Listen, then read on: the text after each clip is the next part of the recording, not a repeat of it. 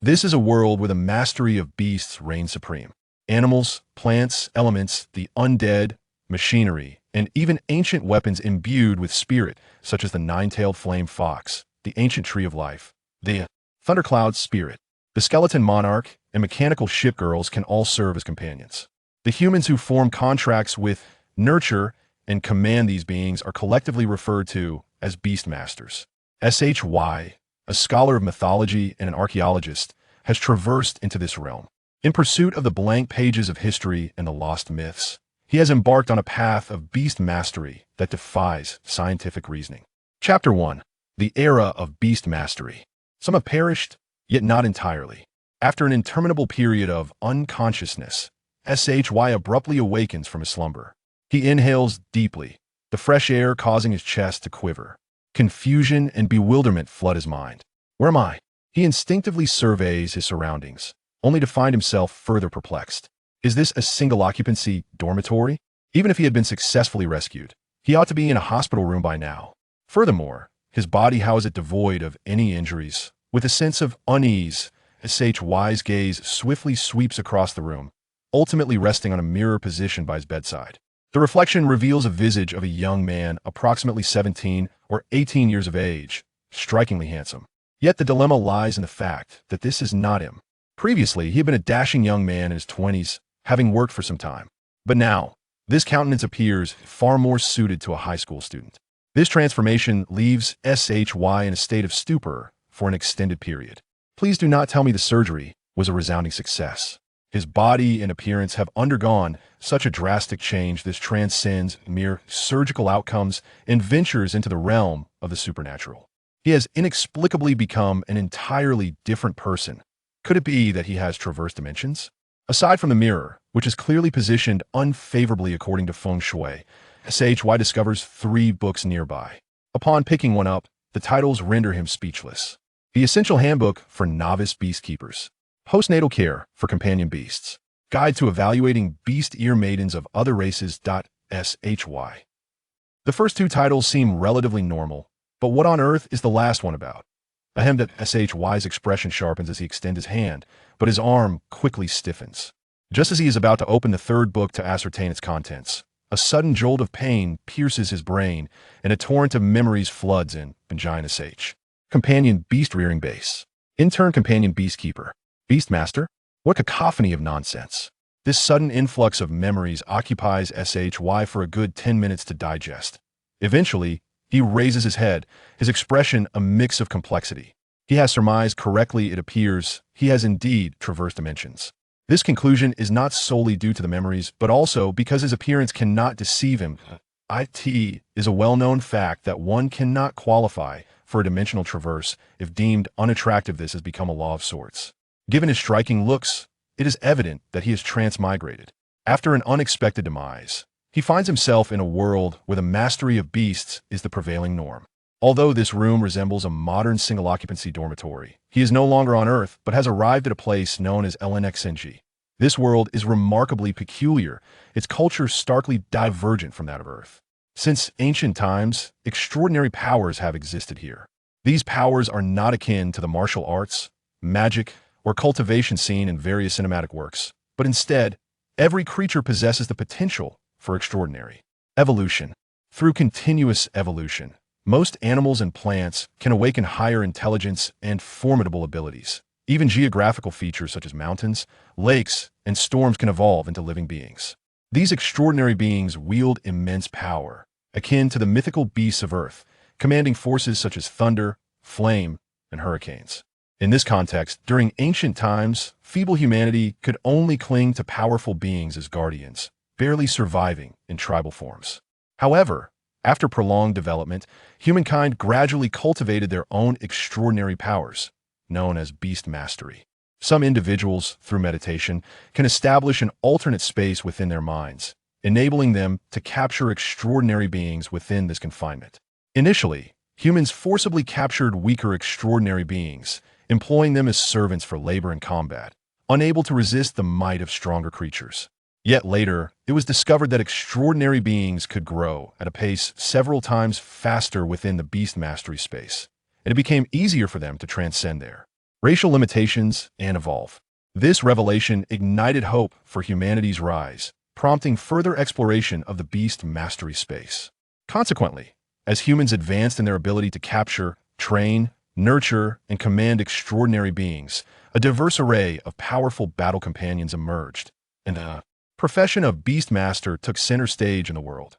With the rise of Beastmasters, many extraordinary beings began willingly forming contracts with humans, hoping to harness their extraordinary powers for accelerated growth, striving to transcend their inherent limitations. As thousands of years have elapsed, humanity has established a resplendent civilization of beast mastery, commanding the most resource-rich regions of this planet. In this era of beast mastery, beastmasters naturally symbolize status and class. Every profession is intertwined with beastmasters, and only by becoming one can individuals ascend to elite positions across various fields. The appearance fee for a renowned beastmaster's competition skyrockets. A city with a powerful beastmaster at its helm can directly elevate its economic standing. The majority of industries rely on beastmasters for core positions, with top-ranking roles also held by them. However, despite humanity's ascendance, numerous ferocious beasts remain active, untamed, and frequently wreak havoc on human cities. This is why certain cities aspire to recruit formidable beastmasters to safeguard them. Moreover, within his memories, SHY's predecessor's family perished during a beast tide. The world of beast mastery, I have a vague understanding now.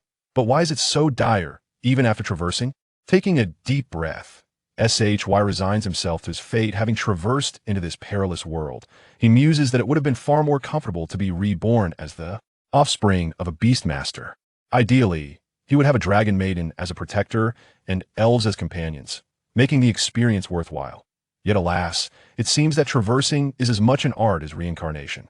He still bears the name SHY, but his identity is no longer that of the mythologist from Earth. Rather, he is now an inconspicuous intern at the companion beast rearing base in Giant SH. Not a beastmaster, but more akin to an errand boy for the beastmasters. This place is dedicated to the rearing of companion beasts, and he is currently here to learn the intricacies of beast care. His daily tasks consist of feeding young companion beasts, cleaning up their waste, and maintaining hygiene, that a quintessential worker at the lower echelons of society. However, this understanding provides clarity regarding the contents of those books. They are indeed for educational purposes. The reason his predecessor exerted such effort was to ultimately become a beastmaster, but reality, alas, as an orphan unable to support himself, how could he even contemplate nurturing beasts? Given SHY's background, aspiring to become a beastmaster seems an insurmountable challenge. However, Shi Yu is also fortunate. A modicum of talent, combined with a touch of diligence, has at least linked his current profession to that of a beastmaster, and the prospect of becoming one in the future is not entirely dimmed. He has even made considerable preparations, deciding to take out a loan to purchase high-quality juvenile beasts and pursue his dream of becoming a beastmaster. At such a tender age, he has resolved to shoulder a pet loan. Shi Yu feels overwhelmed. It truly is a dismal situation. Despite being burdened with substantial mortgage and car loans, he finds a slight sense of empathy, realizing that even after his transmigration, he is still encumbered with debt. But I digress. At present, Shi Yu is merely a humble worker. Moreover, a task awaits him shortly, with a rigorous 6-6 work schedule that adheres to strict time constraints. To be honest, aside from his high school days, he has not risen at 6 in the morning for quite some time. Shi Yu rubbed his temples in exasperation and approached a wall adorned with a work schedule. This was the weekly task list released just yesterday as an intern at the breeding facility. His daily tasks are predetermined. Today's assignments include: in the morning, feeding the snow wolf pack individual task, and transporting feed group task in the afternoon, recording the growth data of the Qingmian worms group task. If his memory serves him correctly, snow wolves are pack-oriented and exceedingly ferocious carnivorous beasts, aren't they? Such a perilous task, is it truly meant to be undertaken alone? Shi Yu fell into contemplation. Having been bitten by a dog in his childhood, he inherently harbors a fear of canid creatures, rendering this task somewhat daunting for him. However, it should not pose too much of a problem. Shi Yu suddenly recalled his talent for telepathy, which enables him to communicate normally with any creature, thus alleviating his concerns. His opportunity to intern here stems not only from his stellar theoretical performance in school, but also from the special Beastmaster talent, known as telepathy. When humans successfully cultivate a beast space through meditation, they inevitably awaken a Beastmaster talent. Aside from not Yet, having contracted an initial beast, Shi Yu has successfully established a beast space and awakened his talent. This was made possible by the state's initiative to incorporate the meditation method for establishing beast spaces into compulsory education, aimed at nurturing talents with beast. Master potential. Shi Yu was identified as possessing such a talent during that educational phase. There are numerous types of beast master talents, primarily categorized into two main types: enhancement and special talents, with an awakening ratio of approximately 9-1. Enhancement talents, such as flame enhancement, are best suited for beast masters who seek to cultivate beasts with flame abilities, as they can amplify the power of their beasts. Flame skills during combat. In contrast, special talents are exceedingly complex and lack a discernible pattern, with vast differences in the manifestations of their capabilities. For instance, the special talent sharing allows a beast master to share one skill of a contracted beast, granting them an extraordinary ability. Typically, beast masters endowed with such talents possess significantly greater self-defense capabilities and combat prowess than their counterparts. Another special talent, fusion, permits a beast master to temporarily merge with their beast to assume a new form. Perhaps beast-eared maidens truly exist? As for Shi Yu's telepathy talent, while it is also classified as a special type, it is relatively common and stands as one of the most prevalent special talents today. Once a beast master proficiently masters telepathy, they can communicate with any sentient being without linguistic barriers. Generally, a beast master can only comprehend the thoughts of the beast they have contracted, but those with telepathy can engage with others' beasts and wild creatures as well. In the historical context of the beast master profession, although telepathy may not directly contribute to combat strength, its significance remains unassailable. It is indispensable. After all, the ability to communicate with other species could potentially avert unnecessary conflicts. Professions within the Beastmaster field, such as medical personnel, educators, researchers, and caretakers, are predominantly held by those possessing telepathy, making it a versatile talent. Given his possession of such a functional Beastmaster talent, one would expect that he would find it relatively easy to coexist with wild creatures. Reflecting on this, Shi Yu let out a sigh of relief. As for his proficiency in utilizing telepathy, while he may not be an expert, he is certainly competent. He instinctively attempted to harness his Beast Master talent, tuning into his surroundings with the intention of refining his skills beforehand to avoid any mishaps later on. But just then, an unexpected turn of events occurred as Shi Yu's beast space, established within his mind, trembled. His vision suddenly blurred, and to his astonishment, a black stone-like illustrated compendium materialized in his consciousness. It seems he has awakened a second Beast Master talent. Chapter 2. The Skill Compendium. What transpired, and from whence did this compendium originate? In a moment of dazed contemplation, Shi Yu's mind was inundated with a plethora of information. This information manifested in his consciousness as vivid images and text, rendering it relatively comprehensible. After a brief moment of dizziness, Shi Yu's expression shifted to one of astonishment. The stone-like compendium that appeared in his mind instinctively conveyed to him a portion of its functions. This function was extraordinary, akin to an external enhancement. The compendium was named the Skill Compendium. It possessed the ability to replicate the extraordinary capabilities of other beings, cataloging them within itself. And the abilities recorded could be freely imparted to other extraordinary beings, aside from humans. The might of extraordinary beings stemmed from their mastery of various uniquely specialized skills. The notion of replication and teaching seemed almost unscientific. Could the powers of mythical creatures truly be replicated and imparted to ordinary beasts? The information relayed by the compendium indicated that to successfully replicate the abilities of other extraordinary beings, 3 conditions must be met. First, one must witness the ability being employed firsthand. Second, there must be physical contact with the other being. Third, the entire process, from observation of the skill to physical contact, must occur within 1 hour. These were the prerequisites for skill replication and cataloging. Furthermore, to impart skills to other beings, certain conditions must also be fulfilled. Depending on the skill level, a certain amount of the user's stamina would be expended during the teaching process. Additionally, the recipient of the teaching must possess a degree of compatibility with the skill. Although the restrictions were somewhat numerous, Shi Yu remained silent. While he was not yet a Beastmaster, he understood clearly that this compendium, with its ability to replicate, catalog, and teach skills, would undoubtedly leave all Beastmasters yearning for more. The prowess of a Beastmaster is determined not only by the abilities of their beasts, but is also intricately linked to 3 aspects. First, the innate talent and development of their Beastmaster abilities. For instance, A Beastmaster endowed with a flame enhancement talent may have varying degrees of efficacy in augmenting their beast skills based on their level of talent development. Second, the skill manuals. The vast majority of beasts can only awaken skills belonging to their own species. The innate ability to awaken these racial skills serves as a critical reference for a beast's racial level. The strength of a beast's combat capability is heavily reliant on the potency of its skills. Generally speaking, it is exceedingly challenging for beasts to learn skills outside their racial repertoire. Teaching skills beyond racial abilities is as daunting as instructing a 7-year-old to pilot an aircraft. However, through certain specialized teaching methods, there remains a possibility for beasts to acquire additional skills. Such methods of skill instruction are as precious as martial arts manuals and wuxia novels, capable of swiftly enhancing a beast's capabilities. If a Beastmaster possesses a powerful teaching method for skills and successfully imparts it to their beast, the beast could potentially overcome opponents across species and levels. Third, the methods of evolution. The majority of beasts possess the potential for evolution. Yet many pathways to evolution remain shrouded in secrecy. A Beastmaster who comprehends the methods of evolution can elevate their beast's racial level and awaken even more formidable racial skills. Among these three aspects, the first pertains to the Beastmaster's development of their own abilities, while the second and third relate to the accumulation of knowledge and experience. In essence, Shi Yu's skill compendium was akin to an extensive repository of skill manuals. Was this a system? Or perhaps his second innate Beastmaster talent? Compared to the nebulous nature of systems, Shi Yu preferred to believe it was indeed his second talent.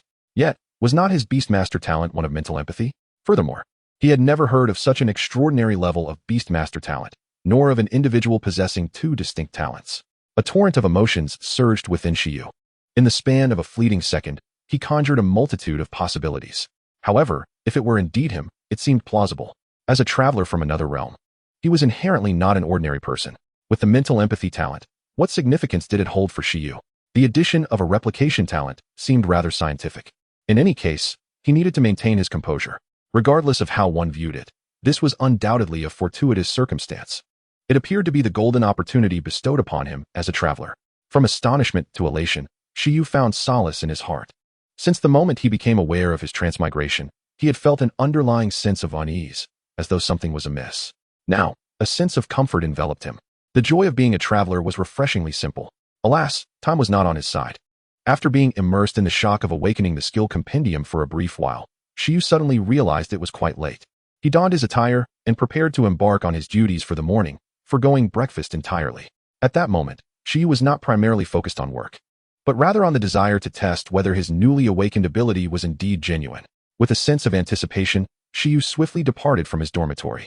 The beast-rearing base in Bingyuan City was vast, encompassing various environments such as lakes, grasslands, forests, and snow-capped mountains, each serving as habitats for different extraordinary beasts.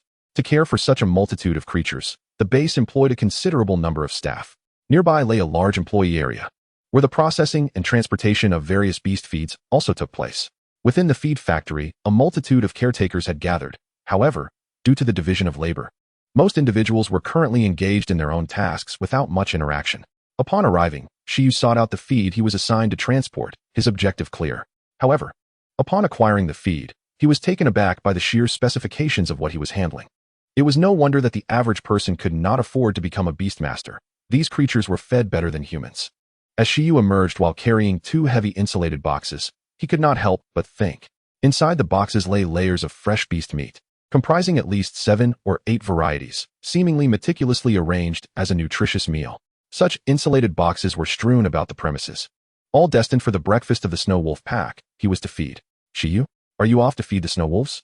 As Shi Yu made his rounds transporting the meat, someone paused to jest upon seeing the type of feed he was handling, saying, "Those fellows aren't particularly friendly, do be cautious." However, another chimed in to reassure him, "Do not heed his exaggerations. With the Wolf King present, there is no real danger." Just kidding, just kidding. We'll finish our task soon. Do you need any assistance?" The initial speaker inquired again. Shi Yu, looking at the two, felt a pang of regret for not recalling anything about them, and could only respond with an awkward yet courteous smile. "Thank you, but I'll manage. I'm almost done." After speaking, the three did not continue their conversation, as each had their own work to attend to. Once they departed, Shi Yu reflected on the fact that due to his previous experiences and the circumstances surrounding his family, he had developed a tendency to isolate himself and avoid social interactions. Consequently, he had not made friends in this new work environment, nor had he integrated into any particular social circles, often remaining solitary. Thus, his interpersonal interactions were quite lacking. It was no surprise that, despite being a fellow intern, he had little impression of others and had not even remembered their names. Quite the contrary. He had retained a considerable amount of information regarding the beasts at the rearing base. Shi Yu shook his head, concluding that, for the time being, this was not necessarily a drawback. It was best to maintain the status quo, albeit acknowledging that his mental empathy talent had rendered him somewhat socially withdrawn. Ultimately, the pressing matter at hand was to gradually familiarize himself with this world. Socializing could be deferred. After spending a considerable amount of time transporting a load of meat feed, Shi Yu activated the transport vehicle and made his way to a specific snowy mountain area, the very habitat of the snow wolves. Upon reaching their destination, Shi Yu swiftly parked the vehicle, alighted, and began to transport the meat. During this process, the distant snow-capped mountains revealed flickering shadows as the tracks of dozens of colossal wolves emerged. Howl! Howl! The chilling sounds reverberated, accompanied by the haunting howls of the wolves, as the magnificent white wolves of the snowy peaks galloped towards them. Initially, they moved at an impressive speed, but gradually slowed to a walk. Nevertheless, even at this pace, they exuded an overwhelming sense of intimidation. Howl! Howl! Each of these magnificent wolves measured 2 meters in length and nearly 1 meter in height, their robust physiques belying the fact that they were mere cubs. Their bodies were adorned with long, lustrous white fur, while their tails, backs, and limbs were cloaked in dense ice-blue fur. As they approached, the piercing blue eyes of the pack fixated on Shi Yu, their fangs bared, emanating an aura of coldness. Name, Shuelang. Attribute, Ice. Race level, Superior Transcendent. Race skills, Ice Shatter Fangs, Ice Cracking Claws, Snow Concealment, Cold Breath. Description, a transcendent beast species evolved in the snowy mountain regions, with freezing fangs and sharp claws capable of effortlessly shredding steel, adept at stealth hunting in blizzard conditions. Shi Yu, possessing a commendable reservoir of knowledge, immediately recalled the specific information regarding this creature. The attributes signify the classification of abilities, while the race level indicates the growth potential of transcendent beings, categorized as low, medium, and high. As for the skills, they are the hallmark techniques of these extraordinary creatures, which Shi Yu yearned to master. Howl! Howl! At this moment, one by one, the colossal wolves drooled as they stared intently at Shi Yu, their pupils glinting with hunger. It was evident they understood him. Being under the watchful gaze of a pack of snow wolves, Shi Yu felt a peculiar sense of novelty. Though it was clear that these wolves were ravenous and eager for a meal, Shi Yu was acutely aware of their thoughts. This understanding, while reassuring, also caused him discomfort. The comfort stemmed from the sense of being on the same wavelength, while the discomfort arose from the realization that a leading wolf expressed a desire to sample his flavor. How vexing. What a predicament. Was he here as a caretaker or as a source of sustenance? Where was the Wolf King? Shi Yu tried to ignore the idle chatter and gazed further ahead, searching for his own escape route. Howl! After the arrival of the snow wolves, they lined up obediently, not daring to make any sudden movements. This was not out of fear of alarming Shi Yu, nor was it a display of politeness. Rather, it was because their leader had yet to arrive. With a more commanding roar, the wolf pack parted to reveal a snow wolf of even greater stature, measuring over 3 meters in length and at least 6 to 7 meters tall. Howl! The Wolf King of the Snow Wolf pack slowly approached, locking its gaze onto Shi Yu. The other snow wolves regarded their king with a mix of fear and respect. Snow wolves are highly social transcendent species, and the Wolf King possesses an unparalleled aura of authority. Some Wolf Kings can even awaken a unique skill that generates a sense of intimidation, allowing them to lead the pack. This is not a basic race skill of the snow wolves, but rather a high-level ability that requires extremely stringent conditions for awakening. Under the influence of this formidable presence, the snow wolves behaved with remarkable obedience, exhibiting a commendable orderliness. It was evident that Shi Yu and his fellow intern caretakers could safely feed this pack of snow wolves, not due to any psychic communication abilities, but rather due to the Wolf King's imposing presence. This Snow Wolf King belonged to a Beastmaster stationed at the breeding base, tasked with assisting in managing the wolf pack. At that moment, Shi Yu suspected that the Wolf King's master might be watching him from a hidden spot, evaluating his performance. However, given the master's esteemed status within the breeding base, it was unlikely that they would take the time to observe the interns. Could it be that this wolf was his evaluator? Shi Yu's expression turned peculiar. Subsequently, the Wolf King indifferently approached, stepping closer to Shi Yu. A moment of tension coursed through Shi Yu as he regarded this majestic beast. The pressure emanating from the Wolf King was entirely unlike that of the ordinary snow wolves. Just a single glance from the Wolf King sent Shi Yu's heart racing. At this juncture, the Wolf King was also observing Shi Yu. It did not immediately indulge in feeding but continued to approach, enveloped in an aura of coldness. Then, it brushed past Shi Yu, its head making contact with him. According to custom, the Wolf King would leave its scent on the intern caretaker, thus imbuing them with a unique aura of intimidation. This way, the snow wolves would behave more docilely during feeding sessions. As Shi Yu felt the icy chill beside him, he realized he had been marked by the Wolf King. So this was how it left its scent. Quite civilized compared to marking territory with urine. While Shi Yu pondered this, suddenly, his skill compendium activated. The instinctive intimidation emitted by the Wolf King, combined with their contact, facilitated a remarkably dramatic and seamless process. Shi Yu, momentarily bewildered, had initially contemplated how to seize the opportunity to replicate the snow wolf skills, only to find it had happened so effortlessly. Moreover, it was the high-level skill of the Wolf King. As the compendium opened to the first page, an illustration of the Snow Wolf King appeared at the top, followed by a plethora of text. Skill, intimidation. Skill level, high level. Description, a mental type skill that can intimidate, instill fear, and lead through sheer presence. Capable of causing significantly weaker beings to faint, a symbol of regal potential. Status, no teaching target available. Chapter 3, Initial Pet Planning. The compendium had truly been updated. Upon realizing this change, Shi Yu's heart surged with excitement. He had successfully replicated the intimidation skill. According to the rules, he could now teach this skill to other pets whenever he found a target. The intimidation skill was the very ability used by the Wolf King to lead the pack. If he could impart this skill to ordinary snow wolves, would it not enable him to manually produce a legion of Wolf Kings? Furthermore, if he could also teach this skill to pets of other species, he might even cultivate kings among those races. Upon reflection, this was indeed a splendid prospect. However, with such power comes great responsibility. To possess such a formidable talent for beast mastery was a testament to his own capabilities. With a smile, Shi Yu returned to reality, only to find the Wolf King regarding him with a look of confusion. Howl. The Wolf King emitted a low growl, furrowing its brow. Shi Yu understood that the Wolf King was questioning his sanity upon witnessing his foolish grin. Let them doubt. Shi Yu bore no ill will. The Wolf King could never fathom his joy. The delight of man and wolf was a language unto itself. Having just gained an advantage, Shi Yu now found the Snow Wolf King quite agreeable. Your intimidation skill seems impressive, but in this very moment, it has become mine. Unbeknownst to the Wolf King that its skill had already been replicated, it resumed its meal after confirming that Shi Yu was not affected by its intimidation. Once satiated, the ordinary snow wolves of the pack dared to approach Shi Yu. Certainly, this was due to the lingering scent left by the Wolf King after its departure. The ordinary snow wolves exhibited a markedly less aggressive demeanor in the presence of Shi Yu. As others among the interns have remarked, there is a certain docility to the situation. This docility significantly facilitated Shi Yu's subsequent feeding process and the endeavor of researching the compendium in his mind. It was indeed an effective teaching moment. After distributing food among the snow wolves, Shi Yu felt a surge of excitement. Just moments ago, when he observed the pack of snow wolves, the information on the first page of the stone compendium in his mind transformed instantly. The skill status shifted from no teaching subject available to teachable.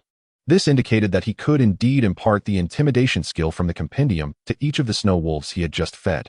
A true manual production of a Wolf King. However, despite the capability, Shi Yu was clearly cautious about utilizing this teaching ability recklessly. Setting aside the uncertainty regarding energy consumption, casually assisting the snow wolves at the breeding base to master the intimidation skill could undoubtedly lead to significant issues.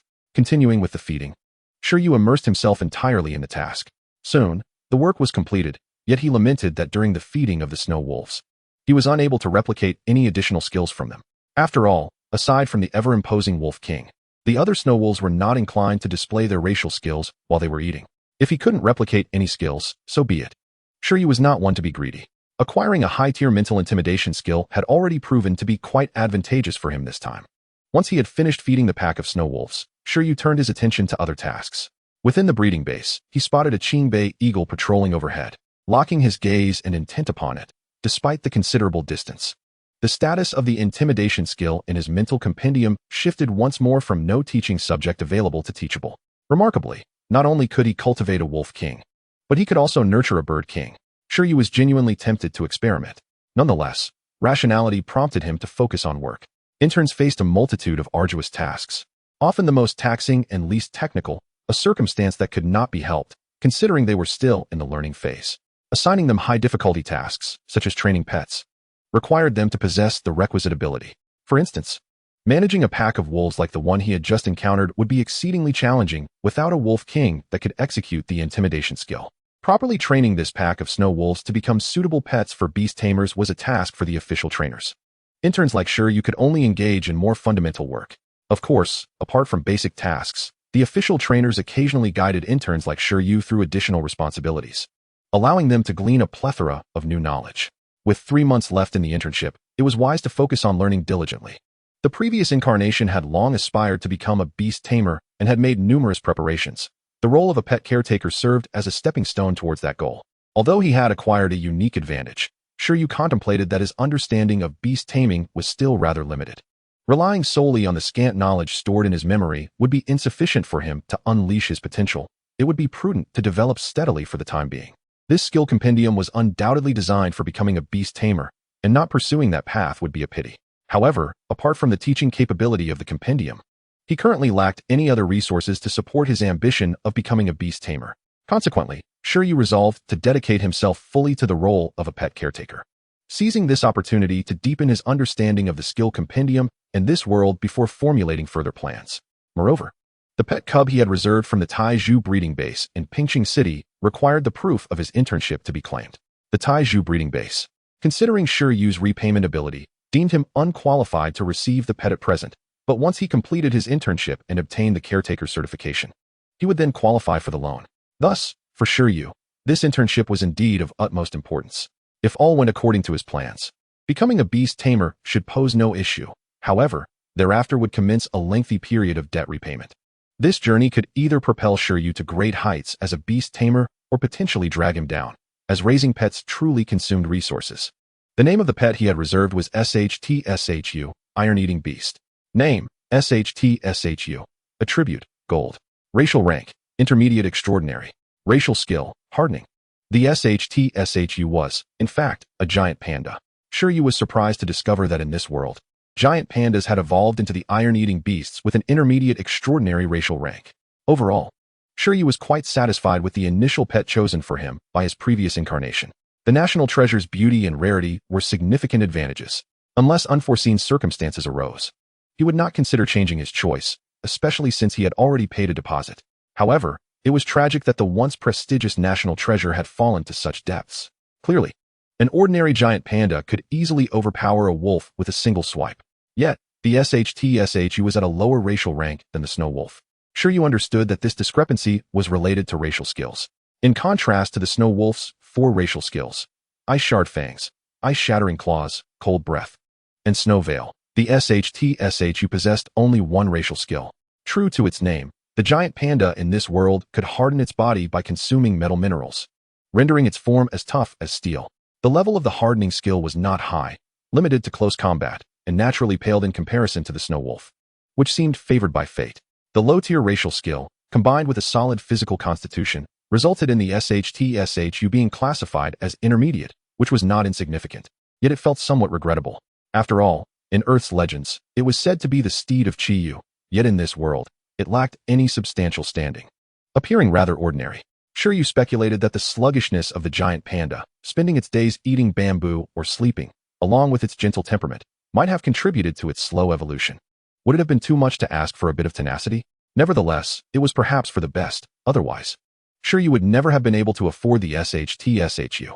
His local residency in Pingqing City afforded him certain policy benefits that enabled the purchase. Otherwise, it would have been a mere dream. The SHTSHU was indeed quite impressive. The ability to consume metal minerals and transform them into a hardened physique provided both offensive and defensive capabilities. If he was not mistaken, the intimidation skill he had just replicated could certainly be learned by the SHTSHU, as the compatibility should pose no issue. With his skill compendium, he could endeavor to help it master this ability. The intimidation skill, representing royal potential, could diminish an opponent's fighting spirit while amplifying one's own. The hardening skill would enhance both defensive and offensive prowess, offering a balanced approach. The combination of these 2 skills prompted Shi Yu to contemplate a rather peculiar notion. Would it not be beneficial to include a perception-type skill to enhance speed? If he could replicate a skill of that nature, then the SHTSHU could be directly renamed Shi Ngmow, Panda King. This skill set was likely unprecedented among beast tamers of the SHTSHU. With this thought in mind, Shi Yu felt it might be worth a try. Remaining at the pet breeding base not only served the purpose of learning, but the environment also seemed conducive to collecting rare skills. He aimed to gather as many as possible, so that in the future, When other beast tamers struggled to teach their pets various skills, he could swiftly assemble an extraordinary skill set for his own pet. Chapter 4. Seeking a Target. After indulging in thoughts of the future, Shi Yu was abruptly brought back to reality. Aside from feeding the snow wolf pack, he had numerous other tasks to attend to, which kept him occupied throughout the morning. It was not until close to noon that he found a moment of respite, though his afternoon was already meticulously scheduled. Following lunch and a brief rest, the interns in their dormitory building were assigned the same task for the afternoon. This particular work was something they had been engaged in for some time. As indicated in their previous task sheets, observing and recording the behavior and growth of the King Yanchang. In the afternoon, Shi Yu discreetly followed the group into the forest teeming with King Yanchang. The forest was lush and dense, barely allowing light to penetrate. The King Yanchang were the most populous of the companion beasts in this area, while there were only about 50 snow wolves in the Icefield City companion beast base. The King Yanchang numbered in the thousands. They could be aptly described with 5 words: a multitude in abundance. Their strength was lamentably weak, in contrast to the snow wolves, which could reliably awaken 4 racial skills in their growth phase. The King Yanchang possessed only a single skill, silk thread. Moreover, the potential of this skill was limited, comparable only to that of unremarkable steel wire. Beastmasters categorize the abilities of extraordinary creatures into different tiers based on their power and effects, ranging from unranked, low-tier skills, mid-tier skills, high-tier skills, to extraordinary skills. The silk thread skill of the King Yanchang did not even qualify as a low-tier skill, lacking any form of classification. Thus, the racial tier of the King Yanchang was deemed low-level extraordinary, which was almost a pity, considering that they could hardly contend with most ordinary animals. Their only advantage lay in their potential for growth. However, depending on their nurturing methods, the silk thread of the King Yanchang had several applications. Yet, the companion beast breeding base was not established merely for the production of silk thread. The reason for raising such a feeble creature was that the King Yanchang was one of the few companion beasts capable of natural evolution in the wild. Once they absorbed sufficient nutrients, they could evolve into Fengjingdi and potentially awaken a new racial skill, Windblade, thereby enhancing their combat prowess. Although their racial tier remained classified as low-level extraordinary due to lifespan limitations after evolution, the Fengjingdi was regarded as one of the easiest insect-type companion beasts to rear, making it the optimal choice for most novice beastmasters. Consequently, Shi Yu and his peers were tasked with observing and recording the growth status of the King Yanchang to determine when they might successfully evolve.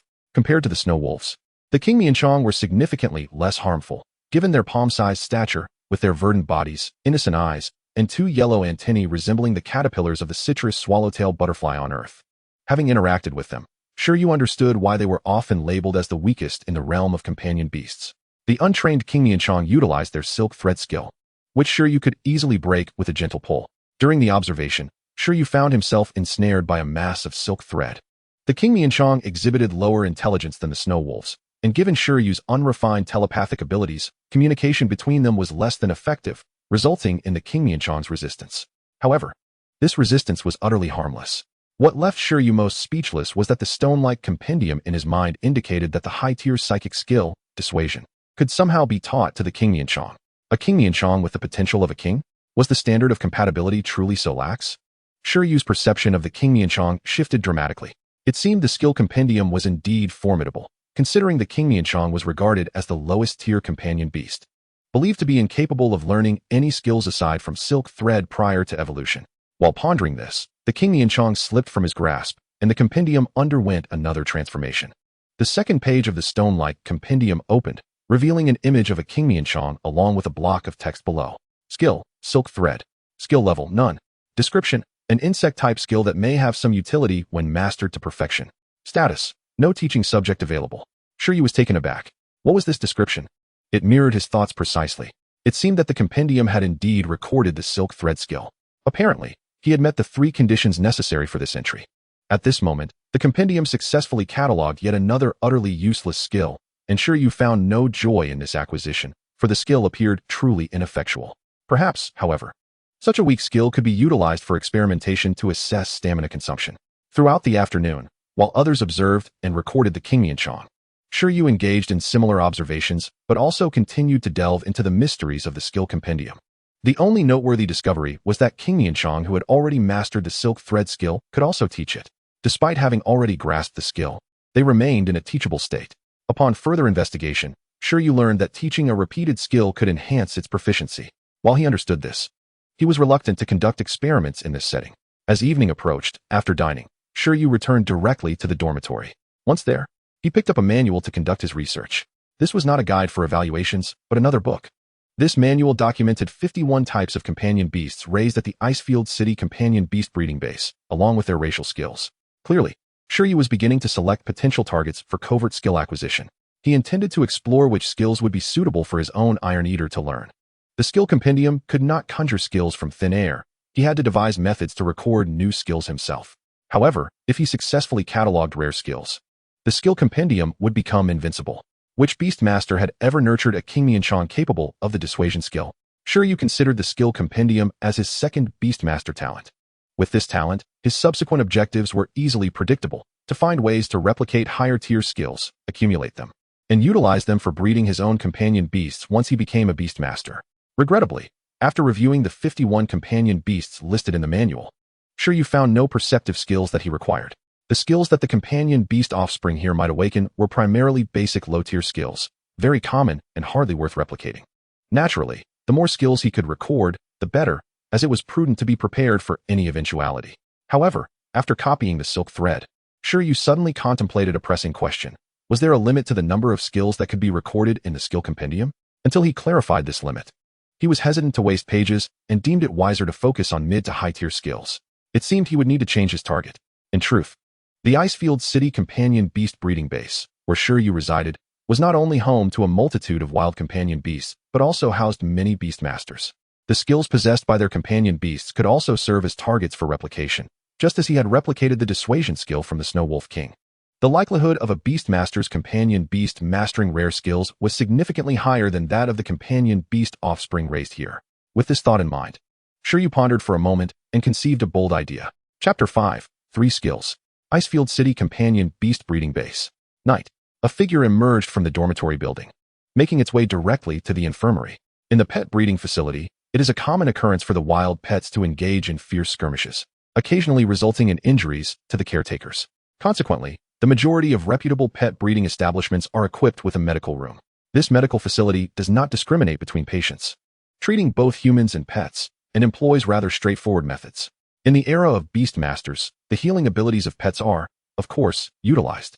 Upon hastening to the medical room, Shi Yu encountered the on-duty physician, who was seated and engrossed in paperwork. "What brings you here?" she inquired, lifting her gaze upon noticing his presence. "Doctor, I believe I have sprained my wrist. I am concerned it may affect my work tomorrow," Shi Yu responded, stepping forward and extending his trembling, slightly swollen hand.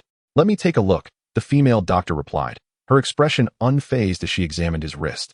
Through his clothing, she discerned that Shi Yu was an intern, a student just emerging from academia.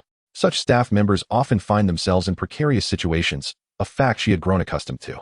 "I will provide you with some basic treatment." With that, she murmured an incantation. In an instant, Shi Yu felt a sudden drop in temperature, accompanied by an inexplicable gust of wind. The gentle breeze rustled the curtains within the room. Simultaneously, as the female doctor completed her incantation, a vast white-green array, shimmering with countless luminous points akin to a celestial map, materialized in midair, facing Shi Yu. Shortly thereafter, the array rippled like the surface of water, and a large white dandelion puff floated forth. This dandelion, larger than Shi Yu's palm, lacked a stem and, upon being summoned by the doctor, gently settled onto the back of his hand. "You'll be well shortly," the doctor assured him. As her words faded, the dandelion began to emit a faint white glow, enveloping the back of Shi Yu's hand. In that moment, under the light's embrace, he felt as though he had been healed. Although his wrist was indeed sprained, it was not as severe as he initially feared. The pain he had felt earlier had completely dissipated. Shi Yu was astounded. No wonder the previous intern had praised the medical room at the breeding facility. It truly was remarkable. The existence of extraordinary creatures is not solely detrimental to humanity. In fields such as medicine, they can significantly assist humankind. Once the treatment concluded, the white dandelion puff gently ascended from the back of Shi Yu's hand. Simultaneously, in Shi Yu's mind, the third page of the stone-like bestiary unfurled, revealing the image of the mid-tier plant-type pet, by Pu Ying. Skill, rapid healing. Skill level, intermediate. Description, a wood-type healing ability that accelerates the healing process of ordinary injuries. Status, no teaching subject at present. This successful replication of a rare healing ability holds immense value and versatility. Not only did Bai Pu Ying employ its skill, but it also made contact with Shi Yu. Just as he had anticipated, The doctors at the breeding facility's medical room were all Beastmasters, and they had contracts with rare healing-type pets. Previously, other staff members had received treatment here due to accidental injuries, which led Shi Yu to quickly contemplate this method to attempt to replicate the healing skill. However, Shi Yu felt he had been somewhat hasty. He still had 3 months left in his internship, and there would undoubtedly be other opportunities ahead, making such impulsiveness unnecessary. "You should be all right now," the female doctor remarked as she recalled the pet and turned her attention back to Shi Yu. "Moreover, you seemed overly dramatic." Bai Puing mentioned it was merely a minor injury. Her observation of Shi Yu's expressive demeanor had led her to believe his injury was far more severe than it truly was. Had she delayed treatment, he would have almost healed himself. Nevertheless, it is commendable to seek medical attention promptly for any bodily concerns. She had encountered many Beastmasters who overlooked minor injuries, which, when accumulated, often escalated into more serious issues. Shi Yu replied, "I apologize. I had quite the internal struggle over this minor injury. I will exercise more caution in the future." "Thank you." He quickly nodded in gratitude, feeling somewhat embarrassed for having disrupted her work. He resolved to bring some treats favored by plant-type pets as a token of appreciation the following day. Using healing abilities to mend injuries is the standard practice at the pet breeding facility's medical room. Even for minor wounds, the doctors prefer to employ pets for treatment. And the rationale is straightforward. Repeated treatments enhance the pet's proficiency in utilizing their skills. Mastery of a skill does not equate to proficient application. It often requires numerous practices before it becomes second nature. Therefore, the teaching methods in the skill bestiary, which include repetitive skill training to enhance proficiency, significantly accelerate the training efficiency of the pets. Through the medical room of the breeding facility, Shi Yu successfully acquired the rare healing skill, leaving him in high spirits. Upon returning to his dormitory after his visit to the medical room, Shi Yu refreshed himself before lying down. As he prepared for sleep, he began to anticipate the day he would become a Beastmaster. Once he attained that status, a multitude of paths would open before him. Particularly, if he could pass the professional Beastmaster examination, he would have minimal obligations and would receive monthly remuneration from the Beastmaster Association, representing a significant leap in social standing. Newly contracted Beastmasters are considered apprentice Beastmasters. Once the abilities of their initial pets reach a certain standard, they are eligible to participate in the unified examination conducted by the Beastmaster Association. Upon passing this examination, they become official professional Beastmasters. Shi Yu pondered how long it would take him, equipped with the skill bestiary, to transition from an apprentice to a professional. With the advantage of the skill bestiary, he believed he would have a considerable edge in nurturing pets. At around the age of 18, he was at the prime age for becoming a Beastmaster. Lost in thought, Shi Yu eventually drifted into slumber. After traversing into this world and spending a day acclimatizing to its nuances, he had also solidified his forthcoming objectives. The next morning, Shi Yu arose early, embarking on a new day of work. He even took the time to purchase a token of gratitude for the lady who had assisted him with his injuries the previous day. With his mindset adjusted and the impulse to hasten his journey to becoming a Beastmaster suppressed, Shi Yu began to gradually integrate himself into this world. 3 months later, as his internship was nearing its conclusion, Shi Yu was finally poised to receive his pet. Utilizing the convenience of his work, he had successfully replicated and recorded 2 additional skills during this period. The first was an intermediate skill known as Enhanced Vision, derived from the high-tier extraordinary wind-type avian creature, Qing Beiying, which patrolled the skies above the breeding facility. Enhanced Vision, as the name suggests, is a skill designed to augment visual acuity. Eagles naturally possess exceptional eyesight. Creatures that awaken the Enhanced Vision skill experience an even greater refinement of their sight, enabling them to see in low light, perceive distant objects, and penetrate ordinary illusions. The movements of their adversaries appear to them at a significantly slowed pace. Although it may seem that this skill does not directly translate into combat prowess, its potential is vast, and many urban environments rely on vision-based reconnaissance pets that have mastered the Enhanced Vision skill. Regrettably, this skill still falls somewhat short of Shi Yu's ideal of maximizing sensory perception. Had he not encountered difficulties, he would not have settled for it. Nevertheless, this skill is commendable. Should his Iron Eater learn it, its combat awareness would undoubtedly increase substantially. The second skill was a high-tier ability known as Absolute Sleep. Originating from the high-tier extraordinary creature, Sleep Demon, Shu Em belongs to the category of undead beasts. Endowed with merely 2 innate abilities, the psychic skill of Hypnotic Wave and the ability known as Absolute Sleep. It is evident that Shu Em is a familiar of a certain Beastmaster, who frequently employs the Hypnotic Wave to lull various juvenile beasts into a peaceful slumber, serving as an excellent auxiliary skill. As for Absolute Sleep, it is a skill utilized on oneself, allowing the user to enter a profound state of slumber. thus facilitating rapid physical recovery, a restorative ability. Few beasts possess the capability to master absolute sleep. However, given the slothful nature of the SHTSHU, it seems plausible. SHY's intention in replicating this skill was to achieve self-sufficiency in the future. As a Beastmaster, he aspired for his familiar to grow swiftly, which necessitated training. Yet, training depletes a beast's stamina, necessitating rest. Typically, a Beastmaster can expedite their familiar's recovery by summoning them back to the beast space. Though this incurs significant energy expenditure, those with greater means might opt to purchase nutritional supplements. However, SHY harbored a different thought. If his familiar could learn absolute sleep, it would enable them to recover stamina autonomously, saving both time and resources. After all, the SHTSHU relishes sleep, so any location would suffice.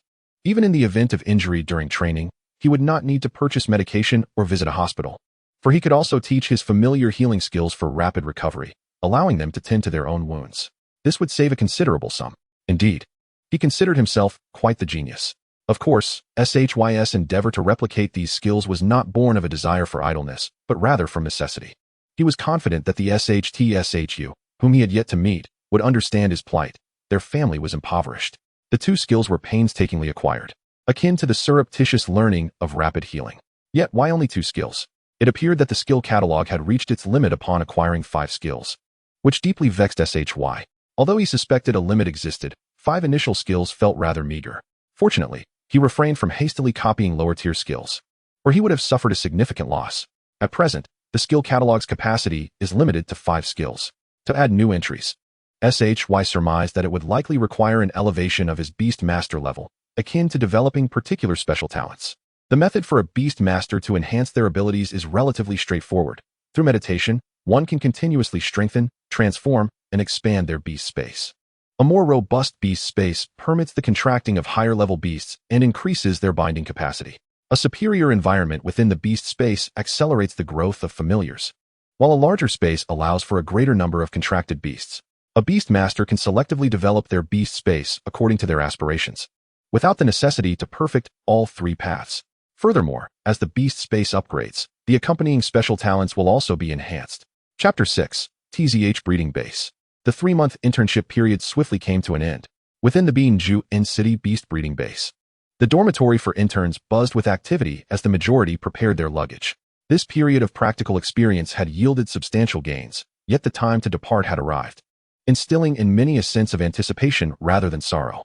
SHY, in particular, brimmed with excitement. Upon completing his internship and receiving his certification, he would finally be free to develop his potential. During his internship, SHY distinguished himself as a diligent and earnest employee, excelling in his responsibilities. While other interns indulged in leisurely card games, he remained apart, embodying the reclusive traits of his former self, seldom engaging in conversation. However, this solitude was not born of frustration.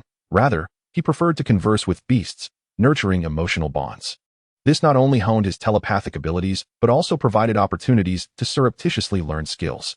Had it not been for the skill catalog's limit, he believed he could have replicated dozens of skills. SHY discovered that the combination of telepathy and the skill catalog yielded superior results. In the future, should he encounter formidable, extraordinary creatures, leveraging telepathy for support while utilizing the skill catalog for personal gain seemed a prudent strategy. In summary, he did not squander these 3 months. After successfully securing his internship certificate, SHY departed with a light heart. Though he would no longer have immediate access to skill replication, he was eager to personally contract beasts and utilize the skill catalog, invigorated by the prospect. The more he understood this world, the more he realized that failing to become a Beastmaster offered little promise. To secure a better future, he set a modest goal: to become a professional Beastmaster within a year. As the morning sun filtered through delicate clouds, it illuminated SHY. Upon exiting the Beanju City Beast Breeding Base, he cast a final glance back.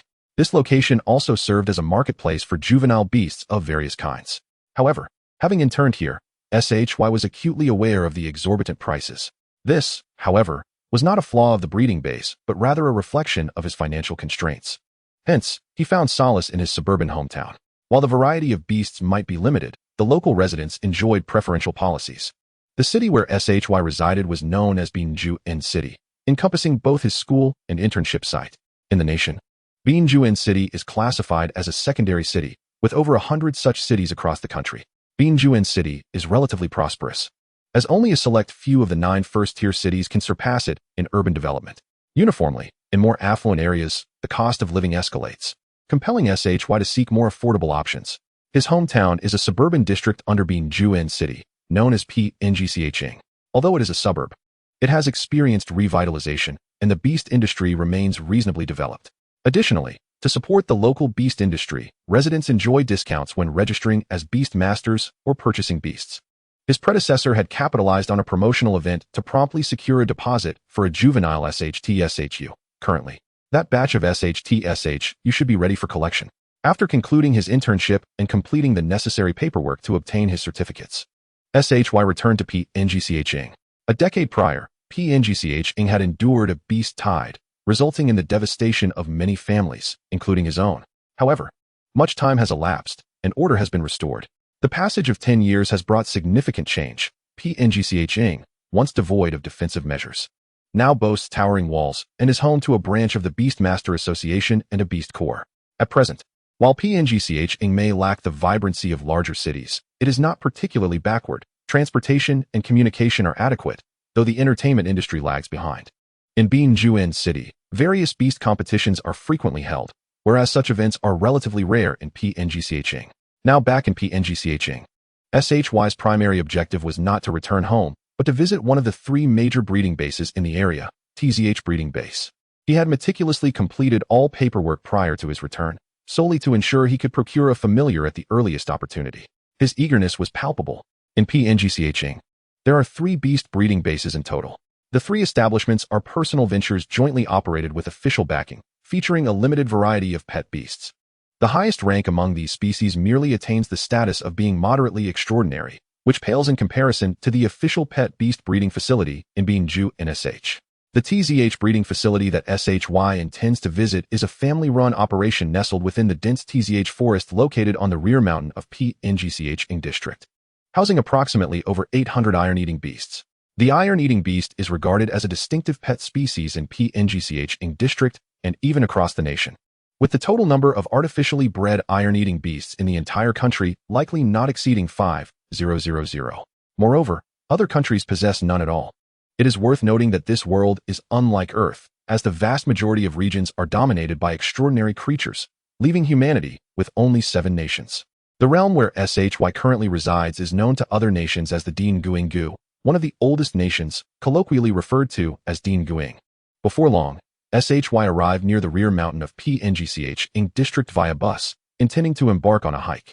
A well-maintained path meanders through the mountain, which, apart from serving as a breeding facility, is also open to tourists at fixed times. However, it seems that this period is not designated for public access, as the surroundings appear rather desolate. After walking a short distance, SHY reached the gatekeeper's post of the TZH breeding facility, the sole access point. With the surrounding area cordoned off, glancing at a nearby pavilion, he approached it. At the window of the pavilion, an elderly man clad in a green coat and sporting thinning hair was engrossed in a newspaper. Upon noticing SHY's approach, he adjusted his reading glasses, straining to discern the visitor's identity. SHY mused to himself, is the gatekeeper truly attentive? Never judge a book by its cover. It's possible that someone who seems unreliable could summon a dragon at will. Good day. I previously reserved an iron-eating beast cub here and plan to complete the pickup procedures soon. I came to take a look today, SHY announced loudly, concerned that the old man might not hear him clearly. Oh, the elderly man, despite his seemingly disheveled appearance, demonstrated a sharp understanding. Upon hearing SHY's words, he immediately comprehended the situation. Please wait a moment. I will notify the caretaker inside, he replied, dialing the landline on the desk. After explaining the situation to the person on the other end, SHY settled in to wait. His wait was not prolonged, as a figure nearly 2 meters tall, with a rotund physique and a coat of black and white, ambled toward him from within the breeding area. SHY observed this lumbering creature, deep in thought. As it approached him, resembling a standing giant panda, the figure opened the gate and stood before SHY, pointing to a badge on its chest that read staff. Greetings, it said, rubbing its paws together and producing a deep, indistinct voice. SHY raised an eyebrow. Could we have a more straightforward employee? Do not be startled. This is merely an iron-eating beast mascot costume, the staff member explained. The surprise stems from the fact that no reasonable person would wear such a costume during the sweltering heat. I am Lin Xiaozhu, a staff member here. I am SHY, he replied. But truly, Does one not feel overheated in such attire? There is no alternative. It is essential to empathize with the feelings of the iron-eating beasts, Lin Xiaozhu stated. To nurture them effectively, one must thoroughly understand their nature. This is fundamental for any caretaker. That makes sense, SHY acknowledged, though he harbored skepticism. You may say whatever you wish. I recall from the records that you, Mr. SHY, are a graduate of the breeding program. No wonder you can relate to my perspective. It appeared that the individual had recognized SHY through his name, indicating that there were not many recent reservations for iron-eating beasts. Yes, although I am still a novice, far from the level of Senior Lin, he replied. Despite the masculine connotation of his name, SHY discerned that the voice belonged to a female, leading him to infer that she was also a graduate of the breeding program. Her address of him as senior immediately bridged a rapport, and he hoped for some discounts later. You flatter me. This approach can be attempted by anyone. After you collect your pet, I can offer you a discount on 2 mascot costumes, Lin Xiaozhu suggested. Discounts are indeed offered, yet not entirely. SHY thought to himself, but refrained from voicing his refusal, intending to reject the offer after selecting his pet. It was one thing to bundle food and sales, but selling costumes was quite another. Subsequently, Lin Xiaozhu led SHY into the adjoining pavilion, where she began to remove the mascot costume. At that moment, SHY was granted a glimpse of her true appearance beneath the costume. She appeared to be a striking woman in her mid-20s, with delicate features and a tall stature. Her lustrous black hair slightly tousled from her earlier attire. To his astonishment, SHY noted that her outfit beneath the costume remarkably mirrored that of the iron-eating beasts. She wore white shorts adorned with black spots, a loose yet slightly bulging black and white sweatshirt, and a hood decorated with panda ears. He wondered if he would be sold a similar outfit next. Let us first register. By the way, do you have all the necessary documents? She sighed, addressing SHY. The process of purchasing a pet from the breeding facility was rather complex, especially for someone like SHY who intended to finance the purchase. The facility required complete verification materials. Fortunately, SHY had prepared all the necessary credentials while in Binju and SH, so he believed he was adequately equipped. I have everything ready. With Lin Xiaozhu's assistance, SHY completed the registration, and they verified the related documents one by one. After the verification, Lin Xiaozhu nodded and stated, "You should be able to collect your pet today." "Today? Can I go choose now?" SHY was taken aback. The initial reservation deposit did not specify an individual pet. Hence the selection of which iron-eating beast cub to acquire relied on the mutual affinity between the Beastmaster and the creature itself. Lin Xiaozhu shook her head. "You arrived rather late. Had you come earlier, you might have had the opportunity to choose." The current situation was that only one cub remained from this batch, and unfortunately, it had some issues with its constitution and temperament. SHY was taken aback. Was this unfolding to reflect his own predicament? Chapter 7. The iron-eating beast shall never be enslaved. The environment of the TZH breeding facility starkly contrasts that of the Binju in SH facility, as it is situated within a high mountain bamboo forest. In this world, SHY frequently encounters phenomena that defy logic. For instance, 3 or 4 disparate ecosystems that would never coexist on Earth are able to merge seamlessly here. However, upon closer examination, it becomes evident that this is all influenced by the extraordinary powers of the creatures inhabiting this realm. The environment of the TZH breeding facility is relatively normal, at least more so than that of the Binju in SH facility.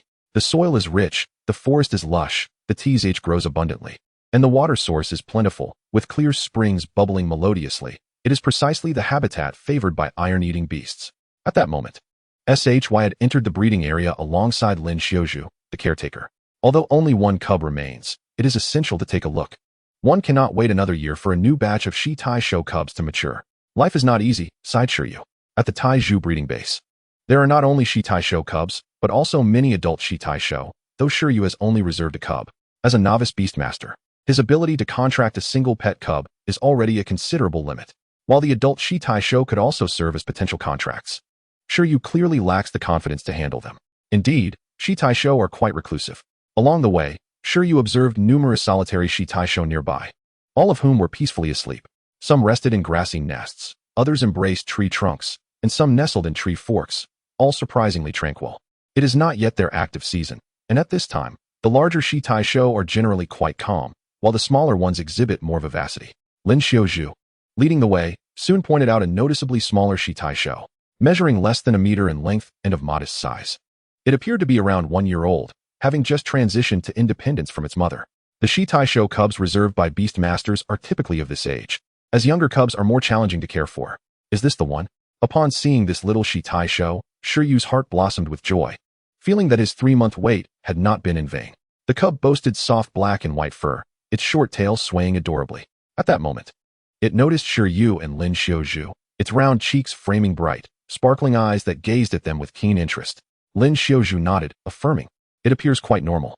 Shi Yu replied, "Indeed," but as soon as he spoke, the little Shi Taisho shifted its gaze away from them.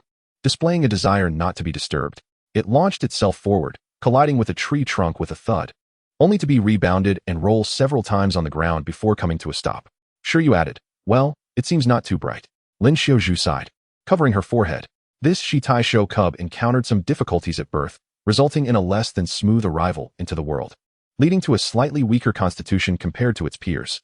While its contemporaries awakened their hardening abilities before reaching 1 year, this one has yet to awaken. Generally, in the same breed, an earlier awakening of racial skills indicates superior aptitude, while a slower awakening signifies inferior talent, which is why this particular Shi Taisho was left behind. In summary, due to individual differences, its temperament began to diverge from that of other Shi Taisho. The nature of Shi Taisho is reminiscent of giant pandas. Aside from half of their time spent eating, the remainder is typically spent in slumber. Most Shi Taisho are exceptionally gentle, often covering their faces with their forepaws or bowing their heads to conceal their true forms, rarely exhibiting aggression towards other beings. Thus, they are highly recommended for novice Beastmasters. However, due to its unique experiences, this particular Shi Taisho initially developed slower than its contemporaries, leading to a change in personality. It became anxious, prompting a transformation in its habits. Remarkably disciplined, it began training diligently in hopes of awakening its hardening ability and becoming stronger. It is a rare Shi Taisho with dreams and an industrious spirit, though unfortunately lacking in innate talent. After evolution, Shi Taisho possess intelligence comparable to other pets. The earlier tree collision was merely a method for it to strengthen its physical resilience. In essence, this Shi Taisho cub, while possessing particularly poor talent, exhibits an admirable work ethic and determination, but is otherwise unremarkable. Shi Yu concluded, smiling. "Although you may have exaggerated a bit, it seems largely accurate." Lin Xiaozhu replied, "No need to worry, it has merely developed at a slower pace. If raised in a Beastmaster space, it can rapidly adjust in the long run. Moreover, such a disciplined Shi Taisho is indeed quite rare. Typically, this temperament is seen as a positive trait." Of course, Lin Xiaozhu mused quietly within. There are drawbacks to this temperament, such as irregular sleeping patterns leading to increased food consumption. After all, training requires adequate nutrition. "Then I shall take it," Shi Yu declared. Although typical Shi Taisho are wonderful, he did not desire a pet that was solely focused on eating and sleeping. That would be too lazy. He found his own lethargy sufficient. The quality of talent was inconsequential, as he had the skill manual. It is well known that diligence combined with external assistance is the true path to success. "Have you made your decision?" Lin Xiaozhu inquired, puzzled, as most Beastmasters tend to be quite particular about their pet's talent. Otherwise, this Shi Taisho cub would not have been left behind. "I hold a deep appreciation for this hard-working temperament. I believe it, and I will get along splendidly." Yes, it has already prepared its self-training techniques. Shi Yu continued, "So, are there any discounts available?" He remained fixated on the idea of discounts. Lin Xiaozhu, speechless, understood Shi Yu's situation based on his profile. This Shi Taisho requires more food due to its lesser sleep, so there are no monetary discounts available. We treat every Shi Taisho equally. However, if you choose it, we can provide an additional month's supply of Taizhu. The Taizhu breeding base is not only a breeding ground for Shi Taisho, but also produces one of their favorite foods, Taizhu, hard as steel. This mutated bamboo species is the core diet for nurturing Shi Taisho to master their hardening abilities, and it is not inexpensive, especially considering their substantial appetites. A month's supply of Taizhu truly constitutes a generous gift, being a necessity. "Thank you." Shi Yu expressed his gratitude. Lin Xiaozhu nodded. Since Shi Yu had made his choice, she approached the slightly dazed Shi Taisho, which had been jolted back by its collision. Number 11, finally. "A Beastmaster has chosen you. Are you pleased?" She squatted down, smiling at the little Shi Taisho. Each Shi Taisho at the facility possesses a numerical designation, and this particularly unique cub is referred to as number 11 by the staff. The little Shi Taisho silently sat up and turned its gaze towards Shi Yu in the distance, blinking its eyes. While it felt delighted to have gained the recognition of a Beastmaster, it was late. Sitting on the ground, it raised its arms high and let out a howl. "Shi Taisho shall never be enslaved. I can grow stronger on my own." With that, it sprang up, intending to flee from the breeding base in front of the staff. Shi Taisho, fearless. Beastmaster, no need. However, before it could escape, Lin Xiaozhu swiftly grasped its neck and lifted it up. "Shi Yu, who possessed telepathic abilities, thought, not bad, full of spirit. Meanwhile, Lin Xiaozhu sighed as she held the troublesome Shi Shou down on the ground. Although she was merely a girl, her strength was surprisingly formidable. Undoubtedly a Beastmaster. Once a pet is contracted, its strength also benefits the Beastmaster, enhancing their mental prowess and physical capabilities. While it may not elevate them to the level of hand-to-hand combatants surpassing extraordinary beings, it would certainly allow them to easily outperform the most skilled fighters and athletes on Earth. Listen closely. If you dare to flee, you shall find yourself without sustenance. As you become a Beastmaster's companion, not only will your growth rate multiply exponentially, but the hardened abilities that were previously dormant within you shall awaken rapidly. Furthermore, you will enjoy a more comfortable resting environment and a plethora of food varieties, far surpassing the happiness of remaining here. Lin Xiaozhu earnestly conveyed this to the young iron-eating beast, and perhaps due to her latent telepathic talent or the prolonged impersonation of the creature, it comprehended her words. Upon her conclusion, the young iron-eating beast appeared momentarily bewildered, casting a confused glance at Shi Yu. After a brief silence, Shi Yu remarked, "Room and board included." He mentally added, "As long as there is still money." The young iron-eating beast emitted a puzzled cry, its expression more perplexed than before. A better environment than the breeding base? Food. Saliva inadvertently dribbled from its mouth. Ultimately, the allure of the benefits promised by the Beastmaster outweighed its mental resistance, and the young iron-eating beast reluctantly nodded in agreement. It could no longer withstand the temptation. The iron-eating beast would never be a slave, fearless, unless there was room and board included. Chapter 8. The Contract. This iron-eating beast appeared to be quite intelligent from a young age. Shi Yu was greatly satisfied to see the young iron-eating beast swiftly reconcile its rebellious emotions with reality. Was it not merely a better environment for growth? Was it not simply an array of delectable foods? Once he became a powerful Beastmaster, he would have whatever he desired. However, until that moment arrived, he would rely on the iron-eating beast to toil hard and assist him in becoming a formidable Beastmaster. "Can we sign the contract now?" Shi Yu inquired, looking towards Lin Xiaozhu, who was holding the young iron-eating beast. Only by signing a contract with the iron-eating beast would they establish a spiritual bond, allowing them to truly become each other's Beastmaster and companion. Following this, the unique aspects of the Beastmaster system could finally manifest. "Certainly," Lin Xiaozhu replied, moving her hand away and nodding. "You may proceed with the contract. I will observe from the side." With that, Lin Xiaozhu breathed a sigh of relief. Finally, there was a Beastmaster willing to take in this creature. Although many Beastmasters had previously dismissed the young iron-eating beast, deeming it to have poor potential, Lin Xiaozhu held a different perspective. The young iron-eating beast's inherently weak constitution was not a significant issue. It could gradually recover with some nurturing in the Beastmaster's space, a situation that had occurred before. On the contrary, amidst the disdain from various Beastmasters, its tenacity and desire for acknowledgement had formed a unique character, which Lin Xiaozhu regarded as a remarkable talent. If the once indolent iron-eating beast could cultivate some self-discipline, with proper training, it could potentially rival those with higher racial standings. Having grown up in the Taizhou breeding base, Lin Xiaozhu had spent her childhood alongside this group of iron-eating beasts, and her initial companion had also been an iron-eating beast. Thus, she was well aware of each one's circumstances. Initially, she had contemplated keeping the young iron-eating beast at the breeding base if no one wished to adopt it, taking care of it herself. However, since Shi Yu had shown interest in this iron-eating beast, it might prove to be a beneficial outcome for both Shi Yu and the 11th iron-eating beast, as Beastmasters and their companions typically foster mutual growth. Furthermore, considering that Shi Yu was a victim of the calamity in Pingqing 10 years prior, she decided to provide an additional month's worth of food for the companion beast.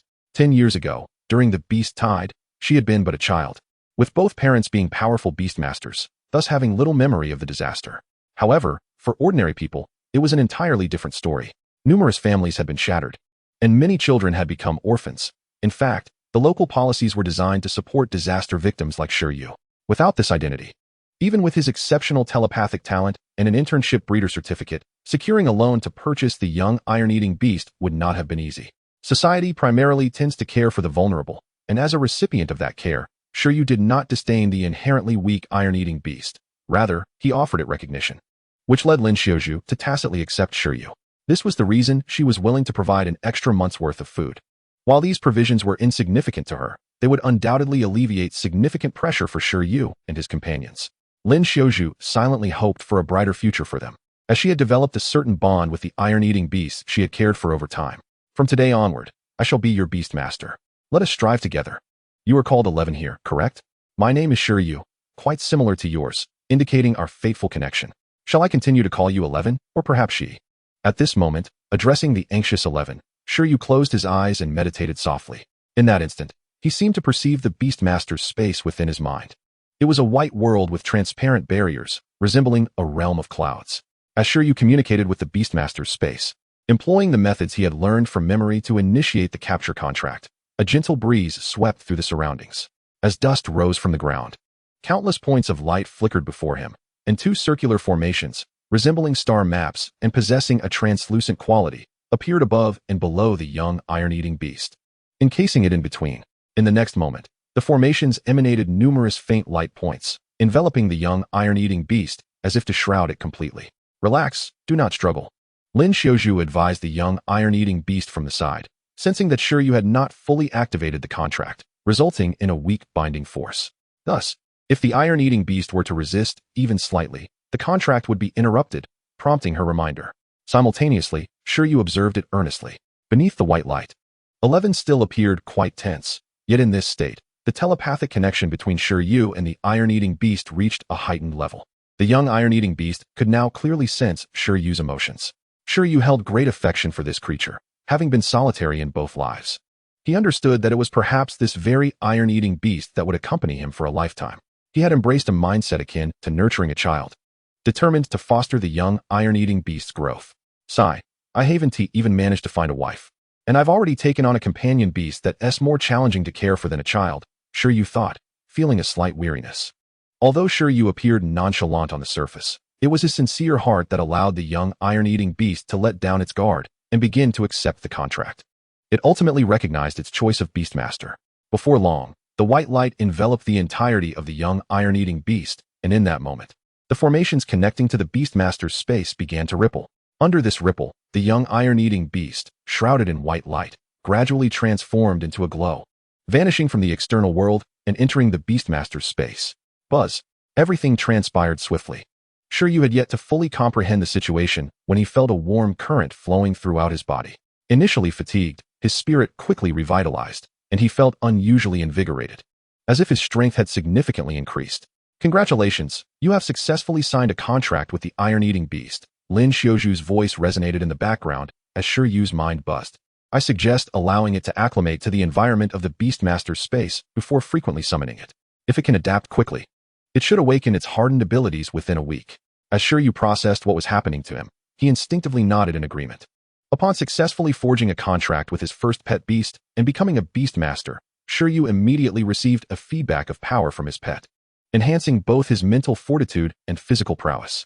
Although the young iron-eating beast was rather feeble, it still provided some degree of enhancement. After all, even the smallest mosquito is meat. For Shi Yu, who was experiencing this for the first time, it was indeed quite a novelty. However, this was not the most astonishing aspect for him. What truly delighted Shi Yu was that, alongside the successful contract with his first pet beast and the subsequent elevation of his physical attributes, the skill compendium revealed new information. The number of skills that could be recorded had increased. Noticing Shi Yu's unusual reaction, Lin Xiaoju inquired, "What is it?" "Oh, it's nothing. I just feel a bit unaccustomed to the enhanced physical capabilities," Shi Yu promptly replied. Lin Xiaoju chuckled. "It's common to feel a bit disoriented the first time. You'll grow accustomed to it in due course. Now, let us proceed to complete the final paperwork. You will also receive a nurturing manual, and while you're at it, please fill in your address. I assure you, my iron bamboo will regularly deliver supplies to you. Such food must remain fresh and is not suitable for long-term storage. Once you've consumed these, you are welcome to return here to order more food for your iron-eating beast, though it will be chargeable then." "All of that is perfectly fine," Shi Yu responded.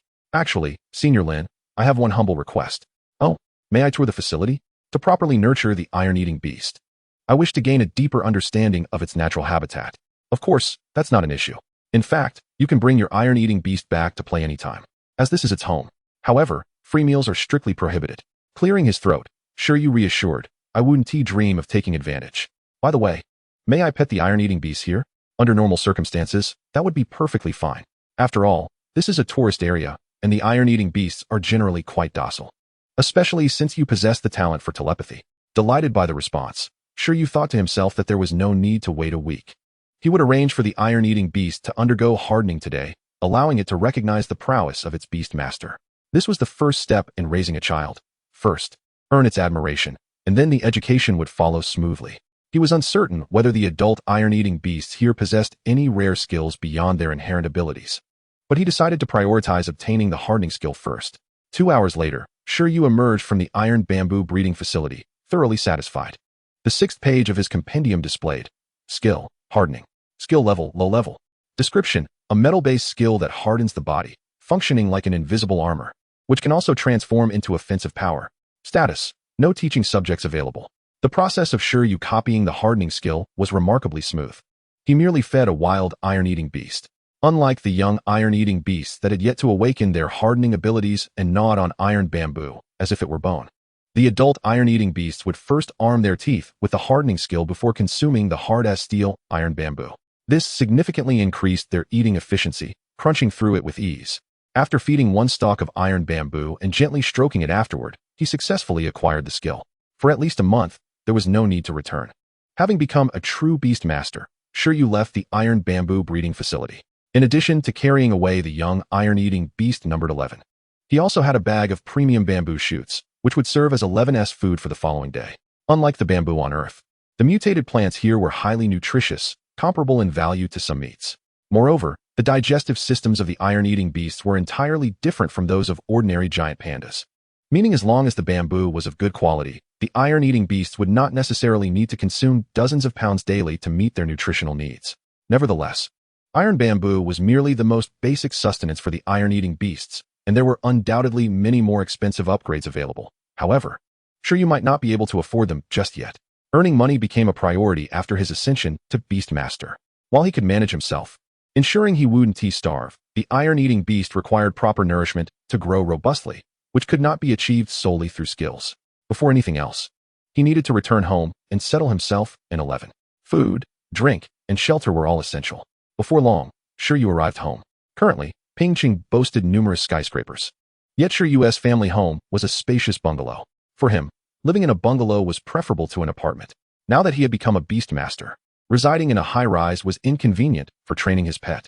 Renting a training ground would be both troublesome and a waste of money.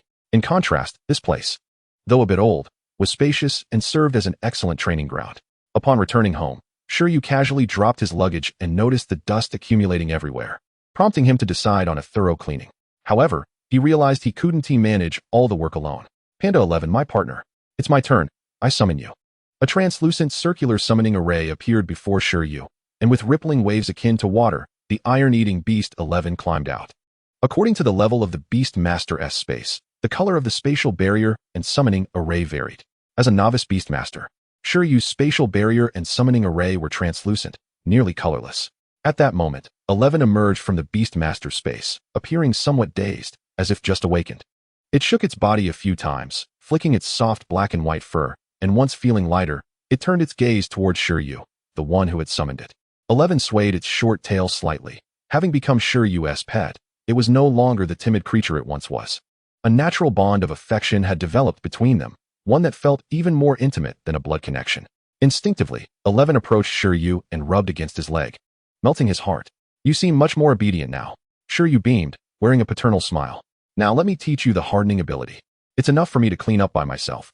How could I tire such an adorable iron-eating beast? Training is already exhausting.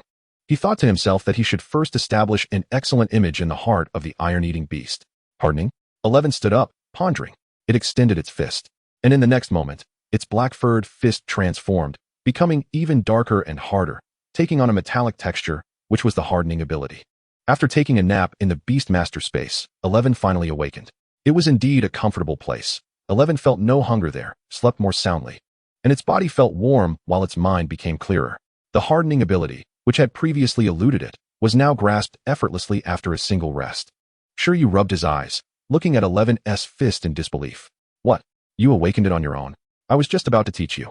Shi Yu fell silent, pondering Lin Xiuju's reliability. Wasn't it said that it would take about a week for 11 to awaken the hardening skill? How could it happen so swiftly? While Shi Yu was delighted, he felt a pang of disappointment for the lost moment of teaching 11 and witnessing its expression of admiration. Let us get to cleaning the yard. 11 responded, clean? Well, never mind. Observing the perplexed expression of Shi Yu ultimately decided to let it go. There was no rush to clean up. He suddenly recalled that the skill compendium could teach learned abilities, and teaching repeated skills could enhance proficiency. Skill proficiency is of paramount importance. Even the same ability can yield vastly different results depending on mastery.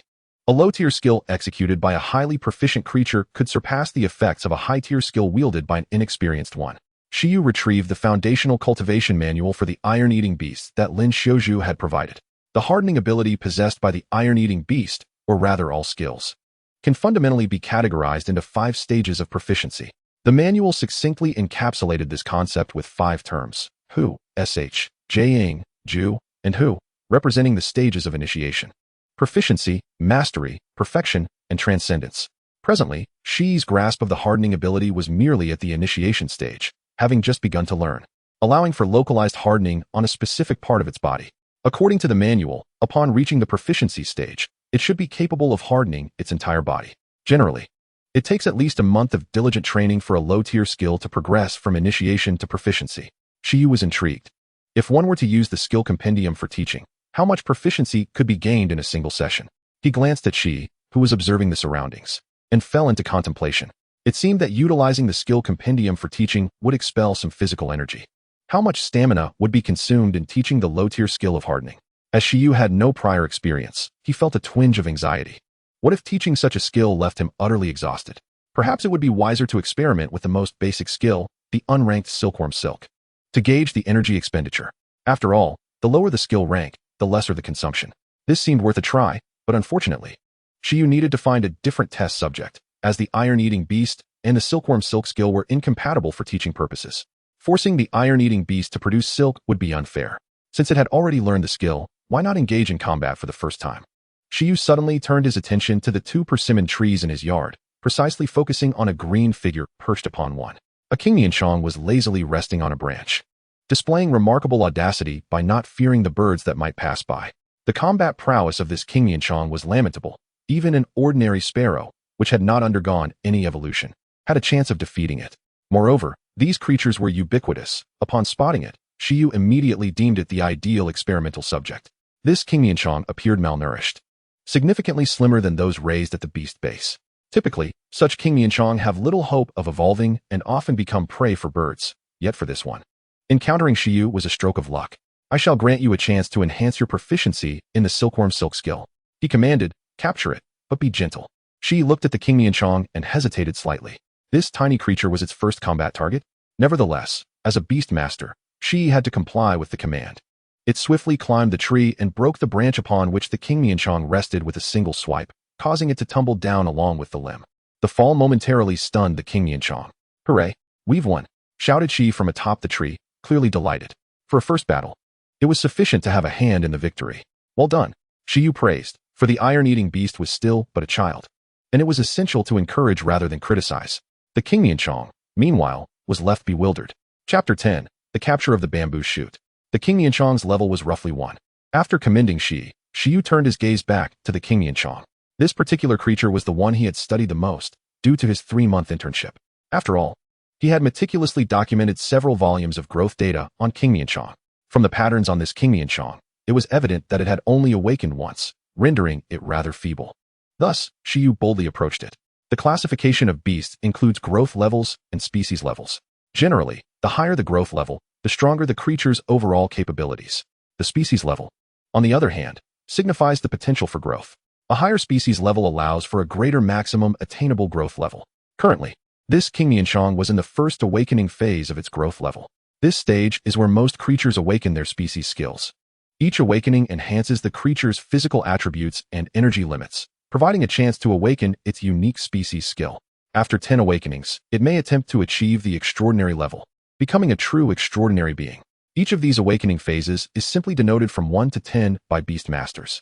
This Qingmianshang is at level 1, while Shi Yu's contracted iron-eating beast is at level 3, indicating that they have respectively awakened and transformed once and thrice. However, the number of awakenings does not solely determine a creature's strength. The prowess of awakening phase beasts is primarily influenced by the species skills they awaken. In other words, among creatures of the same growth level, those with higher species levels possess greater combat capabilities, unless lower-tier creatures have mastered formidable skills beyond their basic species abilities. Therefore, even if a Qingmianshang were to awaken 10 times, but only possess the silkworm silk skill, It would never be able to defeat an iron-eating beast that had mastered the hardening skill, regardless of the disparity in growth levels. This is the weight of species superiority. The King Mianchong's advantage may lie in its rapid growth compared to other high-tier creatures, as its brief lifespan necessitates swift development. In summary, this King Mianchong is exceedingly weak, and its inability to control its own fate rendered it an ideal experimental subject for Shi Yu. With a light thud, the King Mianchong landed on the ground, unharmed due to its slight weight. However, the iron-eating beast's sudden assault had thoroughly startled it, plunging it into an endless state of panic. The King Mianchong stared wide-eyed at the giant before it and the descending iron-eating beast, instinctively fleeing without a thought of retaliating with its silkworm silk. Yet, Shi Yu was swifter, stepping forward to seize it in his grasp. At that moment, the King Mianchong finally decided to fight back. Silk, it emitted, releasing a flurry of pristine white silk from its mouth, which entangled Shi Yu's hand but was promptly torn apart by him. After 3 months of practice, he had become adept at pulling apart silkworm silk. Your silk is rather feeble. Do you believe you are a Don Quixote, King Mianchong? The King Mianchong was bewildered. Little one, behave yourself. Otherwise, I shall feed you to that creature over there. The iron-eating beast, perplexed, pondered whether such a thing was even edible. Although it was an extraordinary being, the King Mianchong possessed limited intelligence, responding only with instinctual emotions. Nevertheless, Shi Yu's telepathic connection proved somewhat effective, facilitating a transfer of thoughts. Although the King Mianchong could not comprehend the meaning, it instinctively generated a sense of panic within its body, rendering it hesitant to act rashly. Skill, Silkworm Silk. Skill level, none. Introduction, the insect-based skills, when utilized to their fullest potential, may yield some benefits. Status, available for teaching. Shi Yu gazed at the King Mianchong before him, summoning the skill encyclopedia in his mind and flipping to the second page. Among the 6 recorded skills, he designated the least useful one, the silk skill, towards the King Mianchong. The King Mianchong possessed this racial skill from birth, so it was inevitable that it could use silk. Shi Yu was aware of this from the outset. As he began the teaching process, he chanted softly in his heart, attempting to activate the encyclopedia under the bewildered gaze of the King Mianchong. This was his first attempt, and he felt a wave of apprehension. Contrary to his expectations, the King Mianchong did not immediately learn the skill. Instead, his hands began to shimmer with light. The aura from his hands flowed seamlessly, like a gentle stream, as it made contact with the King Mianchong, enveloping it in a radiant glow. Upon completion, Shi Yu felt a portion of his stamina drain away, as if his mental state had plummeted, leaving him hungry, fatigued, and yearning for slumber. However, the subsequent transformation brought him a surge of excitement, for he witnessed the King Mianchong's body begin to develop visibly. This creature underwent a second awakening, as a second pattern slowly emerged on its body, prompting Shi Yu to set it down for careful observation. From the perspective of the King Mianchong, it too was quite bewildered. As the aura infused its being, its physical attributes and energy capacity experienced a significant enhancement. In a vague sense, the King Mianchong felt as though it had unconsciously utilized the silk skill countless times. This newfound experience allowed it to wield the skill with greater proficiency. Although it did not fully comprehend the situation, it grasped the concept of having grown stronger. Yet, these matters were of little consequence. With its limited intellect, the King Mianchong could not decipher the events transpiring around it. It could only determine what action to take next, to escape from Shi Yu's grasp. Unaware that Shi Yu was a substantial ally, it sought merely to flee to a safe haven and bask in the cool breeze. Once more, the King Mianchong attempted to flee, but Shi Yu intercepted it. With a chirp, the white silk was expelled from its mouth, initiating a second round of resistance. Yet, the silk was mercilessly torn apart. Though Shi Yu was weakened, he still possessed more than enough strength to handle the King Mianchong. In the face of its despairing gaze, Shi Yu subdued it once again, prompting the creature to relinquish its struggle and curl up in a corner. The strength of the silk skill had indeed improved, and its execution was now far more adept than before. As Shi Yu engaged in a battle of wits and strength with the King Mianchong, he pondered the situation. He glanced at the marks on his hands, and then at the King Mianchong. Was this a sign of the silk skill's proficiency advancing from the novice level to the proficient level? This caliber of silk was now comparable to the high-quality King Mianchong nurtured in the breeding facilities of Binyuan City, cultivated with spirit plants. While its growth level might not match theirs, its proficiency in the silk skill was undoubtedly superior. The enhancement in the King Mianchong's skill proficiency was anticipated by Shi Yu. However, its growth and level was unforeseen. Could it be that a deeper understanding of its racial skill spurred its own strength to evolve, resulting in this second awakening? Or perhaps, during the teaching process, he had inadvertently imparted a portion of his own power to it. Regardless, Shi Yu was quite satisfied with the results of the skill encyclopedia. Yet suddenly, Shi Yu's expression shifted. As he turned the pages of the skill encyclopedia, he noticed that all the pages had dimmed in hue. Beneath each skill's status bar, a countdown for cooldown time appeared. Cooldown time, 8 hours. This indicated that he would have to wait 8 hours before he could utilize the skill encyclopedia again. Shi Yu was taken aback. Was there a cooldown period? It seemed reasonable, as this experiment with the unranked silk skill, while manageable, had not been negligible. This cooldown appeared to serve as a protective mechanism, preventing him from overexerting the skill encyclopedia. 8 hours would likely require a meal and a good night's rest to recover. To make the most of this skill encyclopedia, he would need to strengthen his own physique, if an unranked skill required 8 hours for recovery. Lower-tier skills might demand 1 or 2 days, and what of intermediate, advanced, or transcendent skills? Shi Yu suddenly realized that the skill encyclopedia was not as advantageous as he had initially thought. While the creature benefited, he was the one who bore the burden. He wondered if consuming nutritionally rich foods could expedite recovery. If that were the case, preparing some in advance might allow him to quickly replenish his state after teaching the skill.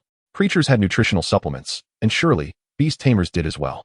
Shi Yu glanced at the confused iron-eating beast beside him, which was still unaware of what its beast tamer had been up to.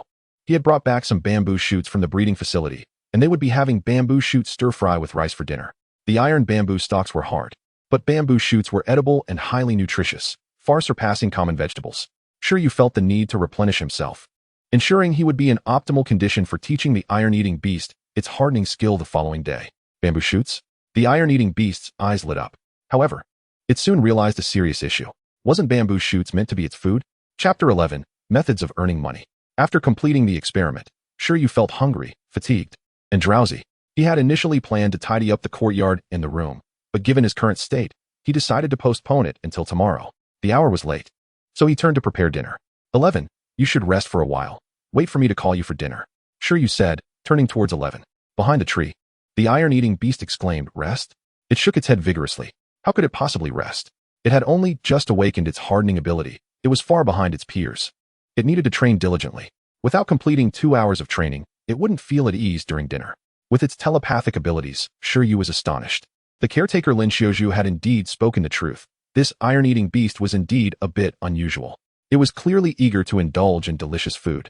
Yet it felt uneasy about dinner before completing its training. You are being overly disciplined, Shi Yu remarked. There is no need to rush. Today is exceptional, and it's all right to rest a little. The iron-eating beast shook its head vehemently. All right, then practice maintaining your hardening ability in the courtyard, Shi Yu instructed. The iron-eating beast nodded, completely forgetting about Shi Yu's intention to eat its bamboo shoots, its expression gradually turning serious. It was determined to practice, casting its gaze upon the surrounding walls. This gaze startled Shi Yu. Wait, focus on maintaining your hardening ability first, mastering its release and retraction. Strive to swiftly fortify a particular area within the shortest possible time. As for other matters, let them rest for now. The practice of hardening abilities is, in fact, quite simple. The training methods for such foundational skills are generally quite basic. For instance, the nurturing manual provided by Lin Xiaoju clearly outlines these techniques. The proficiency in hardening abilities can be categorized into 4 dimensions: duration of maintenance, coverage area, speed of contraction and expansion, and intensity of hardening. Just now, the gaze of the iron-eating beast evidently indicated a desire to practice hardening intensity. The basic method for training hardening intensity was already mastered by Shi at the breeding base, which involves subjecting the hardened body to repeated impacts, akin to forging steel. In other words, it requires enduring blows or using the body to inflict damage. Previously, when Shi had not yet mastered hardening, it was manageable. However, now that it has acquired this skill, if Shi Yu were to allow it to practice hardening intensity here, their home would be in jeopardy. Thus, Shi Yu hastily intervened to prevent the eager iron-eating beast, directing it to focus on maintaining the hardening state and practicing contraction and expansion without causing too much commotion. Merely employing the skill continuously was sufficient. The training for hardening intensity could be addressed later. After Shi Yu's persuasion, Shi scratched its face and nodded in agreement. Very well then. Simultaneously, Shi Yu felt a sense of relief. However, he also felt somewhat mentally exhausted. Clearly, having a disciplined companion beast is a good thing. Yet why does it still leave him feeling drained? How peculiar. Upon arranging matters with the iron-eating beast, Shi Yu ceased his contemplation, glanced at the Kingmianchong in the corner, retrieved a bundle of iron wire from home, and crafted a simple birdcage to house it. After conducting experiments with the Kingmianchong and observing the increase in skill proficiency of its silk production, Shi Yu conceived a potential avenue for profit. Depending on the cultivation method, the silk produced by Qingmianchang has a wide array of applications in textiles, medicine, and industry. Consequently, breeding bases dedicated to the cultivation of Qingmianchang for silk production exist both in Pingqing and Binjuwanqi. However, while the silk produced through assembly line methods is of decent quality, it does not reach the highest standards. The finest silk is often produced by beastmasters who specialize in breeding Qingmianchang. Numerous channels are willing to purchase this silk at a premium. The higher the silk's quality, the greater the purchase price. Such occurrences are quite common. Not only silk, but various body parts of companion beasts have extensive uses, and many beastmasters view the breeding of companion beasts as a profitable venture. Beastmasters who contract wood-type beasts to hasten the growth of spiritual plants, or those who contract healing-type beasts to assist others with ailments are all ways for beastmasters to earn extra income. Thus, Shi Yu pondered, since enhancing the skill proficiency of the Qingmianchang requires little effort on his part, and the acquisition of silk is a prevalent business, why not first amass a small fortune through this method? He could concurrently nurture the iron-eating beast while attending to the Qingmianchang, as the latter currently only requires ordinary plant leaves for sustenance, a resource abundantly available. When the proficiency of its silk production reaches perfection, the quality of the silk is bound to be commendable. In this way, selling a bundle of silk would significantly alleviate the economic pressures at home. The Qingmianchang in its cage lay dejectedly. Shi Yu looked at it with a smile, apologizing for the necessity imposed by life.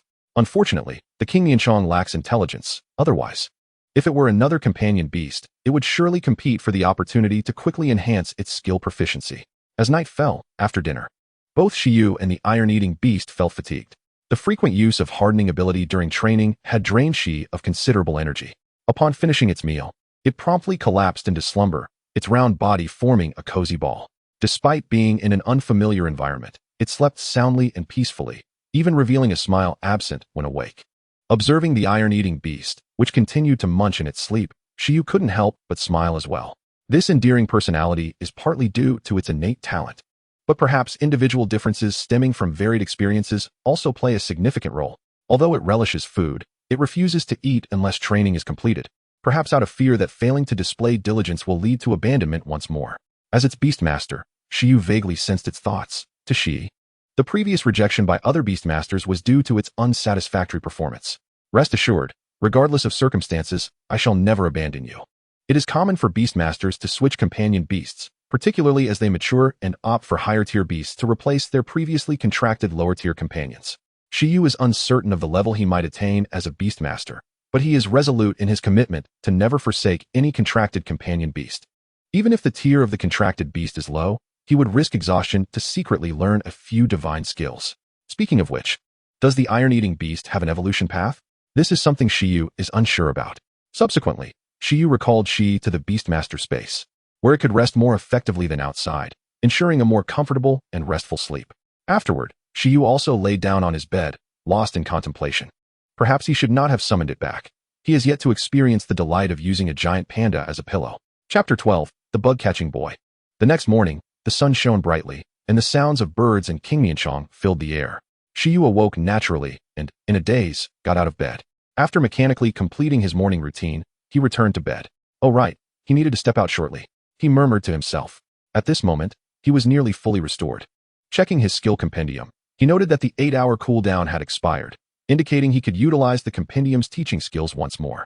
Today, he planned to attempt teaching the hardening skill. However, even a skill without a rank necessitated an 8-hour recovery, and the consumption for a low-tier skill would undoubtedly be greater. Therefore, he prepared to go out and purchase some nutritional supplements to have on hand after completing the teaching session. Whether summoning, recalling, or utilizing Beastmaster talents to enhance companion beasts, or allowing beasts to grow within the Beastmaster space, there are inherent costs. Thus, not only do companion beasts require various nutritional products and medicines, but the market also offers numerous supplements targeted at Beastmasters. As Shi Yu had just begun his journey as a Beastmaster, he was not well versed in this area. However, he was confident he could procure these items, as advertisements for such products were ubiquitous. He had researched the cooldown period for the skill compendium yesterday. It appeared to be calculated based on normal rest. If one consumed supplements or engaged in deep rest, the time could accelerate. Thus, it was not a fixed cooldown, but rather contingent on his current physical state. Once the skill compendium determined that his physical condition had sufficiently recovered, he could proceed to the next round of teaching. In fact, this arrangement was quite favorable. In the future, he could carry a water bottle, steep some otherworldly goji berries, and tuck a box of restorative medicine in his pocket, making it feasible to endure the teaching of intermediate and advanced skills. Moreover, after becoming a Beastmaster, his physique would increasingly strengthen, likely limiting the strenuousness of teaching skills to the present. Ultimately, he must maintain control. Shi Yu did not wish to find himself needing the iron-eating beast to wheel him into battle during a Beastmaster competition. On the 11th day, you may continue to slumber within, while I venture out to procure supplies before releasing you. After notifying the small Shirtai show through telepathy, Shi Yu resisted the temptation of indulging in a nap and chose to step outside. I almost forgot to greet you. Upon emerging from his room into the courtyard, Shi Yu suddenly recalled something and cast his gaze upon the persimmon tree. On the left branch of the persimmon tree, the birdcage hung, and within it, the Qingyan had awakened. It remained unfazed, calmly munching on the leaves, and at that moment, a pile of persimmon leaves had inexplicably amassed inside, some of which were half-eaten. Shi Yu pondered that these must have been rolled in by the Qingyan using its silk. Once it achieved a proficient level in silk production, this task became quite effortless. At present, the Qingyan paid no heed to Shi Yu, merely lost in thought as it nibbled on the leaves, gazing skyward. Why was it, a mere insect, confined within a birdcage? However, from another perspective, one could argue that it was akin to securing a flying bird outside the cage, significantly enhancing safety. Speaking of which, this particular Qingyan was rather peculiar. Shi Yu mused before departing.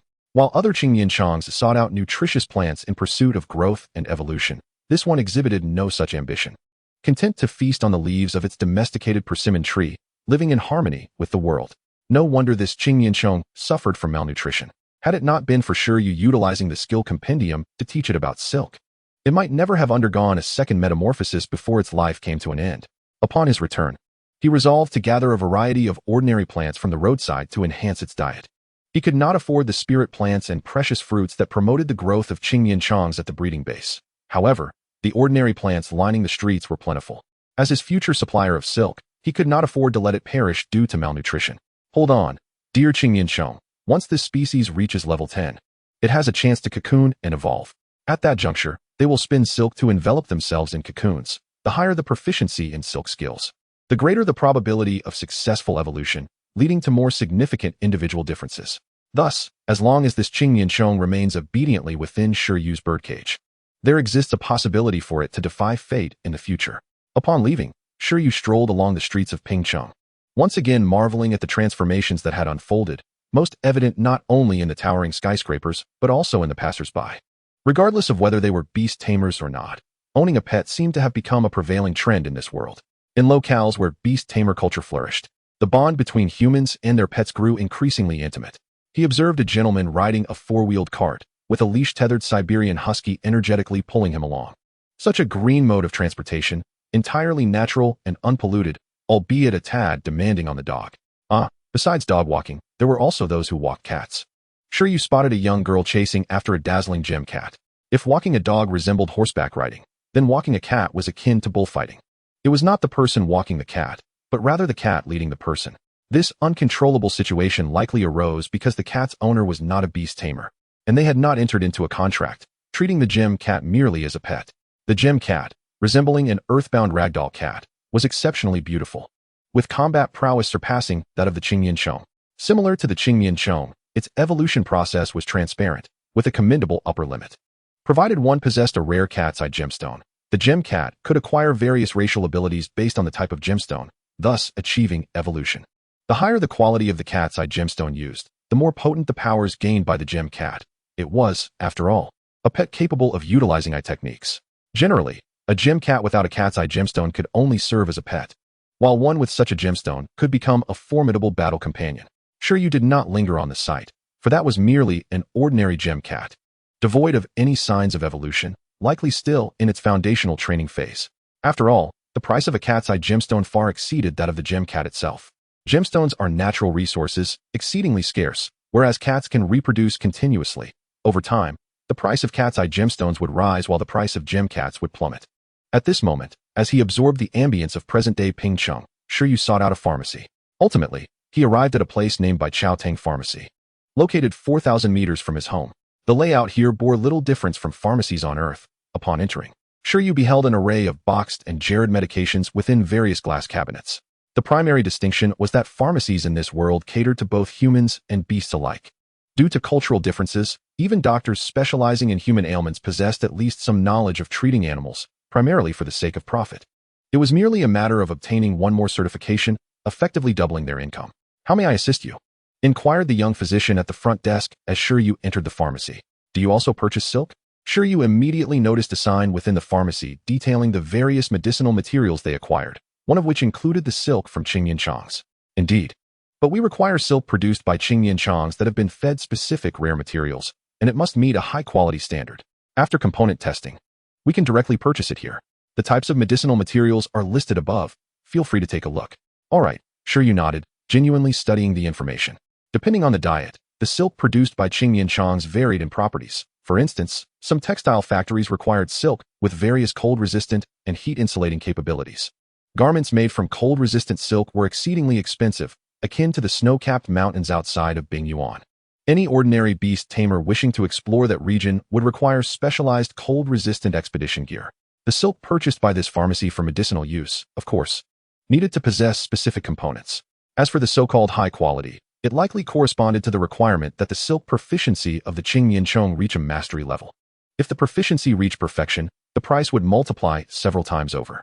After reviewing the purchasing prices, Shi Yu could not help but swallow hard. Considering his inheritance and various subsidies, and factoring in the need to repay loans each month, he and the Shi Yu could only sustain themselves for a year at most.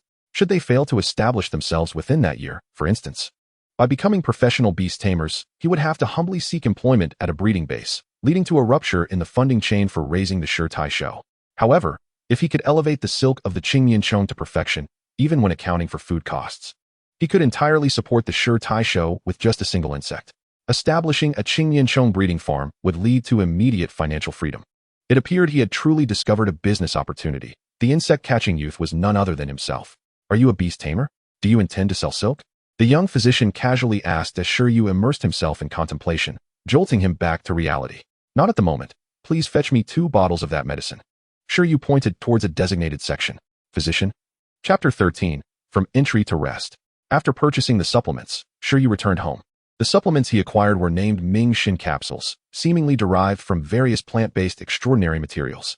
Much like the ease with which the doctors at the breeding base in Bingyuan treated Shi Yu, the medicinal efficacy in this world was equally remarkable. After all, in his previous life, medicinal materials were primarily extracted from ordinary plants, whereas here, the majority of high-quality medicinal materials originated from plant-based extraordinary beings.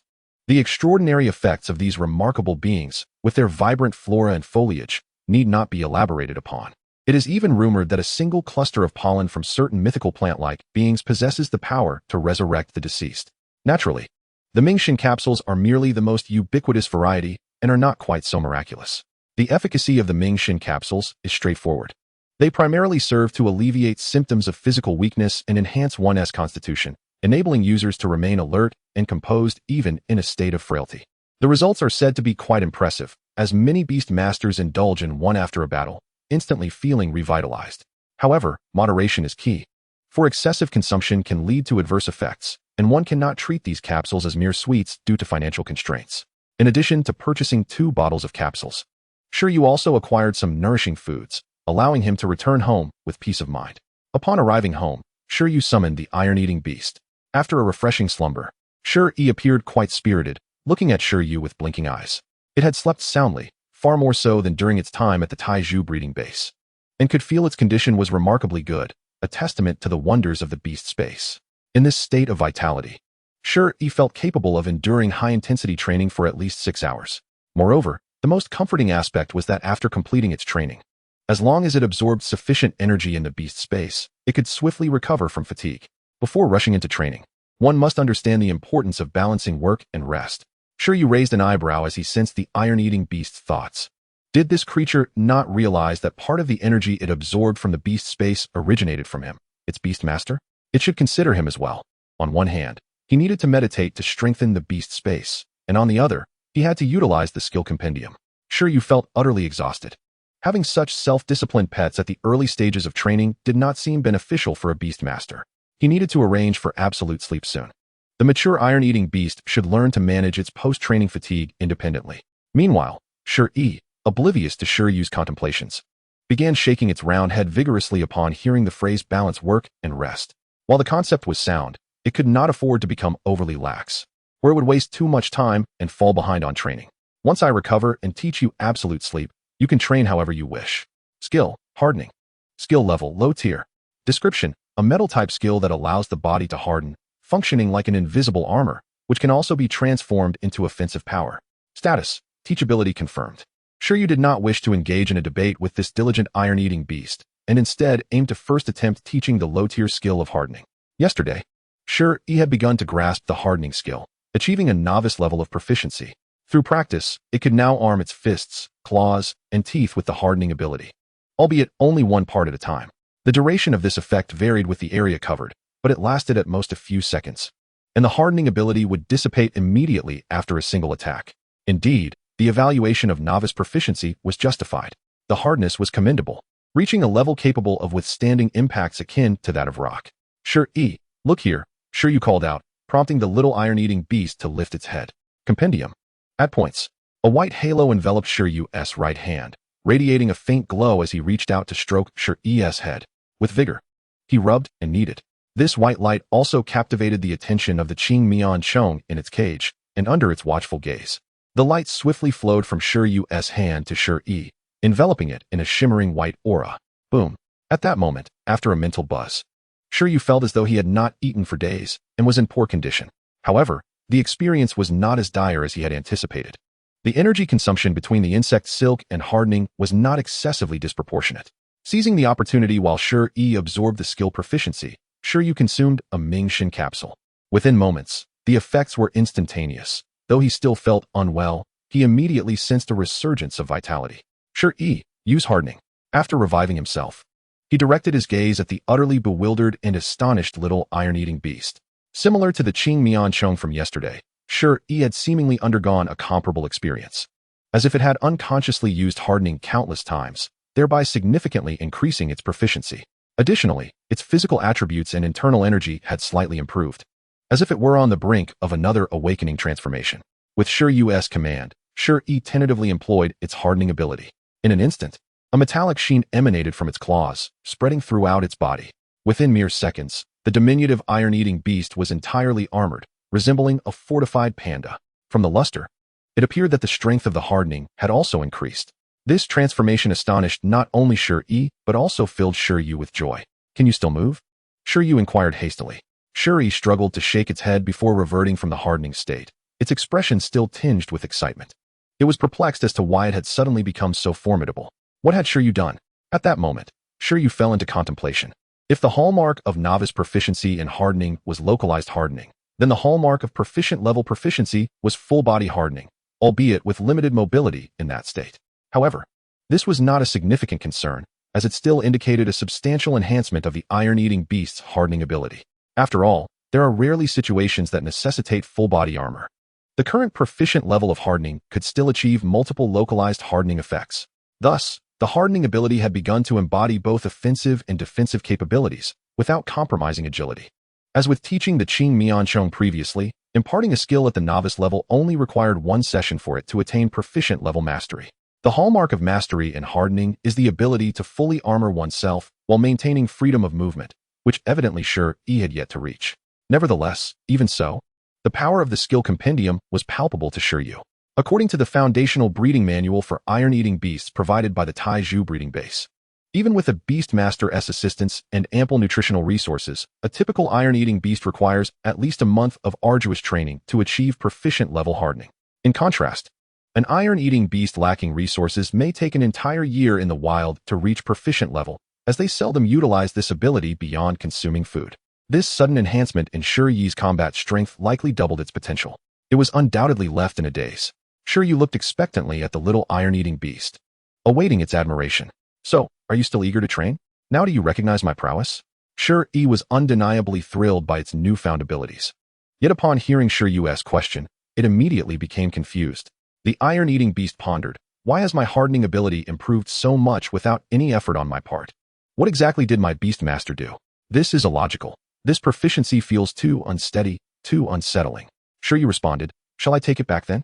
This indeed consumes a significant portion of my stamina. The SHTISHU exclaimed, no? Owl. She vigorously shook its head. insisting that it should not be collected or taken away, as it was perfectly fine where it was. This level of proficiency did not align with its belief that effort equates to reward. However, it could still supplement its training. To atone for its perceived lack of hard work today, it resolved to engage in a full day of intensive training without sleep. SHY was truly bewildered. This SHTISHU had entirely reshaped SHY's understanding of self-discipline. Never had he encountered such a disciplined creature, capable of compensating for its efforts after gaining enhancements. If only the authors of the novels I pursued in my previous life possessed half of such discipline, I would not have faced a drought of reading material. SHY felt a pang in his stomach. Moderation. A full day of high-intensity training is not merely a transition from novice to adept. It is a journey from novice to the grave. Chapter 14. Training and Growth. At noon, SHY once again satiated his hunger before opening the skill compendium. Cooldown time. 24 hours. Thus, he realized he must rest for another day before embarking on the next round of skill instruction. SHY concluded that he needed to venture out in the afternoon, primarily because Shi's discipline rendered him restless if he did not train for even a moment. While there was no harm in enjoying training, Shi's remarkable self-discipline was precisely what SHY cherished about it. Were he to have a lazy and unmotivated companion beast, he would be reluctant to expend so much energy teaching it skills. The skill compendium was convenient, yet reliance on it alone was imprudent. A pet should also undergo fundamental training, which is beneficial. This process serves as a crucible for the mind, spirit, and will. However, since training was already underway, enhancing training efficiency was imperative, lest it become a futile endeavor. Thus, he planned to seek out some training apparatus for Shi. It seemed that equipment for training companion beasts was not particularly affordable. He needed to find a method that offered better value for the effort invested. After careful consideration, he set out in search of suitable options in the afternoon. Throughout the day, Shi diligently practiced maintaining, retracting, and enveloping its hardening ability. Upon reaching a proficient level, the duration of hardening could now be sustained for half a minute without the hardened areas being undone by even moderately forceful impacts. Additionally, the speed of retraction had also improved. Currently, Shi's primary training focus was to simultaneously harden and cover multiple areas rapidly, a critical skill in combat that would enable a balance of offense and defense. This encompassed the entirety of its training, which still lacked exercises for hardening strength, as this creature was too fragile to endure severe trials. Nonetheless, regardless of the comprehensiveness of the training, the volume of Shi's exercises was indeed substantial, leading to an increase in its appetite. Furthermore, the energy expenditure in the YSHUKNGN had also heightened considerably. This situation prompted SHY to preliminarily determine his upcoming cultivation path. The responsibilities of a YSHUSH extend beyond merely nurturing companion beasts and devising training regimens. They must also cultivate their own YSHU abilities, in addition to the innate talent for YSHU. The enhancement of the YSHUKNGN is an inescapable aspect of every YSHUSHS training. The three essential elements of YSHUKNGN are intensity, environment, and scale. YSHUSH can freely choose a path of enhancement or pursue all aspects, though the latter demands significantly more energy than a singular focus. Those who frequently rotate their companion beasts, substituting weaker ones with stronger counterparts, typically lean towards enhancing the intensity of the YSHUKNGN to increase its binding capacity. This is crucial, as it makes it difficult for forcibly contracted beasts to rebel against their YSHUSH. Conversely, some YSHUSH emphasize establishing emotional bonds with their companion beasts, ensuring that even without the constraints of the YSHUKNGN, the beasts will not turn against them. The environment of the YSHUKNGN dictates the efficiency of a companion beast's digestion of nutritional sustenance and combat experience. A superior environment accelerates the growth of the beast, making it a vital element for YSHUSH. The area and scale of the YSHUKNGN denote how many companion beasts a YSHUSH can contract. Some YSHUSH, specializing in nurturing a particular companion beast, may disregard this factor entirely, while those who favor collective combat, relying on the sheer number of beasts, will primarily develop in that direction. For SHY, the immediate priority was to enhance the environment of the YSHUKNGN. Shi was a companion beast cultivated in a formal breeding facility, ideal for novice YSHUSH, having undergone excellent foundational education. Unlike wild beasts captured by force, it rarely defied its YSHUSH, and SHY had not coerced its contract, granting it the autonomy to choose. Thus, he felt he could temporarily disregard the binding attributes of the YSHUKNGN, focusing instead on ensuring its intensity was sufficient to support Shi's growth within. Simultaneously, SHY had no intention of contracting a second companion beast for the time being, allowing him to overlook the scale of the YSHUKNGN. Therefore, the immediate concern was to create a comfortable growth environment for the little SHTISHU. Eventually, with the YSHUKNGN an absolute rest, Shi could train as it pleased without any burden on its body. With Shi's self-discipline and the assistance of his YSHUKNGN and skill compendium, provided its nutritional needs were met, it would likely achieve remarkable growth in a short span. Alas, this would inevitably lead to a significant increase in food expenses. Yet as long as the little SHTISHU could grow swiftly and develop its combat prowess, it would all be worthwhile. The next day, SHY sat in the courtyard, clutching a thermos, meditating on how to transform the environment of the YSHUKNGN. Not far away, little SHTISHU Shi was earnestly training its hardening ability. Occasionally, SHY would open his eyes to check on its progress, noting it down to foster a sense of growth.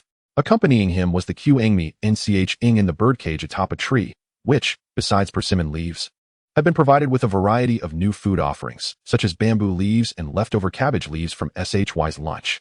This state continued for an entire day, with both SHY and the little SHTISHU gradually adapting to their new lifestyle. Before long, a new day had arrived. The SHTISHU exclaimed with excitement. This morning, Shi was particularly elated. After achieving proficiency in its hardening ability, it experienced a day of digestion, resulting in an immediate elevation in its growth level. Within the YSHUKNGN, it underwent its fourth awakening transformation, enhancing its physical attributes and internal energy. Reaching awakening level 4, not only was Shi jubilant, but SHY, as its YSHUSH, was equally thrilled. He had taken another step closer to becoming a professional YSHUSH. Excellent. Today I shall procure some delicious treats to celebrate, SHY declared, displaying rare generosity. The SHTISHU nodded fervently. Furthermore, it was time to prioritize training on hardening strength. However, as you are aware, the current environment is not conducive for you to utilize your hardening abilities destructively. Shi looked at SHY with a resolute expression, suggesting that he could use some hard materials to strike it, thereby effectively training the hardening strength. Moreover, this approach might yield even better results, as it could endure the challenge. Brave SHTISHU, unafraid of pain. That's not possible. I can't bring myself to hit you, Shi Yu declared, shaking his head. The creature, Shi, felt a surge of emotion. However, the truth was that Shi Yu was concerned that striking the stubborn iron lump that was Shi would only exhaust himself. Wouldn't that leave his body numb? The efficiency would be far too low. But I have prepared some equipment that can autonomously train your hardening strength. It should arrive shortly. No sooner had Shi Yu finished speaking than there was a knock at the door, and several movers entered with a pile of high-strength alloy steel plates. Gazing at the scattered steel plates, Shi wore a perplexed expression. These are high-strength alloy steel plates. You cannot smash the walls, but you can strike these. Additionally, if you find your strength insufficient and the training results unsatisfactory, you can lay multiple layers of these plates on the ground. Then, utilizing the force of gravity, you can train with the assistance of this planet by jumping down from a tree or the roof, allowing your entire body to harden as you descend. Our persimmon tree and the roof are quite high. I call this the falling training method. You can even adjust the height of your jump to modify the training intensity. Normally, a common Shitai show would have no issue falling from a tree to the ground. But if they were in a hardened state and landed on the steel plates, they would not be able to utilize their cushioning ability, and the impact would be significant. Isn't that more effective than striking with a wolf-tooth club? Once you are capable of jumping from the clouds unscathed, you will be ready for action. On the other hand, upon understanding the training regimen, Shi's eyes sparkled with excitement. Listen, what a brilliant training method. How did I not think of this? Chapter 15, Occupational Branches. Shi believed that their Beastmaster was extraordinarily brilliant. Could an ordinary person devise such a brutal training method? Presently, Shi was eagerly anticipating utilizing this method to enhance its hardening strength. Nonetheless, amidst the excitement, a hint of concern lingered. This training method would undoubtedly impose a significant impact on the body. It sounded quite painful and was bound to result in injuries. However, Shi was not averse to the idea of injuries. After all, if one does not sustain injuries during training, they would face far more severe injuries in battle. This was all an investment in a brighter future. Its worry was that if injuries were not treated promptly, they might hinder the training progress. If that were to occur, the efficiency of training would inevitably diminish.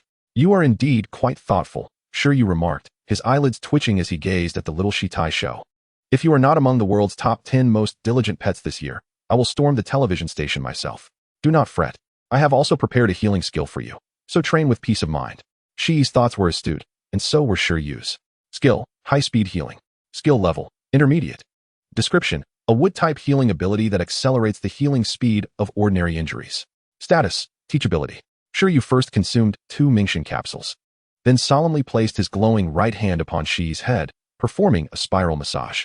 In truth, the cooldown period for his skill catalog had reset the previous day, and with Shi having reached level 4, its physical and mental attributes had improved somewhat. This inspired Shi Yu to attempt teaching an intermediate healing skill. After all, it would need to be taught sooner or later. Early instruction would save trouble, since the catalog indicated it was teachable, theoretically. Even if he attempted to teach a high-level skill, there should be no risk of failure. At most, he would just need to rest for a few days. As the light faded, the cooldown for the skill catalog reappeared, now set at 48 hours. Shi Yu was indifferent to the duration, as long as he didn't perish. It was acceptable. Shi's compatibility with learning high-speed healing brought a tear to Shi Yu's eye. It seemed that consuming bamboo had indeed given it some affinity with the wood element. However, this might also indicate a potential for Shi to evolve in the wood direction. A druid panda? From what Shi Yu knew, aside from wood attributes, Shi Taisho could also master lightning and fire abilities. In Pingcheng, there were Beastmasters who specialized in cultivating Shi Taisho and had developed relevant skills. Perhaps in the future, he could explore this further to enrich Shi's skill set. At this moment, after the teaching session, Shi Yu felt weak, to the extent that even the effects of the Mingxian capsules could not alleviate his fatigue. The exertion was rather intense. He resolved to delay teaching high-level skills until he had trained his body for a month. Otherwise, something might truly go awry. One day, I will cultivate a Shi Taisho with the physique of a bare-handed fighter, Shi Yu vowed fervently in his heart. Meanwhile, as the energy transmitted through the skill catalog began to alter Shi's physique, the creature gradually grasped the application of high-speed healing. The wondrous effects of entry-level high-speed healing immediately illuminated Shi's understanding of its efficacy. At that moment, the scene from 2 days prior repeated itself, as the Beastmaster seemingly performed some unknown action that enabled Shi to acquire a new ability, leaving it quite bewildered. Is this the ability to heal injuries? Shi Taisho pondered, casting a glance at the weakened Shi Yu, its mind struggling to comprehend. The only thing it understood was that it absolutely had to engage in the falling training method. Otherwise, holding on to this healing ability would feel precarious and unsettling. Bang, bang, bang. Inside the room, Shi Yu lay peacefully. Outside, the sounds of Shi clashing intimately with the alloy steel plates echoed, accompanied by the heart-wrenching cries of a certain green silkworm. Witnessing Shi's training method left the silkworm in utter shock. What kind of family is this? It thought, concerned that it too might endure such torment in the future. In truth, not only was the silkworm astonished, but Shi Yu was also at a loss for words. The acceptance of this training method by Shi was unexpectedly high. Although he had conceived this training content, Shi Yu found himself feeling a bit apprehensive. If he continued nurturing Shi's character in this manner, what kind of pet would he end up with in 10 years? I'm training so hard that even my Beastmaster is afraid, Shi mused. Regardless, why dwell on such thoughts? In any case, the dual training of hardening and high-speed healing would undoubtedly increase the nutritional demands for food. After a brief rest, Shi Yu planned to go shopping once more. It seemed that the food provided by the iron bamboo breeding base would not suffice for Shi's monthly consumption. Due to overwhelming fatigue, Shi Yu dozed off. Yet the cacophony outside prevented him from truly sleeping. This led him to ponder restlessly, feeling as if something was amiss. Although 3 months had passed since his arrival in this world, lying in bed, he still felt a sense of emptiness, convinced that something was lacking. The profession of Beastmaster was indeed intriguing and could enrich life. While Shi Taisho was adorable, he found himself yearning for a mobile phone. It felt quite awkward to be without one, having been disconnected from the internet for 3 months. Shifting his thoughts, he felt increasingly troubled. If he had a phone, he could easily purchase training equipment, food, and medicine online, making life far more convenient, unlike now when he had to make repeated trips outside. It wasn't that the technology in this world was backward. Indeed, televisions, computers, and mobile phones existed. However, since Shi Yu was usually occupied with school and internships, he had not found it necessary to spend money on such items. Although currently impoverished, Shi Yu has resolutely decided that once he acquires wealth, he will equip himself with the finest possessions, including a super-intelligent smartphone capable of detecting the energy levels of pet beasts.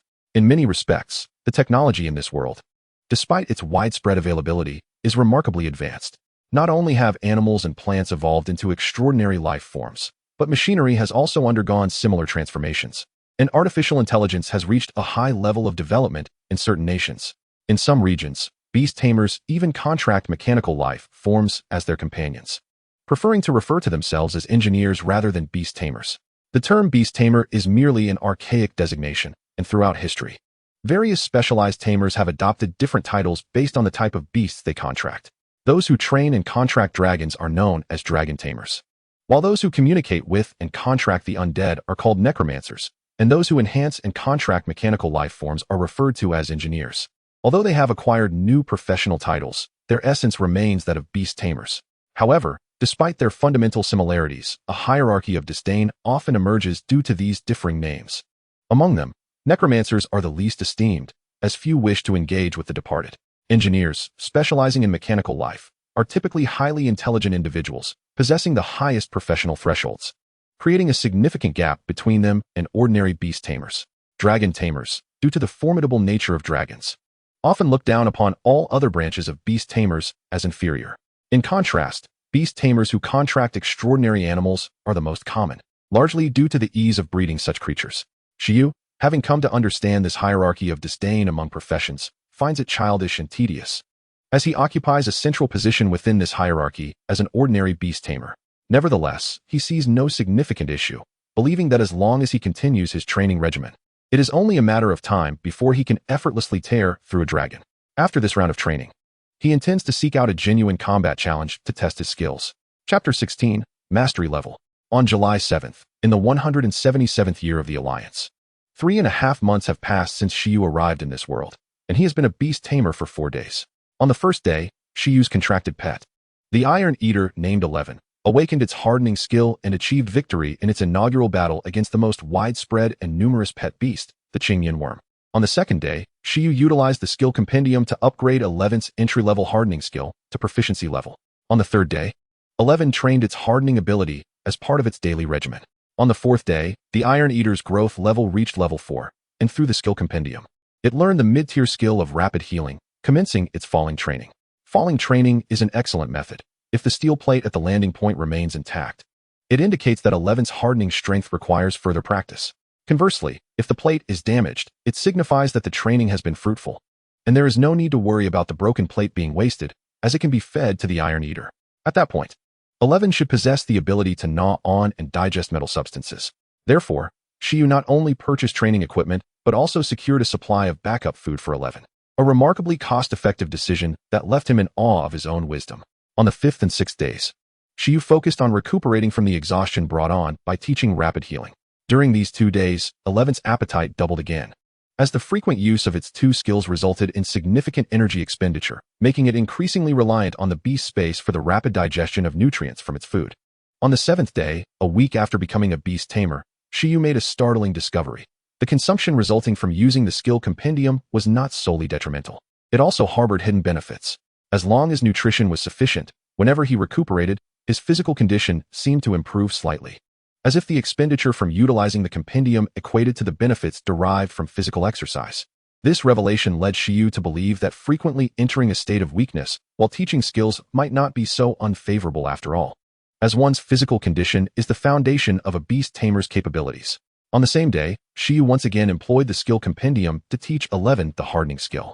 Although the proficiency level of the hardening skill did not reach mastery level after this session, 11 indeed exhibited greater proficiency in its usage compared to before the lesson. At this point, it could adeptly harden multiple body parts simultaneously without hindering its mobility. This improvement caused 11 to feel increasingly anxious, resulting in even more diligent training, as the alloy steel plate bore the first clear marks of impact. On the 8th day, Shi Yu took time to rest and recuperate. On the 9th day, he continued teaching 11 the hardening skill, and this time, the proficiency level of the hardening skill reached mastery level. The mastery level of hardening signifies that the Iron Eater can maintain a fully hardened state without compromising its agility, allowing for fluid combat movements. With the enhancement of skill proficiency, 11's growth level was also elevated, reaching awakening level 5. The small Iron Eater exclaimed internally that it was not cheating. The anxiety within 11 intensified, and the marks on the alloy steel plate deepened.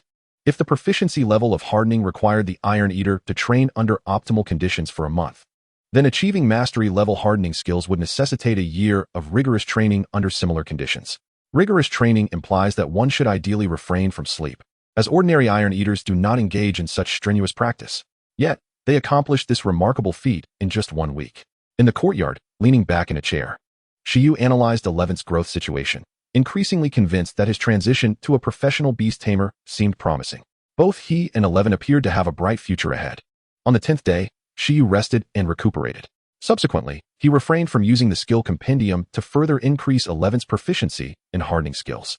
Transitioning from entry-level to proficiency required only 1 teaching session. It seemed that advancing from proficiency to mastery necessitated 2 sessions. But what about progressing from mastery to perfection? The hallmark of perfection in the hardening skill is fluidity. While mastery-level hardening allows the Iron Eater to achieve full-body hardening, perfection-level hardening enables the hardened material to flow swiftly across the Iron Eater's body like liquid, stacking to create even more potent effects. When an attack is necessary, all hardened material will converge on the claws, forming a more formidable weapon. Conversely, when defense is required, all hardened material will shift to the defensive areas, layering thick armor to mitigate damage. Essentially, this enhances the efficiency of power utilization, concentrating all force into a single point to pursue ultimate output and defense. Achieving perfection-level proficiency represents the pinnacle of skill proficiency for ordinary pets and undoubtedly demands numerous teaching sessions. Shi Yu planned to experiment first with the Qingyan worm, given that the cooldown time for teaching worm silk is relatively short. Moreover, he had been nurturing this Qingyan worm for 10 days. And despite having committed to cultivating worm silk, he had yet to take action, which could not be delayed any longer. On the 11th day, Shi Yu removed the birdcage from the tree, and the Qingyan worm within it felt compelled to do something, calmly flipping over to change its resting position. Initially, when captured by Shi Yu, it had exhibited some resistance, but now, having grown accustomed to the sounds of 11 colliding with the steel plates, it harbored no feelings of defiance. Furthermore, it had nothing to do. Every day, Shi Yu would place food in the birdcage for it, and such a perfect living environment was not something it had encountered before. Over the past 10 days, Shi Yu has been practicing telepathy with the not-so-intelligent Qingyan Chong, which has lost its aggressive instincts towards him and has become exceptionally obedient. On this particular day, Shi Yu conducted another lesson on the silk threads with the Qingyan Chong. Following the lesson, the creature underwent its 3rd awakening metamorphosis, achieving the 3rd level of awakening. However, the proficiency in silk threads likely remains at the skilled level. On the 12th day, Shi Yu initiated the 3rd skill training session for the Qingyan Chong. As expected, the creature experienced its 4th awakening metamorphosis, reaching the 4th level of awakening. The growth rate of insect-type pets is indeed astonishing. Concurrently, there was a qualitative change in the strength of the silk threads, which had now equaled that of fishing lines, allowing for a dexterity comparable to human hands and feet. For instance, tying a flower knot with the silk threads has become a trivial task for the Qingyan Chong, clearly indicating that its proficiency in silk threads has evolved from skilled to proficient. Having watched hundreds of episodes of Conan, Shi Yu understands that the silk threads now possess a preliminary level of potency. Nevertheless, their effectiveness remains limited, primarily due to the Qingyan Chong's diminutive strength. The disparity between an adult using a fishing line and a creature the size of a palm is monumental. Yet, it is undeniable that the quality of the silk threads has reached an exceptional standard. Generally, even a level 10 Qingyan Chong preparing to cocoon would rarely achieve such proficiency. With the right growth trajectory, a metamorphosis into a butterfly is nearly guaranteed. At that time, not only could they sell silk threads, but they could also harvest crystal powder from the Fengjing dye for sale, should the silk threads attain perfect proficiency before cocooning. The phenomena during evolution would be even more extraordinary. Depending on the training methods, special evolutions might even occur. After 12 days of focused instruction for the 2 pet beasts, Shi Yu has temporarily affirmed the efficacy of the skill illustration teaching. If a pet had not mastered a particular skill prior, it would attain entry-level proficiency after the 1st lesson. After the 2nd lesson, it would advance from entry-level to skilled level, and after the 4th lesson, it would evolve from skilled to proficient level. Shi Yu intends to maintain momentum and ascertain how many lessons are required to elevate the proficiency of silk threads from proficient to perfect. However, before that, they have been cooped up at home for too long, and Shi Yu plans to engage in some practical combat. Having mastered the proficient level of hardening and reached level 5 through a week of arduous training, the 11th round of training should be deemed a perfect completion, and its combat prowess should not be underestimated. The time to test their results has arrived. Shi Yu opened the birdcage, and the Qingyan Chong willingly burrowed inside, as it was much safer there, at least free from the fear of becoming a bird's meal. After resting for the entire morning, Shi Yu called for his training companion, the small shitty beast. 11th, we will pause training in the afternoon.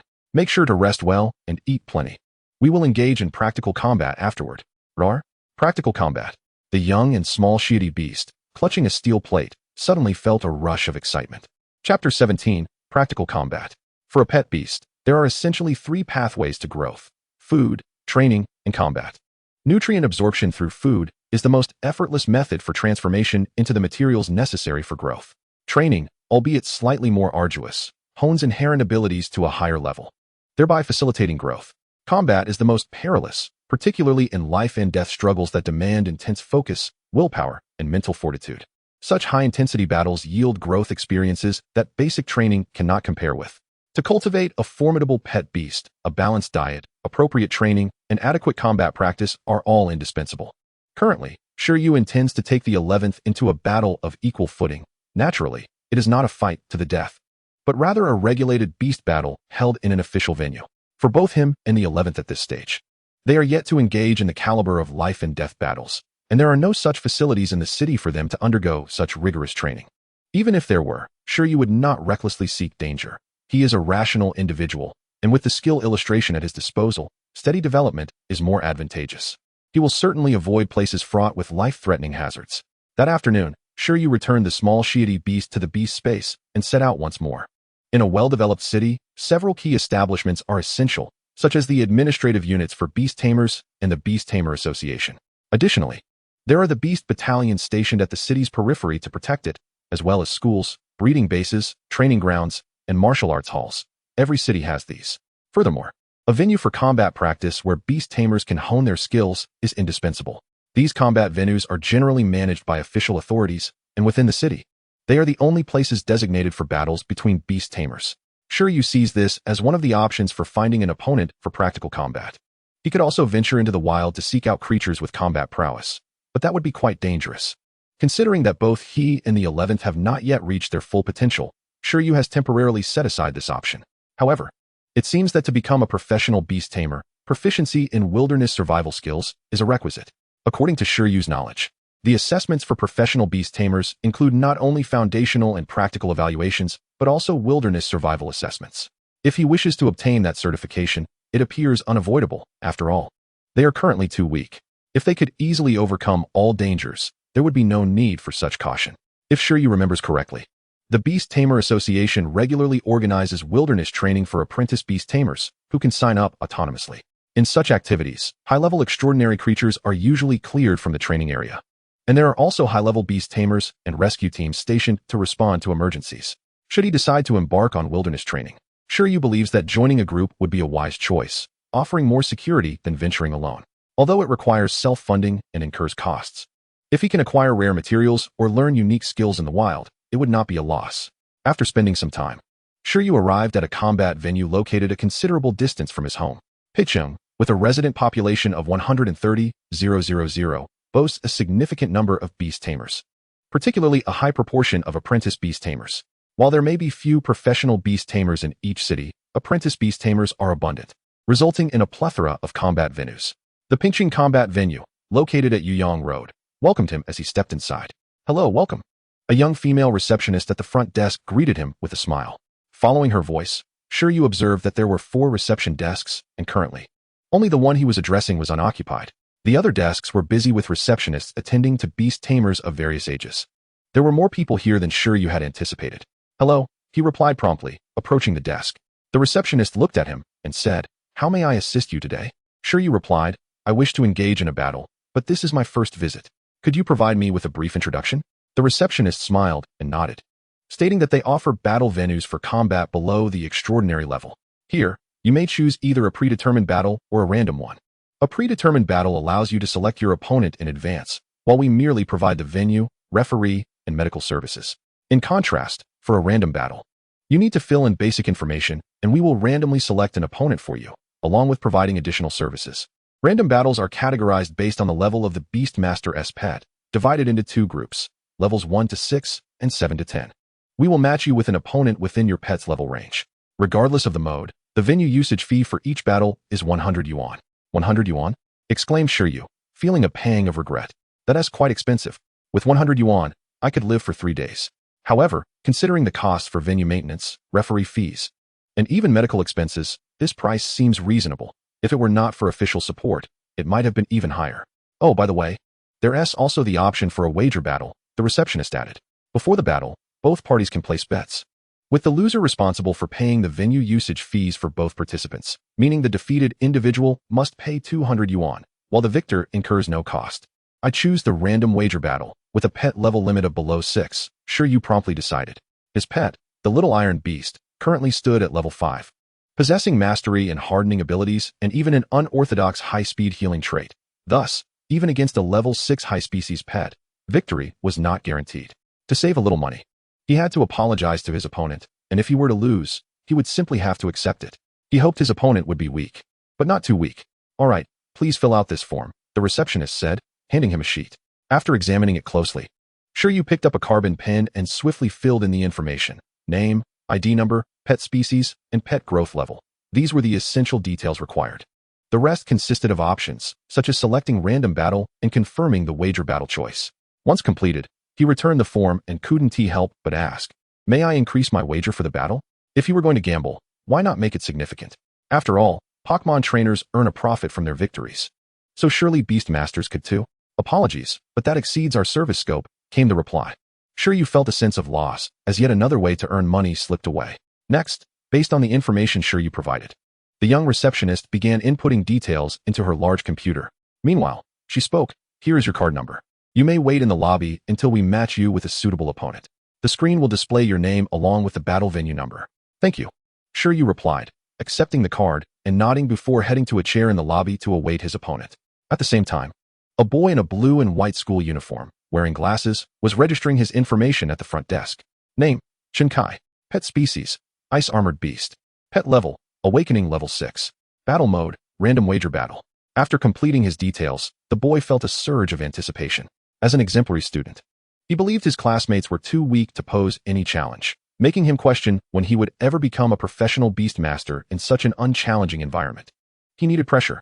Thus, he chose to enter a battle venue with no age restrictions, only level limitations, hoping to face some apprentice Beastmasters from society. However, Shinkai also thought that as an exceptional student, losing seemed unlikely. In Chapter 18, the harmonious relationship between the Iron Beast and humanity, Shi Yu sat on a public bench in the battle venue lobby, his gaze fixed on the large screen on the wall. The place appeared crowded, filled with people. And considering there were 4 battle halls in this venue, the matchmaking should not take long. Indeed, Shi Yu did not wait too long. Within less than a minute of sitting down, the machine began to announce the numbers. 4399, Beastmaster Shi Yu. Please proceed to Battle Venue 11. 4401. Beastmaster Shinkai. Please proceed to Battle Venue 11. As their names appeared on the screen, Shi Yu immediately stood, turned, and walked towards Battle Venue 11. It seemed quite auspicious. It appeared he was to fight on home turf. However, his pet was named 11, and the first venue he rented was also number 11. Surely, he wouldn't be single for life. At Battle Venue 11, a young man dressed in referee attire had just sent off the previous combatants and awaited the next competitors. He had already received the details of the upcoming contenders and knew they were both novice Beastmasters of low levels, with their pets below level 6. And they were still in their innocent and carefree years. It seemed yet another match of inexperienced combatants was in store. Before long, Shi Yu and Shinkai arrived at the venue, colliding at the entrance. They exchanged a glance but did not speak, proceeding into the arena. This was an outdoor battle venue, resembling a tennis court, with a large square area surrounded by a grid-like energy barrier. While there were indoor venues available, they were limited in number and required prior reservation. The primary difference between indoor and outdoor venues lay in privacy.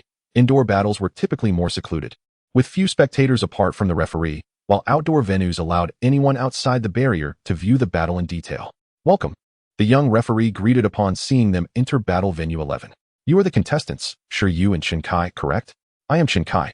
The boy in the blue and white uniform responded first. Shi Yu followed suit. "I am Shi Yu." As he spoke, Shinkai felt an internal struggle. Why was he matched against a peer? This was incredibly unfortunate. He had hoped for a more challenging experience. If his opponent was of the same age, there would be little suspense, as he considered himself the top student from the best school in Pingcheng, believing few peers could match him. Unless Shi Yu was an upperclassman, but if he were, having only a level 6 pet was far too low, thus ruling out that possibility.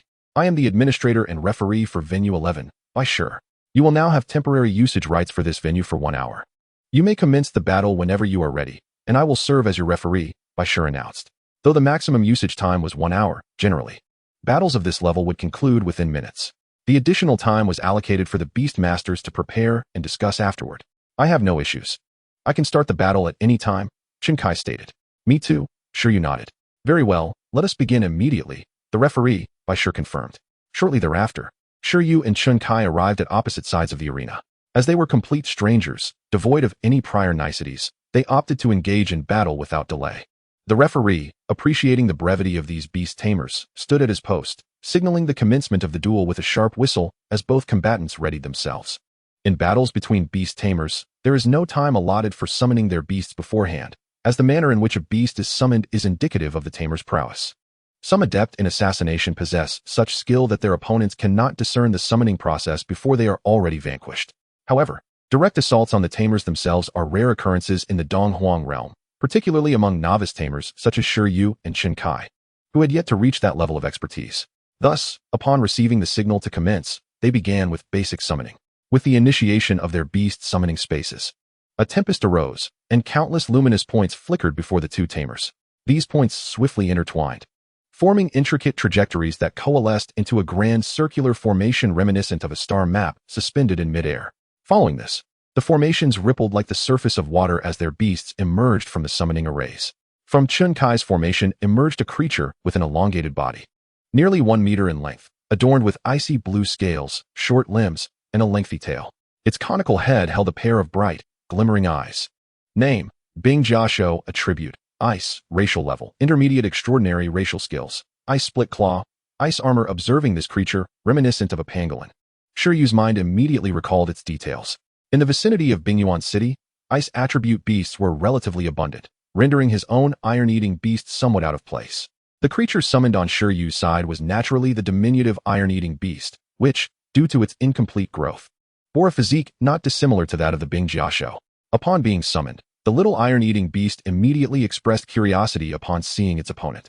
Having never encountered such a creature before, Shi Yu cautioned, reminding it to be wary of the Bing Jiaxiu's icy armor and claws, advising against taking direct hits in its unarmored state. Conversely, Shi Yu's Bing Jiaxiu required no such reminders, as it was well acquainted with iron-eating beasts, being a signature creature of Ping Cheng, and this was not their first encounter. In terms of racial levels, both beasts were comparable. However, the advantage in skills lay with the Bing Jiaxiu. The iron-eating beast's hardening skill primarily served defensive purposes and lacked any special effects, while the Bing Jiaxiu's ice armor and ice split claw functioned both defensively and offensively, with the added frosty power capable of freezing its adversaries. Shi Yu thus felt the tide of battle turning against him, uncertain of how he might secure victory. Shi Yu mentally communicated, urging, 11, your opponent is formidable. Be cautious not to falter, especially given the wager of 200 yuan. A loss would necessitate a deduction from our meal expenses. 11 responded, what? Deduct from meals? The little iron-eating beast glared fiercely at the Bing Jiaxiu, embodying a friendly demeanor towards humans, save for a fierce hatred when it came to competition over food. Chapter 19. Bing Jiaxiu Ayue remarked, it seems there is a battle unfolding over there, and it has yet to commence. Outside the arena, two young girls walked along a path. Through the mesh barrier, they were drawn in by the commotion of summoned beasts. They instinctively glanced over, just in time to witness the newly emerged Bing Jiaxiu and iron-eating beast. Is that person Shi Yu? The girl named Ayue exclaimed upon recognizing the uniformed boy and his beast, her surprise palpable. Do you know him? Her companion queried, noting the school uniform. Yes. He is my classmate and quite formidable. How do you compare to him? I cannot measure up. There are few in the entire grade who surpass him, Ayue replied. His Bing Jiaxiu has already reached level 6, and he wields the racial skills Ice Split Claw and Ice Armor with great proficiency. Oh, I didn't realize he was such an academic elite. Do you know his opponent? The beast is an iron-eating beast, just like yours. I do not know him, but based on my experience raising iron-eating beasts, I would estimate that his is still below level 6. He is likely to lose. Unless it has mastered the hardening skill at an advanced level, it will struggle to breach the Bing Jiaxiu's armor. And the typical lethargy of iron-eating beasts at this growth stage suggests its hardening is likely rudimentary. Zhuang Yu sighed, feeling the weight of her sentiments. Reflecting on the trials of training an iron-eating beast, if given another chance, I would not choose it solely for its cuteness. Such a creature is simply too lazy. Shi Yu shared a similar assessment. Generally, it is rare for an iron-eating beast of this growth level to have honed its hardening ability to an advanced stage. Among his classmates, there was not a single one who had. Moreover, even if an iron-eating beast achieved that level, it would still struggle against the Bing Jiaxiu. which had honed both of its racial skills to proficiency. While an adult iron-eating beast may possess superior overall qualities compared to an adult Bing Jiaxiao, this particular iron-eating beast was clearly still a juvenile. Bing Jiaxiao, Ice Split Claw.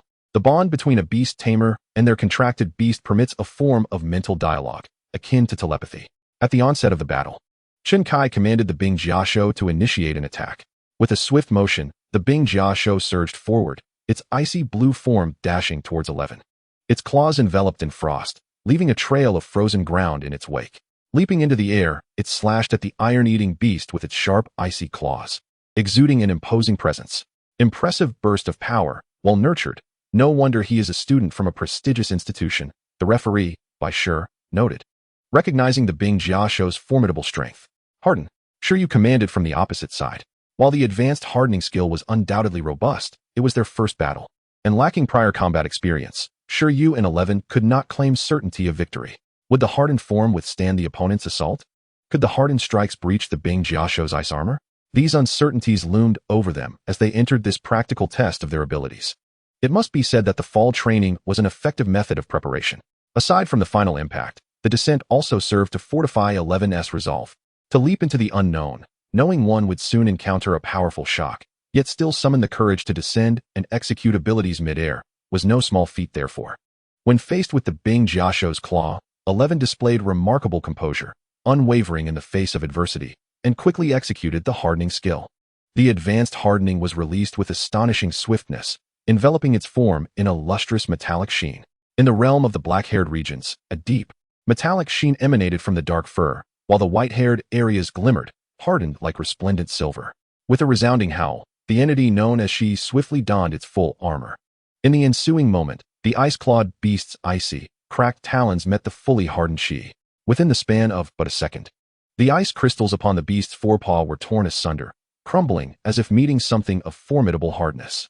Simultaneously, a searing pain radiated from its forepaw to the beast's brain, inciting a counterattack.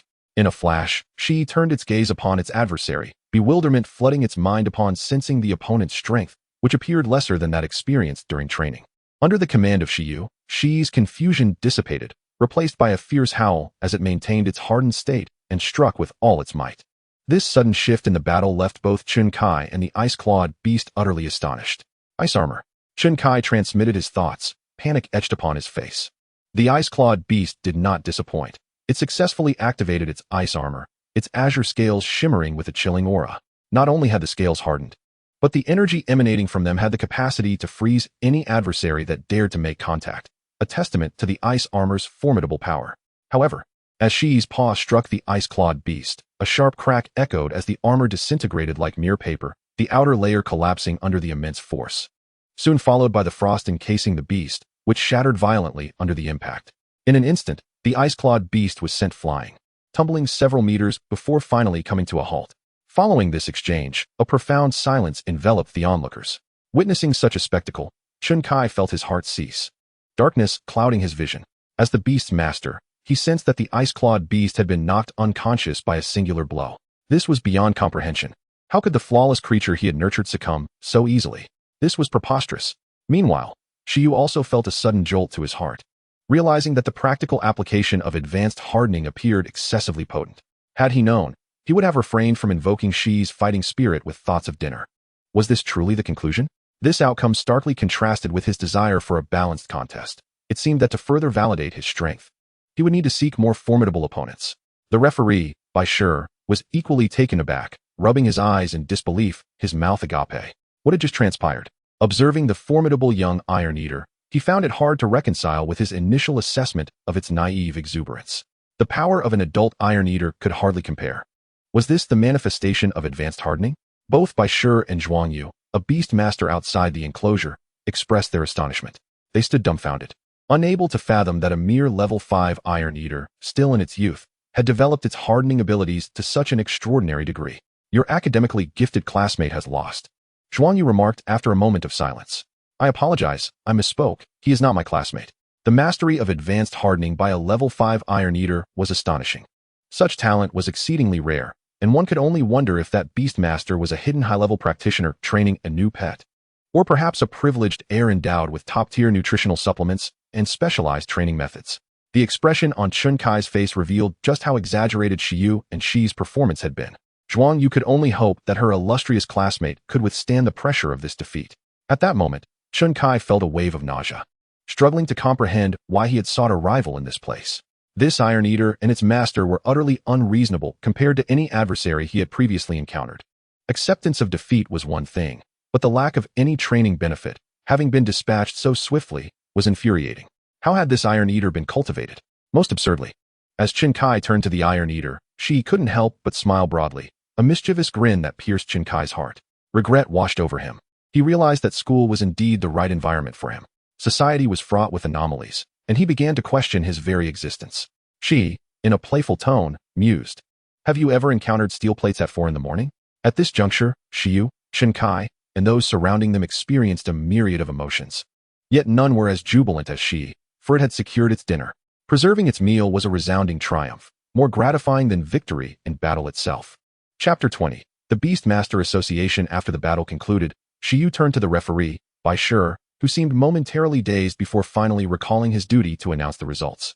A rather unprofessional display. Quickly declare it. The ice-clawed beast must be in pain, and its master awaits to take it for treatment. The ice-clawed beast has lost its combat capability. Therefore, the victor is Shi Yu. Bai Shi, regaining his composure, hurriedly proclaimed victory. Once the referee announced the outcome, Shi Yu immediately summoned Shi to his side, vigorously ruffling its head in a spiral motion as a form of encouragement.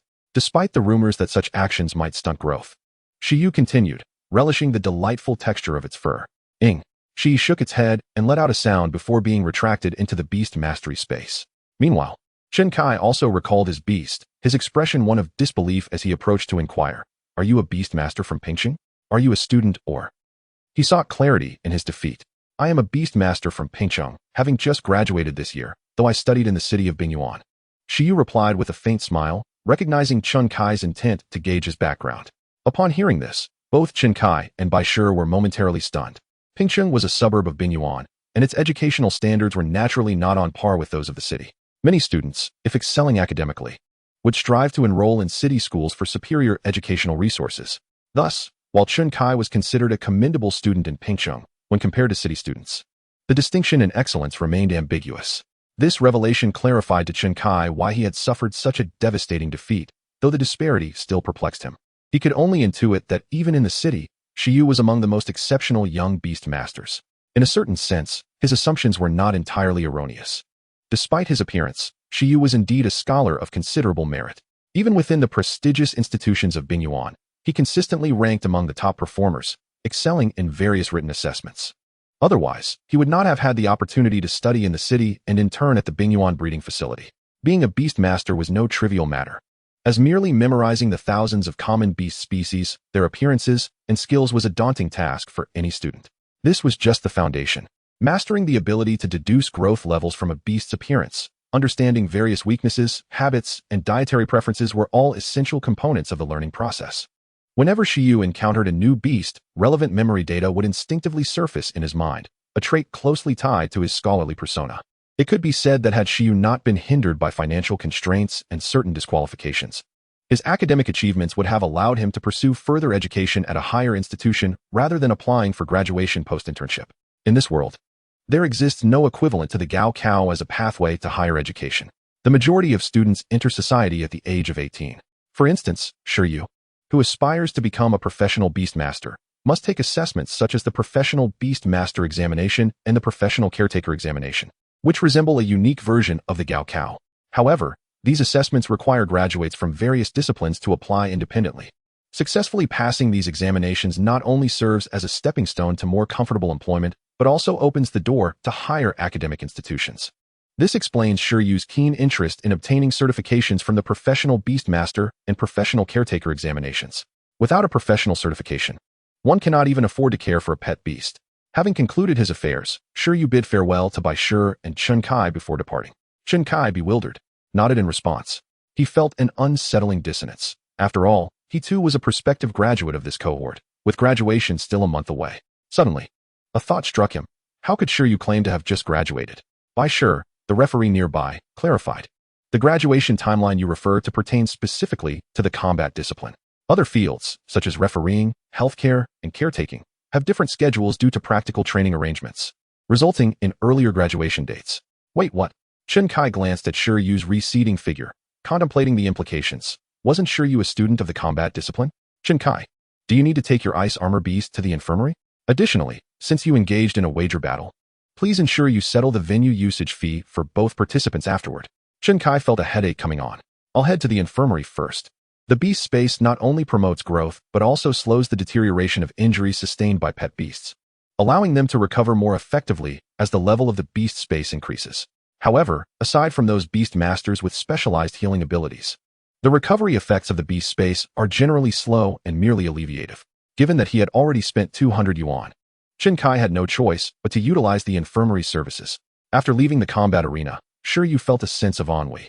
He might have underestimated the combat potential yielded by mastering the hardened ability. It appeared that unless he participated in battles within the level 7 to 10 brackets, finding a suitable opponent would prove challenging. Before departing, he inquired about the grouping system for Beastmasters. They could only select groups according to the growth level of their pet beasts and could not choose to compete against those at lower levels, as opponents might not wish to battle those weaker than themselves, unless Shi Yu brought an opponent to rent the venue. The issue remained that he had no acquaintances to seek out. Never mind, I shall visit the Beastmaster Association. Given that the battle concluded more swiftly than anticipated and recognizing that he need not squander time at the combat arena, he resolved to explore other locales for suitable combat training grounds. After some time, he arrived at the Beastmaster Association located in the heart of Pingcheng. This vast complex features a prominent 13-story building at its center. Having been here before to handle various formalities, Shi Yu navigated with ease to his objective, the task hall. The Beastmaster Association also functions to receive and publish task bounties, allowing Beastmasters to undertake tasks and receive compensation upon completion. These tasks are meticulously curated for aspiring Beastmasters, serving to enhance their various skills. In a sense, these tasks parallel the wilderness training sessions organized quarterly by the Pingcheng Beastmaster Association, aimed at cultivating local aspiring Beastmasters. Regardless of the city, there is a desire to increase the number of professional Beastmasters and enhance their prowess. Both tasks and training sessions lay the groundwork for aspiring practitioners. Initially, Shi Yu had not intended to come here, as tasks below the extraordinary level primarily focus on training both Beastmasters and their pets, with the core purpose being to provide training venues. It is a typical scenario where one expends effort for minimal return in the same time frame. Even having a steel-eating beast perform manual labor might yield more profit. However, given the current circumstances, his purpose was not to seek profit, but to explore whether he could find suitable combat partners among the available tasks. Even if he could not find a combat partner, other tasks conducive to training 11 would suffice. Considering 11's mental and physical well-being, Shi Yu believed it unwise to confine it to training at home.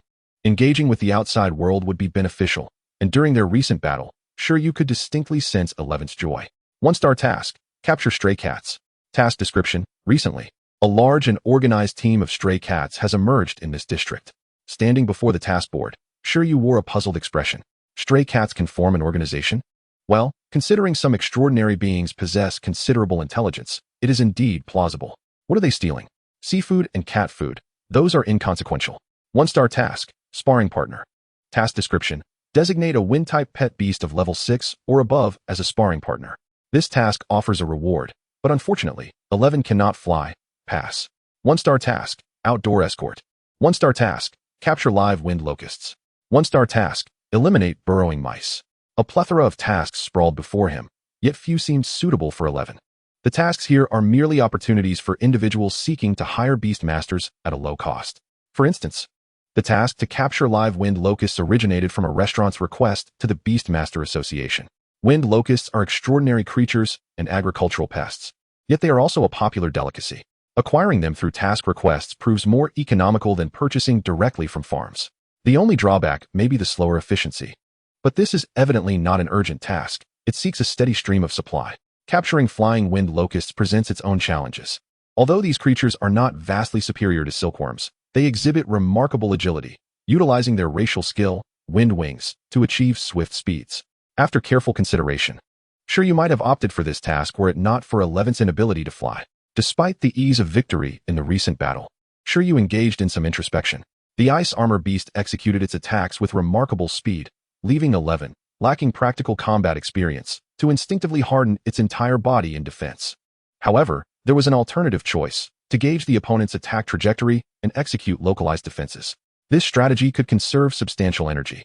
Although mastery of the hardened ability provides the capability for full-body defense, achieving victory with minimal expenditure clearly indicates a pet beast's superior combat acumen. Perhaps the next skill to acquire should be enhanced vision. Though the steel-eating beast boasts rapid explosive speed, its reaction time and vision leave much to be desired. Shi Yu mused that he could likely match 11's vision with a simple pair of sunglasses. This inherent flaw resulted in 11's inability to accurately assess the enemy's attack position during their recent skirmish, compelling it to resort to full-body hardening. However, should enhanced vision be integrated, this situation could see significant improvement, allowing it to discern enemy attacks with greater clarity during combat. Tasks such as capturing agile Fenghua serve as excellent training avenues for honing one's supervision and reflexes, naturally making them a viable option for Shi Yu. In fact, the task of eliminating the tuxing shoe could also suffice. Since Shi cannot fly, Shi Yu turned his attention to another task. Tuxing shoe, being low-tier creatures in the realm of pet beasts, possessed the racial ability of earth escape, excelling in subterranean evasion. In terms of combat prowess, a tuxing shoe in its awakening phase is comparable to a wild dog, and an adult armed with a weapon can easily handle it in a one-on-one scenario. However, these creatures pose a significant challenge due to their rapid reproduction, sheer numbers, and agility. When faced with danger, they tend to cooperate in teams, making it difficult to assess their threat level based on normal growth stages. Fortunately, unless cornered, their first instinct is to flee upon encountering other beings. Otherwise, the consequences could be far more severe. Nevertheless, they are considered one of the four pests, being even more troublesome than Fenghua. They are notorious for their frequent activity, indiscriminate foraging, and rampant search for food, which not only involves stealing grains and damaging crops, but also using their earth escape ability to wreak havoc on structures. While their numbers may be fewer in urban areas, tuxing shoe abound in rural locales, making eradication a daunting task. The mission to eliminate tuxing shoe has been jointly issued by several towns in Pingqing district as a long-term endeavor, with beast tamers regularly forming teams to exterminate them. The task of exterminating tuxing shoe is arguably as challenging as capturing live Fenghua and could serve to enhance Shi's reflexes. This reminded Shi Yu of a game, whack-a-mole. Spotting a tuxing shoe and eliminating it before it burrows underground is akin to the delightful simplicity of the whack-a-mole game. This task rewards completion based on the number of tuxing shoe eradicated, with the remuneration being modest, less than that of capturing Fenghua.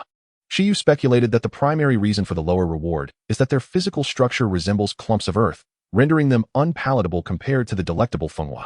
Taking Shi out for a few days of reflex training would be quite beneficial. The hardening training could take a temporary pause, as proficiency in hardening is currently sufficient. To cultivate pet beasts, a well-rounded approach is essential. After deciding to accept the task of eliminating tuxing shoe, Shi Yu prepared to register with his identification. However, while waiting in line, he noticed someone familiar ahead of him. The beast tamer in front of him seemed to sense something as well, instinctively turning around to meet Shi Yu's smiling face. What a coincidence! Has the Bingjia beast recovered? This individual was none other than Chen Kai, the exemplary student Shi Yu and Shi had recently bested after class. Upon seeing Shi Yu, Chen Kai's expression darkened instantly. It's recovered, he replied, clearly displeased. Are you here to take on a task? Shi Yu inquired. Chen Kai nodded. After his Bingjia beast was healed by a beast tamer proficient in battlefield recovery, the defeat weighed heavily on him. Determined to improve, he decided to seize the opportunity over the weekend to accept a task for self-training, arriving here faster than Shi Yu, who hesitated to spend on a taxi. Are you too? What task do you plan to undertake? Chen Kai asked after nodding, curious about what training task someone of Shi Yu's caliber would select, perhaps seeking some reference value. Eliminating tuxing shoe. Or rather, it seems to be tuxing shoe, Shi Yu replied. By yourself? Chen Kai was momentarily taken aback. Shi Yu nodded. Is there a problem? Generally, this task is better suited for a team, as tuxing shoe are quite cunning, and teamwork often facilitates large-scale extermination. How about we form a team? I'll take on this task too, Chen Kai eagerly proposed. Shi Yu was perplexed. What was with this person? Wasn't he exactly a beauty? And considering how he had just been defeated, why the eagerness? Isn't there much difference between doing it alone or with just two? Shi Yu mused. I can bring along 2 classmates. With someone to control, someone to draw aggro, and someone to deal damage, we could achieve greater efficiency. Shi Yu contemplated. While a few tuxing shoe posed little threat, a large number could indeed be troublesome if he stumbled upon a nest. Teaming up seemed a sensible choice, and he could not remain withdrawn as before. All right, Shi Yu finally conceded. Let's undertake this task together. Great. I'll gather 2 classmates tonight to form a standard 4-person team. Chen Kai smiled. If it were any other peers, he would not have been so eager. However, Shi Yu's prowess had indeed struck a chord, prompting him to seek a deeper understanding of how Shi Yu trained his pets. Could a lazy Shidiexing be trained with such creativity? After confirming their plans, they agreed to meet here tomorrow morning. Following this encounter, Shi Yu did not linger outside for long. On his way home, he stopped by the apothecary to replenish his supplies. You again? The young physician inside regarded Shi Yu with a peculiar expression. This marked Shi Yu's third visit in half a month. What could this person possibly be doing daily? The physician suspected Shi Yu might possess some innate talent. Cough. I've been increasing the training and combat volume for my pet beasts, and given my frail constitution since childhood, it's unavoidable, Shi Yu explained. The young physician expressed understanding and sympathy, providing Shi Yu with the supplements. Meanwhile, Shi Yu contemplated whether he should consider switching to another apothecary to avoid damaging his reputation. Chapter 22. Supervision. Upon returning home, Shi Yu began preparing dinner for Shi. That evening, after the little Shidiexing finished its meal of iron bamboo, Shi Yu consumed a couple of Mingshin capsules. He then called Shi over, intending to teach it a new skill. Shi, come here. Having enjoyed a hearty meal, Shi was ready to celebrate the day's victory, with plans for a training session that would double the intensity tonight. With food and drink taken care of, it could solely focus on training to gain formidable strength, leading to effortless victories in battle. This lifestyle made the little Shidiexing feel very fulfilled. The only downside was its unease when Shi Yu utilized the skill compendium. Skill, supervision, skill level, intermediate, description, a psychic skill that maximizes visual acuity at the expense of mental power. Status, teachability confirmed. Under Shi's bewildered gaze, Shi Yu proceeded to teach the supervision skill. At that moment, Shi's heart skipped a beat. It longed to proclaim to everyone that its strength stemmed entirely from its own hard work. Unfortunately, it couldn't voice this sentiment now. Alas, this newfound strength felt so unsteady. What I just taught you is the supervision skill. You can activate it by consuming mental power. Your vision should now be significantly enhanced, and you should even possess night vision capabilities. Initially conflicted, Shi's expression gradually turned serious upon hearing that its vision had improved to the point of achieving night vision. Wow. Shi rubbed its dark circles and dashed outside, gazing into the pitch-black night, its expression shifting to one of excitement. It leaped joyfully. Yay! Training at night is now so much more convenient. I must make up for the efforts I owe alongside this new training. Meanwhile, as the cool-down period for the skill compendium reverted to 48 hours, Shi Yu found himself languishing on his bed, utterly disenchanted. He anticipated that he would only begin to feel rejuvenated by the following morning. At this moment, all Shi Yu wished was for Shi to refrain from hammering away at the steel plates tonight, so he could enjoy a restful slumber. With such energy, it would be far better reserved for tomorrow's groundhog hunting, in a luxurious residential area not far from the Pingqing Beastmaster Association. Chen Kai had just returned home and was about to announce in the class group that they should team up for groundhog hunting the next day. However, at that moment, a private message popped up in his messaging app. Zhuang Yu, I saw you at the battle arena this afternoon. Chen Kai. Chen Kai, what did you see? Zhuang Yu. Everything that needed to be seen. Chen Kai's lips twitched as he held his phone. His once illustrious reputation flashed through his mind. The image of his classmate Zhuang Yu, with her glasses perched on her nose, flooded his thoughts, prompting a surge of indignation. She had seen it. Did that not mean that all the girls in the class would know? Consequently, the entire class would learn that he had been defeated by a passerby in an instant. Zhuang Yu. Do you know the Beastmaster who uses the Iron Eater? Chen Kai. What? Do you want to seek his advice on raising an Iron Eater? Zhuang Yu. Something like that. He left too quickly yesterday, and I couldn't keep up. Chen Kai. You've come to the right person. We need 2 more for groundhog hunting. Are you in? Also, find a Beastmaster with a contract beast that has control-type skills. We have enough firepower. We don't need more damage. The next day, at the usual spot, in the task hall of the Beastmaster Association, Shi Yu arrived early. But Chen Kai arrived even earlier. Did you not sleep well last night? Chen Kai inquired, noticing Shi Yu's yawns. Indeed, Shi Yu had not rested well. But it was of little consequence. Although Shi had behaved obediently and considerately the previous night, the after-effects of teaching intermediate skills were still significant. Nevertheless, Shi Yu found this state acceptable. After all, during his final year of high school, he had maintained a similar condition throughout the academic year and had grown accustomed to it. A little fresh air would soon revive him. Ultimately, regardless of the circumstances, his student days before his transmigration had been marked by academic excellence, physical health, and a well-rounded development in character, intellect, and artistry. This momentary weakness could not diminish his resolve. Where are the others you've invited? Shi Yu then asked. It seems they haven't arrived yet, but they should be here soon. Chen Kai replied. After waiting a while, the people Chen Kai had called for finally appeared. 2 girls, roughly the same age as him, dressed in ordinary sportswear. One had a round face, glasses, and a single ponytail, while the other had a standard oval face, student short hair, and was of decent height. Shi Yu. This is my classmate, Zhuang Yu. The other is her friend, Yu Jingjing, a Beastmaster from the experimental middle school. Hello, Shi Yu nodded. Greetings, esteemed one. The two chimed in unison. Shi Yu thought to himself, what a peculiar form of address. It feels rather awkward. Chen Kai cleared his throat and said, both of them passed by the battle arena yesterday and witnessed our duel. All right, let us each introduce our circumstances, not wanting to dwell on the previous day's combat. Chen Kai quickly shifted the topic.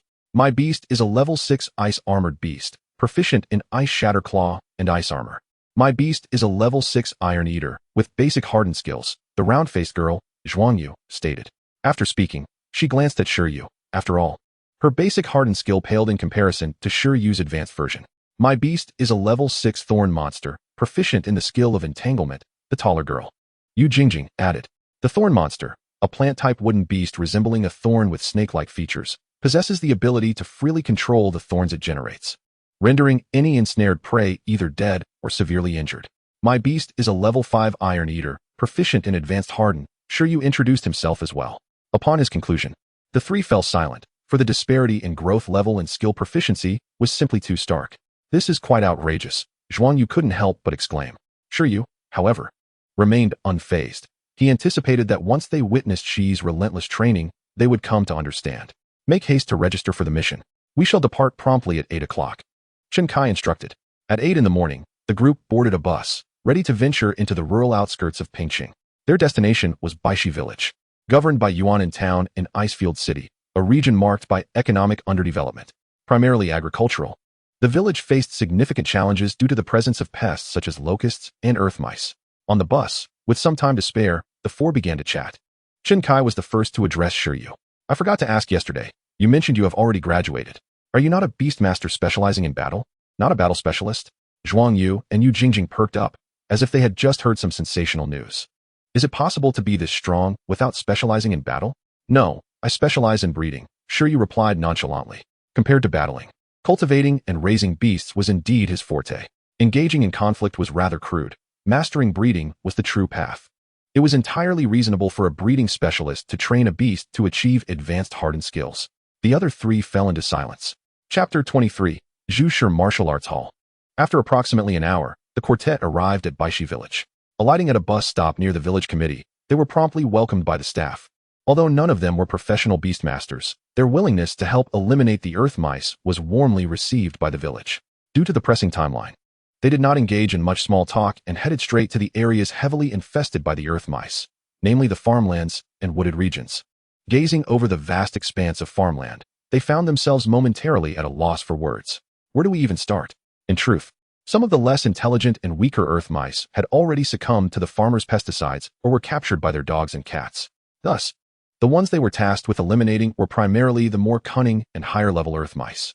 These earth mice were elusive, adept at stealth, and possessed formidable combat skills, making them quite difficult to eradicate. Let us summon our beasts first, Shi Yu suggested. In such a complex environment, the only one capable of pinpointing the earth mice would be Shi, with its extraordinary vision. All right. With that, the four communicated with their Beastmaster space and summoned their beasts. In front of Shi Yu and Zhuang Yu appeared an Iron Eater, while Chen Kai summoned his ice-armored beast, and Yu Jingjing called forth a thorny serpent-like creature. As soon as they finished summoning their beasts, Zhuang Yu's attention was captured by Shi. Having only observed from a distance the previous day, she had not noticed much. But now, up close, she could see that Shi Yu's Iron Eater was perfectly developed, exhibiting a vibrant coat and a robust physique, all indicative of excellent health. Esteemed one, is your Iron Eater also from the Taizhou breeding base? Indeed, Shi Yu nodded. It was likely that all Iron Eaters in Icefield City had originated from the Taizhou breeding base, including Zhuang Yu's. However, Zhuang Yu's Iron Eater was noticeably larger than Shi Yu's, indicating it was older, and the two beasts were probably not from the same batch of cubs. Due to the fact that they were not from the same litter, the two SHTSHU appeared to be unfamiliar with each other. SHY cast a brief glance at the other before quickly averting his gaze. Meanwhile, CHNKISBNGSH, kept a wary eye on SHY, its body seemingly on the verge of melting away. Wait a moment. You are not an apprentice of the ZHSH martial arts school, are you? Zhu Yu suddenly recalled something. With SHY's impressive abilities, this seemed to be the only explanation. No, SHY shook his head. The ZHSH Martial Arts School and the TZH Breeding Base are under the same ownership. The owner of the martial arts school is the same as that of the breeding base. The TZH Breeding Base serves as a breeding ground for SHTSHU, while the ZHSH Martial Arts School is dedicated to training Beastmasters who have contracts with SHTSHU. The current master of the ZHSH Martial Arts School is a Grandmaster-level Beastmaster specializing in breeding SHTSHU. His SHTSHU possess not only hardening abilities, but also command the powers of lightning and fire, employing exceptionally unique breeding techniques. It can be said that in Being City, when it comes to expertise in breeding SHTSHU, Beastmasters would undoubtedly point to those from the ZHSH Martial Arts School. It is not surprising that Zhu Yingyu suspects SHY to be an apprentice of the ZHSH Martial Arts School. Even if SHY claimed to be a direct disciple, she would likely believe him. However, although SHY currently has no ties to the ZHSH Martial Arts School, it is inevitable that he will seek their guidance for mutual learning in the future. I thought for sure you were a direct disciple of the ZHSH Martial Arts School, Zhu Yingyu laughed. Currently, the most formidable Beastmaster in our Ing must be Master LN, CHNK, I remarked, with distinctions of intern, professional, and master. The master of the ZHSH Martial Arts School mentioned by CHNK, is indeed a master-level Beastmaster. His prowess ranks among the finest in all of Being City. I am not certain if Master LN is the strongest, but his daughter seems to be the youngest professional Beastmaster in our Ing. YJ added. It appears she passed the professional assessment at the age of 18 and later, I heard she entered one of the top 9 academies for further studies. I wonder what level she has achieved now. You are behind on your news. That LN later chose to specialize in breeding, and she has since returned to Ing. My SHTSHU was selected with her help, Zhu Yingyu responded. Sister Shi mentioned that she chose this field to research the potential for SHTSHU to evolve again. I wonder if she was successful. However, I suspect it is exceedingly difficult. Master LN has devoted his life to breeding SHTSHU without finding any possibility of further evolution. It seems they can only remain as they are. Moreover, even if it were discovered, it would not concern us. The SHTSHU in front of Zhu Yingyu dozed off, exhibiting an utterly peaceful demeanor, indifferent to the world. Let us not linger on this. I have spotted ATXing SHY announced. While the others engaged in conversation, SHY, utilizing its supervision, had already pinpointed ATXing SH. It showed no concern for the prospect of evolution. It was content with its current state. Alerted by SHY followed its gaze. In a corner of a farmland, a giant rodent, approximately 30 centimeters in length, with a hairless and earthy texture, was stealthily plucking red fruits. Over there, SHY pointed, and the other 3 turned their attention. Judging by its size, it appeared to be a level 4 creature, solitary, and posing minimal threat. The challenge lay in eliminating it before it could react and burrow away. The books indicate that TXing SH are highly vigilant. They are more sensitive to temperature than sound or light. As the SHTSHU and BingSHU approach, the temperature influence may alert it. CHNK noted. I will have my Jingzigui disguise itself as a plant to approach it, and see if it can ensnare it directly. However, I am uncertain if the thorns of the Jingzigui can penetrate its earthen shell, so you all should be prepared to follow. The other 3 agreed to this strategy, and at YJing's command, her Jingzigui began to disguise itself as a plant, slowly crawling along the ground. The Jingzigui indeed resembled a plant remarkably well, being a plant life form itself. The TXing SH remained entirely oblivious, perceiving such flora merely as food. Advanced hunters often present themselves in the guise of their prey. Simultaneously, SHY and the BingSHU also readied themselves for the hunt. Only Zhu Yingyu's SHTSHU remained perplexed, staring with its dark-ringed eyes. Straining to see, where is the TXing SH? Why can't I see it? This was typical behavior for a SHTSHU, as the TXing SH's camouflage was exceedingly effective. Soon, the Jingzigui reached the vicinity of the TXing SH, extending its thorn-covered tendrils, locking onto its target.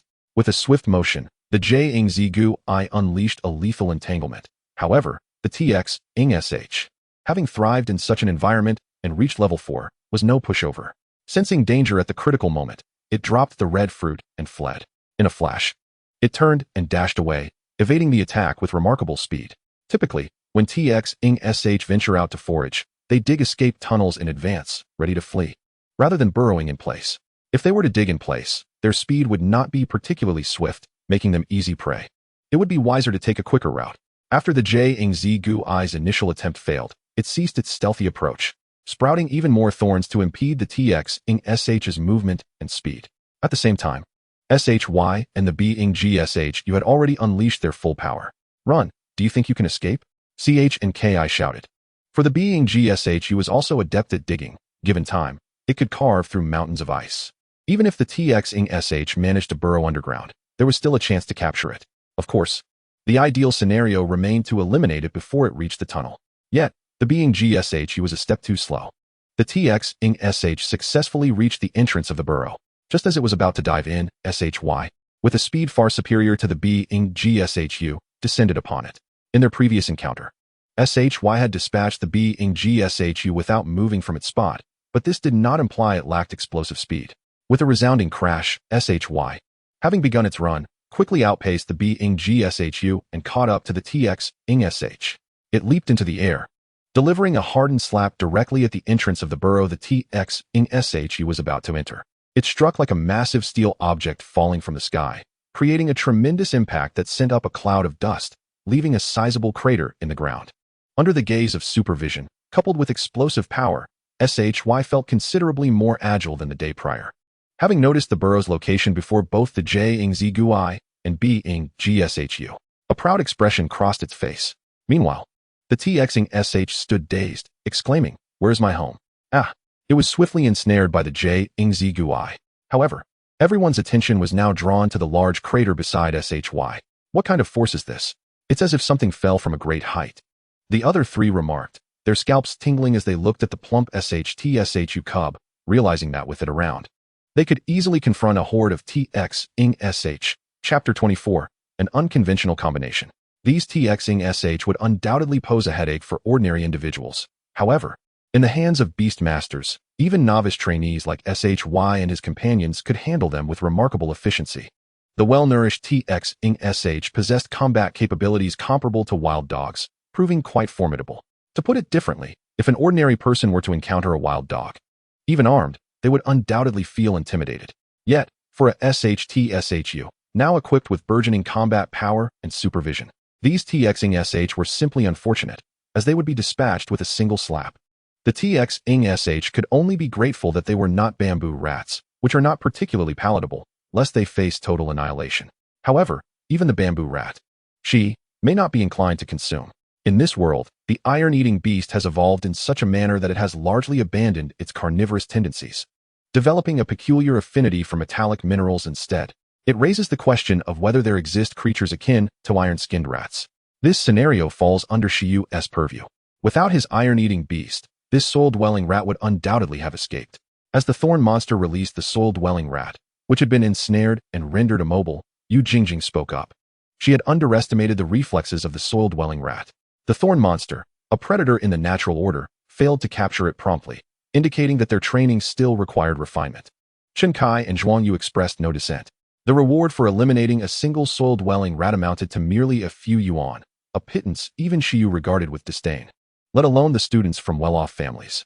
Shi Yu contemplated that if they could eliminate 100 soul-dwelling rats in a day, considering Shi's energy expenditure and nutritional needs, they might just break even. Nonetheless, he would not venture here solely for profit. Honing his supervision was of paramount importance. Let us proceed as discussed on the vehicle and split up, Shi Yu suggested. All right, Chen Kai nodded. We will rendezvous at noon. This division of labor would enhance their efficiency.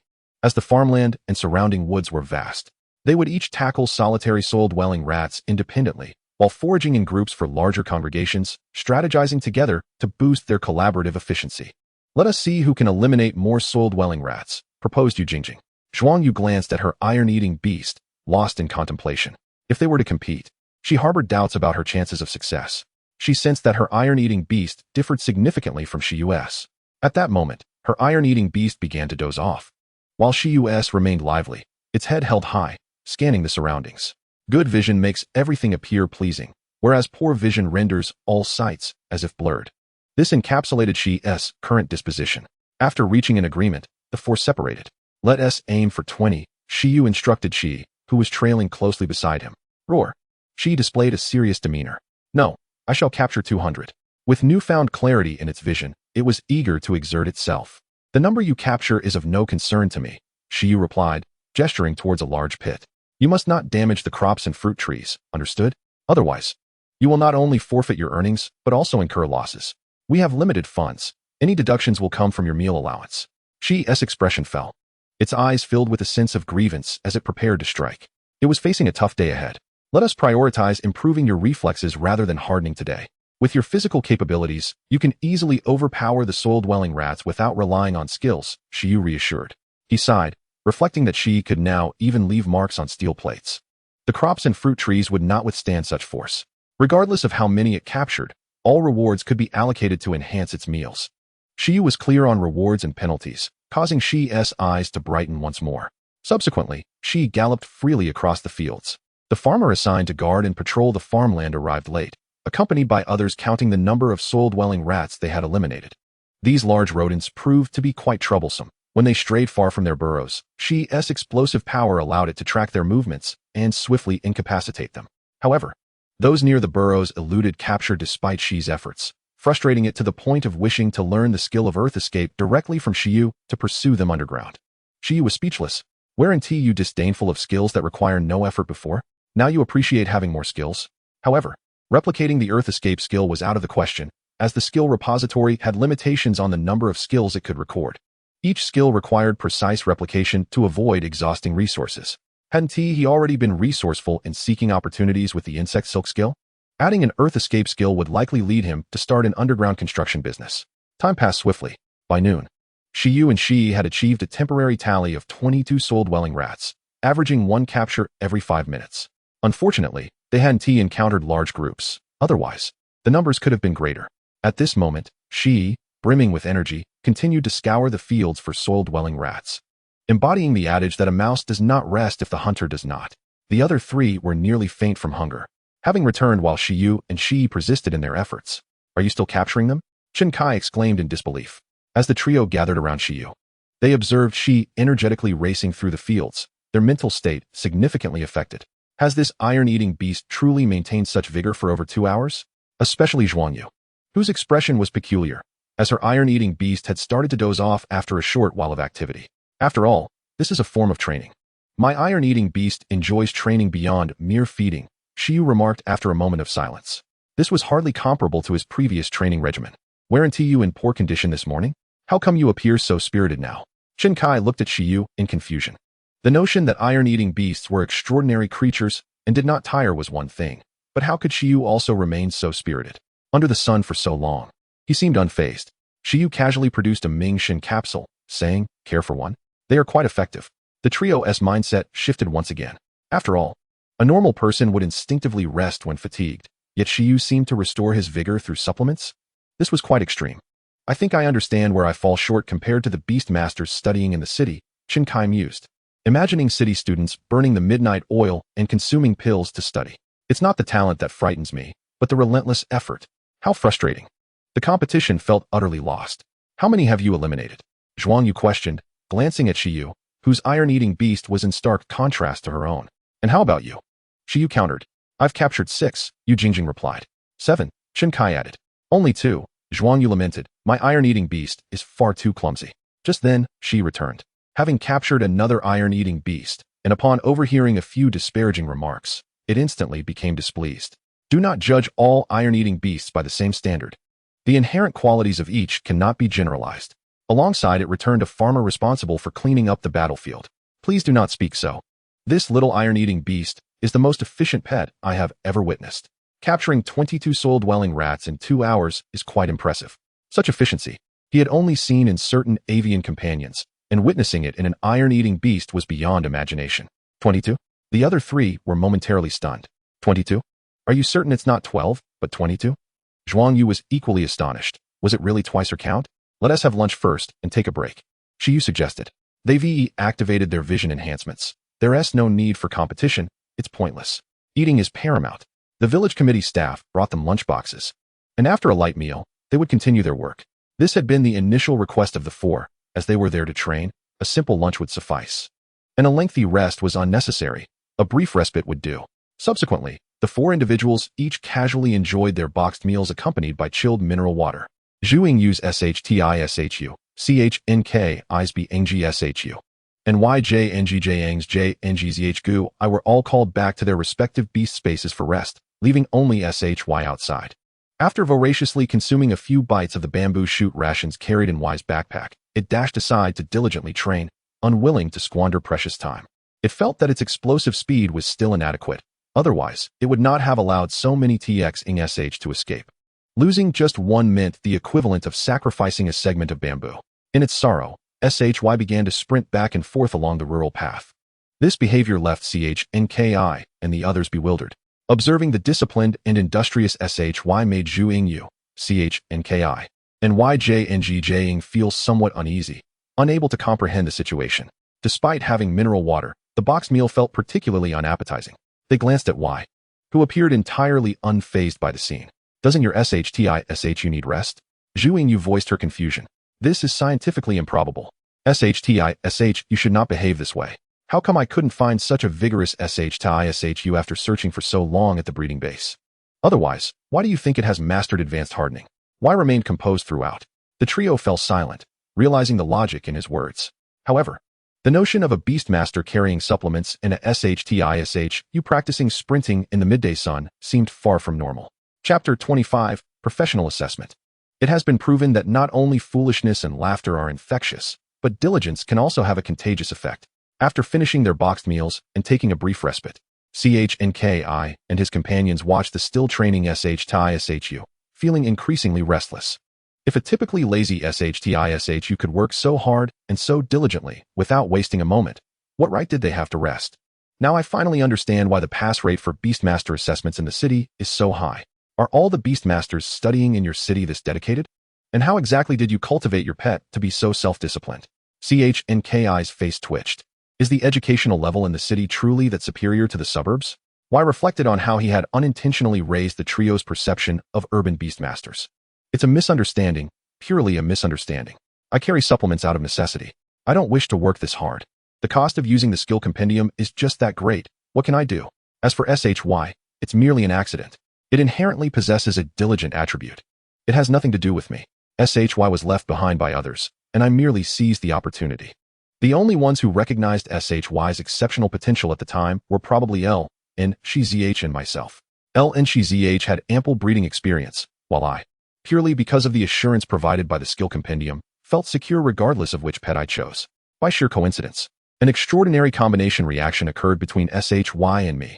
In any case, there is no need to emulate them. They are exceptions.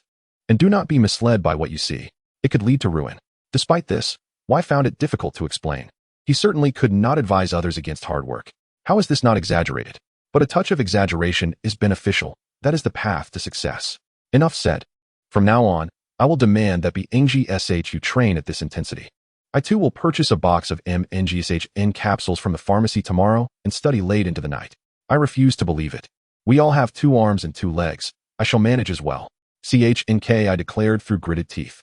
He shamelessly accompanied Y to undertake tasks, eager to discover the source of Y's strength. Now that he finally had a lead, he was determined to try it for himself. Zhu Yingyu and YJNGJing exchanged glances. Though they remained silent, they too sensed a twinge of complacency. Tomorrow certainly held ample opportunity for effort. Y remarked, "Do you truly intend to push this hard? Then I wish you success. After all, diligence is not a vice." Y felt gratified that his commendable qualities could influence others. Y, are you preparing to participate in the professional Beastmaster assessment? By the way, are you specializing in breeding or planning to assess as a professional breeder?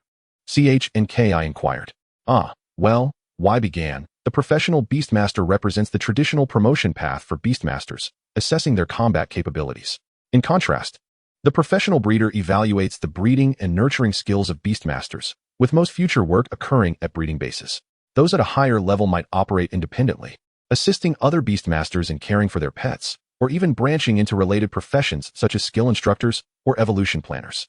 Logically speaking, Y specialized in breeding and possessed a skill compendium. Undertaking the assessment to become a professional breeder would undoubtedly yield lucrative returns. However, his second unique talent was rather peculiar, and Y feared exposure might lead to dire consequences. Although this nation is a society governed by law, a distinct class division exists between high-level Beastmasters and ordinary people, evident from the absence of a relatively equitable path to advancement, such as the college entrance examination. The prevalence of underhanded tactics during public battles among Beastmasters and the ensuing faction rivalries and national competitions pose considerable danger. Furthermore, some highly intelligent extraordinary beings eye human territories with malice, and Y is unwilling to relinquish his freedom. After some contemplation, Y resolved that unless the teaching method of the skill compendium could be altered, he would not instruct others' pets in skills until he possessed formidable self-defense capabilities. He would not even impart knowledge to semi-intelligent wild creatures, unless the pet was akin to the Qingmi Nching, which possesses almost no intelligence and would remain oblivious to what transpired after instruction, thus eliminating safety concerns. In summary, Y could only confidently teach pets with whom he had established a soul contract. Therefore, he believed it prudent to first undertake the professional Beastmaster assessment to enhance his combat abilities. Many exceptional Beastmasters can teach skills outside their pet species, akin to the SHTISHU from the ZHD Osh Martial Arts School, which possesses many capable of mastering lightning and fire skills. Even rare wild pets with considerable talent might also learn skills beyond their species. For instance, the Wolf King of the Su Eling tribe typically possesses intimidation skills. Such personal skill teaching manuals, although somewhat outrageous, are relatively common in higher-level Beastmaster circles and are not beyond possibility. Conversely, the ability to replicate skills and teach them to pets upon contact has yet to emerge, particularly as he is a dual-talent reincarnator. In other words, he is an invasive species, an insecure situation. In this relatively perilous world, strength is fundamental. Enhancing one's power is never a misstep. Although I specialize in breeding, I intend to focus on preparing for the professional Beastmaster assessment, Y stated. His response immediately piqued the interest of CHNKI and his companions. CHNKI remarked, "Let me calculate. It should be the next assessment and the one after, right? Perhaps we will be able to participate together at that time." The professional Beastmaster assessment occurs annually on January 1st, and with it now being July, there remains less than half a year until the next assessment begins. Shi Yu's Iron-Eating Beast is currently at Awakening Level 5, while Chun Kai's Ice-Armored Beast is at Awakening Level 6. This level does not meet the standards required for the professional assessment. The first round of the professional Beast Tamer assessment requires that the tamed beasts possess extraordinary combat power, which is only achievable after reaching Awakening Level 10. It is unlikely that their beasts will reach level 10 in just 6 months, let alone attain extraordinary status. Consequently, Chun Kai instinctively judged that Shi Yu, like himself, intended to participate in the subsequent assessment. However, if I fail the next assessment, then we can still aim for the one after that, Shi Yu replied earnestly. His meager savings would not suffice to sustain the training of his beast for a year and a half without a subsequent source of income. Therefore, obtaining the professional certification as soon as possible would alleviate some of Shi Yu's financial strain. He planned to participate in the upcoming professional assessment in 6 months. Chun Kai responded with confusion, "But your Iron-Eating Beast has only just reached level 5. Isn't it somewhat unreasonable to expect it to achieve extraordinary status in just 6 months? Growth levels become increasingly challenging to enhance as one progresses. The bottleneck from awakening to extraordinary has hindered countless creatures. The transformation from ordinary to extraordinary entirely hinges on the ability to breach the extraordinary threshold.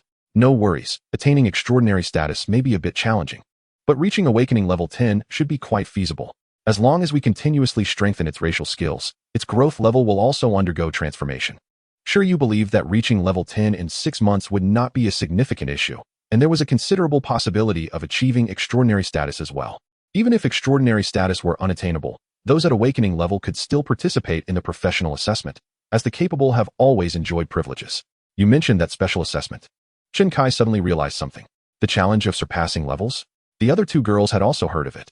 There exists a special standard for certain talented beast tamers and their high-level beasts. Even if their growth level has not yet reached extraordinary, those who can defeat actual extraordinary creatures during the awakening phase possess extraordinary combat power and are eligible for the subsequent professional assessment. Yes, if they cannot reach extraordinary status. This route is indeed a viable option, Shi Yu smiled. For a level 5 beast capable of mastering advanced racial skills, surpassing levels should not pose much difficulty. At this moment, Chun Kai also understood, for an iron-eating beast that could master proficient racial skills at level 5, surpassing levels was indeed not a daunting task. He felt somewhat regretful for asking so many questions, realizing his own sense of inadequacy as a beast tamer compared to his peers. Upon returning, the training intensity of the ice-armored beast would need to be significantly increased. In the eyes of the 3, Shi Yu remained a figure of mystery and strength, though they were uncertain whether he could indeed pass the professional assessment in the next round. After a brief respite, which was not particularly long, influenced by Shi Yu. They decided to continue capturing the earth mice for training. For the sake of their future, they had to make do with the earth mice. However, before they could set off, the loudspeaker of the village committee in by Shi village suddenly blared. The announcement was so loud that even Shi Yu and the others, who were far from the village center, could hear it distinctly. At that moment, upon hearing the broadcast, their expressions shifted dramatically. Attention, all villagers. Attention, all villagers. A yellow warning signal for a beast tide has been issued in the city. There is a significant gathering of ferocious beasts outside the city walls, and their numbers are trending upward. All departments and individuals should prepare accordingly, as per the defense guidelines. What the heck? Under the resounding voice, Chen Kai could not help but express his feelings, and both Zhuang Yu and Yu Jingjing displayed visible signs of confusion and anxiety. A beast tide? The term was not unfamiliar to them. 10 years ago, Pingcheng City underwent reconstruction due to a beast tide.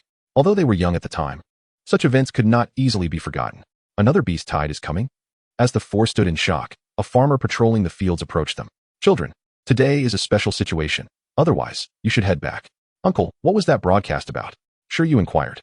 I'm not too sure either. But it's likely that the animals from the snow mountain are restless again. A yellow warning sounds quite serious. If the situation escalates, we may even need to evacuate. Although the uncle seemed perplexed, his expression did not betray much panic. At that moment, Shi Yu also realized that there was no need for alarm just yet.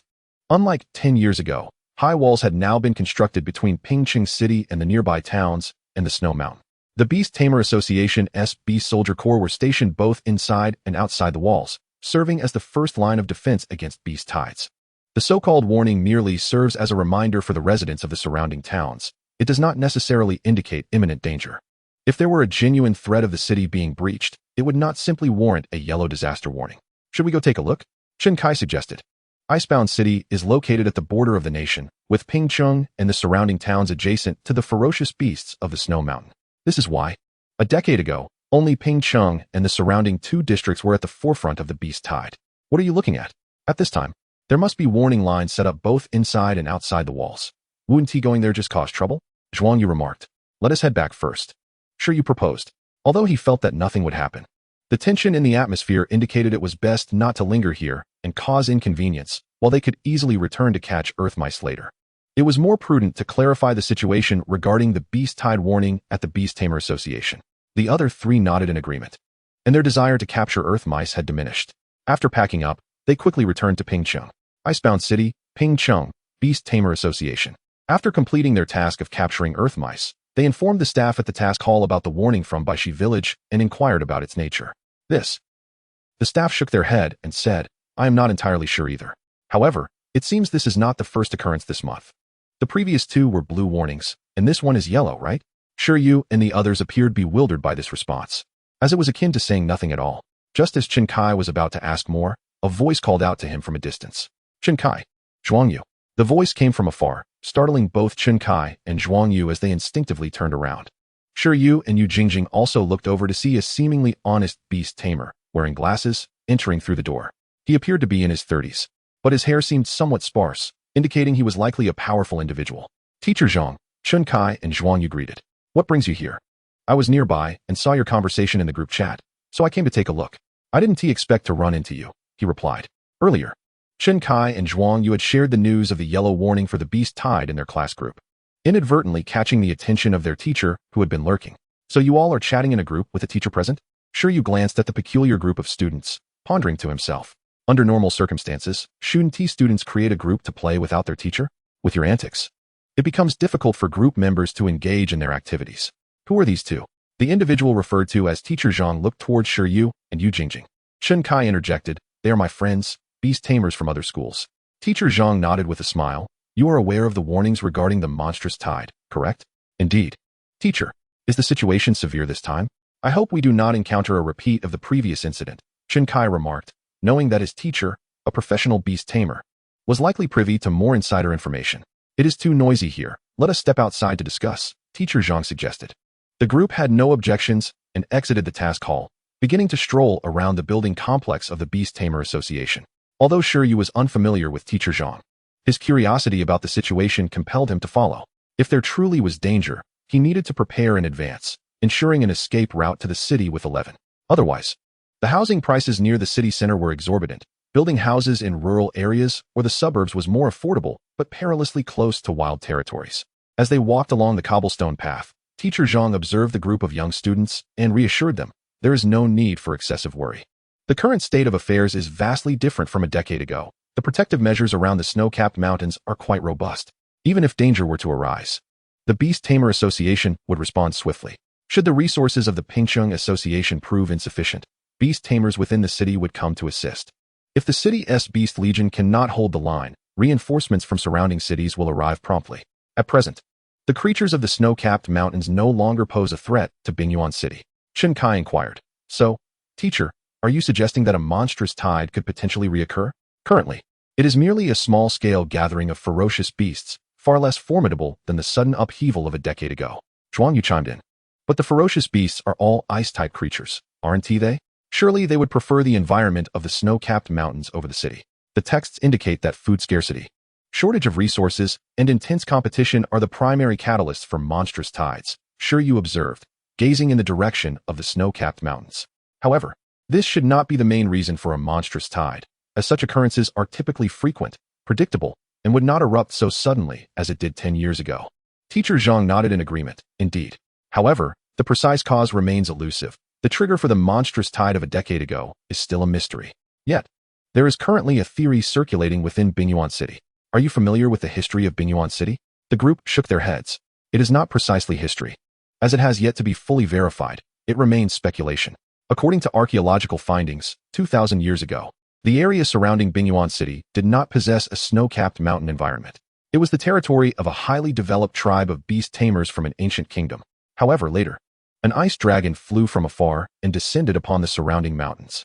This formidable ice dragon, even in mere residence, indirectly precipitated the onset of the Little Ice Age, causing great suffering to this tribe of beast tamers.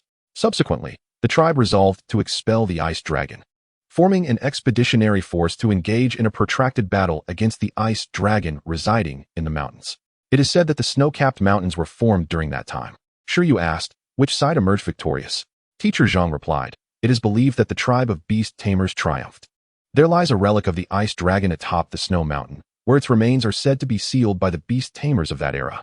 Even now, the area surrounding the relic occasionally resonates with draconic might. However, 2,000 years have passed, and even that ice dragon should have perished by now.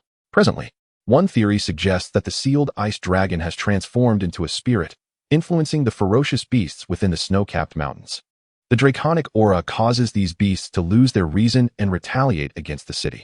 The group turned their gaze once more towards the snow-capped mountains. An ice dragon spirit? This was the first time they had heard of such a matter. Teacher Zhang pointed to a stone giant statue not far ahead, saying, do you see that? It is one of the ancient artifacts excavated by archaeologists, believed to be the totem of that tribe. As they conversed, they arrived at a vast park.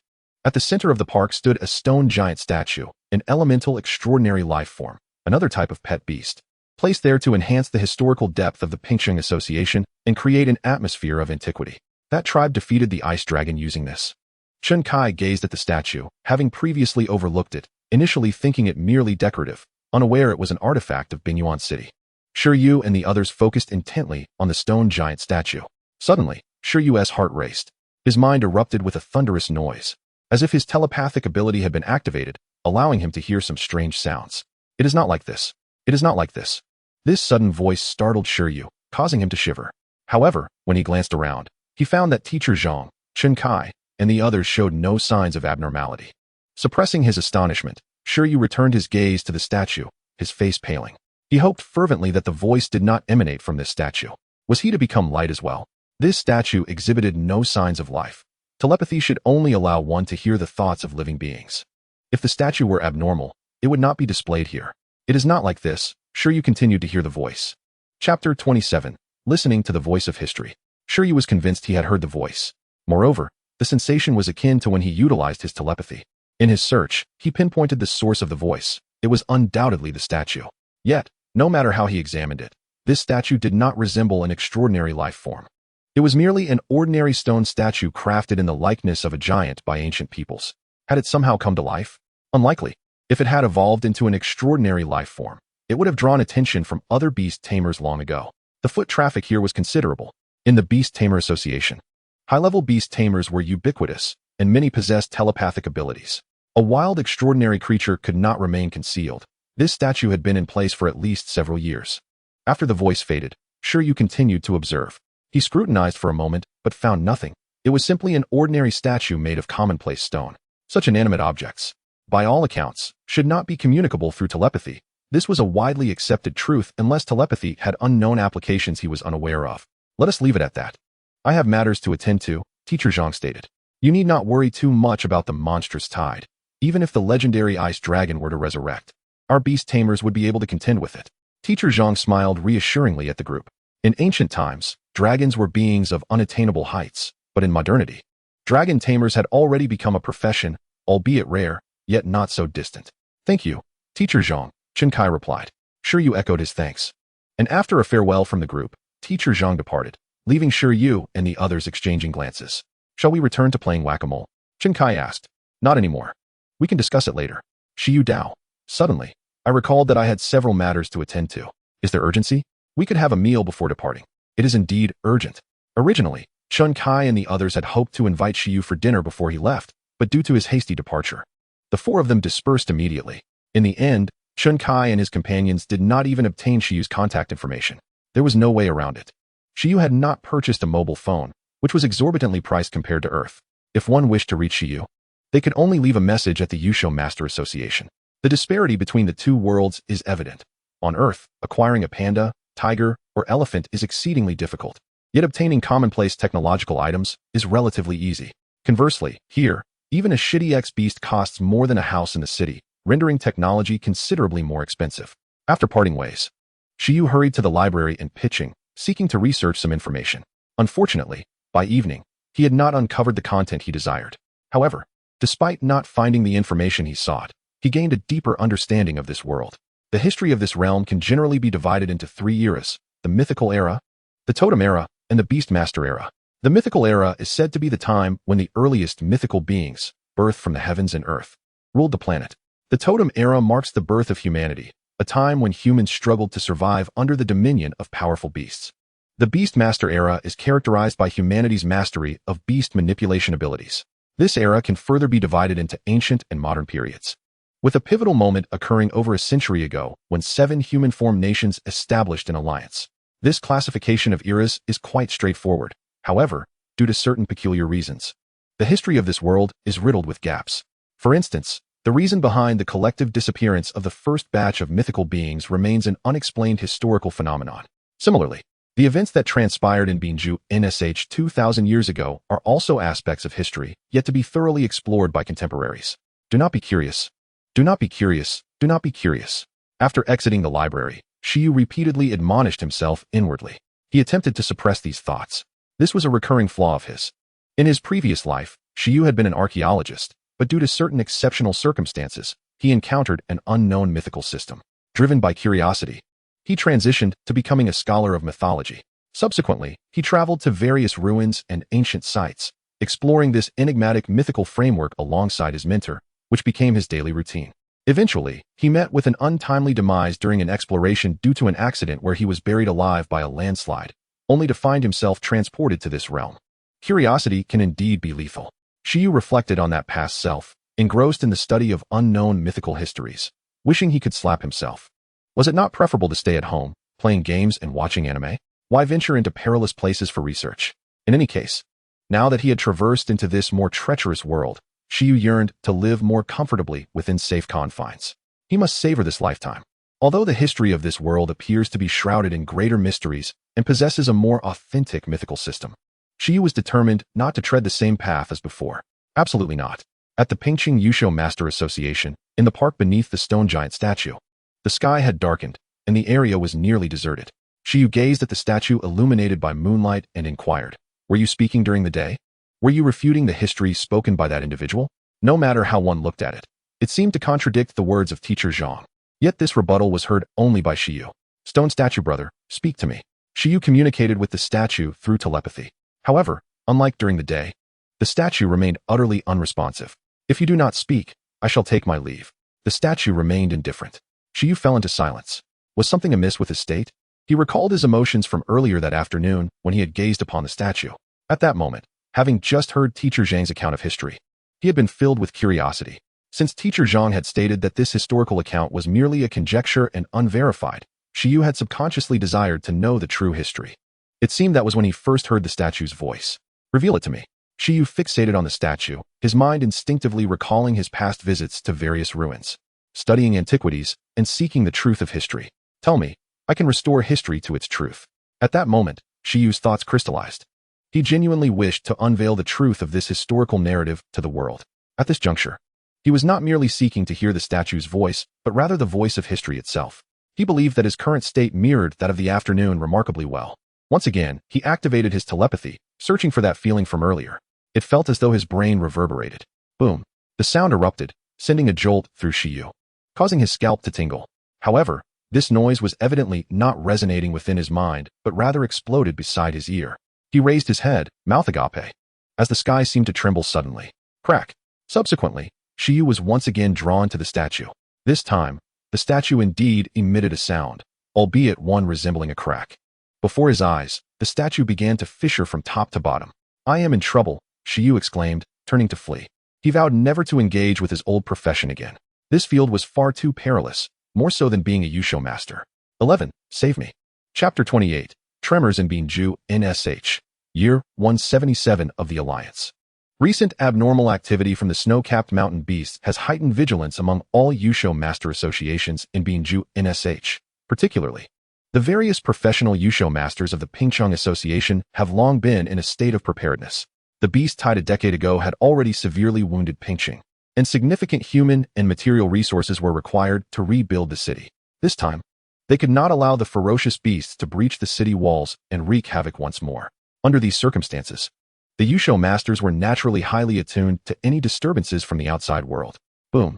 During this urgent period, a tremendous sonic boom resonated above Pingcheng, causing the tightly wound nerves of several Yusho masters to snap. Is the beast tide attacking the city? Why is there no information at all? On a brighter note, perhaps it was merely an earthquake. What could have transpired? This sound was immense, audible not only to the Yusho masters, but even to ordinary citizens, who instinctively stepped outside to observe. Yet, it was merely a colossal sonic boom, and thereafter, there were no further anomalies. At the Pingcheng Yusho Master Association's headquarters atop a high-rise, a middle-aged man dressed in a gray suit stood there, gazing up at the sky, which resembled a shattered mirror. Lost in contemplation. "President, what was that just now?" The other districts and associations within the city had also sensed the anomaly. The rooftop door swung open, and a tall secretary hurried over, as the impact of that disturbance on Binju NSH was unexpectedly significant. Even regions beyond had detected slight changes. The figure in the gray suit spoke. "In such circumstances, I have merely heard rumors, and am uncertain if my speculations hold any truth. If they do, it may not necessarily be a misfortune.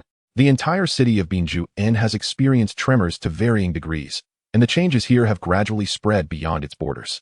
Meanwhile, the protagonist of this incident has anxiously returned home, donning an apron to prepare a meal. SHY, eat well. Grow strong, for this world is fraught with peril, and you must become more powerful to safeguard us. The small SHTSHU took a bewildered look at the pile of bamboo shoots. Although it was unclear what had transpired, today SHY was unusually generous. Hooray! Unbeknownst to SHY, who was at home, the discussions of passers-by had led him to believe that the situation was far from simple. The commotion was rather excessive. "Ah, SHY, your mouth is quite troublesome. What are you chatting with the rock about? Now we have a problem, don't we?" Before he could ascertain the situation, SHY resolved to remain indoors. Aside from buying groceries and medicine, he would venture nowhere else. As he made this decision, a call came from the persimmon tree nearby. The Qingmi NCH-ing in its cage, upon seeing the abundance of treats SHY had prepared for the SHTSHU, immediately expressed its hunger. "You should eat more too. The fatter you get, the more silk you can produce." Subsequently, SHY provided the Qingmi NCH-ing with a heap of leftover vegetable leaves, and it happily began to feast. Much easier to tend to than SHY. Sighing, he thought he might as well finish preparing dinner for them, and then rest, as the day had been quite exhausting. Having not yet recovered from the after effects of teaching the skill of supervision, the emergence of this new incident had drained his energy. He planned to take a nap, and hoped that tomorrow might dawn anew, filled with hope. Once rejuvenated, he could resume teaching SHY new skills to enhance its combat abilities. Name, SHTSHU. Attribute, Gold. Racial level, Medium Extraordinary. Growth level, Awakening level 5. Skills, Hardening, Mastery, Rapid Healing, Beginner, Supervision, Beginner. Currently, SHY's profile was satisfactory to SHY. Among the 6 skills he had gathered, there were still 2 high-tier skills, Intimidation and Absolute Sleep, that he had yet to teach. These skills would undoubtedly demand greater energy, so SHY decided to delay their instruction. For the time being, he would focus on enhancing the proficiency of already mastered skills. The following day, SHY took time to rest and recuperate. To maximize resource utilization, he released the Qingmi NCH from its cage and assigned it a task, much to its bewilderment. Today, you will assist SHY in training. A good practice session will entitle you to extra treats. In the yard, he delineated 2 areas, one for the Qingmi NCH and the other for SHY. Once the Qingmi NCH reached mastery level with its silk, it could employ various techniques, such as the silk beam. This technique involved the Qingmi NCH condensing silk into a finger-length strand before propelling it forward like an arrow, akin to a concealed weapon. Although its current power could not penetrate even the clothing SHY had purchased from a street vendor, the speed was commendable. Under the Qingmi NCH's fire, the silk could traverse from one end to the other in a flash. Moreover, with mastery of the silk, the Qingmi NCH could unleash successive beams, creating a barrage akin to a rain of arrows. SHY's arrangement clearly aimed to utilize this silk application to further train SHY's supervision, whether dodging the small, inconspicuous high-speed beams or accurately predicting their landing points. Preparing for localized hardening would serve as excellent training methods. Most importantly, it generated minimal noise. Understanding that the Qingmi NCH possessed limited intelligence, SHY endeavored to communicate through mental connection, providing numerous examples. In the end, he was uncertain if it comprehended, but SHY certainly did. Woo! SHY evidently found this an excellent training method. It promptly grasped the Qingmi NCH, urging it to train alongside itself. How can you spend every day sleeping in a cage? The essence of life lies in training. Let's do this together. The Qingmi NCH emitted an innocent sound. Subsequently, SHY cheerfully stepped out to buy groceries, during which he inquired about the previous day's events. Though still unclear on the specifics, it was reported that the Beastmasters Association and PNGCH had suspended many operations and was under heavy lockdown. Tasks such as the mole-whacking mission were no longer feasible. Concerned, SHY pondered the implications of the statue's fracture in the park. Surely, it would not lead back to him. At that time, there had been few people around, and this world did not favor surveillance cameras. So he hoped it would not come to that. Nevertheless, he could not guarantee his safety, for this was a world imbued with extraordinary powers. Until clarity emerged regarding the situation, he could not afford to confess his involvement and had to maintain the facade of ignorance. On that day, the presidents of the Beastmasters Associations from various districts of Binju convened in PNGCH. In a certain valley of PNGCH, 9 master-level Beastmasters of varying ages gazed in awe at the spatial portal formed by the fissures descending from the sky. Indeed, it was a secret realm, or perhaps an ancient relic space. Apart from these 9, a 10th individual was present. Unlike the seasoned masters, the 10th was a remarkably young woman in her early 20s. With tea-colored short hair, she wore a white shirt, a black skirt, and a knee-length white lab coat. Her expression icy and her gaze beneath her glasses focused and earnest. Dr. L, what is your perspective? Several of them inquired respectfully. LQ replied, I once attempted to decipher the ice dragon ruins, but alas, I failed. The information at hand is still insufficient to unveil the truth of Binju's history. Now that this relic has emerged, perhaps it can provide more insights.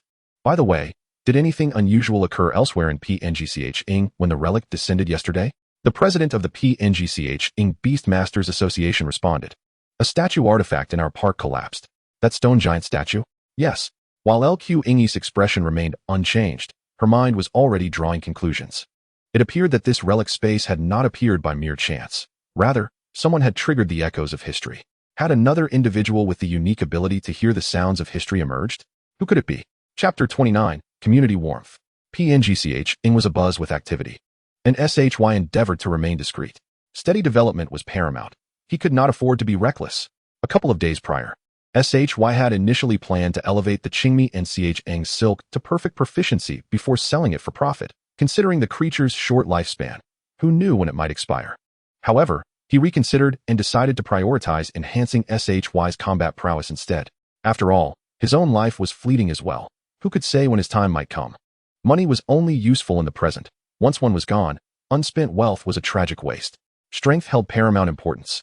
Having recovered from the fatigue of teaching supervision, SHY once again utilized the skill compendium on SHY without hesitation. This time, he focused on the supervision skill once more. Through the instruction of the second tier of supervision, he successfully elevated the mastery of the ability to a proficient level. This process also resulted in a slight enhancement of Shi's mental strength. The improvement in skill mastery would subsequently stimulate the growth of his pet, with the specific aspect of growth being contingent upon the attributes of the skill.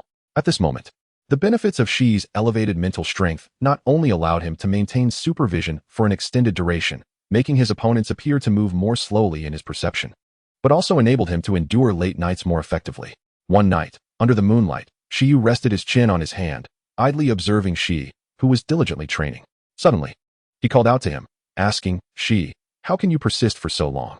Each time he witnessed the little iron-eating beast's earnest training, Shi Yu felt an urge to meditate diligently, aspiring to upgrade his beast mastery space and enhance his own abilities.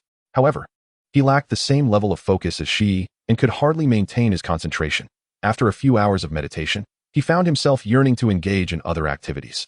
Indeed, it was akin to his previous life, where he would rather explore various ruins than stay confined to his studies. Nevertheless, despite his inclinations, Shi Yu sternly compelled himself to behave more cautiously. Given that Earth was a relatively safe environment, he had already encountered peril, and in this world rife with dangers, remaining within the city was hardly secure, let alone venturing into the wild. Gulyalu. Upon hearing Shi Yu's question, Shi paused, leaning against a tree, and then fainted from exhaustion. Shi Yu helplessly covered his forehead and couldn't help but praise him, though such an occurrence was quite normal. Almost every training session concluded with Shi collapsing from fatigue. Now, with the added strain of practicing the mentally demanding supervision skill, it was undoubtedly easier for him to succumb to slumber. Sighing, Shi Yu headed to the kitchen to fetch some spare bamboo shoots, then pried open Shi's mouth while he lay on the ground and stuffed the shoots inside. Crack, crack, crack. In his slumber, Shi effortlessly consumed the bamboo shoots while continuing his sleep, showcasing his innate talent. After finishing, he joyfully rolled over and struggled to rise, preparing to continue his training. Stop right there. Shi Yu pushed Shi towards the bathroom. Subsequently, Shi Yu exerted considerable effort to clean Shi up and then forcibly returned him to the beast mastery space for rest. As for himself, he collapsed onto his bed, falling into a deep slumber, overwhelmed by exhaustion as a beast master. The sun rose as usual the next day. The sun rose again on the third day. The fourth day continued with world peace. Thus, after engaging in conversation with the stone statue that led to an anomaly, Shi Yu had remained close to home for a week. In addition to supervision, during this time, he had also taught Shi high-speed healing and hardening once each. Now, he possessed an invincible combination of proficient high-speed healing, supervision, and expert-level hardening. Shi Yu was genuinely curious to see if Shi, currently at Awakening Level 5, could triumph over an opponent several levels above him. However, considering the difficulty in finding such an opponent, he decided to postpone that thought. He resolved to continue his development instead. With that in mind, Shi Yu left home to purchase supplements nearby. Being a regular customer, the young pharmacist was already accustomed to Shi Yu's presence and proactively retrieved the medications without Shi Yu needing to speak. "Friend, moderation is key. I'm beginning to feel apprehensive about your purchasing frequency," he remarked. "I believe I have been quite moderate," Shi Yu replied as he accepted the supplements. At least he had not recklessly attempted to teach high-level skills. He feared that the pharmacy supplies would not suffice for him. "You do have a point." The young pharmacist nodded, his expression peculiar. "I heard the other day that a student from the south side of the city directly transported several boxes of supplements back home. That individual is far more excessive than you." Just as Shi Yu organized the supplements, his hands suddenly trembled. "Wait, several boxes? How outrageous. Please don't tell me that student is called Chen Kai. The competition among students has become too intense these days," Shi Yu sighed. "By the way, what was the reason for the association's lockdown recently? Has the investigation into the immense sound in the sky been resolved?" The young pharmacist laughed, saying, "You've asked the right person. Although the specific details have yet to be released, there is a strong possibility that our ping chong is about to take off." Elaborate, Shi Yu urged. Having frequented the pharmacy, he was aware that the young pharmacist was also a beast master at the apprentice level. Thus he was quite attentive to this matter. "Rumor has it that a secret realm has appeared," the young pharmacist explained. "Secret realm? What is that?" Shi Yu inquired. "You can think of it as another dimension separate from our current space. For instance, your beast mastery space can be considered a form of independent alternate space. To clarify, the secret realm's predecessor is essentially the beast mastery space," he continued. "Please, go on." Shi Yu pressed for more information. After a week of waiting, he was eager to hear any news, and it sounded promising, suggesting that it was not a crisis. Otherwise, the pharmacist wouldn't be so animated. During these past few days, Shi Yu had feared he had unleashed some monstrous creature, like the creature Melba that shattered the sky. There is a saying that when we Beastmasters perish, our beast mastery space collapses as well. However, for some powerful Beastmasters, their spaces may persist after their death, transforming into an independent secret realm space under the will of the Beastmaster, which can be likened to a small world. At this point, the secret realm no longer possesses the ability to restrain extraordinary beings. It becomes a fully independent space that any life form can enter. The environment inside, depending on the extent of the Beastmaster's development during their lifetime, remains suitable for certain pets to thrive, albeit slightly weakened compared to the beast mastery space. Nevertheless, even in a diminished state, it remains a fertile ground rich in energy, conducive to the growth of spiritual plants and pets. Are you referring to the beast mastery space of a powerful beastmaster? Shi Yu asked. Is it from ancient times? Indeed, it must be from ancient times. By our current grading system, that beastmaster would at least possess legendary level strength. Apprentice, professional, master, legendary. Legendary is above master. If it truly is a secret realm space, it would undoubtedly contain numerous rare resources or pets. Even if it has nothing, it still represents a location capable of consistently yielding high-value resources. Should this phenomenon arise in Pingcheng, our city would undoubtedly reap the greatest benefits. If developed properly, our economy might flourish rapidly. But what if the pets within are exceptionally powerful and ferocious? Shi Yu inquired. After all this discussion, there was still the possibility of encountering monsters. As of now, no such news has emerged. However, this is certainly not something we need to worry about. Even if there are formidable beings, the prominent figures will manage it adeptly. As Shi Yu departed, he felt a sense of reassurance. From the information gathered from the young pharmacist, it appeared that the stone statue's fracture was not necessarily a negative occurrence. However, he pondered, how could conversing with an ancient stone statue possibly summon a secret realm? This seemed to have no correlation with the truth of history. Or perhaps, the secret realm contained information relating to the true history of the ice plains? Nonetheless, regardless of the circumstances, it was no longer his concern. Apologies, dear stone statue. Though I promised to restore history to its truth, given the current situation, I am nowhere near that secret realm. My sincerest apologies for causing you to crack. A week has passed since Shi Yu returned home. Observing the training of Shi and the King Mianchong in the yard, he felt a profound sense of security. The notion of exploring the secret realm seemed utterly preposterous, as such endeavors were fraught with peril. However, having made a promise, Shi Yu could not renege on his word. He resolved to revisit the matter once he had acquired sufficient strength. With a smile, he glanced at the clear sky, embracing the notion of discreetly developing his abilities. Suddenly, a series of knocks echoed at the door, a reminder of the community's warmth. Shi Yu's smile broadened, touched by the genuine kindness extended to him, a mere orphan, feeling the warmth of human compassion. Yet, upon opening the door, he was taken aback. Contrary to his expectation of a multitude of officials, only one individual stood before him, a young and strikingly beautiful woman, perhaps in her 20s. Was this the Fama lion? Shi Yu was momentarily distracted by the creature beside her, a restless Fama lion that appeared poised to breach the door. The Fama lion, resembling a lion-dog hybrid, stood nearly 2 meters tall, adorned with fluffy white fur and regal blue eyes, its neck, limbs, and body wrapped in dark cloud-like patterns, exuding an aura of dominance. Name, Fama lion. Attribute, wind. Racial level. Skills. Due to Shi Yu's limited exposure to higher-tier extraordinary beings, he had only memorized information regarding extraordinary-level creatures during his school days. The Fama lion, evidently a being of a higher echelon, was familiar to him only through images, as he had not pursued further knowledge on the matter. However, he speculated that it belonged to the ranks of dominators among the extraordinary races. The Fama lion bared its teeth in a smile. Allow me to introduce myself. I am Lu Qingyi, a Ph.D. in archaeology from the ancient capital university and a member of the Dongwang Archaeological Association. She gazed at Shi Yu, her expression inviting. I wish to discuss certain matters with you and hope for your cooperation. A Ph.D. in archaeology? From one of the prestigious 9 great universities? Shi Yu felt a pang of regret. What a splendid young lady she was, yet she seemed to have chosen a path devoid of prospects. Archaeology had no future. Shi Yu, an unemployed wanderer and an apprentice beastmaster, welcomed her inside. After her introduction, the purpose of her visit became clear to Shi Yu. Since arriving in this world, the only incident related to archaeology he had been involved in was the anomaly surrounding the statue. He opened the door, steeling himself for interrogation. As they entered the yard, the Shitizu had obediently stacked the steel plates and was now peering from behind a tree, while the King Yanchong had retreated to its cage, seemingly indifferent to the unfolding events. Upon entering, Lu Qingyi and the Fuma lion immediately focused their attention on the small Shitizu behind the tree and the King Yanchong in its cage before turning back to Shi Yu. I will be direct, she stated. The shattering of the statue linked to the Beastmaster Association in Pingcheng is related to you, is it not?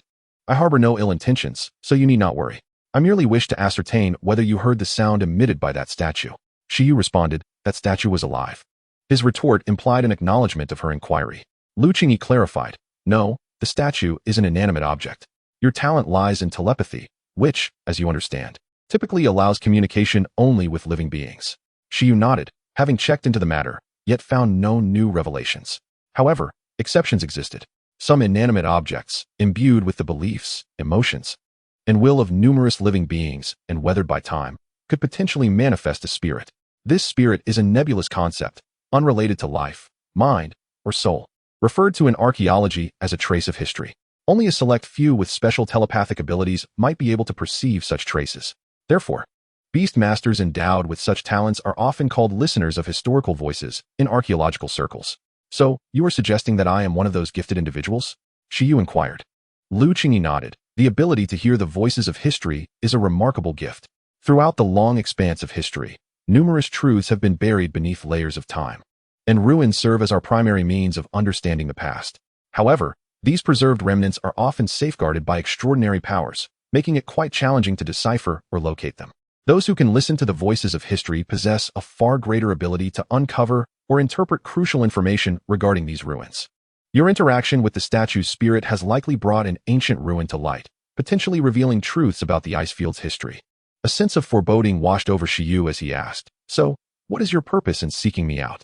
Lu Qingyi replied, you possess extraordinary talent, a born archaeologist, and I wish to extend an invitation to you. Impossible. Absolutely impossible. I could never engage in archaeological work again. Shi Yu protested vehemently. I would prefer to earn a modest income, care for a giant panda, find a beautiful girlfriend to share life with, and live a carefree existence in a safe city. I'm afraid I have no interest in archaeology, he said apologetically. Lu Qingyi, puzzled, asked, who said I intended to invite you to join the Archaeological Association? Isn't that so? Your talent would be wasted joining the Archaeological Association. Currently, in the entire ancient nation, there are only 11 known individuals capable of hearing the voices of history, including you. This number is even fewer than that of legendary beastmasters or domestic guardian-level creatures. Do you understand what this implies? The invitation is from a different organization. Moreover, there is no need for you to hastily decline. Men are creatures of contradiction, and possessing this unique talent signifies your affinity for this realm. Otherwise, it would be impossible for you to hear the whispers of the statues. Lu Qingyi approached the birdcage, gazing at the King Yanchong, and her words stirred an uncomfortable sensation within Shi Yu's heart. Why, after traversing time, can I not escape the ties of archaeology? Your remarkable telepathic gift, with your prominent brows and large eyes, is quite rare, so how could you betray me? Chapter 31, Joining the Organization. Shi Yu's heart was laden with resistance and reluctance. Were it not for archaeology, he would not have met his demise, and shadows haunted his mind. Initially, this was the case. However, the words of the other party piqued Shi Yu's interest. To possess the ability to hear the voice of history, there are only 11 individuals in the entire Donghuang ancient kingdom, including himself, more scarce than legendary beastmasters, rarer than totem guardians. He glanced at the number 11 hidden behind the tree, astonished to realize that the national treasure was none other than himself. Yet why this particular number 11? How deeply intertwined we are. For the moment, Shi Yu cast aside futile thoughts and considered that if he were indeed so rare, then theoretically, joining this organization would yield splendid benefits. Now that he had been exposed and they had sought him out with sincere invitations, he could only explore further. Where is the place you invite me to join? What are the benefits? After a brief silence, Shi Yu inquired cautiously. Lu Qingyi smiled sweetly and replied, the benefits are indeed exceptional. Even if you were to become a legendary beastmaster, you would not enjoy such favorable treatment. Essentially, upon becoming a formal member of the organization, your status would surpass that of a legendary beastmaster. If you wish to explore any ruins, obtaining substantial resources and hiring legendary beastmasters as bodyguards is certainly within the realm of possibility. Shi Yu slightly parted his lips. The president of the Beastmaster Association in Bingyuan City is merely a top-tier master, not yet reaching the legendary level. Legendary status denotes the ability to command sovereign-level creatures, typically holding significant positions in first-tier cities. The place they wish to invite me to join is so formidable, it stands to reason, as those who possess this talent are indeed high-end professionals. Even my inadvertent summoning of a secret realm holds such value, let alone the skills of specialized individuals. It sounds as though joining would not be a loss. With the organization as my backing, I could soar straight to success. The thought of in my past life. I perished due to archaeology, yet in this life, I rise beginning with archaeology, slightly stirred Shi Yu's heart, for the offers were exceedingly generous. Transitioning from a mere novice Beastmaster burdened with loans to a legendary magnate is undeniably alluring. What obligations must I fulfill if I join? Almost none. The organizational structure is remarkably simple, allowing for great personal freedom in actions, with tasks being voluntary and not mandatory. Lu Qingyi gazed at the sky, stating that despite this, Beastmasters with such gifts are rarely idle. Whenever new information about mythical ruins emerges, those who can hear the voices of history are sure to rush forth, assisting in exploration or assuming leadership roles. After all, ordinary individuals do not awaken such unique abilities. Is that so? Shi Yu was taken aback. It is so lenient? This means that as long as I do not engage in reckless behavior, even after joining, I need not undertake dangerous missions? Conversely, if I occasionally wish to take risks, I could apply for substantial resources, bodyguards, and information. Once again, Shi Yu felt a twinge of temptation. What is the name of the organization? The Bureau of Territorial Relic Strategic Investigation and Support, which can also be referred to as the 11 Bureau based on its designation. You may understand this organization as a specialized entity within the archaeology field, dedicated to handling various significant relics. Another 11. Shi Yu had grown accustomed to it. Such names could be overlooked. After Lu Qingyi finished speaking, Shi Yu fell into contemplation. The name of the organization sounds quite prestigious, so should I join? After inquiring so much, and with the other party approaching me, it seems difficult to refuse given my unique talent. Thus, I shall join. Ultimately, Shi Yu exhaled deeply, concluding that joining posed no harm.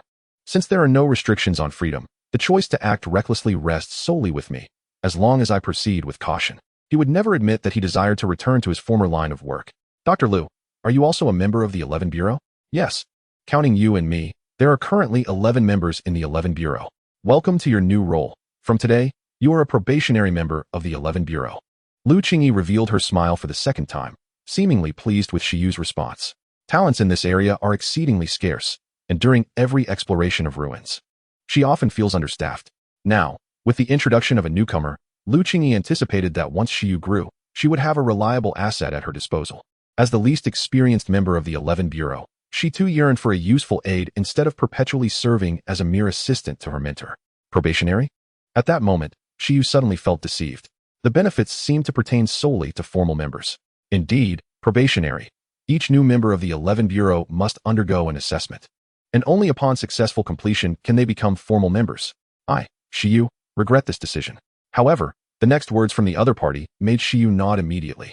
Additionally, your strength and abilities are currently too weak. The organization will provide you with an initial fund of 10 million.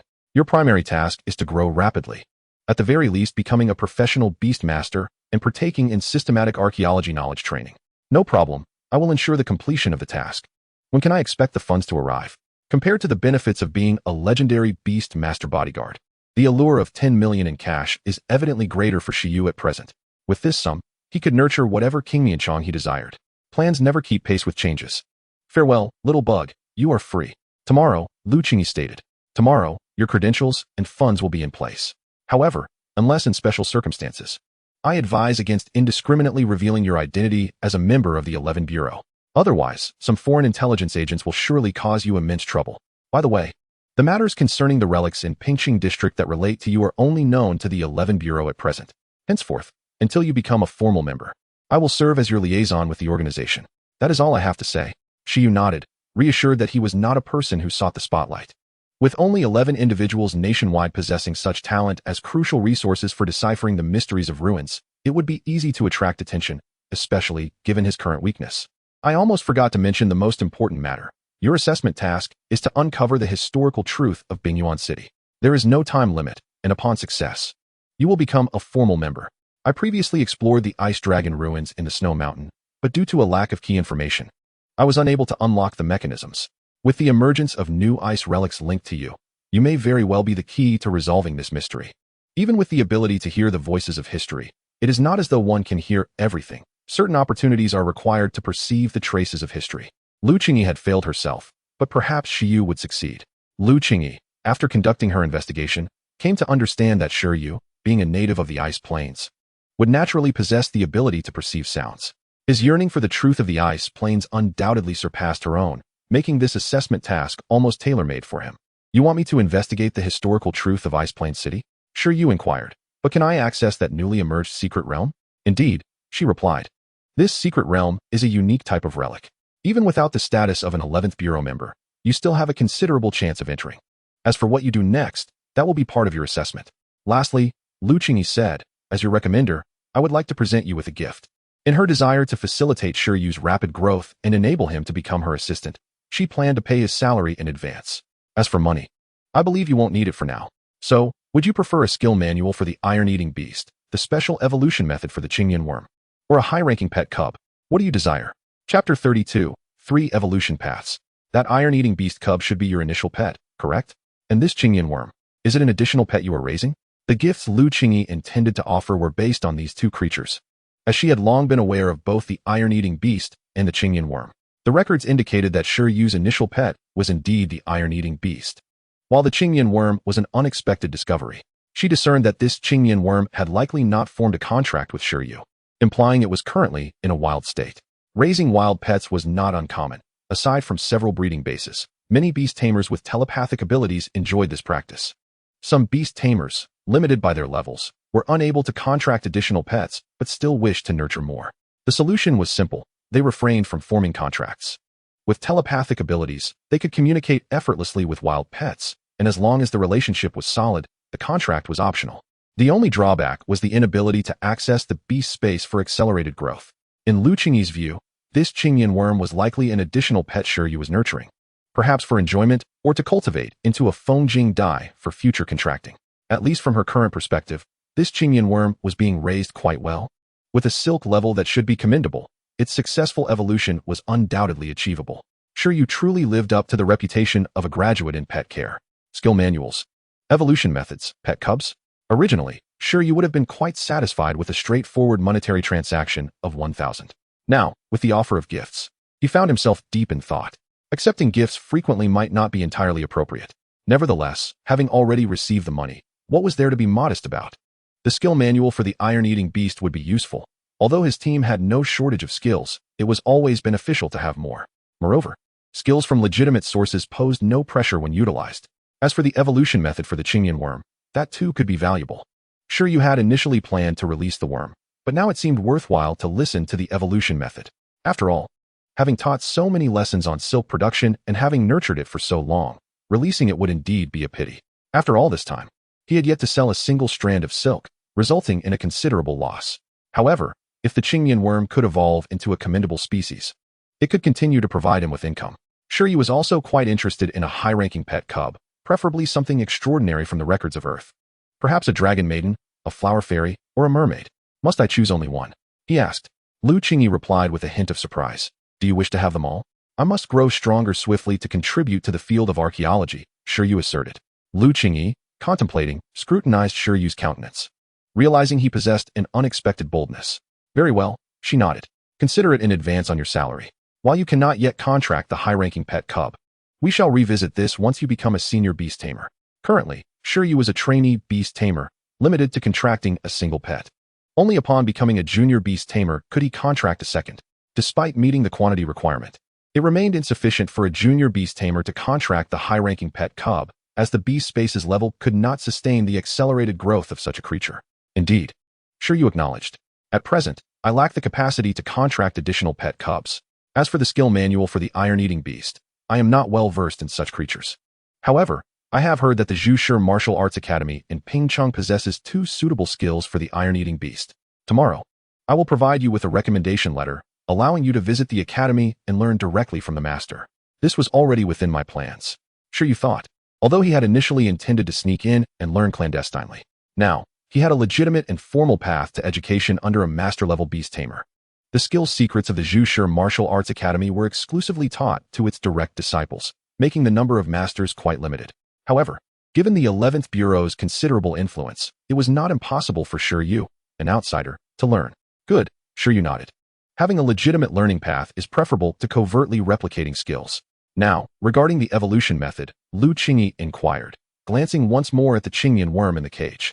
Are you planning to cultivate it into a Feng Jing dye for contracting? Not exactly. Shi Yu clarified. I simply find the Qingyan worm to be one of the most versatile pets, and I couldn't resist the urge to experiment with its cultivation. In essence, Shi Yu recognized that the Qingyan worm's silk had high adaptability, with various buyers depending on the cultivation methods. Facing financial constraints, he succumbed to the temptation of nurturing it. The Qingyan worm remained oblivious, displaying a lack of intelligence. It showed no concern for evolution, as it was unreasonable to expect a mere worm to possess the intellect of a mammal. Perhaps only through evolution could it become more astute. What are the three options? The three evolution paths represented low, medium, and high-level leadership. The evolution conditions range from easy to difficult. The first was the ice crystal phoenix butterfly, a low-level leader with dual attributes of wind and ice, capable of awakening the powerful race skill of blizzard. Next was the ghost beauty butterfly, a medium-level leader of dark attributes, adept at curse skills, and excelling in stealth and assassination. Then comes the radiant goddess butterfly, a high-ranking leader-level creature of the light attribute, capable of mastering various rays of light and excelling in illusions. Apart from certain specific materials and foods, the minimum requirement for the Qingyan to evolve into these species is that its silk mastery must reach an advanced level before it spins a cocoon, with perfection being ideal, as this would maximize the creature's potential during evolution. However, achieving a perfect mastery of silk is exceedingly challenging, so it should not be overly pursued, considering the limited lifespan and innate talents of the Qingyan. Chapter 33, Breaking the Norm. After Lu Qingyi articulated the three evolution routes, she awaited Shi Yu's choice, knowing that he could not select all of them, as the Qingyan could only evolve into one entity: the ice crystal phoenix butterfly, the ghostly beauty butterfly, or the radiant goddess butterfly. To be frank, Shi Yu found all options quite appealing, for regardless of the outcome, they were all leader-level beings, which possess significantly higher growth ceilings than extraordinary-level creatures. If he could contract a leader-level creature and afford its upkeep, becoming a professional beast tamer would be almost a certainty. At that moment, any novice beast tamer would likely be thrilled to make a choice. However, after hearing the options, Shi Yu did not immediately choose with joy. It was not due to indecision, but rather because he had grasped a crucial piece of information: the requirement for the Qingyan to evolve into a leader-level creature. Apart from some essential evolution materials, was that the silk mastery only needed to reach an advanced level? He had previously thought that a perfect level was mandatory. Pursuing perfect mastery of silk was overly arduous? What if he aimed for an extraordinary level of silk mastery? Would it then unleash 200 of the creature's potential? Is there a Qingyan that has achieved extraordinary silk mastery before evolution? Shi Yu inquired. Lu Qingyi responded, it is not impossible. If you can find a suitable secret realm for the Qingyan growth, a relic space, and invest a considerable cost in nurturing it, perhaps you could elevate its silk mastery to that level within its lifetime. Alternatively, you could wait until you reach a legendary level and then return to cultivate the Qingyan. As for the practicality of this method, let us not discuss cost-effectiveness. After all, this Qingyan may not survive until that time. Essentially, these are the two methods. There are indeed successful cases domestically. That Qingyan has already evolved into a king-level ice phoenix moth. Are you tempted? Shi Yu chuckled. Just asking. Lu Qingyi cautioned, do not be overly greedy. If you intend to evolve, higher silk levels are not necessarily better. While a higher silk level would undoubtedly yield greater potential post-evolution, it would also complicate the evolution process, increasing the risk of failure during the cocoon-breaking phase, which is why it is unnecessary to pursue perfect mastery. Unless you can guarantee that the evolution materials you use will absolutely awaken powerful new racial skills in the Qingyan during the evolution process, and that these skills will definitely allow it to break the cocoon. However, even the most elite evolution planners cannot assure such outcomes. Shi Yu began to comprehend. The silk level of the Qingyan, the level of the cocoon it spins, the difficulty of breaking the cocoon, and the potential post-evolution are all positively correlated. To successfully break the cocoon, it is necessary to awaken powerful new racial skills within the cocoon, utilizing this ability to break free. As for how to awaken new racial skills during the evolution process, it requires providing suitable evolution materials before the Qingyan spins its cocoon. If the provided materials are inappropriate, the skill awakening will fail, resulting in a failed cocoon evolution. After careful consideration, Shi Yu had a sudden inspiration. If the evolution mechanism of the Qingyan operates this way, perhaps he need not adhere to the conventional evolution routes. He gazed at the Qingyan in the birdcage and pondered, what if he taught its skills from the skill compendium before it spun its cocoon? This way, he could bypass the traditional evolution route, directly using the pre-evolution skills to break the cocoon, and as long as the skill level was sufficiently high, the risk of failure would be eliminated. Simultaneously, he could freely elevate the silk level to its maximum, allowing the highest-level cocoon to nourish the King within.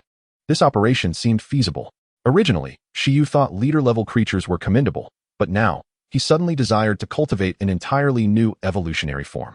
He could entirely break away from conventional evolution methods and employ unorthodox approaches, learning new skills before evolution, achieving extraordinary silk mastery, and freely deciding on the attributes of evolution materials.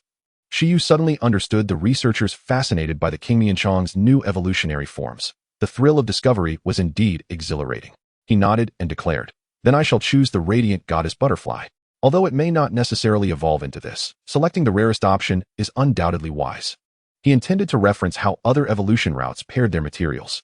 Lu Qingyi remarked, "Indeed, you have chosen the highest tier. However, I previously warned you that the evolution difficulties of the three options range from easy to difficult, so you must prepare thoroughly before allowing the King to attempt evolution. Wasting precious evolution materials is trivial. If the cocoon breaks unsuccessfully, your King may become trapped inside." Understood. The evolution method may be a personal treasure or harvest of Lu Qingyi, as she promptly recorded the evolution method for Shi Yu, detailing the quantities and levels of materials comprehensively. A method capable of cultivating the King often seen as a disgrace in the creature realm, into a high-ranking leader-level being is invaluable and could indeed forge a lineage of beast tamers. Yet, Lu Qingyi casually disclosed this method to Shi Yu, further solidifying his belief that the organization she mentioned, the 11th Bureau, might indeed be formidable, and that a legendary beast tamer bodyguard could potentially be arranged in the future. Name: King. Evolution route: Radiant Goddess Butterfly. Skill requirement: Silk skill mastery at advanced level or above. Evolution materials: 1 immature heart of light, 1 to 3 years, 10 mature sunflower petals, 3 glowing cores, 50 grams of luminous fungi, a large quantity of sunlight rock powder, a large quantity of mature light grass. Evolution method: once the King reaches level 9, soak the light grass in a ratio of 9:1 with sunlight rock powder and pure water as the primary food for 1 hour until the King reaches level 10. After reaching level 10, consume 1 immature heart of light, 10 mature sunflower petals, 3 glowing cores, and 50 grams of luminous fungi within 1 day. Once all are consumed, the cocoon can be spun using the silk skill. The evolution process takes approximately 30 days. If successful, the King will awaken the skill rainbow light within the cocoon, thus evolving into the radiant goddess butterfly. This material, the heart of light, is the name of a special fruit. The sunflower is a high-level spiritual plant. The glowing core is an energy crystal from glowing insects. The luminous fungi is a eukaryotic organism from colorful mushrooms, and sunlight rock is a rare mineral. While lightgrass is also a rare spiritual plant. Just from the names, Shi Yu could already surmise the exorbitant prices of these materials, causing him to feel overwhelmed. Would his 1,000 units suffice to procure them all? Even the cheapest material, iron bamboo, among the lowest grade resources, is so costly. And none of the materials here are below level 3. King it seems we ought to research a more formidable evolution route ourselves. A high-ranking leader is too low. If by then he feels uncertain, he can always revert to this backup plan. After delivering the evolution method of the King to Shi Yu, Lu Qingyi departed with her wind demon lion, leaving only Shi Yu, the iron-eating beast, and the King in the courtyard. As he watched Lu Qingyi depart, Shi Yu let out a sigh, uncertain whether his decision to join the 11th Bureau was prudent or misguided. Although he verbally resisted his former profession, it was evident, as Lu Qingyi had pointed out, that if he genuinely harbored disdain, he would not have resonated with that statue. Resolving not to dwell on it, he reminded himself that tomorrow he would have money, and today he could indulge a little. After securing the evolution blueprint, Shi Yu decided to purchase a smartphone, a long-desired item he could finally afford. Chapter 34: The Ruins Unveiled. Having unraveled the truth behind the statue's anomaly, and with a substantial sum soon to be credited, Shi Yu felt elated. That very day, he arrived at the Century Group's building, eager to splurge. The Century Group stands as a paragon of high technology in the Dongwang Kingdom, with a presence in nearly every city of level 3 and above. Shi Yu intended to acquire a relatively advanced smartphone. Indeed, during Lu Qingyi's tenure, he had inquired whether the organization would provide him with a device, only to receive an unequivocal negative response. He was informed that he could utilize a portion of his initial funding of 1,000 to make a purchase, as his current rank did not necessitate a dedicated device. While this was disheartening, he consoled himself with the thought that even a higher-end smartphone would cost around 10, a trivial amount compared to 1,000. "Welcome, sir. How may I assist you?" Upon entering the smartphone sales hall, a receptionist promptly approached him. "I wish to select a smartphone." He replied, "What are your primary requirements?" It must have internet connectivity, energy detection capabilities, and a pet beast encyclopedia function, Shi Yu specified. The receptionist swiftly retrieved a silver-white cased smartphone from the counter, stating, "What do you think of this one? It is the latest model from Century Group. The Encyclopedia Device 30, which catalogs 6,029 species of pet beasts and their skill data. It can also accurately detect energy fluctuation levels for pet beasts below the extraordinary rank. Its price is 99,998 yuan, and if you purchase it now, you will receive an additional 1,000 yuan in call credits. May I test it?" Shi Yu inquired. Of course. Shi Yu took the smartphone and accessed the encyclopedia function. This feature was not as extraordinary as he had anticipated. It resembled the scanning function of Earth's smartphones, requiring the camera to be aimed at other living beings for activation. After activating the function, he pointed the phone at a menacing black and orange dog lying outside the hall, and in an instant, the device began to vocalize. Name: Mechanical Dog. Attribute: Mechanical. Race level: Medium Extraordinary. Growth level: Awakening level 10. Race skills: Image storage, breath detection, electric bite, self-destruct. Description: An artificial mechanical life form used for guarding, tracking, and investigation. Not only did the device provide a verbal report, but its interface also displayed comprehensive information about the mechanical dog. The data was relatively thorough, and skills could be further explored through clicks or voice commands. Skill: Self-destruct. Skill level: Advanced. Description: Detonates all energy within, resulting in the user's demise. Shi Yu mused. Such a high-level skill, but would it be replicable? Seeing as it self-destructs upon contact, why would one even attempt to touch it? He dismissed the thought, realizing that neither the 11th Bureau nor the Qing Mian insect would require such a skill, thanks to the fundamental energy fluctuation detection function. The mechanical dog's growth level was successfully identified as level 10, a commendably high rank, just a step away from becoming an extraordinary life form. Excellent, Shi Yu silently acknowledged, as he was particularly fond of this encyclopedia function. Though he considered himself academically inclined, his knowledge was primarily limited to extraordinary level beings, and he would not dare claim to know everything. With this smartphone, he could promptly access relevant information on rare and high-rank pet beasts and skills. While aspiring to become an exceptional Beastmaster, he understood that he must continue learning. However, with the aid of advanced technology, he could at least mitigate some of his shortcomings and take a shortcut. All in all, he found the smartphone to be quite appealing, aesthetically pleasing, albeit prohibitively expensive. Purchasing it would deplete his savings entirely. The promised 1,000 yuan from Lu Qingyi would hopefully arrive tomorrow. If not, he and the 11th Bureau would be left destitute. Having realized he should have waited until tomorrow, Shi Yu became acutely aware of his character flaws. His insatiable curiosity and impatience were traits that could lead to his demise. It was no wonder he had found himself in this predicament. Nevertheless, he was already there. Given that the rare evolution method had been provided, he thought it unlikely that the 1,000 yuan would vanish. "I'll take one," he instructed the receptionist. "Certainly, sir." The receptionist beamed, anticipating a delightful evening ahead. After purchasing the smartphone and completing the necessary transactions, Shi Yu left, feeling a pang of regret. Yet, he did not rush home. Instead, he visited another enterprise. The Talent Group. The Talent Group, alongside the Century Group, ranks among the 5 major conglomerates in the Dongwang Kingdom, with an extensive reach. The latter specializes in high-tech products, while the former focuses on rare spiritual plants, minerals, pet beast food, and nutritional supplements. Having already spent so much, Shi Yu was willing to invest a little more.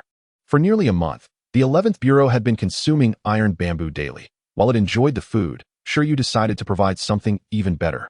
Ultimately, he purchased some level 2 resources, iron heartwood, which was also recommended in the nurturing manual for the iron-eating beast provided by Lin Xiuzhu, surpassing iron bamboo in quality. Iron heartwood, as its name suggests, contains metal minerals within the wood, considered a stuffed spiritual plant and part of the iron-eating beast's diet. Its attributes lean towards metal and wood, effectively enhancing the iron-eating beast's hardening capabilities and vitality. This food source offers more nutrition than iron bamboo, typically reserved for extraordinary level iron-eating beasts, as overconsumption could lead to nutritional excess. Nevertheless, Shi Yu considered his iron-eating beast's consumption level and believed it would not be an issue, given that his appetite was several times that of a normal iron-eating beast. As for the Qing Mian insect, it matured quickly. An occasional use of the skill encyclopedia for teaching would suffice for its nutritional needs. Thus, he refrained from spending excessively on it. He reasoned that whatever he consumed, the Qing Mian insect would also partake in, forming a bond that even the 11th Bureau could not experience. Later, Shi Yu contemplated searching for higher-grade supplements, especially since he was close to developing an immunity to the Ming Shin capsules, which were indeed of a low tier, with funds soon to be available. He also intended to treat himself well. His well-being would directly benefit his pet beasts. However, considering that he still had some Ming Shun capsules left at home, he ultimately decided to exhaust those before seeking new alternatives. After indulging himself, Shi Yu returned home feeling refreshed. As usual, the 11th Bureau was engaged in daily training with the Qingmian insect. This time, in addition to meditating, Shi Yu could also lie in the yard and study with his smartphone. After browsing for a while, he received a text notification from the Pingqing Beastmaster Association, directed at all apprentice Beastmasters in Picheng, as he was registered under his identity as a Beastmaster. The relics of Pingqing District have been unlocked for exploration. Those interested in delving into these mysteries may register for the field combat training organized by the Beast Tamer Association. Successful candidates will gain access privileges, and all treasures discovered within the relics will belong solely to them. Chapter 35, Decision. Has access truly been granted? Was it not said that such relics and secret realms are filled with treasures, all of which would be personally owned? No wonder that individual surnamed Lu mentioned that one could gain entry without the identity of the 11th Bureau. This hardly seems like a gift of treasures, but rather a recruitment of fodder. The presence of treasures inside is uncertain. It may well be infested with monsters. Sure, you sense something amiss. To acquire entry privileges, one must partake in the outdoor combat training organized by the association. This implies a requirement for participants to possess a certain level of combat ability, does it not? What would happen to those lacking such abilities? It goes without saying, they would likely perish within the relics. It's a bit of a trap. Just as Shi Yu contemplated searching for more information about this secret realm, a sudden rumble interrupted him. 11, a mix of various delicacies, staggered over, inquiring about mealtime. At that moment, the Qingmian insect lay limply in the birdcage, devoid of any silk. Today there's a sumptuous feast, don't worry. I'll prepare it right away. Upon glancing at the time, Shi Yu was taken aback. It was already quite late. During meditation, time seemed to crawl. Yet after merely scrolling through his phone for a short while, dusk was nearly upon him. If only his phone could evolve into a mechanical life form. It might awaken a species' ability to manipulate time, much like that silly girl. Not only was 11 hungry, but Shi Yu too felt a pang of hunger and hurried to prepare the meal. Moments later, they gathered their respective dishes. 11 had iron bamboo shoots, bamboo leaves, and iron heartwood, while Shi Yu prepared cabbage pancakes and tomato egg soup, with the Qingmian insect feasting on leaves. As they dined, Shi Yu asked 11, "Are you interested in the outdoor combat training?" After returning from the battle arena, Shi Yu had contemplated participating in the outdoor training. Currently, it seemed to be the only viable way to apply pressure on 11. While this training is labeled as outdoor combat, the safety is assured, as it is organized by the Beast Tamer Association specifically for local apprentice beast tamers. Admittedly, Shi Yu felt somewhat apprehensive about directly entering the secret realm without knowledge of what lay inside. However, joining this outdoor combat training appeared to be a reasonable option. It would not only further hone his and 11's combat skills, but also provide an opportunity to discern the connection between this training and the secret relics. 11 raised its arms high, exclaiming, "Charge! Charge! Charge!" Its eyes gleamed with determination, indicating a resounding willingness to participate. Training diligently without the prospect of showcasing results would be utterly meaningless. The ice-armored beast and the group of earth mice could hardly allow it to demonstrate its full training accomplishments. The only source of pressure was the wind demon lion. Yet 11 was aware that it could not possibly defeat such an opponent. The pressure emanating from a leader-level creature was formidable for a growing cub like 11. The oppressive aura from a king-level being could even eliminate lower-level creatures in an instant. Once a pet reaches king level, it can autonomously awaken its deterrent abilities. This is why the deterrent skill Shi Yu had replicated is lauded as a qualification for kingship. Gaining early mastery of a king-level special ability translates to possessing the potential of a king. Then let us participate together. Shi Yu nodded, then turned to the Qingmian insect in the cage, saying, "You too, Ji?" The summoned Qingmian insect displayed an innocent, bewildered expression. "From what I gather, the assessment criteria for outdoor combat training, as per my phone's findings, primarily focus on the creatures defeated or the rare resources collected. Of course, the combat aspect will be left to 11, but gathering resources can be significantly easier with your silk." Shi Yu chuckled. He had no desire to pluck plants growing on sheer cliffs. Entrusting that task to the Qingmian insect would be far more efficient. Similarly, acquiring resources guarded by certain biological groups would be much more effective through stealth rather than confrontation. The Qingmian insect buried itself in its meal, relishing its last supper. The next day, Lu Qingyi returned, bearing credentials that represented Shi Yu's status as a reserve member of the 11th Bureau. She also presented him with a bank card containing a deposit of 1,000 while the recommendation letter from the Zhushi Martial Arts School paled in comparison to the previous two. With this credential, you can directly explore the majority of relics, including the Pingsheng relic. You can enter using this credential. There's also the Ice Dragon relic in the Snow Mountain, though I recommend you possess professional strength before venturing there. Otherwise, even with winter attire, your physique may not withstand the temperature. Are there bodyguards? Shi Yu inquired. For the Ice Dragon relic, you can request bodyguards, but you likely cannot summon them for this particular instance. As I mentioned, this relic is somewhat unique, so regrettably, that option is unavailable, Lu Qingyi replied with a smile. Shi Yu's eyelids twitched as he remarked, so, what exactly is going on inside this relic? You might as well tell me directly. The cracked stone statue awaited its truth to be revealed, but if it were too perilous, he would have to defer until next time. It's fine to inform you in advance. The space of the secret relic was originally the Beast Tamer's beast space. You are aware of that, correct? Shi Yu nodded. Firstly, this relic space is highly unstable. According to experiments, only apprentice beast tamers can enter normally. If a beast tamer's level is too high, their beast space will generate a spatial repulsion reaction with the relic space. Of course, we could forcibly develop it, but that risks causing a spatial collapse, which would be counterproductive, as the relic itself is the most precious aspect. I see.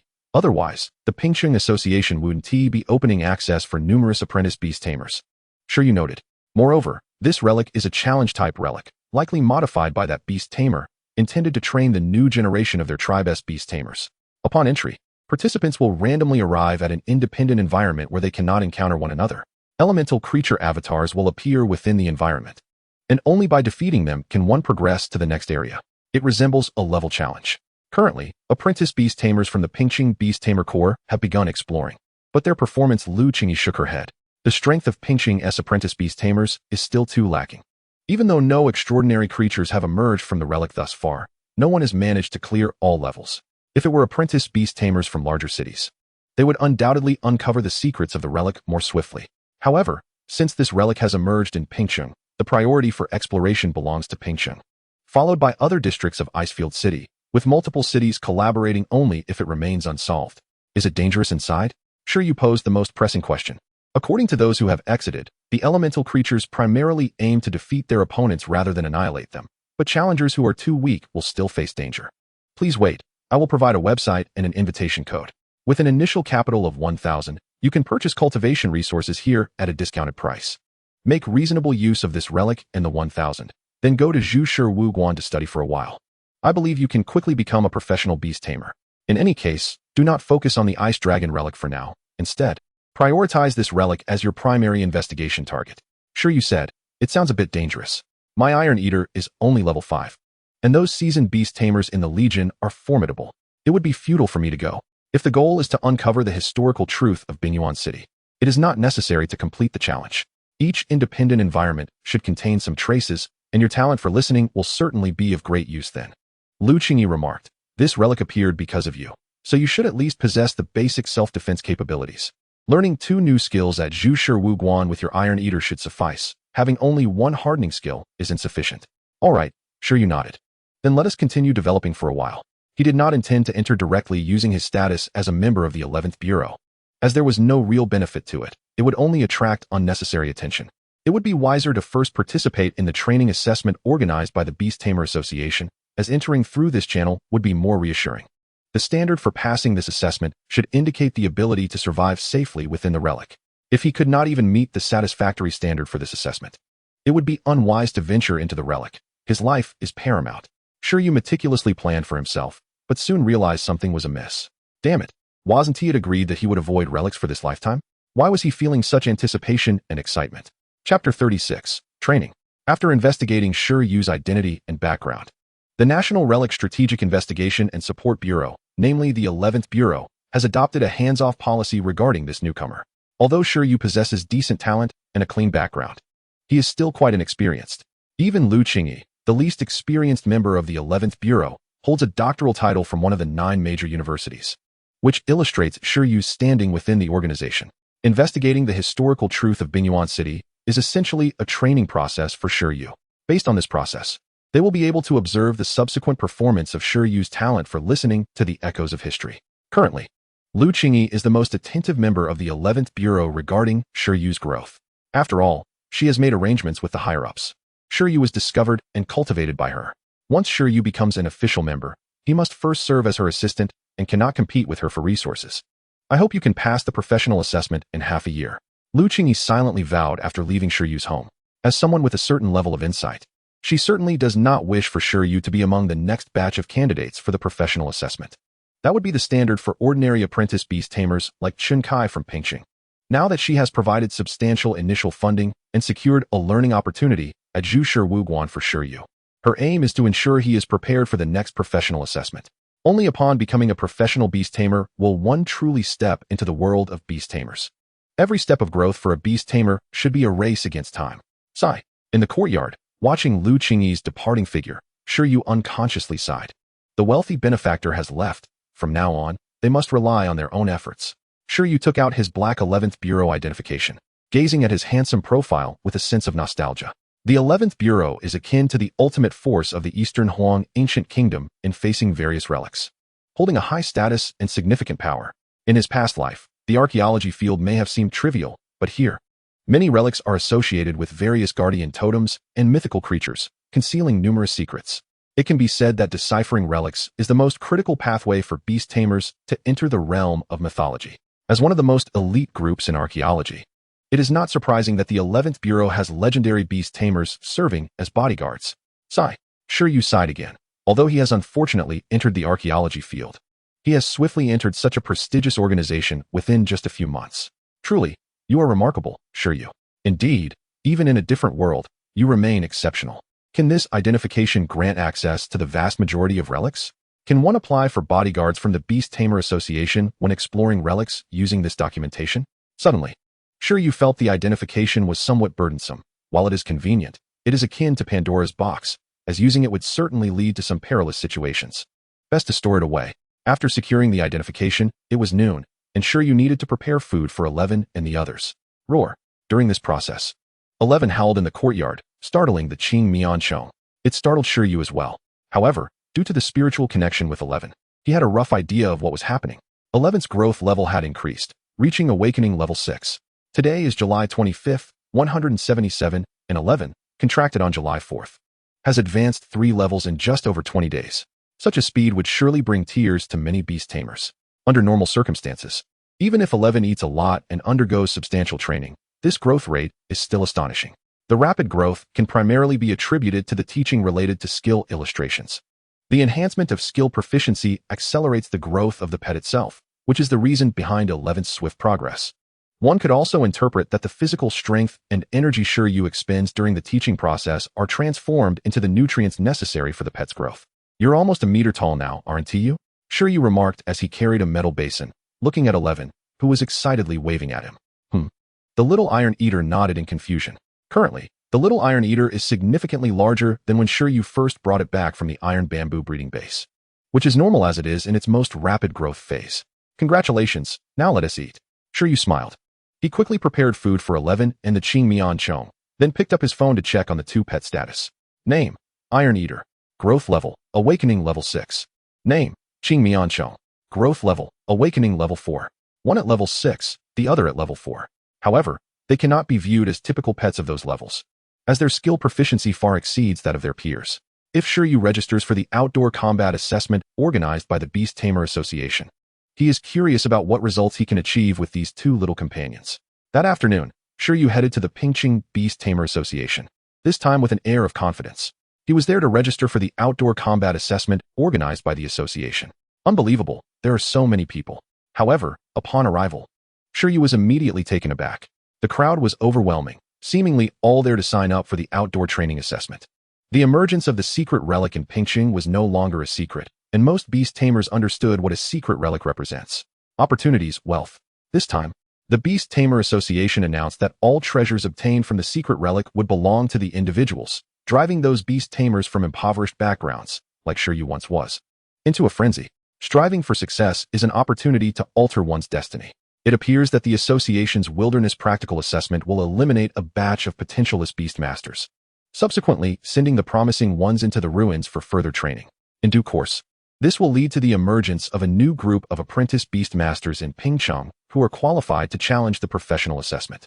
In a sense, The mere announcement of the ruins has completely invigorated the enthusiasm of the apprentice Beastmasters in Pingcheng. In the past, there were far fewer applicants for outdoor training. Before long, it was finally Shi Yu's turn. There are 3 locations for the field practical training in Pingcheng, and the specific site will be assigned according to the situation of each Beastmaster. Among these 3 locations, there will undoubtedly be both easier and more challenging ones. Shi Yu estimated that given his current level, he would certainly not be assigned to the most difficult area. Hello, your training assessment location is Taming Mountain. The assessment will last for 3 days, starting from July 28th, which is 3 days from now, and concluding on the 30th. Please arrive at the Taming Mountain training base by 9 a.m. on the 28th. Late arrivals will be considered as voluntary withdrawal, and the registration fee will not be refunded. The receptionist sweetly informed him. For further details, please check the hall. Thank you. Shi Yu turned and left. The registration fee for a single training session is 10,000 yuan, which is quite reasonable, considered a mere pittance. It is important to note that for each training site, the Beastmaster Association has already dispatched senior Beastmasters to eliminate potential dangers. Throughout the entire process, there is a professional security team responsible for the safety of the trainees. To enhance the richness of the training experience, the Beastmaster Association will also introduce a large number of local creatures not typically found in the area for the apprentice Beastmasters to broaden their horizons. Moreover, the rare resources within the training sites are carefully controlled to ensure a sufficient level, allowing trainees to freely acquire them and share a portion of the profits with the Beastmaster Association upon completion.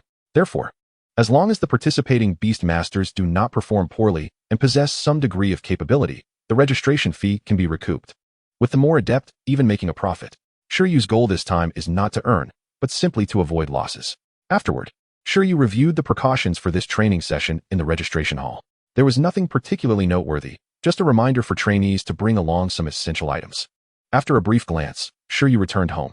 With 3 days remaining until the so-called wilderness practical assessment, Shi Yu planned to spend the time normally, deeming it unnecessary to engage in any last-minute intensive training that could negatively affect his condition.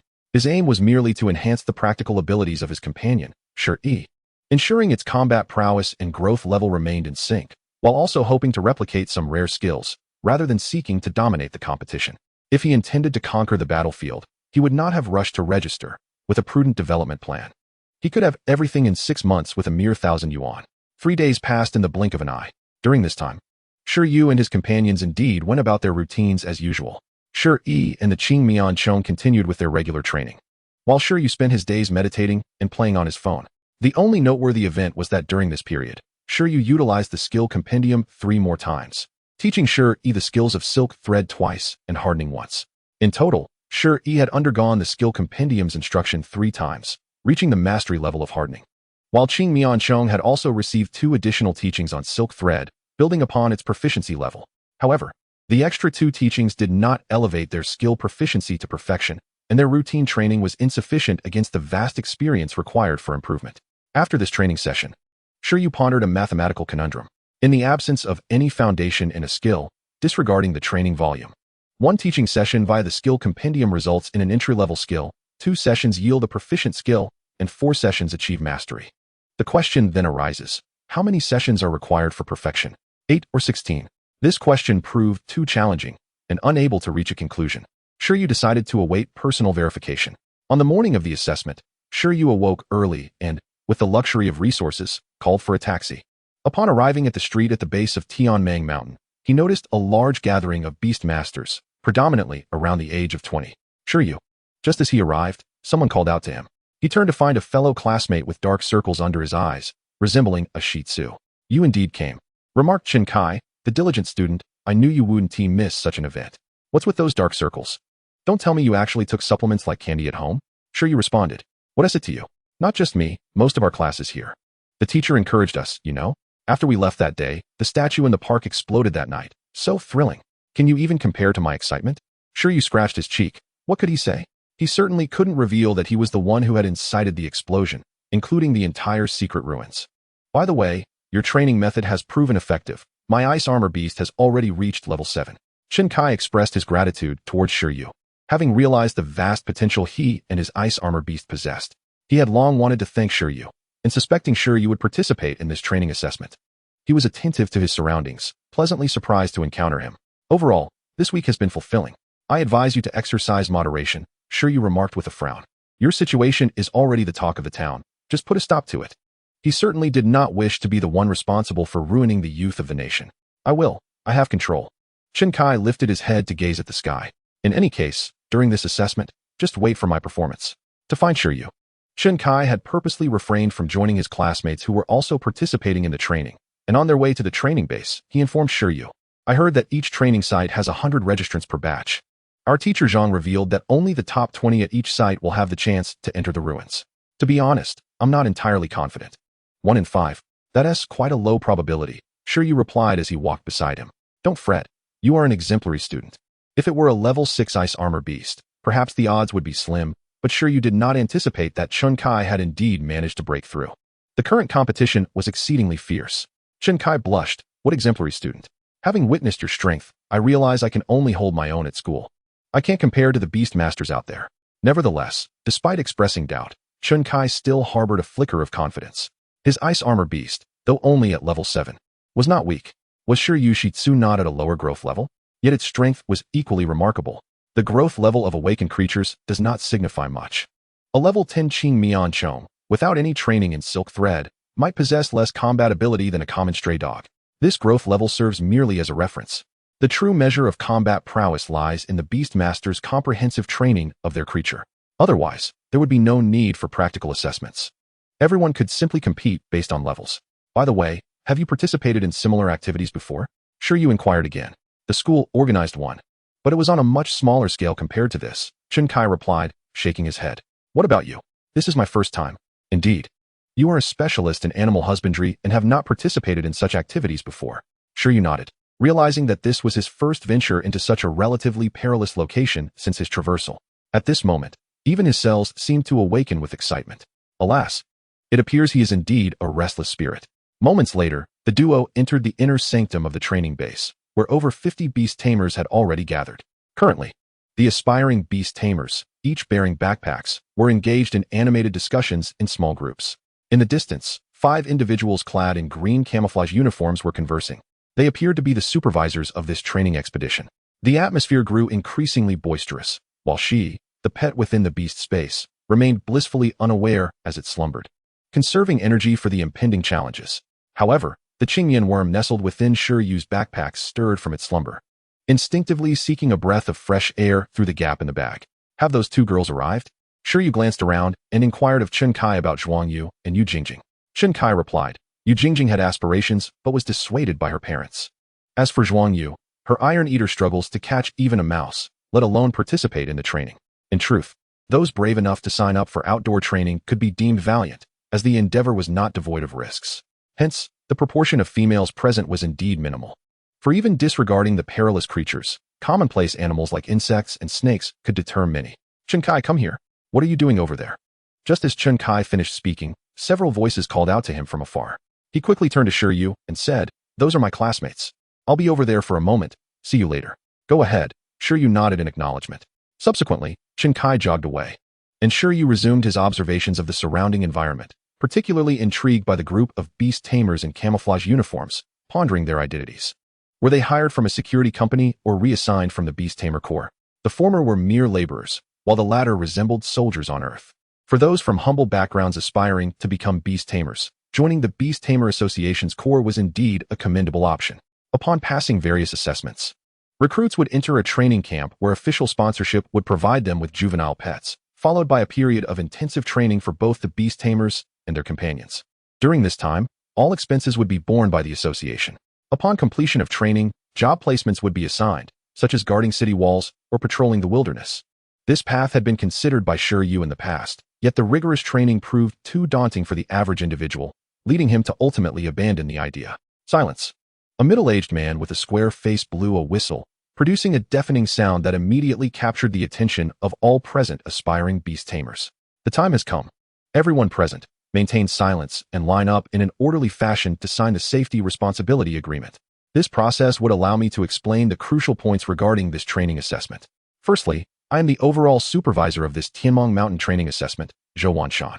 Accompanying me and overseeing your assessment are 4 other professional beast tamers and a cohort of security personnel.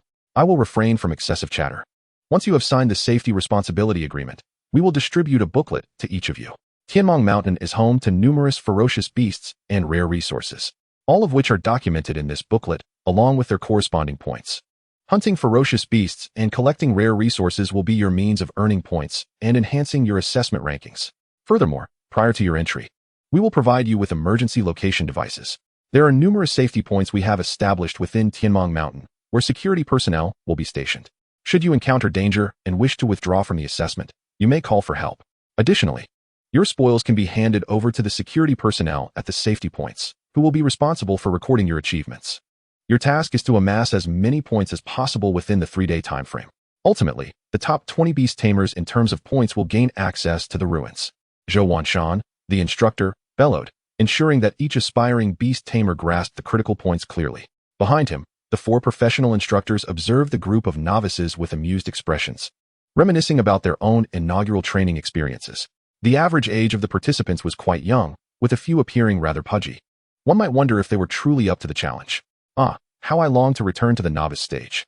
This ruins is so demanding, and those of higher ranks are actually barred from entry.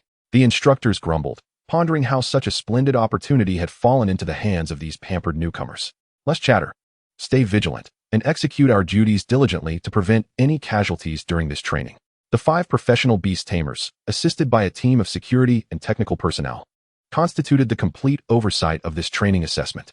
As they evaluated this cohort of assessors, Shi Yu had already signed the safety responsibility agreement and received a wristwatch-like emergency location device, along with a booklet. The device's functionality was straightforward. Shi Yu casually donned it on his wrist, his primary focus resting on the booklet. Upon flipping to the first page, Shi Yu was greeted by a familiar creature, the Tu-Xing Shu, Earth Mouse, which offered a modest 20 points for hunting. He continued to peruse the booklet, finding that the lowest point value listed was indeed 20, confirming that the Tu-Xing Shu lacked prestige. However, aside from the Earth Mouse, creatures such as the Qi Guan Shi, Crimson Crown Snake, the Dao Tang, Great Blade Mantis, Shi Rin Chao, Man-Eating Grass, and Jing Ji Guai, Thorn Monster, had slightly higher point values, yet their names sounded far more formidable. As Shi Yu approached the final pages of the Ferocious Beast Directory, he discovered increasingly outrageous entries. Name: Quang Mang, Mad Python. Attribute: Water. Growth level: Awakening level 10. Race level: Intermediate Transcendent. Racial skills: Frenzy, Torrent Tail. Description: Inhabits the Greenwater Lake and Xiaomang Lake on the map, with a population of 2. Extremely dangerous. Hunting is not advised. Points: 4,000. Shi Yu was taken aback. You advise against hunting, yet offer 4,000 points? That's equivalent to 200 earth mice. While he scoffed, he understood that the warning was intended for beast tamers of lesser strength. The explicit notation served as a caution for those confident in their abilities. As he continued leafing through the booklet, he encountered multiple entries for similar formidable prey, including the Mad Python. To be honest, the frenzy skill was quite impressive, enhancing strength and speed comprehensively, albeit at the cost of rationality. However, should one achieve perfect proficiency, perhaps the drawbacks could be mitigated? A Berserker Iron Eater? The training base thrived on wild elements that could not be found in the breeding facilities of Binyuan City. As he continued to peruse the booklet, Shi Yu's hand suddenly paused. He came across an odd creature. Name: Dianqi Shi Lai Mu, Electric Slime. Attribute: Lightning. Growth level: Awakening level 10. Race level: Intermediate Transcendent. Race skills: Doubling, Discharge. Introduction: Residing in the magnetic mountain area of the map, there are 3 of them. Extremely dangerous. Hunting is not advised. Points: 4,000. Slime? Shi Yu thought that the training base was quite clever. Just as the iron-eating beast is a unique creature of Dongwang, the slime represents a distinctive species from other countries, which is absent locally in Dongwang. Did the training base capture this creature to broaden the horizons of beast tamers? Wait a moment, this doubling. Shi Yu was suddenly captivated by the skill of the slime.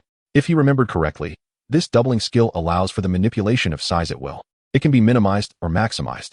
In its reduced state, it conserves energy and accelerates recovery, while in its enlarged state, it exhausts energy to exchange speed for enhanced strength. This skill seems particularly suited for 11. However, he wondered if it could be learned. The iron-eating beast's size is still too small, even as an adult. It barely reaches 2 meters. Currently, it is manageable, but if it encounters those colossal beasts that can reach dozens of meters, it may fall short.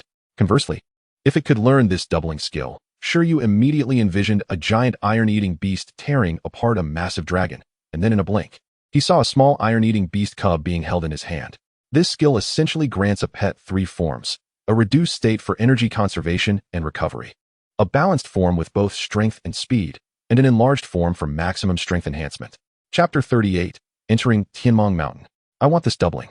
The slime is a gelatinous creature that can change size, hence the doubling skill is often observed within the slime species.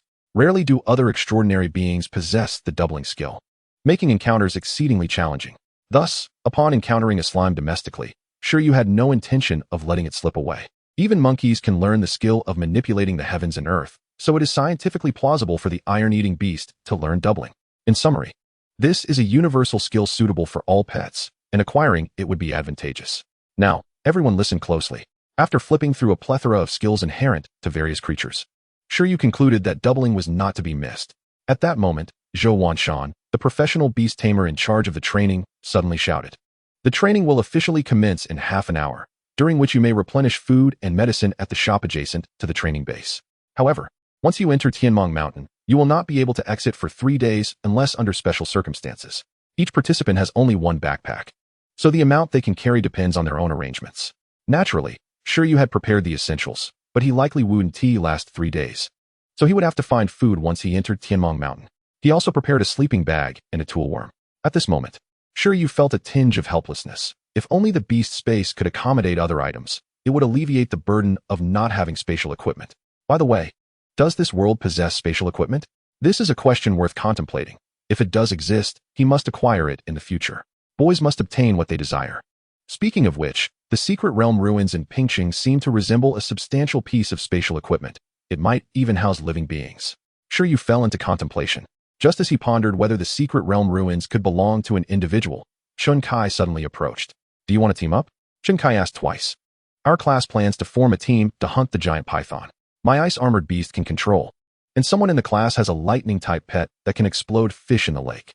Shi Yu asked, "Can we form a team this time? How will the spoils be divided?"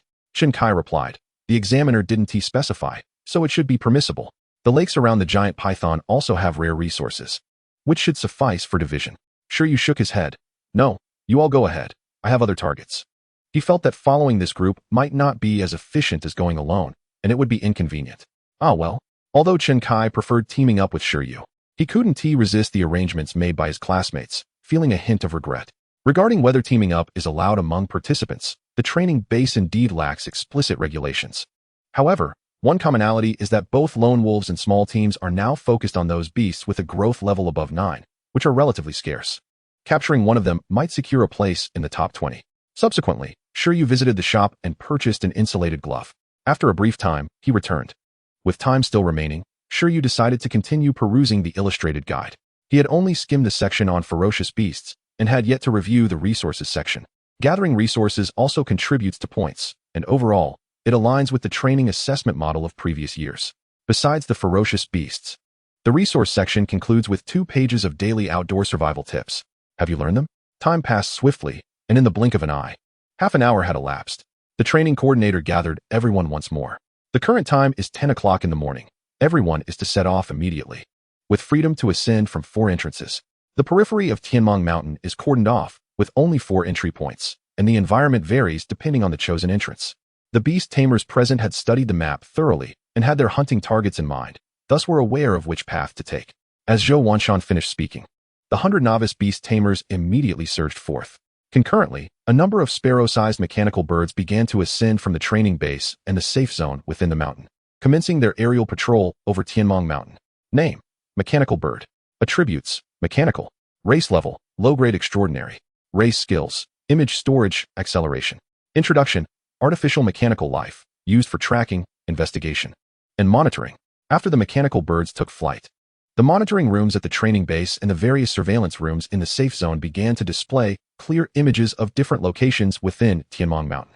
Particularly, those ferocious beasts with higher growth levels became key monitoring targets. This approach not only ensures the safety of the trainees, but also allows for a more direct observation of their performances. Watching the process is one of the few pleasures for the examiners. Awaiting the assessment results would otherwise be too dull. At the foot of Taming Mountain, a midway point serves as the entrance to the magnetic mountain area, where Shi Yu, along with approximately 20 novice beast tamers, chose to enter. As for Chun Kai and his group, they proceeded from another direction, preparing to form a team to hunt the giant python. 11. Come out. The outermost perimeter of Taming Mountain has undoubtedly been cleared, with virtually no ferocious beasts lurking about. Therefore, the majority of beast tamers opted to summon their pets here for close protection. Shi Yu was no exception. He had observed that this mountain harbors numerous rare spiritual plants.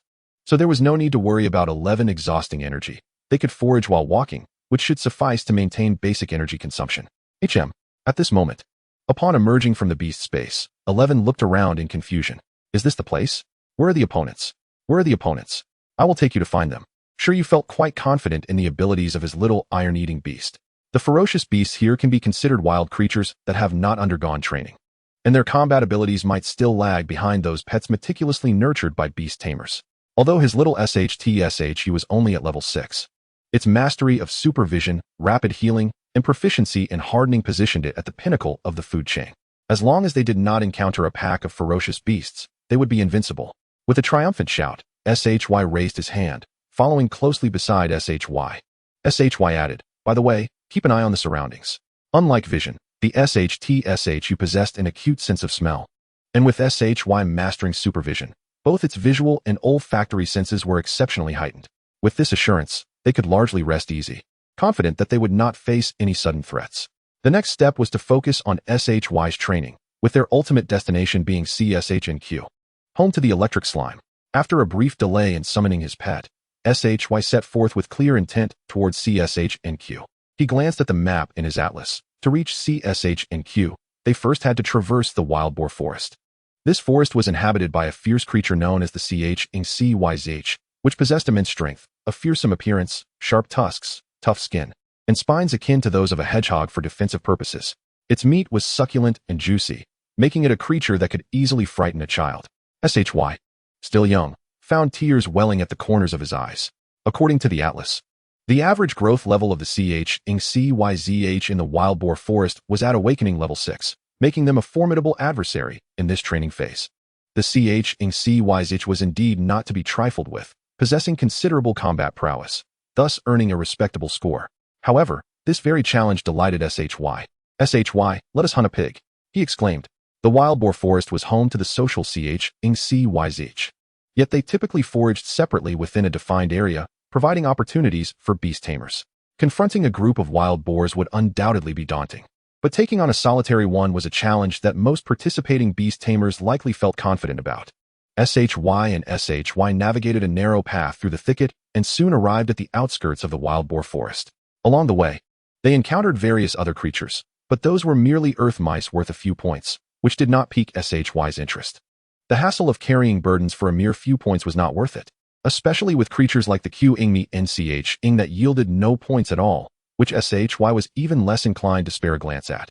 Upon arriving at the vicinity of the wild boar forest, Shi spotted a CYZH foraging at the edge. Name: CYZH. Attribute: Earth. Species level: Intermediate Extraordinary. Species skills: Petrifying tusks.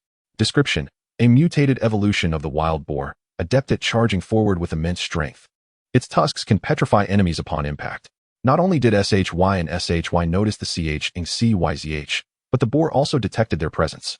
The natural enemies of the CYZH include wolves, bears, leopards, and raptors. Thus, they must remain vigilant against any sudden attacks. Alerted to the potential danger, it raised its head, its spines bristling, and emitted a warning grunt. Living in the wild, the CYZH understood that it might have been targeted by hunters. Cautiously, it scanned its surroundings. But when it laid eyes on the frail Shi and the even smaller Shu, it paused in disbelief. Is this it? Tears of surprise welled at the corners of the boar's eyes. As an omnivorous creature, it consumed both plants and meat, and at this moment, it felt an abrupt reversal of roles. The hunter had become the hunted. The food was being offered up willingly. Chapter 39, The Wild Boar Slayer. With a grunt, the CYZH contemplated which part of Shi and Shy to devour first. Saliva dripped from its mouth as its eyes gleamed with hunger, and its powerful limbs stomped upon the ground. Charging forward, this was not a skill but rather a raw, unrestrained charge. The CYZH initially targeted the unknown bear cub, perceiving it as a greater threat, and barbarically lunged forward with its tusks. Careful not to be struck by its tusks, lest they fall victim to petrification, Shy used mental communication to issue simple commands to Shy, stepping aside to a nearby tree to observe the spectacle. This wild boar measured nearly 2 meters in length, a massive beast compared to the almost 1 meter tall SHY. As the boar charged, SHY experienced a sensation entirely different from its prior encounter with the ice-armored beast. The CH's speed was on par with the ice-armored beast, yet its sheer power and size posed an even greater threat. A week ago, SHY might have needed to rely on complete hardening for defense or hastily evade, but now, standing on its hind legs, SHY's black and white fur swayed in the wind, its focus sharpened, and a glimmer flickered in its pupils. Intermediate skill, supervision. With its proficient supervision, SHY's visual capabilities were maximally enhanced, granting it extraordinary dynamic sight. At this moment, it seemed as though the world had slowed down. The once formidable charge of the boar and its petrifying tusks appeared to move at a fraction of their original speed. SHY could clearly track its adversary, allowing ample time for a response. With a resounding thud, due to the CH's charge being predominantly straightforward, it struggled to alter its trajectory mid-movement. By capitalizing on this, evading the assault and launching a counterattack was relatively straightforward. As the CH's barreled forward, SHY deftly sidestepped, successfully dodging the attack. Where did the prey go? In an instant, sensing the absence of its target, the CH's found itself bewildered after missing its charge. The next moment, the agile SHU, having anticipated the boar's attack pattern, retaliated with remarkable speed. As it had been rehearsing a strategy in its mind since spotting the CH's, its bare paws swiftly became encased in hardening, striking out at the charging boar. Crack! The hardened paw collided with the spines of the wild boar, snapping them instantly. And a powerful shockwave surged through the CH's, causing it to feel an unsettling churn within. Grappling with pain, the CH's let out a wretched howl, and with the combined force of its own momentum and SHY's impact, the massive beast tumbled sideways. Ow! Ow! Ow! After being toppled, the disoriented CH's rolled helplessly on the ground, unable to rise, its expression one of terror. Dinner had turned against it. SHY finish it off. As a commendable beast tamer, SHY instilled admirable qualities in his pets. At his command, SHY immediately shifted to all fours, advancing with a slight inward angle as it charged towards the boar, appearing even more ferocious than the previous charge. Hardened, head impact.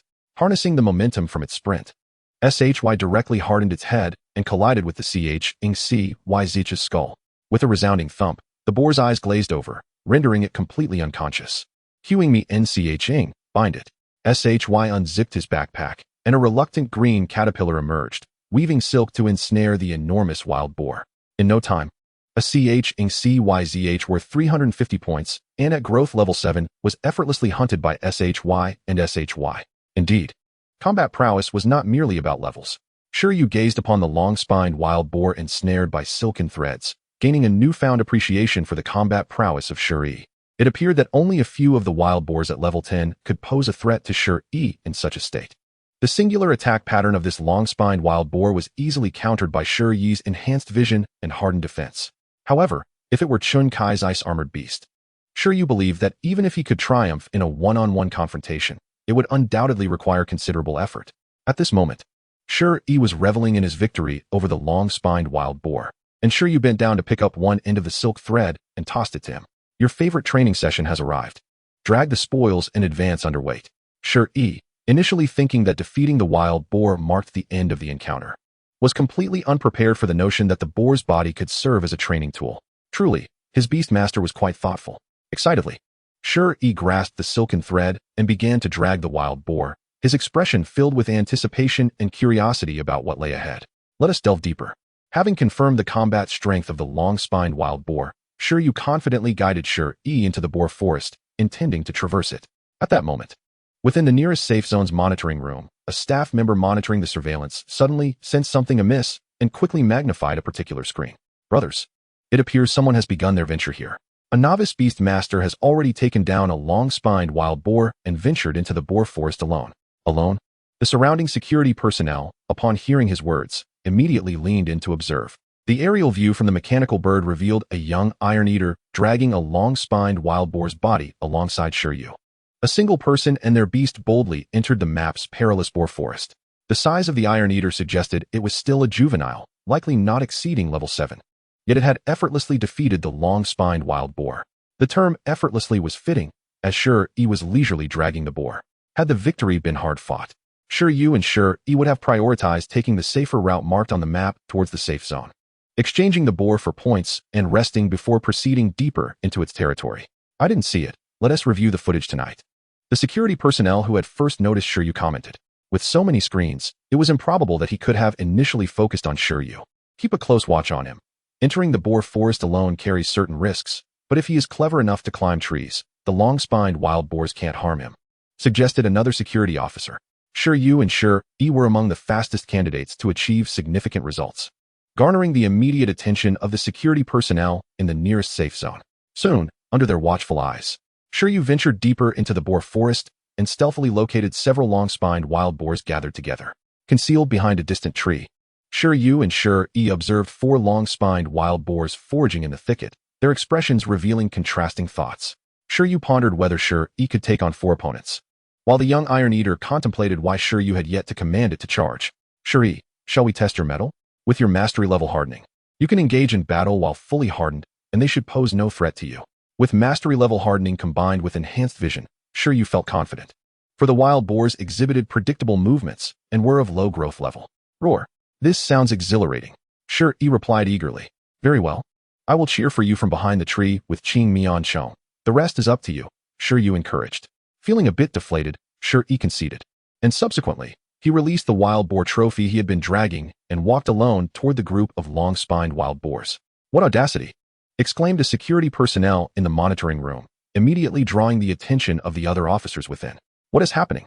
That novice Beastmaster with the young Iron Eater is charging directly at the 4 long-spined wild boars. What? Is he getting carried away after defeating one? The group of security personnel turned to observe, astonished at such reckless behavior from a candidate. Even a level 10 beast would find it challenging to confront 4 long-spined wild boars alone. Under their watchful gaze, Shi Yi stepped into the detection range of the 4 long-spined wild boars. Humph, humph, humph. The 4 wild boars, sensing an unknown creature approaching that resembled a natural predator, immediately displayed wary expressions. However, upon realizing that Shi Yi was merely a diminutive juvenile of less than 1 meter in height, their inner thoughts shifted dramatically, akin to the previous long-spined wild boar. What is going on? Where did this little one come from? Is it a free meal? While the 4 wild boars were still in the observation phase, an unexpected event unfolded. The young Iron Eater suddenly extended its hands toward its mouth, pulling back its lips to make a face of provocation. Naya. Shi Yi executed a tactical taunt. The security personnel were utterly astonished. Is he courting disaster? Humph, humph, humph. Simultaneously, the 4 long-spined wild boars charged forward, their sharp tusks aimed at Shi Yi. As they approached from different directions, Shi Yi's enhanced vision had yet to reach a full 360-degree awareness, compelling him to remain cautious and immediately activate his hardening ability. In an instant, a metallic sheen enveloped his entire body. The dark fur exuded a profound metallic quality, while the white fur shimmered like silver. Once fully armed, Shi Yi let out a roar and, recalling his previous encounter with the wild boar, executed a sideways strike that sent the first approaching boar flying. In the next moment, the second boar collided with Shi Yi's body, yet it felt as though it had crashed into an immense mass of steel. The boar was unaware of its adversary's sensations. It only knew that its tusks seemed on the verge of shattering. The second boar let out a pained cry, but Shi Yi, who had been struck, suffered no injuries. The opponent had failed to breach his defenses, merely leaving some dirt on his hardened surface. However, the immense impact caused Shi Yi to stagger backward, provoked by the hit. Shi Yi's wild instincts surged forth, and he charged directly at the nearby boar, toppling it over with a single collision. Subsequently, he fixed his fierce gaze on the remaining foes. As for the last 2 long-spined wild boars, they had initially been too far away to engage Shi Yi, allowing the combat area to be dominated by the first 2 boars. They clearly witnessed how their companions were overthrown by this suddenly formidable little creature. At that moment, they had no intention of continuing the fight. The harsh realities of the wild dictated that, unless faced with no alternative, their first instinct upon encountering a strong enemy was to flee. However, Shi Yi was determined not to grant them an opportunity to escape. Locking onto one of the retreating long-spined wild boars and fearlessly charging forward, causing it to screech in terror as it leapt away in its attempt to flee. This marks the 3rd exclamation of astonishment within the confines of the safety zone's monitoring room. The 4 security personnel surrounding the surveillance screen gazed at it with incredulous expressions, vigorously rubbing their eyes. Could it be that they were not mistaken? A young SHTISHU confronted 4 spiny wild boars, swiftly knocking 2 of them down. causing the remaining two to flee in terror, only to be pursued. It was a veritable wild boar slayer. Proficient level hardening? Who is this challenger? One security guard suddenly adopted a serious demeanor. Chapter 40. Temporarily first. Proficient level skills, when placed upon a creature that appears to be merely 2 years old, seem utterly implausible. SHTISHU are not particularly fond of training, thus their skill proficiency is typically low. They rely predominantly on their robust physical attributes to overpower opponents rather than on technique. Even if this SHTISHU had been trained since birth, it would still seem quite absurd, especially given that it is merely a juvenile. SHY, that seems to be the name. Do you recognize him? I recall you studied at ZHSH Martial Arts Hall. Is he one of your peers? Inquired one individual, holding a list of the security personnel who had asked about SHY. I do not know him. I have not heard of him, replied the security guard. The group exchanged glances, pondering the connection between SHY and this young SHTISHU. Qingmi NCHing? At that moment, the screen displayed another scene that caused discomfort among the observers. Over on SHY's side, SHY had successfully dispatched all 4 spiny wild boars. Now, it was the turn of Qingmi NCHing, which crawled out from SHY's backpack, exerting itself to spin silk to bind the fallen wild boars. Isn't he just an apprentice Beastmaster? How does he possess a second beast? The sight of Qingmi NCHing astonished the onlookers further. Perhaps it is merely an uncontracted pet he is nurturing? While it is not unheard of for Beastmasters to do so, it is generally quite challenging. Keeping a pet cat or dog is manageable, but nurturing a battle beast that understands commands and is willing to fight without a contract is exceedingly difficult.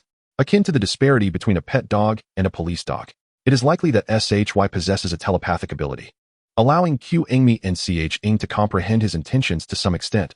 Otherwise, it would not be so obedient. This challenger is remarkable, not only possessing such a formidable young SHTISHU, but also nurturing an additional Qingmi NCHing. I perceive that the silk level of this Qingmi NCHing is also quite high. Its evolution into AFNGJ seems inevitable. Gentlemen, I wager a cigarette that they will rank among the top 3 in this assessment. The security personnel in the monitoring room began to chatter excitedly. Enough, enough. Let us not dwell on that. There are already injuries. However, the discussion swiftly ceased as they were reprimanded by a diligent security officer. This is a working phase. We cannot focus solely on SHY. It suffices to know he is not recklessly courting danger. Other Beastmasters also require attention. Although the trials have only just commenced, there are already injured Beastmasters and beasts that need immediate care. In the wild boar forest, a bountiful harvest indeed. Unbeknownst to SHY and his companions, their achievements had already caught the attention of some security personnel. At this moment, he was cheerfully observing the spiny wild boars bound together, reveling in the success of acquiring 1750 points. The points did not seem so difficult to obtain after all. However, beyond the points, SHY was far more tempted by the flesh of the wild boars. Previously, he had the fortune of tasting spicy wild boar meat at the cafeteria of the breeding base in Binjuan City. He wondered how it would taste if he were to process it himself. By the way, the spoils should be edible, right? SHY glanced at SHY, who shook its head in response. I don't know, don't ask me. Its responsibility lies solely in combat, showing no interest in wild boar meat.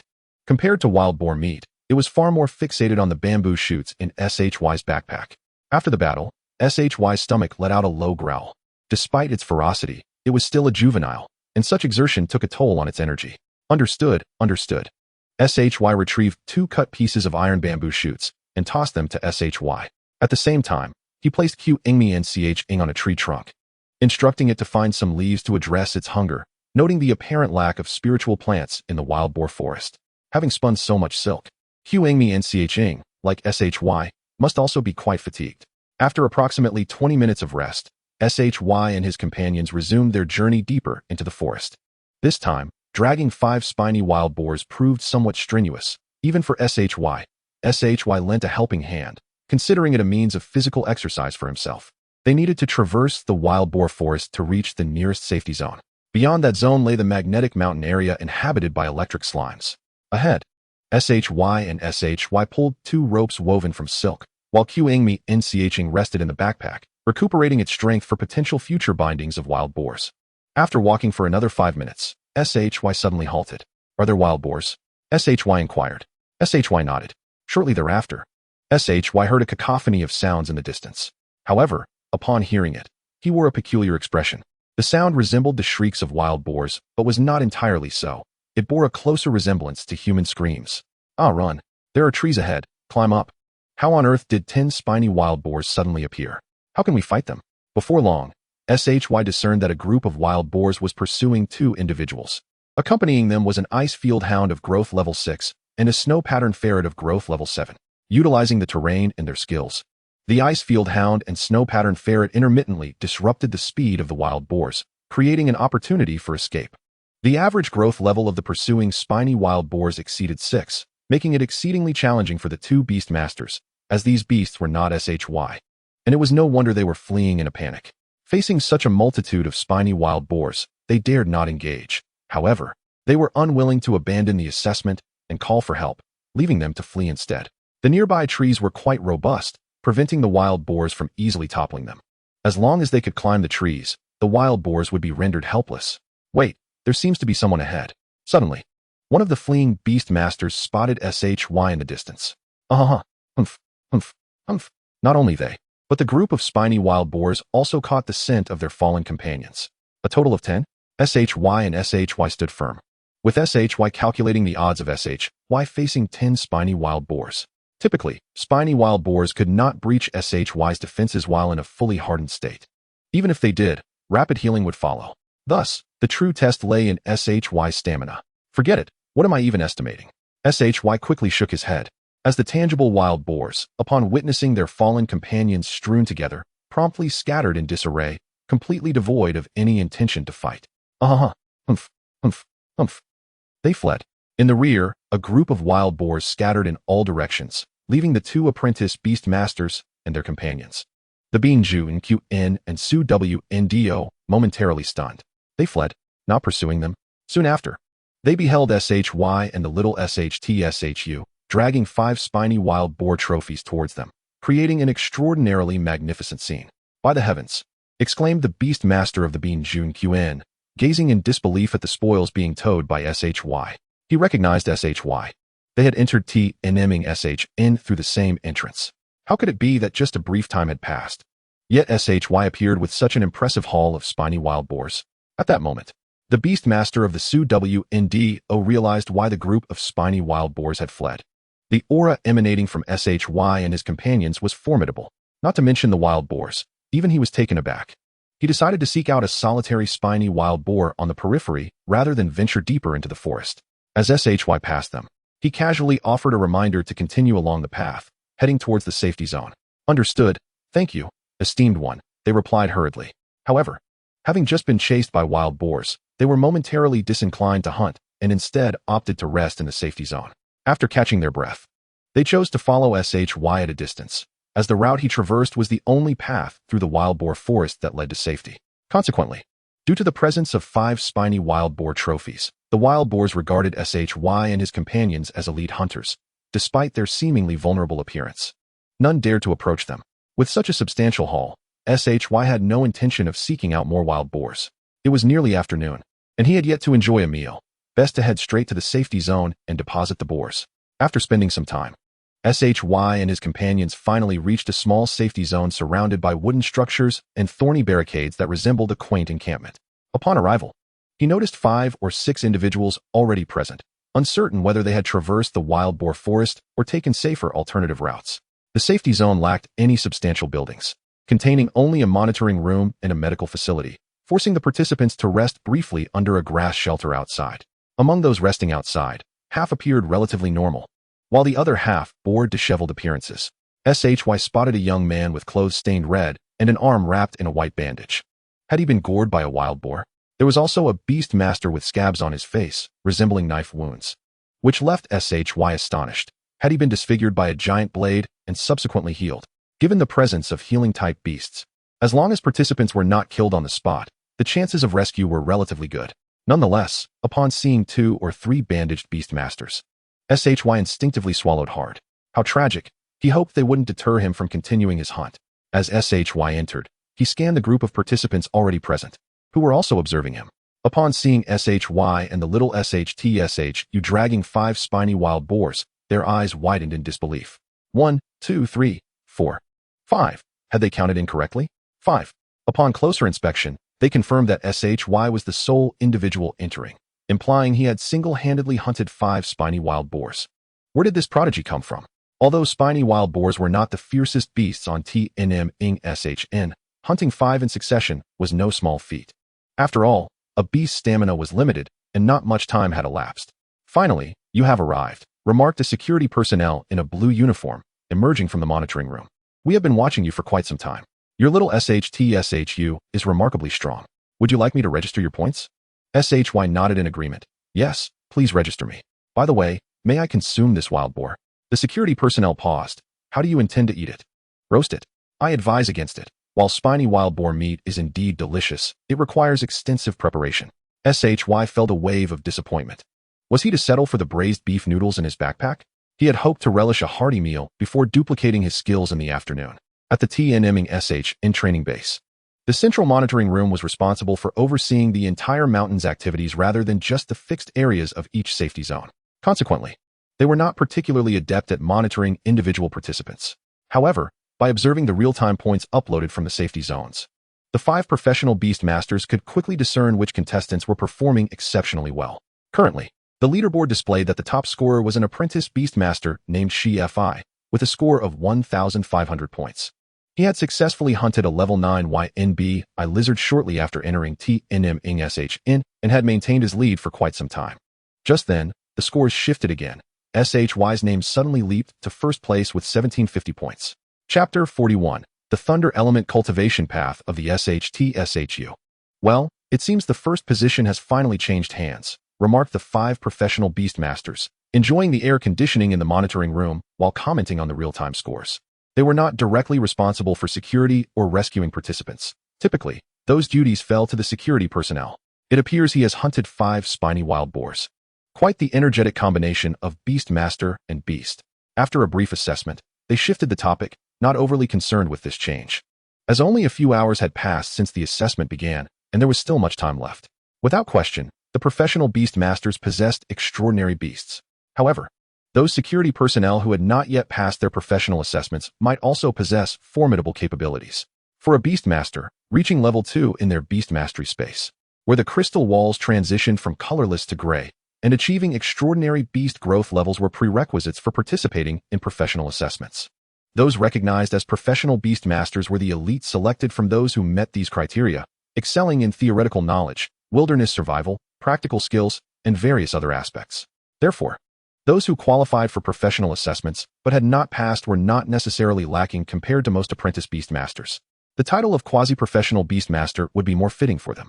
One of the security personnel, YNQ, was such a quasi-professional Beastmaster. He met the level requirements, and his beast's level was sufficient, yet he had not passed the professional assessment due to being outperformed by others, which prevented him from obtaining that certification. YNQ was a native of PNGCH-ing, with a SHTSHU as his initial beast. He had studied at the SHTSHU's main base, SHWGUN, thus possessing a fair understanding of the creature. Upon witnessing SHY's SHTSHU's performance on the monitor, he immediately recognized that SHY and his companion were extraordinary. Having spent considerable time at the SHWGUN, he had never encountered a SHTSHU that had mastered the hardened skill at such a young age, which was quite remarkable. It was worth noting that his own SHTSHU had reached the extraordinary level after 5 or 6 years of cultivation. Yet it had only recently achieved proficiency in the hardened skill. In summary, SHY was undoubtedly exceptional. Out of curiosity, during his break, he used his personal phone to call the SHWGUN, seeking to speak with the director, LNGUNZH, who was instructing students at the dojo. Master Lin, do you still remember me? I am Xiao Qi, the one known as Xiao Xiong Yin Qi. On the other end of the phone, the voice replied, Isn't that the Xiao Xiong Yin Qi who has participated in the vocational assessment for 2 years without success and is now working at a security company? It struck a nerve. Yin Qi forced a smile and said, I apologize for bringing shame to our Zhushi martial arts school. Master Lin, I am currently responsible for security work at the Tianming Mountain Training Base, where I encountered a rather intriguing Beastmaster. His iron-eating beast appears to be around 2 years old, yet has mastered the advanced skill of hardening, which is quite extraordinary. Could this be a new junior disciple of our Zhushi martial arts school? I have no recollection of him, nor have I heard anyone mention him, so I decided to call and ask you. By the way, his name is Shi Yu.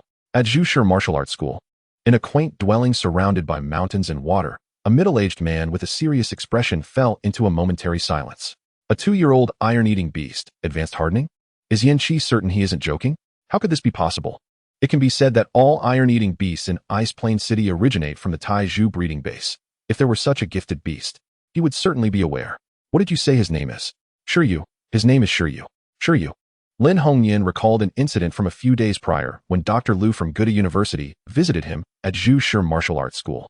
The latter mentioned that he had entrusted him to help cultivate a distant relative, and that relative's name was indeed Shi Yu. Because Shi Yu's initial pet was an iron-eating beast, he sought out Lin. Furthermore, he offered a precious resource obtained from a relic as remuneration. Regarding Shi Yu, Lin Hongyan also looked into the pet acquisition records at the Taizhou breeding base, discovering that Shi Yu's information was quite ordinary. The pet was purchased through a loan, and he was a local from Pingcheng. He had no idea how Shi Yu had come to be associated with Lu Qingyi, who was considered a prodigy on a national level. Nevertheless, he could not refuse Dr. Liu's favor, especially since the latter had provided sufficient compensation. This Shi Yu had acquired an iron-eating beast that was only just over a year old, and he had not even had it for a month. Advanced hardening? Lin Hongyan recognized a blind spot, and his expression turned serious. Did Dr. Liu assist him in cultivating it through special means? Otherwise, Lin could not fathom how a novice Beastmaster could elevate the racial skill of a young iron-eating beast to an advanced level in such a short time. Perhaps, Lu Qingyi had given Shi Yu some rare cultivation resources. Master Lin, it seems like there has been no response from you for some time. Yanqi spoke again. Yanqi, you mean to say that Shi Yu is currently training at Taming Mountain, right? Yes. I understand. So is he not yet our disciple at Zhu Shi Martial Arts School? Lin Hongyan replied, not yet, but he may be in the future. By the way, since his iron-eating beast has reached advanced hardening and is currently at Tianmeng Mountain, where you are as well, why don't you guide him to the Xiaishan district? It would allow him to primarily train there and lay a foundation for learning the school's skills. Yanqi was still processing the information. How can this be? Before even joining, he is already being taught the school's secret techniques? He felt a pang of jealousy. In the safe zone, Shi Yu finished a quick meal of instant noodles and a couple of sausages, barely staving off hunger. He planned to rest for a bit before heading straight to the Xiaishan district to find electric slimes for some fun. As for the 5 spiked wild boars, he could finally leave them behind. While Shi Yu was quietly meditating in a corner of the grass hut, the security personnel responsible for recording his points approached him once more. What is up? Shi Yu opened his eyes and turned to look at him. Yanqi chuckled. It's nothing. Just wanted to introduce myself. My name is Yanqi. Are you planning to continue hunting this afternoon? Shi Yu nodded. Then I suggest you head to the Xiaishan area. There is a type of electric ore there, classified as a level 1 energy iron or resource, which is part of the iron-eating beast diet. Electric ore? Shi Yu recalled that it was indeed mentioned in the iron-eating beast cultivation manual as a recommended food, though with a relatively low priority. Compared to Taizhou, it did not significantly impact hardening skills or growth. It was merely enough to stave off hunger. Follow me. Yanqi called out to Shi Yu, intending to speak in a relatively open area. What is this person up to? Shi Yu wondered, feeling a bit startled, but decided to follow him to see what the security personnel had in mind. I am actually a disciple of Zhu Shi Martial Arts School, and my initial pet is also an iron-eating beast. By the way, do you know what the 2 great secrets of Zhu Shi Martial Arts School are? Once they left the grass hut, Yanqi began. I remember one is a skill called Thunder Palm, and the other is a skill called Cannon Fist, right? Shi Yu recalled. So that's why he is so interested in me and the iron-eating beast. The iron-eating beasts trained at Zhu Shi Martial Arts School are renowned for their ability to master fire and lightning. The ultimate skills are indeed Thunder Palm and Cannon Fist, which Shi Yu was well aware of since he planned to study at the school later. Yes, it is Thunder Palm and Cannon Fist. Through special cultivation methods, iron-eating beasts have a chance to awaken the ability to control fire and lightning. For instance, to master lightning. One of the basics is for the iron-eating beast to consume certain electrically charged metallic ores, such as electric ore. Why are you telling me this? Shi Yu understood that for a pet to master skills beyond its race, targeted cultivation was necessary, with food being an essential aspect. However, relying solely on electric ore would certainly not suffice. Otherwise, it would not be a unique skill secret of Zhu Shi Martial Arts School. Even without the complex evolution process of Qing Mian worm to bright goddess butterfly, it could not be achieved with just a single type of food. I heard from Master Lin at Zhu Shi Martial Arts School that you might be going to the school for training, so I wanted to give you a heads up. The minimum requirement for consuming electric ore is that the iron-eating beast's hardening must reach the proficient level. Your iron-eating beast has already reached advanced hardening, so perfectly absorbing the nutrients from electric ore should not be an issue. If you plan to enter Zhu Shi Martial Arts School, the most suitable training environment for you right now at Tianmeng Mountain is indeed the Xiaishan district, where there are plenty of electric ores and many lightning-type creatures. Consuming electric ore and allowing the body to be continuously subjected to electrical attacks is essentially the foundational training for mastering the Thunder Palm skill, and I believe you should get acquainted with it in advance. Skill: Thunder Palm. Skill level: Intermediate.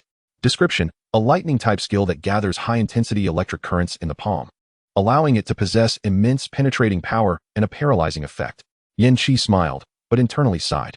For his iron-eating beast had already reached the extraordinary level, yet had not successfully mastered Thunder Palm, only able to generate a trivial current around its palm, which hardly constituted a skill.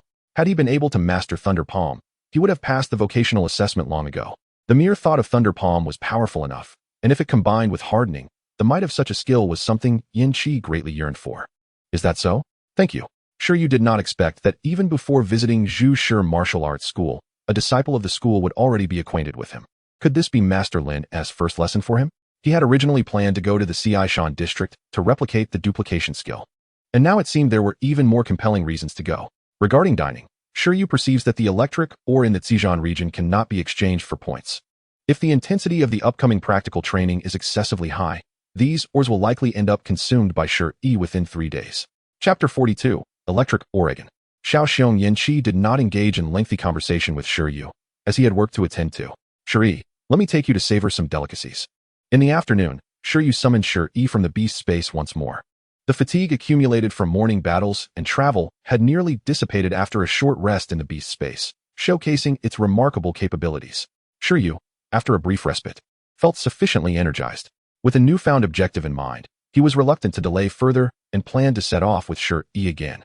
As Shi Yu's form gradually materialized in the outside world, upon hearing the word eat, it instinctively wiped its mouth with its arm. Due to the skill atlas, Shi Yu's physique was relatively exceptional among Beastmasters of the same level. When he prepared to depart once more, the other assessors, whether they had arrived at the safe zone early or late, continued to rest. They exchanged glances, surprised that Shi Yu and the iron-eating beast were leaving the safety of the zone after having just hunted 5 spiked wild boars that morning. Was their stamina truly so resilient? If Chen Kai were present, he would certainly commend them, declaring them models for their peers. In the Zhejiang region, a unique electromagnetic field envelopes the mountainous terrain, fostering the emergence of a peculiar type of, or known as electric ore.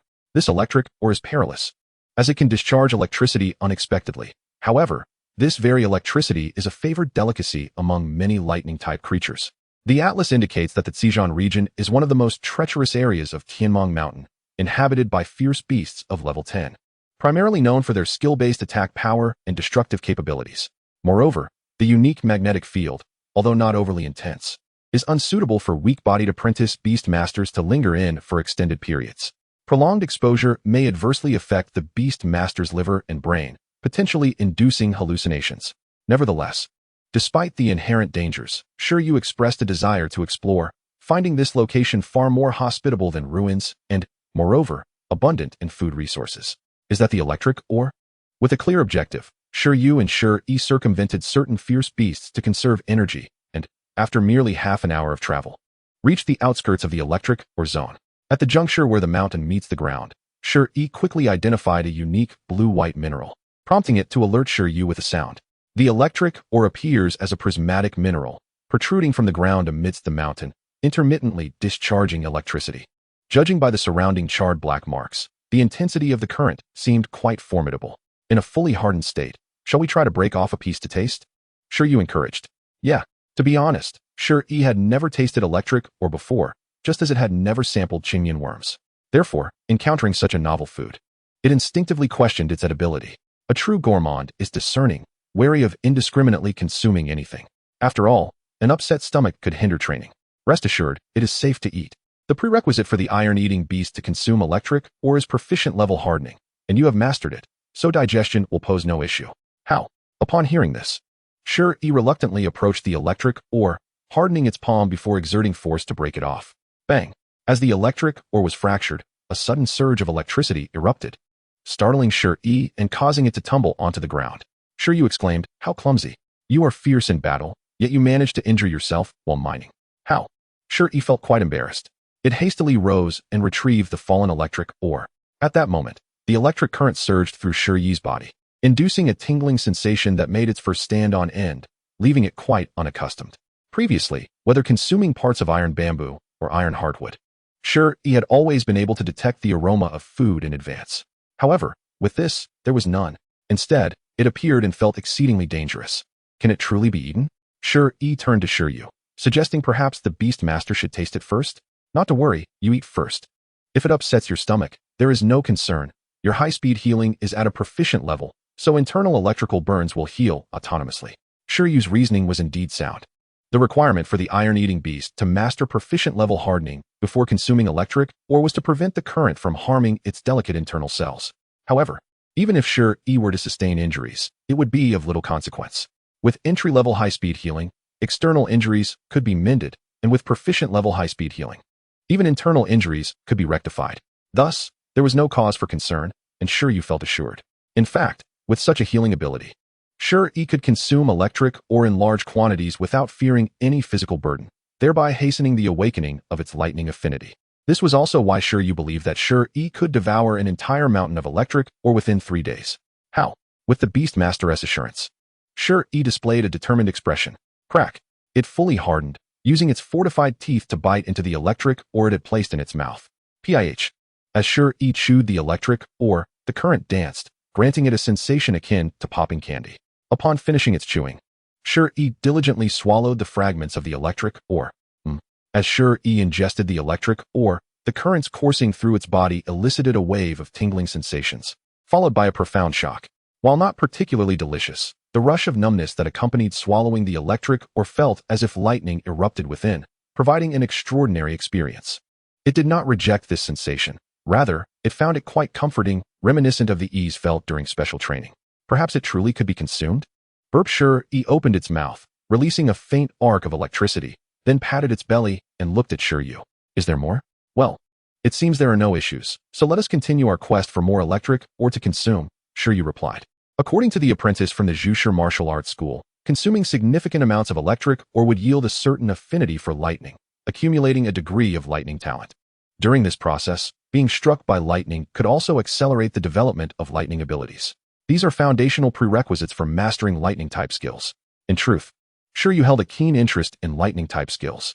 Had this been a flame or cold iron ore, he would not have been nearly as invested.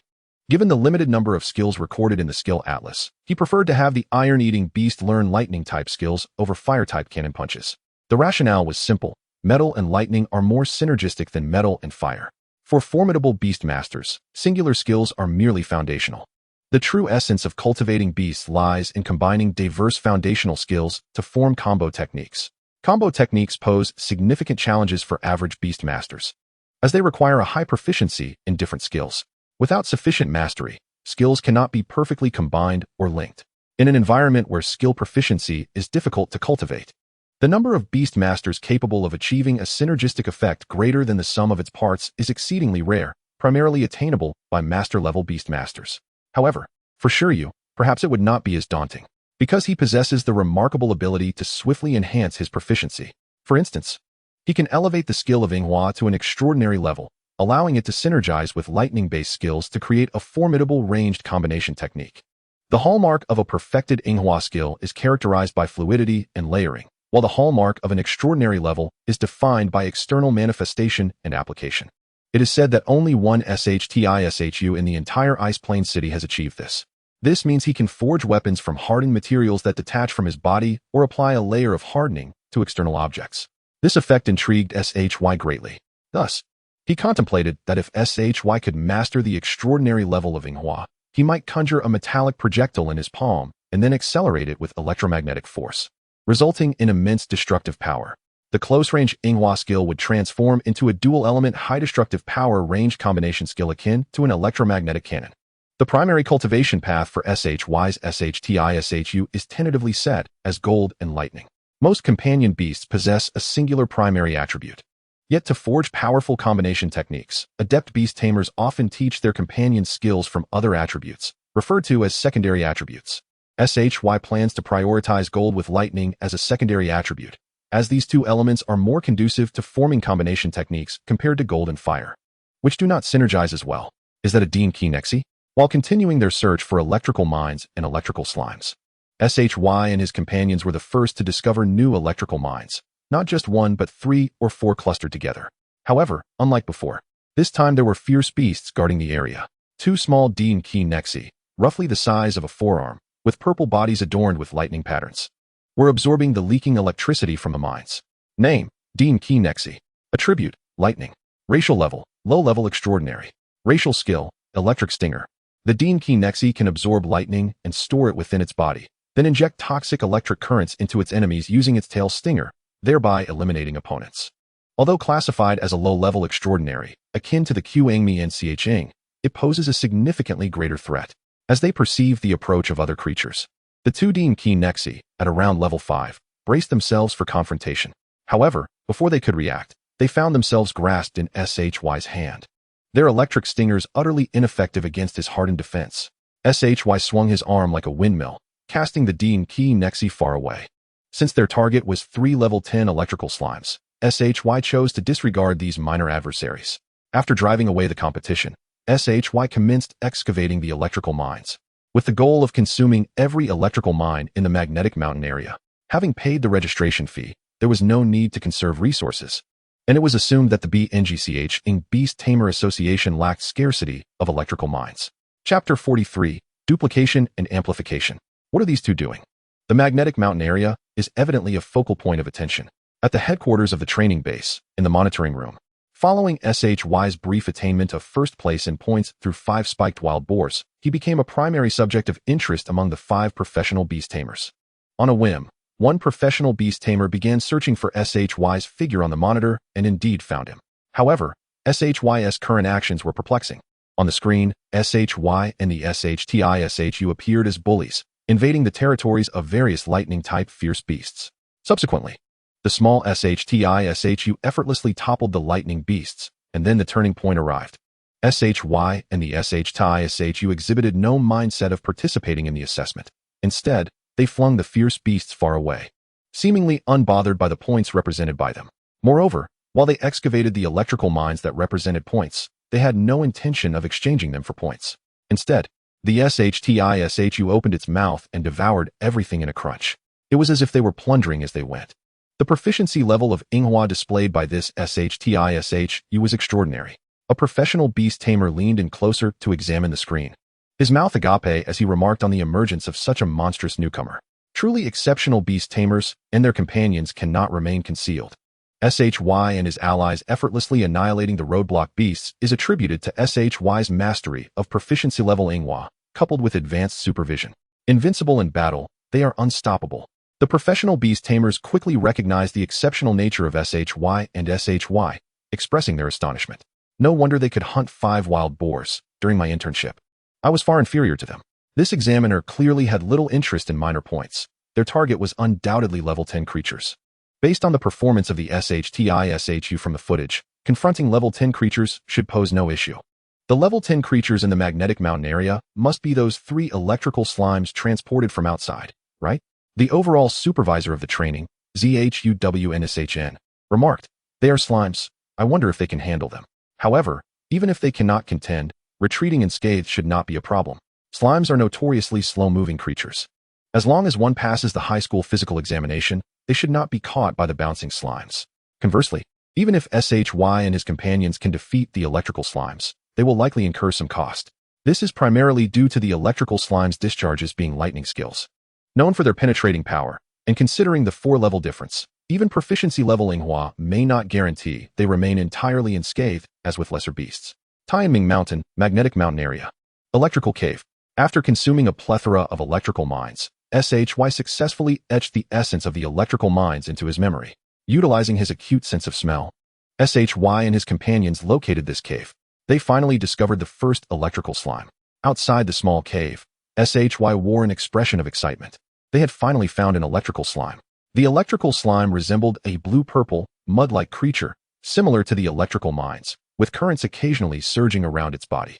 At that moment, it was in a shrunken state, nestled among a pile of electrical mines, seemingly unfazed by the surrounding currents, appearing rather content. After all, given their attributes and physiology, they are immune to weak corresponding elemental forces. For them, lightning is nourishment rather than harm. They had found the electrical slime. SHY and the SHTISHU finally arrived at the electrical cave, piquing the interest of several professional beast tamers. Although this SHTISHU appeared agile and powerful, it evidently had not mastered range skills. Once combat ensued, contact with the slime was inevitable. The slime, wrapped in electricity, would deliver its discharge upon contact, rendering it an arduous challenge. Thus, from their perspective, this battle promised to be a captivating showdown, a contest of equals. Within the electrical cave, the electrical slime sensed the approach of intruders, immediately awakening from its feeding state and cautiously bouncing out to observe SHY and his companions. A great battle was about to erupt. At that moment, an unexpected development unfolded. SHY swiftly opened his backpack and tossed a pair of high-voltage insulated rubber gloves to SHY, instructing, "Put these on, grab it, and drain its electricity." SHY adeptly donned the insulated gloves, clearly a tactic prearranged by SHY and SHY. Subsequently, in the astonished expressions of the professional beast tamers, the small SHTISHU charged toward the electrical slime, clad in insulated gloves. Simultaneously, the electrical slime, with currents coursing through its body, leaped and charged toward SHY in a discharge state. Discharge is a rudimentary skill, reliant solely on contact discharge, and its mastery over electrical currents is rather limited, rendering it easily countered. Undoubtedly, the strength of the slime is not particularly formidable. Its prowess lies solely in the intensity of its electrical output, however, lacking extraordinary capabilities. When faced with high-voltage insulated rubber gloves, the lightning-based skills falter as if a son encountered his father, extinguishing immediately. The slime, having leapt, was effortlessly caught by 11 as one would catch a baseball. The crackling sound of electricity filled the air, and the electric slime, suspended in midair, was left bewildered. Meanwhile, 11, adorned with insulated gloves, tilted his head, unable to gaze directly at the currents erupting from the slime's body. This is frightening. It appears it cannot consume energy like the electric, or, my goodness, this spectacle caused the professional Beastmasters in the central control room to widen their eyes in disbelief. What is happening? Is this even possible? Are insulated gloves available in the base shop? Surely they are. Yet, previously, no Beastmaster had displayed such an imaginative approach of equipping their pets to challenge a thunderous beast. It was typically the master who donned the gear. The electric slime's true strength lies in its discharge and defensive capabilities, while its other attributes are rather unremarkable, making it vulnerable to the insulated gloves. Who captured this slime, and why was such a high point value assigned? The professional Beastmasters were left dumbfounded. The top-tier slime, renowned for its points in trials, was thus subdued. This is dire. The other two slimes may also fall victim to this uniquely creative Beastmaster. 12,000 points handed over for free. Fear not. It is not that simple. Zhou Wanshan's expression was complex. 211. Maintain your grip and continue the discharge. During the battle with the slime, Shi Yu fanned the flames from the sidelines. Apart from discharging electricity, the slime possesses negligible physical strength, leaving no possibility for escape. While its defense is commendable, due to its malleable body, it can absorb significant impacts. A hardened punch may not be enough to finish it off. However, Shi Yu and his companions need not expend energy fighting it. Simply using the insulated gloves to hold it and waiting for it to release the energy within would suffice. This is what we call strategy. The electric slime felt constrained and enraged, releasing electricity with greater ferocity, yet it still failed to affect the insulated gloves. In truth, facing a level 10 creature, evasion is not a simple task. Even in this disadvantageous situation, the slime still had a chance to resist. However, it was reluctant to utilize its advanced skill, multiplication, unless absolutely necessary. If employed, its power would increase, and its internal currents could be maximized. But the side effects would likely lead to prolonged energy depletion. The creed of the slime species is to minimize its size and appear adorable unless in extraordinary circumstances. It would never resort to becoming the slime demon lord. Now, facing dire straits, the electric slime evidently found itself in a unique situation. It emitted a furious cry, its size expanding rapidly, forcing 11 to retreat as he could no longer grasp it with his hands. As the electric slime grew, Shi Yu's eyes lit up. No fear of your enlargement. This is what I awaited. 11. Harden your entire body, Shi Yu commanded immediately. As the electric slime expanded, 11 completed his full body hardening. In the next moment, the previously controlled electric slime launched a counterattack, colliding with 11's hardened form, its electric currents surging. Now a massive electric slime. Measuring 1.5 meters in diameter, its impact and electrical intensity far exceeded its earlier state. The clash was fierce, yet the outcome was indeterminate. The colossal electric slime was sent flying by 11's slap.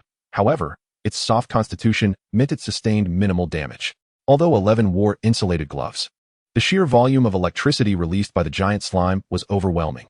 He was merely donning gloves, not a full insulated suit, which left him vulnerable to electric infiltration in other areas. The metallic hardening could not provide complete protection, and the combination of multiplication and discharge began to take form as a combined skill. The tables had turned. Despite the electric slime's significant energy consumption, the iron-eating beast was undoubtedly suffering as well. It appeared to be a mutually destructive situation. The professional Beastmasters watched in anticipation. Yet, a reversal occurred once more as 11 adeptly applied his mastery of rapid healing in combat. Though imperceptible to the outside world, the areas within 11's body that had been scorched and paralyzed by electricity were immediately healed by a surge of green life energy. Empowered by this healing, 11 charged forward with renewed vigor, resembling an unyielding bear, heading straight for the gigantic electric slime. This scene shattered the expectations of the professional Beastmasters. Is the mastery of hardening truly that formidable? Can it withstand such immense discharges? Or is it that the iron-eating beast's willpower is strong enough to endure the electric shocks and retaliate fiercely? After all, 11 had previously consumed electric or as if it were candy. At this moment, the slime was utterly bewildered. After the previous encounter, it was entirely depleted of energy. Initially, it had wasted too much energy upon capture, resulting in an inability to counterattack after multiplying. Capture it and continue to drain it, came Shi Yu's wicked command from the side. Outside the electric cave, the body of the electric slime, drained of energy, dimmed considerably, devoid of any current, and reverted to its normal size. It was embraced by 11, who was exhilarated and panting, and promptly fell into a deep slumber. At this point, Shi Yu approached with a grin, affectionately stroking the slime. After contracting his first pet, 11, the skill slots in the skill encyclopedia expanded by 5. Next, the encyclopedia was poised to record the 7th skill, multiplication. Discharge could be disregarded. Its skill level was too low, inferior to Thunder Palm. Thus, Shi Yu opted to forego it. As he reached towards the slime, memories of encountering the multiplication skill surfaced, and he activated the skill encyclopedia. In the next moment, within his mind, the 7th page of the stone-like encyclopedia turned, displaying the image of the electric slime, a mid-tier lightning creature. Skill, multiplication. Skill level, advanced. Description, a special ability that allows the body to shrink or enlarge. In a shrunk state, strength diminishes and energy recovery accelerates. In an enlarged state, energy consumption increases and strength amplifies. A versatile skill, now in hand. Hooray! As Shi Yu toyed with the level 10 electric slime in his hands, as if it were mere modeling clay, the professional Beastmasters in the central control room fell silent. Not only had he defeated it, but he also dared to handle a level 10 creature personally? This is terrifying for both Beastmasters and their pets. Could this truly be a novice? Chapter 44. The skill encyclopedia is not worth having. Subsequently, the electric cave, once occupied by the electric slime, was undoubtedly claimed by Shi Yu. The abundance of electric ore here would suffice for 11 to feast. Furthermore, Shi Yu did not rush to exchange the electric slime for points. Each day, it would receive 2 pieces of electric ore as sustenance. But it must release energy in return. Shi Yu communicated telepathically with the dazed electric slime. This individual possesses an exceptional generator, whose discharging abilities can enhance Shi's resistance to lightning, thereby augmenting its affinity for the electrical element. This effect is akin to a form of electrical tempering. Generally, companion beasts would be unable to undergo such training, but Shi is an exception. Its slight innate talent for lightning, combined with proficiency in high-speed healing, enables it to swiftly recover from the physical damage inflicted by electrical stimuli, allowing Shi to train with lightning without restraint. The electrical slime remarked, "I may not be human, but you are certainly not human." Thus, the drained electrical slime became the second training tool after King Mianchong. Upon hearing the new training regimen from Shi Yu, the small iron-eating beast danced with excitement. Shi expressed great interest in this innovative training method. Consuming electrical ore and utilizing a weakened version of the discharging skill seemed to yield results comparable to the jumping training method.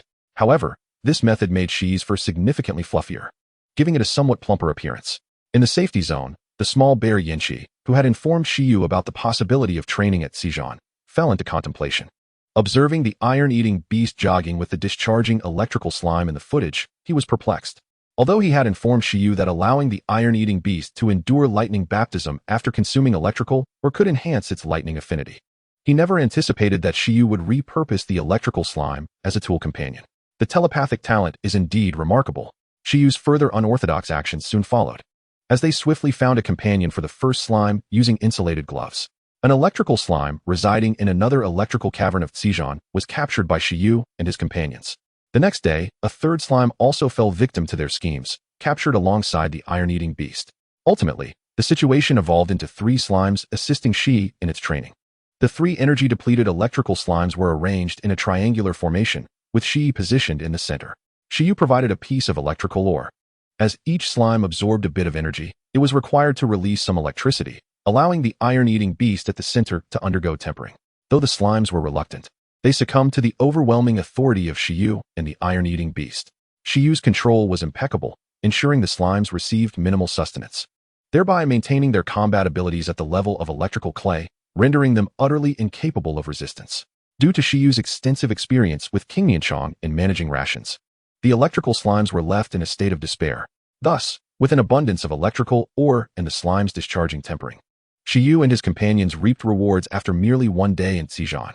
On the 29th, at noon, after a day of exploration, all the easily accessible mining points in Xi'an had been thoroughly examined by Shi Yu and his group.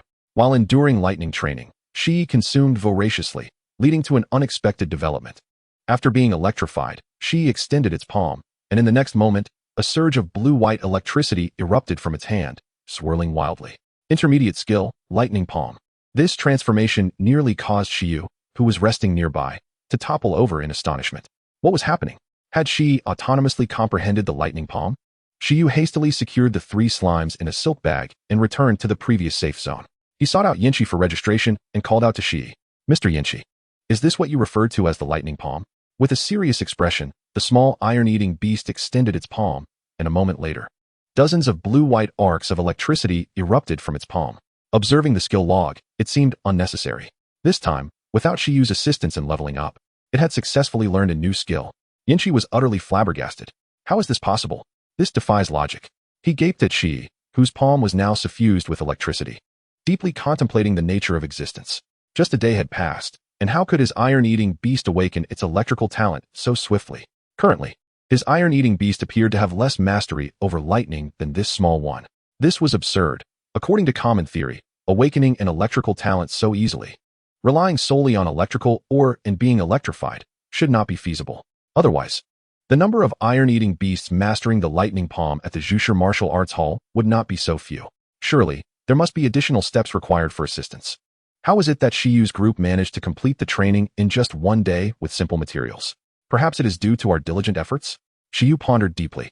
Yanqi suddenly found himself speechless, as he realized that whenever he observed Shi Yu and this iron-eating beast, they were invariably engaged in combat, training, or consuming food. They seldom rested, and even their brief moments of repose were fleeting before they swiftly resumed their activities. Could it be that he was witnessing a counterfeit iron-eating beast?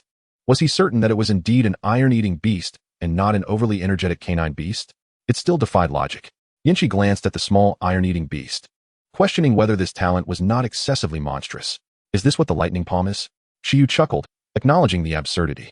However, he believed he had unraveled the mystery, likely due to the effects of high-speed healing. The wood-type skill, high-speed healing, pertains to the utilization of one's life force, signifying growth. In the system of the 5 elements and 8 trigrams, lightning is associated with wood. The damage incurred from electrical tempering, when healed by the wood-type skill, not only enhances training efficiency, but likely also triggers some peculiar reactions between the two, thereby expediting Shi's mastery process. This defies logic, yet it is fantastical. Yanqi still questioned the nature of existence, stating, although its power appears somewhat diminished, it is indeed the lightning palm. Indeed, the strength is not yet sufficient. It barely meets the entry-level standard. The true power of the lightning palm will manifest when the palm can withstand high-intensity currents, imbuing the condensed lightning with a potent paralyzing and piercing effect. I understand, Shi Yu nodded, feeling elated. This was remarkably effortless. He had initially believed he would need to visit the martial arts hall to replicate the skill for Shi to master the lightning palm, yet Shi had independently comprehended it, providing Shi Yu with a delightful surprise. It appears that there exists a certain interrelation among different skills. Learning one skill seems to facilitate the acquisition of another skill, making the process considerably simpler. For instance, the lightning palm can be regarded as an advanced skill derived from discharging. Mastering the lightning palm fundamentally implies proficiency in discharging. Nevertheless, although Shi had autonomously acquired the skill, Shi Yu decided to incorporate the lightning palm into the skill log. In Shi Yu's view, the skill proficiency leveling feature of the log is immensely significant. Leveling an intermediate skill to its maximum can yield effects that rival those of superior skills. Then, Mr. Yanqi, please assist me in registering the slime's points. Are you planning to return to Xi'an? Not anymore. There are few electrical ores left in that area. Yanqi was incredulous. You consumed all the accumulated points from that heap of electrical ore? It must have surpassed the points from 3 slimes. After Shi Yu departed, Yanqi remained unable to recover from the shock, rigidly dialing the number of Master Lin from the Zhushi Martial Arts Hall. Yanqi, what is it? Master Lin Hongyan inquired. Master Lin, it is true that Shi Yu followed my advice and went to Xi'an for training. Oh, what were the results? The results were remarkable. His iron-eating beast devoured an entire mountain of electrical ore, and they subsequently captured 3 electrical slimes to assist in training. Now, they have successfully mastered the Thunder Palm technique. Lin Hongyan exclaimed, what? Are you kidding me? Chapter 45, the training concludes. After mastering the Thunder Palm, Shi Yu felt it was time to change training locations. While remaining in the magnetic mountain could allow them to continue searching for electrical or to enhance the newly learned lightning skills of Shi, it seemed rather futile. Electrical ore was merely a primary resource, not particularly valuable or rare, comparable in worth to iron bamboo. Upon returning, bulk purchasing or acquiring higher-grade resources would be a far superior choice. The relatively exposed electrical ore sites in the magnetic district, such as the 3 electrical caves, had already been thoroughly explored, leaving only some concealed and hard-to-find locations. Continuing the search would yield low efficiency. Instead, it would be wise to utilize the remaining time to gather other resources. Shi, let us assist the King Mianchong in finding some nutritious food, Shi Yu proposed after some consideration. The King Mianchong had accompanied them for quite some time and had yet to enjoy anything decent. Over the past few days, the King Mianchong had contributed significantly, and it deserved some reward for its efforts. Yeah, Shi nodded nonchalantly, agreeing wholeheartedly. After each day of training, the insect appeared utterly exhausted, and Shi genuinely feared losing this little companion. The King Mianchong in the backpack looked teary-eyed. Generally, materials for the King Mianchong's evolution would only be prepared when it approached levels 9 or 10, just before cocooning. During other growth stages, the value of using rare materials was not very high, as only during the cocooning phase could the King Mianchong significantly increase its chances of comprehending new racial skills with the nourishment of the cocoon. In other stages, it seemed that only the silk was worth strengthening.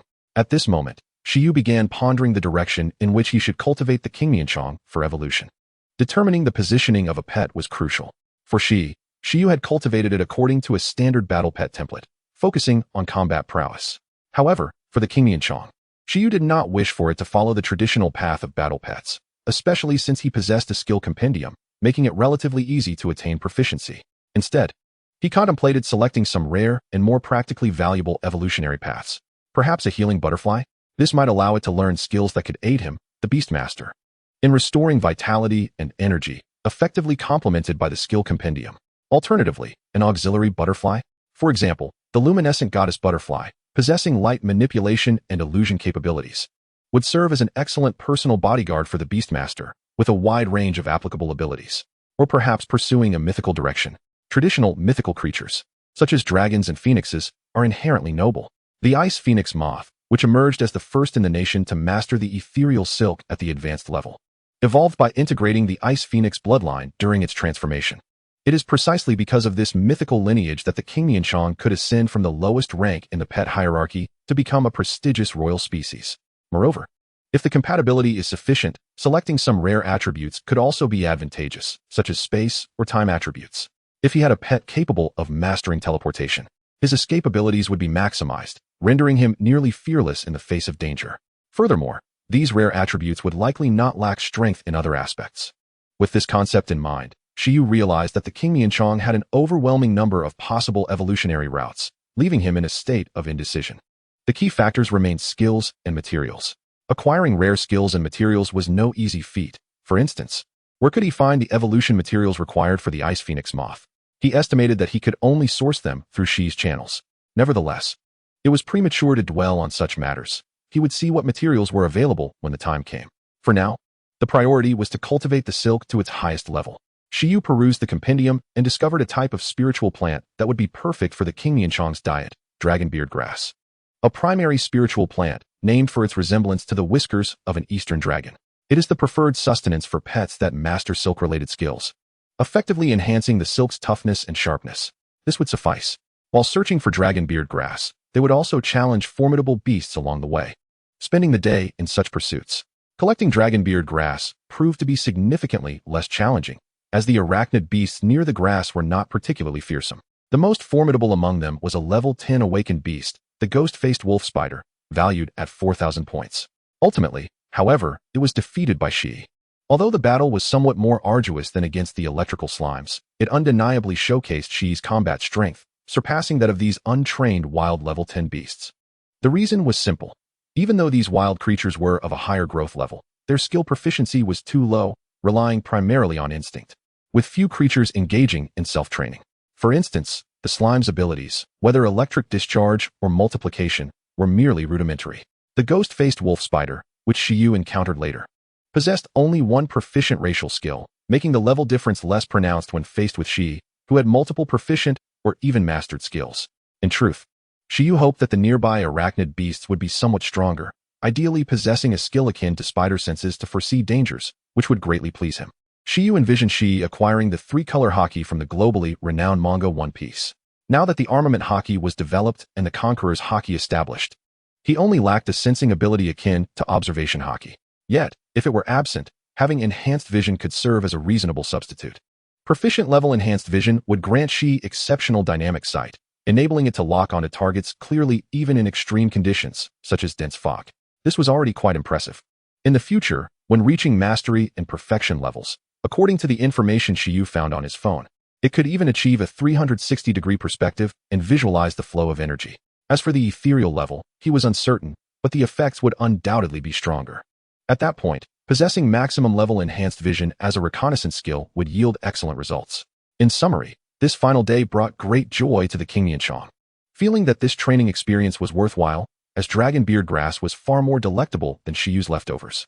Within a mere 3 days, Shi Yu, Shi, and the King Nianchong all reaped diverse rewards. Shi Yu acquired the multiplication skill, Shi independently learned the thunder palm, and the King Nianchong enjoyed a substantial meal. Who benefited the most was evident. In the blink of an eye, this 3-day training activity at Taming Mountain was drawing to a close. At the training base, 5 professional Beastmasters scrutinized the final scores displayed on the large screen.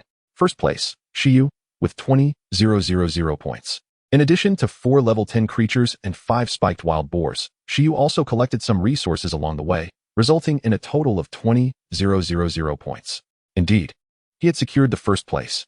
Although there was an element of cunning in hunting the slimes, his subsequent solo hunt of the ghost-faced wolf spider undoubtedly validated their true strength. The head supervisor, Zhou Wanshan, listened to the evaluations from surrounding teammates while silently reviewing Shi Yu's profile. The average level of the pet beasts belonging to the apprentice beastmasters at their training base was relatively low, with none reaching level 10. The 10th level represents the most formidable beast of Taming Mountain. It possesses the remarkable ability to command a level 6 Iron Eater to conquer 4 level 10 beasts, a feat that truly merits its first-place status. Such exceptional beast tamers capable of battling beyond their ranks are seldom seen in Pingxing, leaving one to ponder how this individual will perform in the ruins ahead. With the current achievements of Shi Yu, there is no doubt he is qualified for entry into the ruins. Finally, it has come to an end. After consuming an entire 2 days' worth of tree fruits, I feel ill. I long to take a bath. If I cannot, I fear I shall perish. Am I a magnet for mosquitoes? In less than 3 days, I have developed 49 welts. After the mechanical bird announced the conclusion of the training assessment at the training base, the apprentice beast tamers of Taming Mountain descended the mountain while lamenting their tribulations. Meanwhile, Shi Yu maintained a calm demeanor, gazing at the sky as he walked. The arduous training had been solely borne by him. Perhaps he should reward himself with a portion of the 1,000 points earned and purchase some luxurious supplements. Chapter 46. Purchasing Supplements. At the Taming Mountain training base, a multitude of disheveled beast tamers stood in the vast playground. Initially, 100 individuals entered Taming Mountain, yet only 73 remained. The 27 who departed likely succumbed to the harsh environment or sustained injuries that forced them to withdraw from the assessment. The mere fact that they still stood here indicated that they possessed some qualifications. Taming Mountain merely served as an artificial training environment. If they could not endure this, discussing the exploration of the ruins would be futile, let alone participating in future professional assessments. It would be wise for them to return home and tend to their pets, remarked the head of the training, Zhou Wanshan, from the podium. Below, the apprentice beast tamers remained silent, recognizing his authority. However, rather than engaging in idle chatter, the participants were eager to learn their scores and rankings from this training assessment. Although they could roughly calculate their points during the training, they remained oblivious to other scores, rendering the exact rankings unknown. Now, if you wish to ascertain your specific scores and rankings, you may check for yourselves, The results have been posted on that wall. The top 20 will qualify for exploration of the ruins. In 1 week, you will be led into the ruins for the first time. Stay tuned for notifications from the association. With that, the training assessment has officially concluded. Once you exchange your points, you are free to depart. After delivering this brief announcement, Zhou Wanshan turned to leave, leaving behind a cacophony of voices. As expected, everyone rushed towards the wall beside the podium. The training base had printed 10 copies of the score rankings, affixed them to the wall, and ensured that everyone could clearly see them. Among the crowd, Shi Yu joined the throng and peered down from the top. How to describe this feeling? It evoked memories of high school, where students would gather after monthly exams to compare scores. First place, Shi Yu, with 2 points? Who is Shi Yu? Unfamiliar, not from our school. The apprentice beast tamers present were predominantly students, as the average level was not high. The older group, with their beasts averaging level 10, had been assigned to a different training base. Regarding this first place Shi Yu, the attendees began to murmur amongst themselves. Upon seeing his name, Shi Yu immediately turned to leave, choosing to conceal his achievements. Achieving first in the training assessment is merely a small feat. He should hasten to exchange his points for tangible rewards to recuperate. Nevertheless, even after Shi Yu departed, he was still met with unexpected reactions. By the heavens, Shi Yu!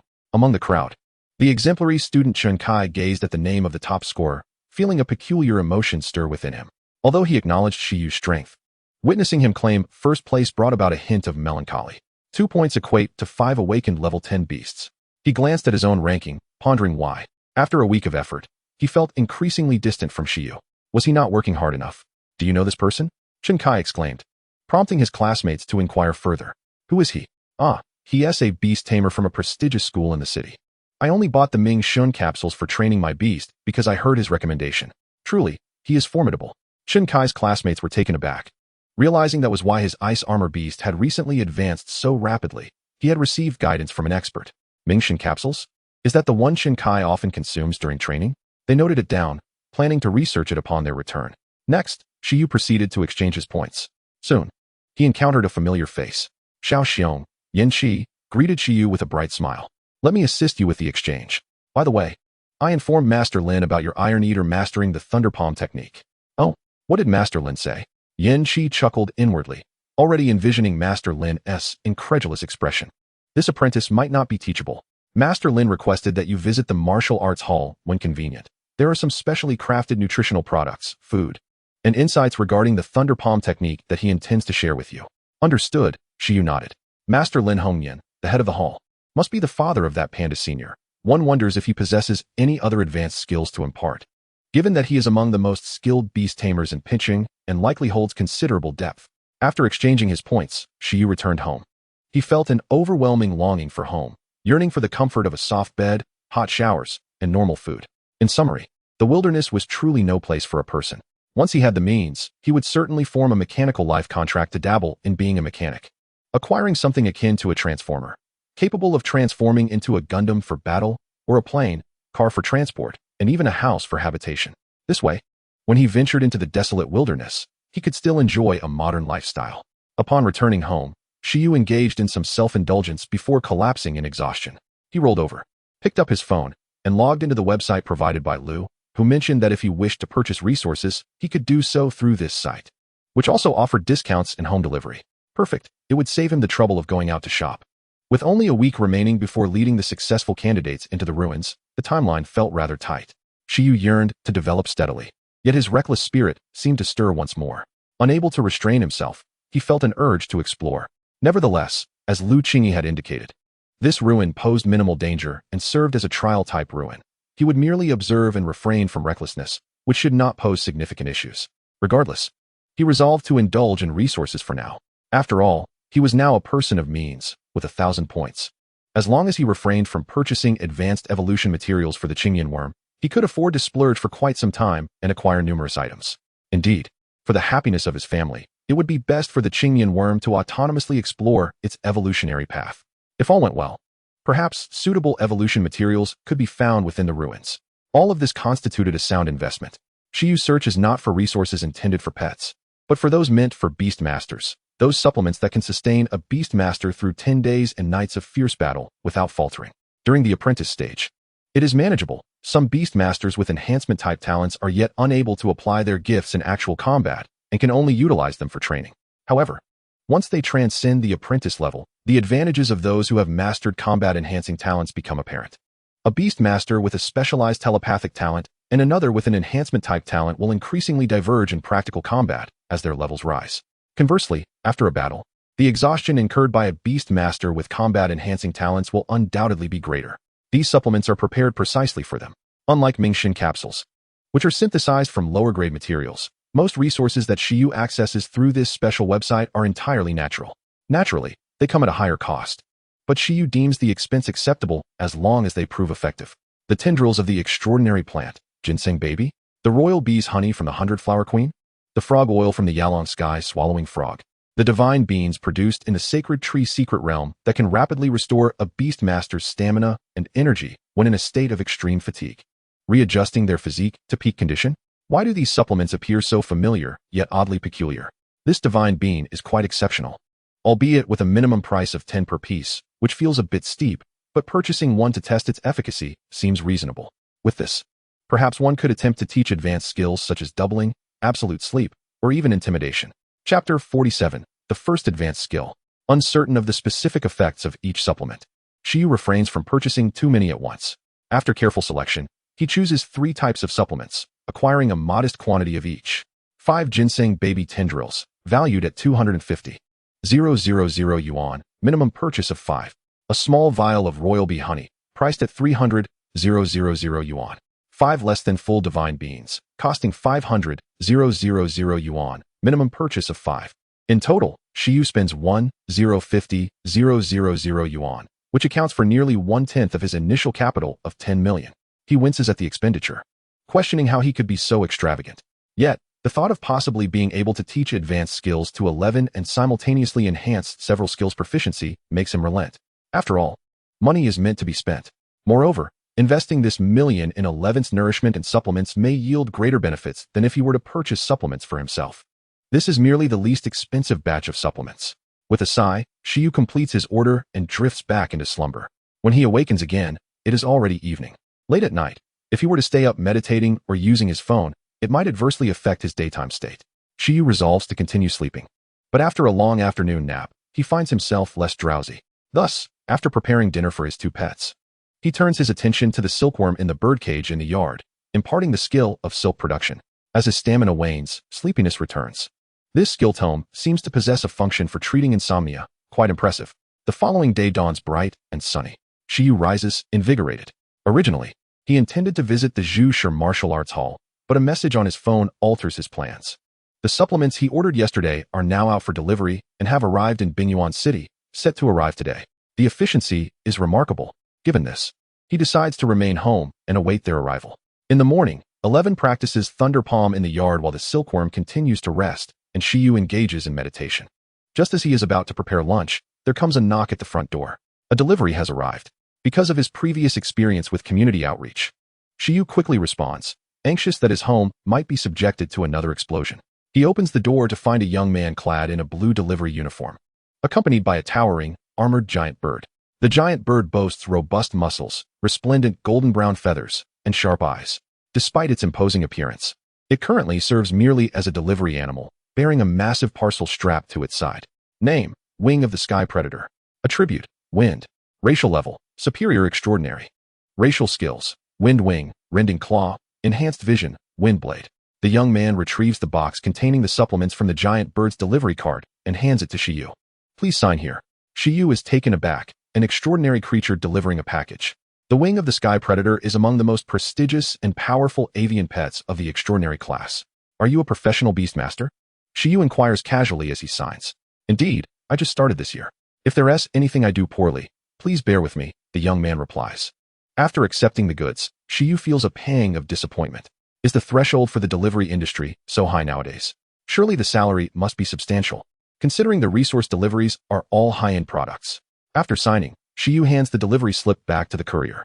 The courier glances at Shi Yu. You must be an apprentice Beastmaster, right? By the way, why purchase so many high-grade supplements? Even at this profession level, one wouldn't need so much. Well, never mind. It's not as if this level is devoid of merit, the young man concludes. I wish you a pleasant day. Thank you, Shi Yu returns, and with that, the delivery is complete. Back in the yard, Shi Yu begins to carefully unpack the supplements, handling them with utmost caution to avoid any damage. He first takes out a bottle containing 5 small green beans, glancing at the accompanying instructions before calling for 11. 11, come here. Ing.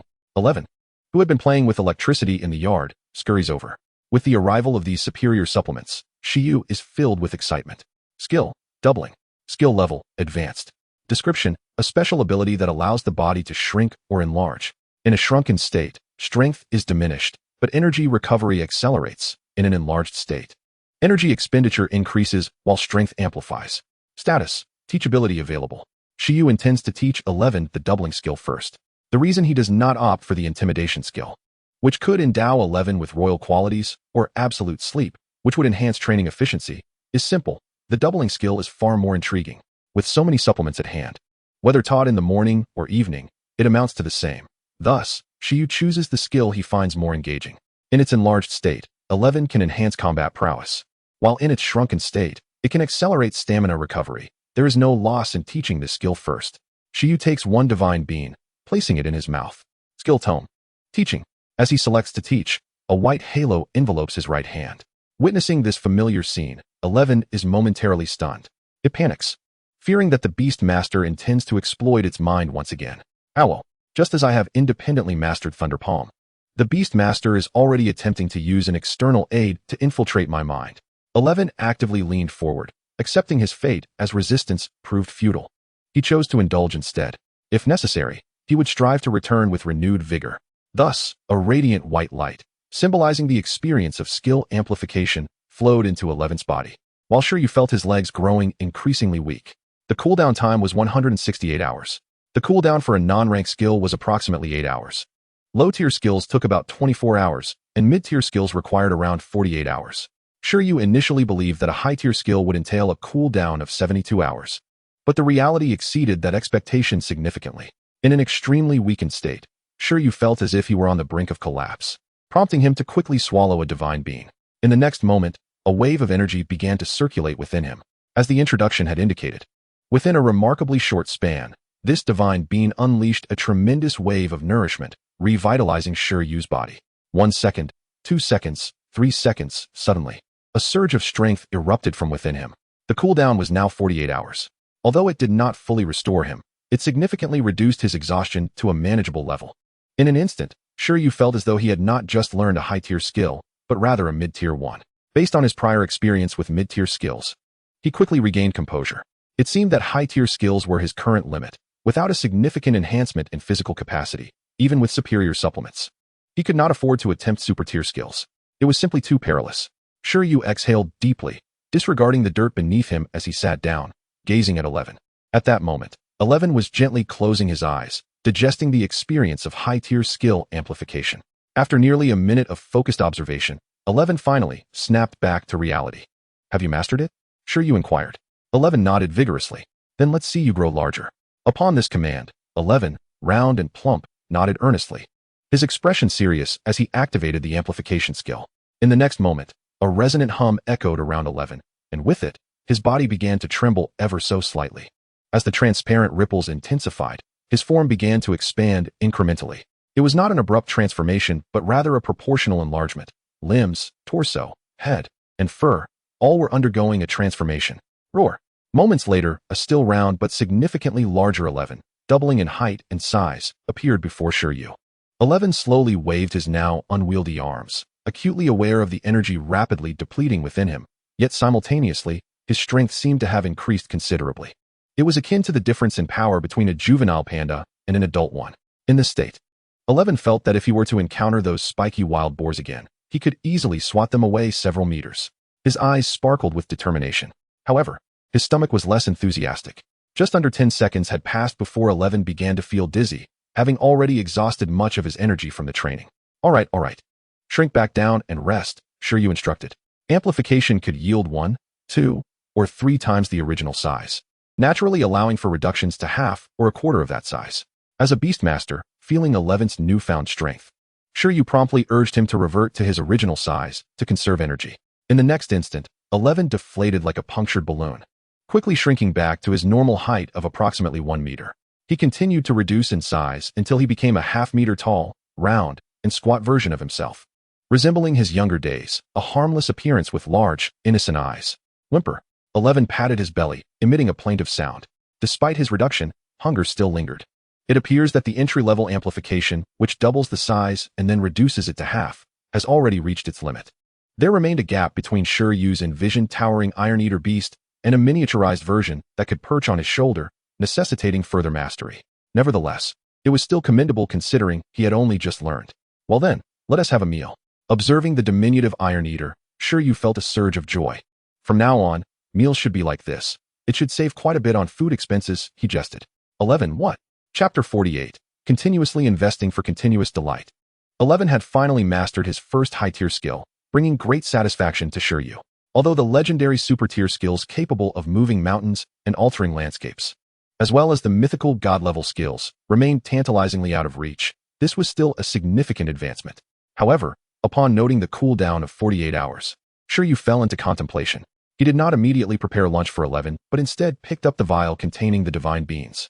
One divine bean countered a 120-hour period of weakness. Could another possibly restore him to full vitality, perhaps even better than before? The manual stated that divine beans could be consumed in abundance during a weakened state until perfect recovery was achieved. He had purchased the lowest grade of divine beans, so there was no concern about overdosing, allowing him to consume 2 or 3 at once without worry. How delightful! This was a pleasure unattainable through synthesized pharmaceuticals. Yet, just as he was about to consume the second divine bean, Shi Yu hesitated. The effects of the divine beans clearly surpassed the 48-hour weakness period. Eating them outright would seem wasteful. The manual did not specify whether it was permissible to split one in half, and if he continued in this manner, he would effectively squander tens of thousands of dollars. Each divine bean cost 100,000 yuan, while a ginseng baby-s whisker was priced at 50,000 yuan. Thus, perhaps he should consider switching to another supplement. No, even the ginseng baby-s whisker was not a guaranteed option. Shi Yu retrieved a small vial of royal jelly from the queen bee. Although it bore the term queen, it was merely a commanding-level organism, not a ruler-level one. This creature thrived by consuming nectar from various exotic flowers. The so-called royal jelly had many aliases, including bee pollen and bee royal jelly, and was recognized as a supplement even in his previous life. In this world, its nourishing effects were even more pronounced. Shi Yu found his goji water cup, emptied its contents, and began preparing a different supplement. This small vial of royal jelly, valued at 300,000 yuan, could be utilized multiple times, simply requiring dilution with warm water for consumption. Theoretically, using this supplement first would allow for better control of the dosage, ensuring no waste whatsoever. With a large cup of water, Shi Yu mixed 1/3 of the royal jelly. After thorough mixing, he took a sip and waited.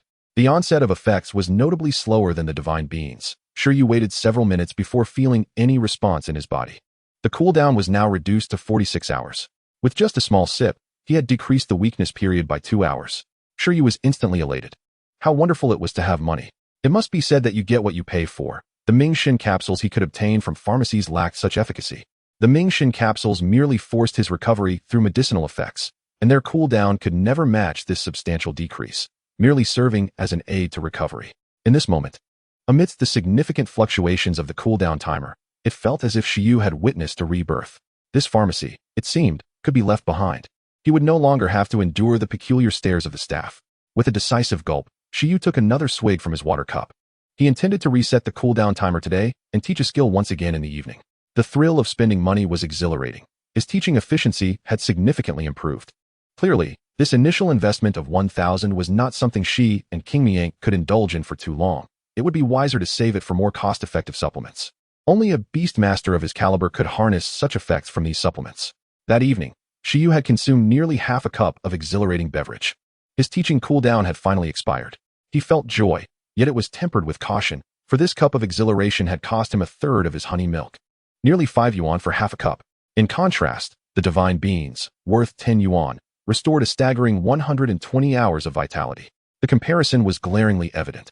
However, it was not entirely fair to judge, as divine beans primarily restored physical strength and energy, while honey milk, besides offering similar effects, also provided disease prevention. With a sigh of resignation, Shi Yu abandoned the calculations. The pressing issue was that after a day of supplements, he felt somewhat overindulged, making sleep elusive. That evening, teaching skills should have favored the silk threads. The 8-hour weakness period of the silk threads was indeed conducive to slumber. Shi Yu decisively sought out the King for the fourth lesson in silk thread mastery after reaching proficiency level. While his skill had improved, it had not undergone a qualitative change. It appeared that to attain the perfection level of silk threads, further teaching was necessary. No matter, he resolved to rely on nightly lessons of silk threads for sleep, anticipating rapid advancement to full mastery. This approach not only enhanced silk thread proficiency, but also prevented insomnia, fostering a healthy mind and body, truly a profitable endeavor. On August 2nd, in the early morning, Shi Yu took out a divine bean and the remaining half-bottle of exhilarating beverage, preparing to teach Shi an advanced skill once more. After morning exercises and breakfast, Shi was summoned again, feeling a twinge of anxiety. To be precise, it sensed an ominous premonition. As expected, under Shi's gaze, Shi Yu's right hand glowed once more. What now? The little iron eater shielded its eyes. This time, it was a skill that could enhance training efficiency. Skill: absolute sleep, skill level, advanced description. A mental type skill that allows the user to enter a state of super deep sleep, rapidly restoring all conditions. Status: teachability. At first glance, absolute sleep seemed unimpressive, yet it possessed formidable strength. When a pet enters the Beastmaster space, its state resembles this absolute sleep. If a wild pet were to master this skill, it would be akin to carrying a Beastmaster space with partial functionalities. Generally, even entry-level absolute sleep would restore a pet's physical condition more effectively than the Beastmaster space of a novice Beastmaster. If Shi learned this, barring special circumstances, it would hardly need to return to Shi Yu's Beastmaster space for rest. Unless, of course, Shi Yu could elevate the level of the Beastmaster space. However, Shi Yu felt that his pace in enhancing the Beastmaster space might not match Shi's speed in mastering absolute sleep. In summary, after imparting this skill to Shi, as long as he ensured a sufficient food supply to maintain its nutrition, combined with absolute sleep for rapid recovery, Shi could train independently with remarkable efficiency. Additionally, without relying on the Beastmaster space for rest, Shi Yu, as its Beastmaster, would have more time and energy to strengthen the Beastmaster space and elevate his own rank. This epitomized the ideal relationship between a Beastmaster and their pet. Otherwise, it would be embarrassing if Shi reached an extraordinary level while he remained a novice. Upon completing the skill introduction, Shi opened its eyes. This skill was excellent. Moreover, once mastered, it could also be utilized in combat. Low proficiency in absolute sleep restored stamina slowly, while high proficiency might allow for recovery after just a brief rest. In combat, one could quickly amplify, solidify, and strike with thunderous palms. If injured, rapid healing would suffice, and when stamina waned, a quick retreat for rest would be feasible. Did you grasp that? Shi nodded vigorously, comprehending the strategy with ease.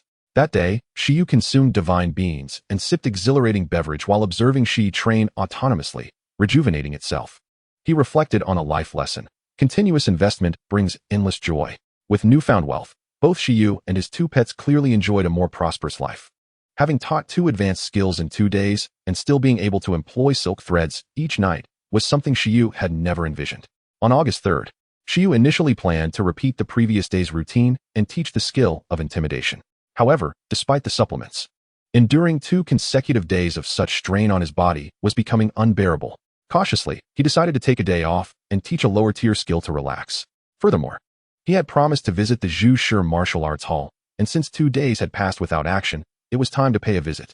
After all, resources for training the Iron Eater had been prepared there, and it would be a shame to let them go to waste. Zhu Shi Martial Arts Hall, one of the strongholds for Iron Eaters in the Donghuang Ancient Kingdom, was overseen by Lin Hongyan, one of the few master Beastmasters in Bingyuan City. Although he and T earned his master title through Iron Eaters, and his strongest pet wasn't T1, his representative pet was undoubtedly an Iron Eater. The first pet he contracted was an Iron Eater, leading him to seek superior breeding and even evolutionary methods for these creatures. Unfortunately, due to species limitations, Iron Eaters had long struggled to surpass certain thresholds. Even when he devised 2 skills well suited for Iron Eaters beyond their species, the challenge remained. Over time, even as Lin Hongyan contracted stronger pets, he could not shake this obsession. Ultimately, he persisted, establishing the Zhu Shi Martial Arts Hall based on the family's Iron Bamboo breeding base to attract disciples. Any Beastmaster who had contracted with an Iron Eater could join the hall for training. Talented apprentices even had the opportunity to access the secrets of skills like Thunder Palm and Cannon Fist. He hoped that through this method, he could cultivate more formidable Iron Eater Beastmasters, believing that with more trainers, someone might discover a superior breeding route for Iron Eaters. ZHSHW Guan, within the training grounds. 10 apprentices of varying ages are engaged in their training alongside their iron-eating beasts. ZHSHWGUN exclusively admits apprentice-level students, providing foundational training. Upon becoming a professional Beastmaster, they are considered to have graduated, although there are apprentices like the Little Bear YNQ who have faltered mid-examination. This applies primarily to ordinary apprentices. However, for those with exceptional talent, the esteemed Master LNH takes them as direct disciples, imparting knowledge with utmost dedication. Regrettably, to date, aside from his own daughter, no iron-eating Beastmaster has been privileged to receive such personalized instruction. Although he has successfully nurtured a number of professional Beastmasters, LNH has yet to find a disciple worthy of his full commitment. That is until LQ sought his assistance in caring for someone. Having accepted the commission, regardless of the individual's talent, LNH is determined to teach with full effort, as his 2 intermediate skill manuals are relatively insignificant compared to someone of Dr. L's caliber. Shortly thereafter, LNH heard from Little Bear YNQ about SHY. Within a month, he mastered hardening at the proficient level, a prodigy. Moreover, with connections to someone as illustrious as Dr. L, his future prospects are boundless, and he could very well elevate his iron-eating beast to the king level. Such a talented Beastmaster, even without the connection to LQ would merit LNH utmost teaching efforts. Initially, he thought this way. However, when YNQ informed him that SHY learned Thunder Palm in just one day, LNH realized the truth. Apologies, he does not deserve it. He too wished to know how one could master Thunder Palm in a single day with an electric slime and electric Oregon. On the training platform, LNH glanced at her father, who was observing the training grounds below, and softly suggested, "Let's go out for lunch to the Long Fish restaurant." LNH furrowed his brow, replying, "Have you completed your daily training?" Ah, LNH fell silent. LNH looked at his disobedient daughter, filled with regret. Initially, under his guidance, LNH had the potential to pass the professional Beastmaster examination at the age of 18. With a promising future ahead, perhaps even surpassing him and nurturing an iron-eating beast to the king level. Yet, to his astonishment, LNH chose to pursue a breeding specialty and even opted for a minor in evolutionary studies, aiming to research the evolutionary methods of iron-eating beasts. He had unwittingly agreed to this path, resulting in her neither excelling in strength nor yielding fruitful results in her research. Discuss your lunch plans once your training is complete, LNH stated seriously. But my mother wants to eat fish, LNH countered. LNH fell silent for a moment. This shall be the last time. Do not neglect your training again. LNH. While the father and daughter deliberated over lunch options, an apprentice hurried over. Master LN, a Beastmaster named SHY has inquired about visiting today and asked if you have time. Chapter 49. The Visit to ZHSHWGUN. SHY? Yes, that is the name, replied the apprentice. Have him come in, LNH instructed. This lad is finally willing to visit the dojo. The apprentice nodded and hurried off to relay the message. Meanwhile, LNH felt a sense of familiarity with the name. You know this SHY, don't you? LNH inquired of his daughter. I recall you mentioning that a highly disciplined iron-eating beast was taken by someone named SHY. This was the first time LNH had heard the name SHY, not from LQ but from LNH. However, due to SHY being merely an apprentice Beastmaster, he had not made a point to remember. It was only after LQ mentioned it that he conducted further investigation and realized they were indeed the same individual. LNH remarked, "Could it truly be him? Father, do you remember? Is he seeking to join the dojo?" LNH shook his head and replied, "No. I am merely obliged to guide his growth at the request of another. By the way, do you know how that iron-eating beast has progressed since he left?" LNH also shook her head, responding, "I am not sure. But I informed them that they could consult at the TZH breeding base should any issues arise. Since he has not returned, everything must be normal, right? Normal? Far from it." LNH mused before continuing. That SHY and the iron-eating beast participated in the Taming mountain assessment organized by the Beastmaster Association a few days ago and secured first place. LNH was momentarily stunned, struggling to process this information. Her beautiful eyes widened as she exclaimed, "Impossible. That iron-eating beast only awakened to level 3 a month ago. At that level, it likely wouldn't even be able to defeat a wild boar. While I have high hopes for that disciplined little iron-eating beast, believing it could achieve something great, I clearly cannot believe what you are saying, Father. What kind of growth rate is that? I find it hard to believe as well. Yet he will be here shortly to visit, and then we shall know for certain," LNH said, glancing at the group of inadequate apprentices on the training grounds. If only they possessed half the excellence of SHY as rumored. Achieving level 6 proficiency in hardening and mastering Thunder Palm is simply unfathomable. And what about our lunch? LNCZH posed another critical question, putting aside the absurdity for the moment, as eating was indeed of utmost importance. We shall not go, LNH Engnian declared. Let us wait for SHY. Although he had yet to meet him, he found this talented Beastmaster more agreeable than his own daughter. This is akin to certain parents who constantly brag about the accomplishments of others' children. He could hardly wait to see who this SHY and his iron-eating beast truly were. But I have already informed my mother that you would join us, LNCZH remarked, her expression peculiar as she looked at her father, astonished that he dared to defy her mother today. Did he not fear the bamboo board upon returning home? LNH Engnian calmly turned away. Where are you going? LNCZH inquired. Tell SHY to come in the afternoon. I find myself suddenly a bit hungry. In the meantime, SHY, upon hearing from the dojo apprentice that Master LNH Engnian would be present in the afternoon, stretched with anticipation. Very well. I shall find a nice place for lunch before heading over. Around 10 o'clock in the morning, SHY set out, opting for a taxi for convenience. Upon arriving near the dojo, he casually selected a restaurant that appeared quite upscale and ordered an array of dishes, including the wild boar meat he had missed last time. After satisfying his appetite, he glanced at the time, realizing it was nearly time, and proceeded directly to ZHSHWGUN, outside ZHSHWGUN. Excuse me, is anyone there? SHY knocked on the large door. Moments later, the door swung open, revealing someone in familiar attire. SHY looked down and instinctively remarked, Panda Academy? No, it's LNCZH, the caretaker. The one who opened the door was indeed LNCZH, clad in shorts and a t-shirt resembling those of pandas. Hello again, LNCZH greeted with a smile. Indeed, SHY nodded. When purchasing the iron-eating beast, he had sensed something unusual about LNCZH, only to later discover that she was the daughter of LNH Engnian. In summary, another second-generation wealthy heir in the realm of Beastmasters. Alas, having just received 1,000 from LQ Engi, he was now to acquire resources from her as well. Truly, SHY's appetite for indulgence was quite remarkable. Reflecting on my loan, it appears that I have yet to complete the repayments. Initially, I intended to settle it monthly. Is it still necessary to continue? Follow me, my father is inside, Lin Xiaoju stated before leading the way. Moments later, Shi Yu was invited into the guest room of the martial arts hall. At that moment, Shi Yu finally encountered the esteemed Master Lin Hongyan, who had been referred to by Chun Kai and Zhuang Yu as potentially the foremost beast tamer in Pingqing district. Please take a seat, Master Lin Hongyan, clad in a gray martial arts uniform, gestured for Shi Yu to sit. Sensing the commanding presence of Master Lin, Shi Yu thought to himself that he was clearly a master. However, he wondered about the other beasts under his command and whether they possessed any rare skills. Shi Yu sat down somewhat apprehensively, while Lin Xiaoju comfortably occupied the seat opposite him. Lin Xiaoju remained skeptical about the battle achievements attributed to Shi Yu by Master Lin, as she had cared for her beast, Shi, and was well aware of its abilities a month ago. During their meal, she had inquired with her father about the matter. But Master Lin himself had been vague, merely suggesting that Shi Yu had encountered extraordinary opportunities. Dr. Liu has already informed me, Master Lin continued. If you wish to study at the Zhushi Martial Arts Hall, I will impart my knowledge generously. However, my understanding is that my ability to teach you about the nurturing of the iron-eating beast seems rather limited.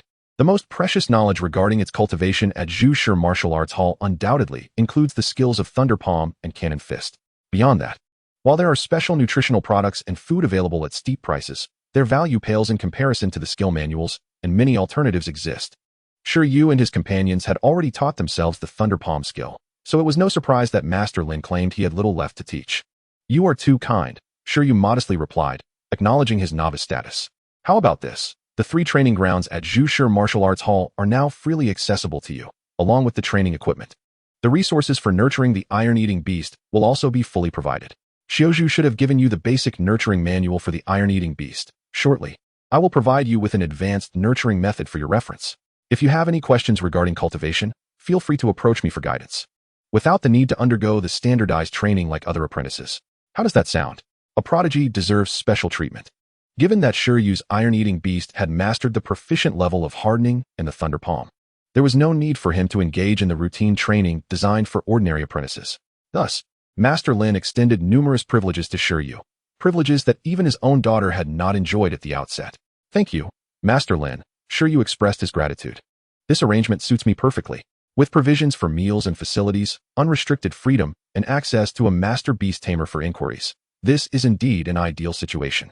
It seemed that the 1,000 could be wholly allocated towards supplements, resolving the provisioning needs for Shi, though he pondered whether the martial arts hall could accommodate Shi's considerable appetite. Fortunately, food for King Mianchong was plentiful outside. Joining this Shi bureau had evidently been a wise decision. Otherwise, he might still be recuperating at this moment. If I am not mistaken, your iron-eating beast has already learned Thunder Palm, correct? Moreover, its proficiency in the hardening skill has reached the adept level? Master Lin inquired. Shi Yu nodded affirmatively. Lin Xiaozhu interjected. You both are becoming increasingly preposterous. Let us prioritize training the Thunder Palm skill first, as it is less challenging to learn than the Cannon Fist. One should not be greedy. If you wish to learn the Cannon Fist, my advice is to achieve proficiency in Thunder Palm first, Master Lin advised. Shi Yu nodded, acknowledging the wisdom of not overextending himself. As for the Cannon Fist, he decided against it. Although a typical iron-eating beast might lack this skill, his own was sufficiently equipped with Thunder Palm, rendering the addition of a fire-type Cannon Fist unnecessary. Even if such a need arose, it would be better to wait until acquiring more advanced skills. Given the scarcity of records regarding Thunder Palm in the outside world, Master Lin proposed, next, I will take you to the training ground to elucidate the Thunder Palm skill in detail. Before we proceed, I will also introduce you to the other apprentices, as you will inevitably interact with them during your visits to the martial arts hall.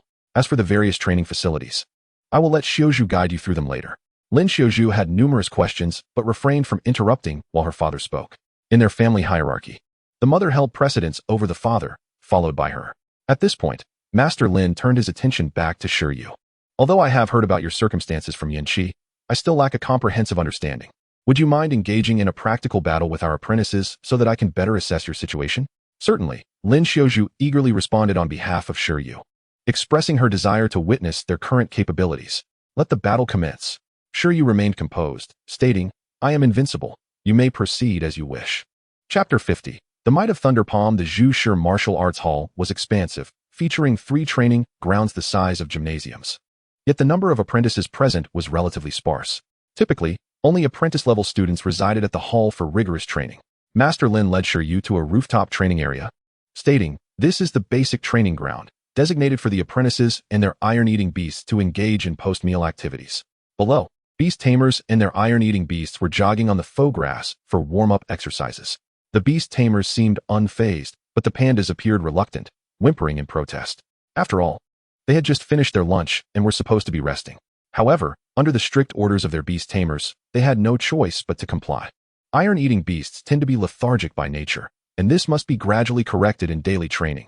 Otherwise, it could lead to significant issues when actual combat arises. Master Lin explained. Lin Xiaozhu added, but she should be quite disciplined, right? Shi Yu affirmed. Indeed, generally, it will not eat unless it completes a certain amount of training. Otherwise, it feels uneasy.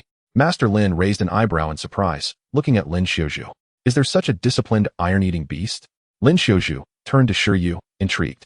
What exactly have you done to Shi? Coughing innocently, Shi Yu replied, perhaps I have provided it with too many enhancements, which may have motivated it. Shi, it is disgraceful to gain without effort. The enhancements provided by the beast tamer must be compensated with diligent training. Once the warm-up concluded, they would proceed to basic hardening training, pairing up to practice with one another. Master Lin glanced down again, remarking, hardening, indeed, saves a fortune on steel plates, unlike Shi, which can only rely on gravity and steel plates to train its hardness. Their iron-eating beasts are generally at levels 8 to 10. I will simply select the strongest among them for you, Master Lin continued. Select the strongest at random? Is that even a sensible approach? At that moment, the 10 apprentices in the training ground below had just finished their warm-up and were preparing to pair off for basic hardening training. Under the guidance of a tall young man with a buzz cut, they quickly formed their pairs. Jiang Rui, Master Lin called out. The tall young man with a flat top, Jiang Rui, who had just organized the other apprentices into groups, raised his head to observe. Let's head down, Lin Hongyan said. Moments later, they arrived at the training ground below. Master Lin, what is going on? Jiang Rui and the other apprentices turned their gazes toward Lin Hongyan and Shi Yu, but quickly shifted their attention to Sister Xiaomao. Hooray! Sister Xiaomao is back at the martial arts school today. Training suddenly feels invigorating. At this age, adolescents are often in a phase of hazy feelings toward the opposite sex. After a day of tedious training, they indeed needed something to soothe their spirits. Lin Xiaozhu, as Lin Hongyan's daughter and a well-known genius, was not only strikingly beautiful, but also wore a panda shirt that accentuated her figure, making her the goddess of all apprentices. Even the 2 young girls among the 10 apprentices cast envious glances at Lin Xiaoju's physique, looking down at themselves with a twinge of sadness. Pause your training for a moment, Lin Hongyan instructed. I would like to introduce Shi Yu, who will be joining us at the martial arts school. With that, the crowd's attention turned to Shi Yu. They had been puzzled about his identity, only to realize he was a newcomer to the school. Welcome, with a newcomer around. The one who gets scolded by the schoolmaster for failing to adapt to the training intensity quickly will be the newcomer, not us. This effectively diverted attention, instantly elevating everyone's status in the martial arts school. The atmosphere became congenial as they regarded Shi Yu with newfound favor. Hello, everyone, Shi Yu greeted warmly. The apprentices nodded in response, and Zhang Rui introduced himself. I'm Zhang Rui. Feel free to come to me with any questions. Zhang Rui, hold off on organizing the training for now, and have a match with Shi Yu, Lin Hongyan commanded. Zhang Rui was the most capable among the 10 apprentices. So when Lin Hongyan and other instructors were absent, he typically led the basic training. Me? Zhang Rui pointed at himself, surprised. Yes, you. If you lose, your training with the iron-eating beast will double. Zhang Rui felt a jolt in his heart, but quickly realized it was merely a matter of guiding a newcomer. There was no way he would lose. All right, he nodded promptly. Meanwhile, the other apprentices displayed expressions of envy, wondering why they weren't given the chance. They understood that Master Lin intended to give the newcomer a taste of the apprentice's strength and likely wanted to assess Shi Yu's abilities as well. They wished they could showcase their training results in front of the master and sister rather than let Zhang Rui seize the opportunity. How frustrating and envious. Due to the impending duel between Shi Yu and Zhang Rui, the apprentices and their iron-eating beasts temporarily halted their training, secretly relieved. Under Lin Hongyan's gesture, the onlookers dispersed to the side, clearing a space for the duel. Shi Yu, summon your beast, Zhang Rui said amiably. With that, his iron-eating beast stepped forward. Having been warmed up earlier, it was a robust creature measuring about 1.45 meters in length, clearly of a higher growth level than 11. All right, Shi Yu nodded, communicating with his Beastmaster space. Suddenly, ripples appeared in the surrounding space, causing faint air currents to swirl, making the artificial grass on the ground sway. Before Shi Yu, a summoning circle materialized, revealing the transparent form of his creature, 11, who emerged from the shimmering surface. It looked up at the towering beast opposite it. Currently, 11 stood at a height of 1 meter without enhancement, clearly a child compared to Zhang Rui's iron-eating beast. Juvenile phase? The other apprentices, who had cultivated iron-eating beasts, quickly assessed 11's growth level. It seemed to be around level 6, confirming it was indeed a novice. Zhang Rui's level 10 beast, proficient in hardening, would likely secure an easy victory. You may attack first, Zhang Rui suggested after a moment of contemplation. If they launched attacks directly, Master Lin would not be able to properly evaluate the newcomer's strength. It was best to let Shi Yu take the lead. 11.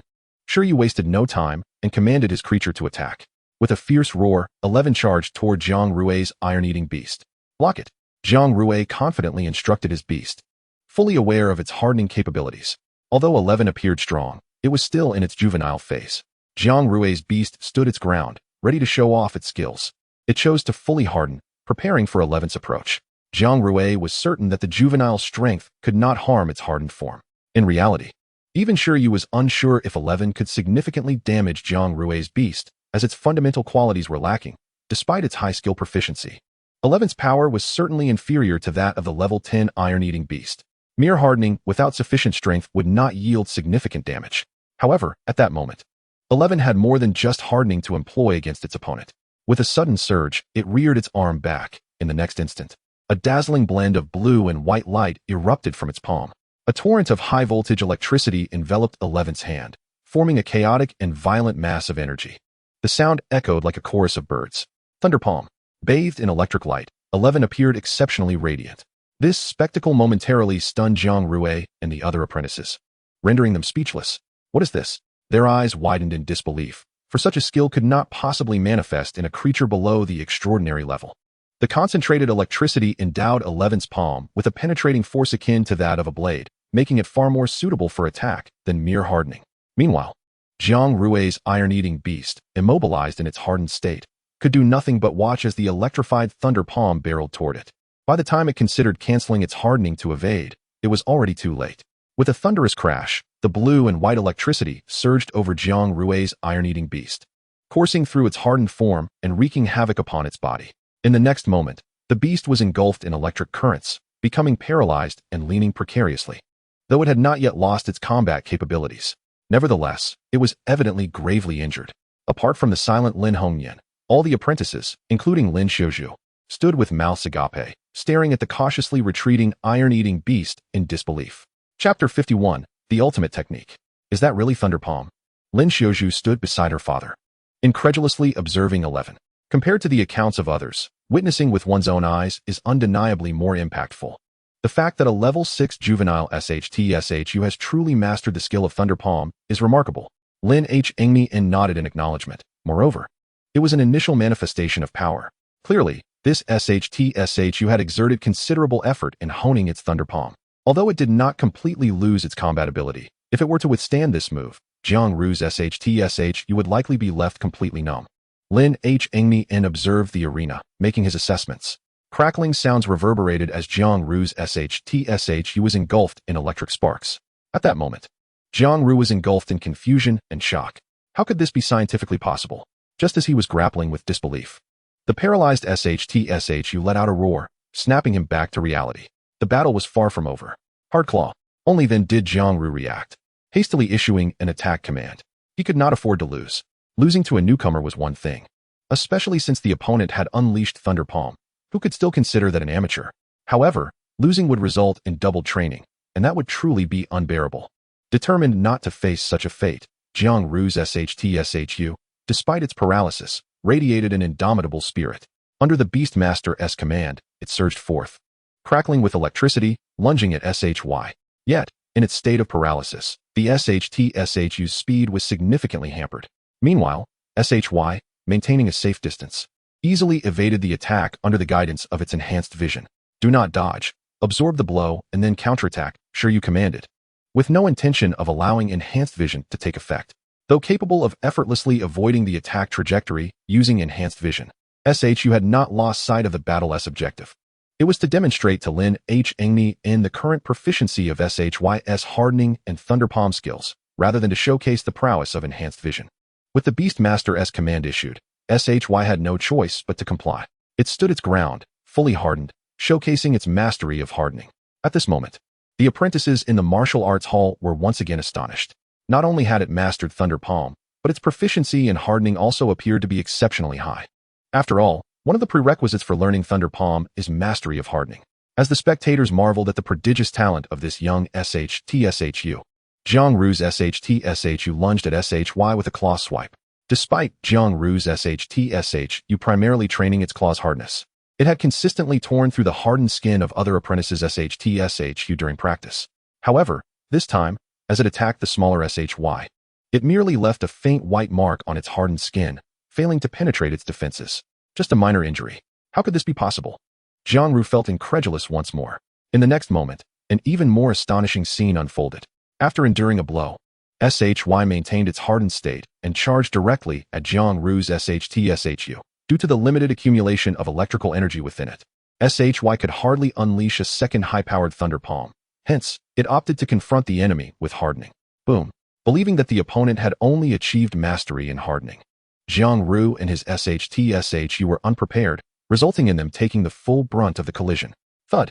Jiang Ru's SHTSHU was sent flying, rendered devoid of combat consciousness by the combination of the powerful Thunder Palm and the full force of the hardened impact. My apologies, SHU said with a hint of embarrassment. At that moment, Jiang Ru and the other apprentices were left in utter disbelief. Mastery in hardening? This was a level 6 awakened juvenile SHTSHU? Even those cultivated by senior apprentices who had passed professional assessments could hardly compare. Simultaneously, upon witnessing the opponent's fall, SHY let out a triumphant cry. Yet, it still felt unfulfilled. The apprentices of Zich SHW Guan appeared to have limited strength. Presently, among the awakened creatures, only those of a racial level above the commanding tier could pose a threat to SHY. Jiang Ru, you have lost.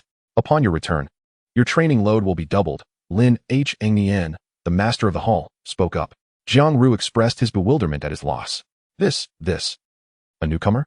His expression blank. He looked at SHY and SHU, then at Lin Hongyan and L. N. Shizich, suspecting that this might be Lin SH Fu's illegitimate child. Otherwise, how could it be so powerful? The other martial arts apprentices shared his confusion. Yet the battle had progressed to a point that Lin Hmi deemed sufficient. Jiang Ru, take your SHU for treatment. The rest of you, continue training. SHU, come with me. Understood. Lin Hmi turned to leave, and SHU could only call for SHY to follow suit. Meanwhile, Nshizh remained lost in thought. Was this truly the SHY she knew? Lin Shiji, that individual. Other apprentices began to gather around Nshizh. She snapped back to reality and said, you all must also double your training. Having spoken, she hurried to catch up with her father and SHU, leaving behind a group of bewildered apprentices. This was no mere newcomer at the bottom of the hierarchy. It was clearly a monstrous academic prodigy that would only provoke others. Within the ZHSHW Guan, in a spacious training hall, SHU was led by Lin Hmi. As SHU walked beside him, SHY observed the peculiar uncle leading the way, feeling a sense of familiarity. SHY, Nshizh called out as she approached. Upon seeing her, SHY could not help but express its joy. It's the big sister. In SHY's eyes, Nshizh, often clad in a panda costume, felt like a kindred spirit. SHY, it's been a while. Nshizh affectionately patted SHY's head and lifted it into her embrace for closer inspection. Yes, SHY is still the same. But what has happened to make it so strong all of a sudden? This SHU has been cultivated exceptionally well. It is the finest specimen I have ever encountered, Lin Hmi generously praised from the forefront. Wow. SHY, having escaped the confines of the mundane, raised its fists in a gesture of triumph. It had indeed remembered who this uncle was. He resembled someone seen at the breeding facility, though the specifics eluded it. Thank you. SHU responded to the praise with a slight nod, acknowledging that it was indeed thanks to his nurturing. Ultimately, your futures are immeasurable, Lin Hmi sighed. Regrettably, there is not much I can teach you. Next, I plan to demonstrate the training direction following hardening and thunder palm, which you may find helpful. With that, a blue summoning array appeared beside him, and a towering 2-meter-tall adult SHU emerged. This creature bore a fearsome expression, its muscles well-defined, exuding an aura of strength far removed from the typical lethargy associated with SHU, and it was anything but cute. Clearly, under Lin Hmi's guidance, this creature had overcome certain tendencies and evolved into a formidable battle companion. The varying degrees of mastery and hardening would undoubtedly be clearly documented in the Foundational Cultivation Manual. As for Thunder Palm, Lin Hmi glanced at his SHU and nodded in affirmation. In the next moment, under the gaze of Shi Yu and Shi, the palm of the SHU began to emanate a high-voltage current interwoven with blue and white. The crackling sound of electricity filled the air as the robust SHU became a spectacle of electric brilliance. Your SHU's proficiency in Thunder Palm is currently at a novice level. Upon striking, the chaotic high-intensity current can render the enemy in a state of severe paralysis. However, the piercing power remains insufficient. Otherwise, it could have shattered the hardened layer and defeated the opponent instantly. The hallmark of a proficient Thunder Palm lies in its piercing and penetrating effect. As Lin Hmi spoke, the chaotic blue and white lightning on his SHU's palm began to move and concentrate, visibly intensifying. The creature casually waved its arm, and as the electric light streaked by, the lightning appeared to form a razor-sharp blade, with its piercing ability noticeably enhanced, causing the air to hum. At this level of proficiency, even the hardest steel could be pierced and shattered by the electric force. As for the master-level Thunder Palm, if I am not mistaken, your SHU seem to have experienced a lack of momentum after executing a single Thunder Palm strike. Shi Yu nodded in acknowledgement. The signature of a master-level Thunder Palm is the ability to maintain the Thunder Palm as a constant state. Upon finishing his words, Lin Hmi's SHU moved again, this time enveloping both palms in lightning, sustaining this state. Not only could the lightning cling to its palms like a gauntlet, but it could also execute the Thunder Palm with both hands simultaneously, which signifies the master-level Thunder Palm. Subsequently, he gazed at his SHU, embodying the perfect state of the Thunder Palm. With a roar, the powerful SHU unleashed a surge of lightning that enveloped its entire body. The crackling of electricity echoed as it seemed to channel lightning through its mouth and eyes. In the next instant, its fur stood on end, transforming into a bolt of lightning, appearing instantaneously 50 meters away in the training hall, only to return to its original position in the blink of an eye. This all occurred within a fleeting moment, leaving behind a scorched ground. Achieving perfect proficiency, the SHU harnessed the high-voltage current of the Thunder Palm to stimulate its entire body, generating immense explosive power at a speed imperceptible to the naked eye. Upon refining the Thunder Palm to perfection, the combination of the lightning's penetrating power and its own velocity could indeed cleave through genuine lightning. The sensation was overwhelmingly intense. Shi Yu mused inwardly. After Lin Hengnian finished speaking, Shi Yu remained composed, while Shi beside him gazed at Shi Yu with fervent enthusiasm. This appears to be extraordinarily impressive. Shi Yu, lend your support. However, Lin Hengnian continued, stating that this is merely the beginning of what one should pursue. At this, Shi Yu perked up, turning his attention to Lin Hengnian. The transcendent level Thunder Palm, what effects might it yield? Clearly, he was contemplating too much. Even Lin Hengnian, a master beast tamer, had not trained his SHTISHU's Thunder Palm to that level. At this moment, Lin Hengnian's SHTISHU dissipated the lightning, entering a hardened state instead. It then lifted its head, clenching its fists tightly. With a rumble, its metallic form erupted with even more potent currents. The interplay of black and white amidst the flickering blue lightning made it appear as if the SHTISHU was clad in a suit of lightning armor. The cacophony of thunderous sounds signified its extraordinary might, with its attack, defense, and speed all reaching their zenith. The explosive sounds of the lightning armor seemingly capable of shattering the will of its adversaries. The combination of hardening and the Thunder Palm technique. Shi Yu's mouth slightly parted in astonishment. Indeed, but it is far more formidable than an ordinary combination technique. Lin Xiaozhu beside him was equally astonished that his father had demonstrated such prowess. The successful integration of two ordinary skills is termed a combination technique. However, the proficiency of both the hardening and Thunder Palm skills of his father's SHTISHU had surpassed the perfect level. In the realm of mastery, beast tamers refer to a perfect combination technique formed from two or more skills of perfect proficiency as a secret art. Currently, this is one of the secret arts mastered by his father's SHTISHU, named Thunder Armor, which allows it to briefly contend against sovereign-level creatures. Chapter 52. Do not aim too high. Combination techniques are challenging. It is not merely a matter of a SHTISHU mastering both hardening and Thunder Palm simultaneously to achieve a combination. Even merely layering hardening and Thunder Palm upon its palms is no easy feat. First, one must consider whether the creature possesses the capability to employ both skills at once. And secondly, whether the energies of the two skills might conflict. Resolving these contradictions undoubtedly requires enhancing the proficiency of the skills involved. Only when the proficiency is sufficiently high, and the creature is adept at a particular skill, can it potentially coordinate and combine that skill with others. The higher the skill proficiency, the greater the completion of the combination technique. It is often said in the realm of beast tamers, combination skills may not be the strongest, but the most powerful skills are certainly combination techniques. Therefore, based on this principle, high-level beast tamers have designated the combination techniques formed from two or more perfect-level skills as secret arts. The ability of a creature to master a secret art, as well as the might of that art, often serves as the most critical factor in evaluating a beast tamer's training level in higher realms. The term secret art seems somewhat premature for Shi Yu, who is not even a professional beast tamer. In fact, even for professional beast tamers, it is still quite early. After all, even ordinary professional beast tamers may not necessarily train their creatures' skills to perfect proficiency. Nevertheless, recognizing Shi Yu's talent, Lin Hengnian opted to give him an early glimpse of this world. He hopes that Shi Yu will strive towards this direction. After Lin Xiaozhu elaborated on the Thunder Armor secret art, Lin Hengnian discreetly observed Shi Yu, awaiting his astonished reaction. Talents are indeed remarkable, but even a well-prepared veteran like him still lacks some refinement. This experience can serve as a reference for Shi Yu and his peers. However, Shi Yu's next remark made Lin Hengnian's heart skip a beat. This Thunder Armor seems like it could be improved further? Shi Yu pointed out a flaw in the Thunder Armor. Why do you say that? Lin Xiaozhu asked, perplexed. Because the SHTISHU's vision is not particularly keen. Under such speed, can it effectively manage its own movements? The robust SHTISHU stood frozen. Lin Hengnian was equally taken aback. Where can one find a flawless secret art? Having such a technique to counter larger foes, who are not adept in speed, is already quite advantageous. Shi Yu added, if there were a perception-type skill that could predict the enemy's movements or clearly capture their position, the effectiveness of the Thunder Armor might be greatly enhanced. He turned to Shi.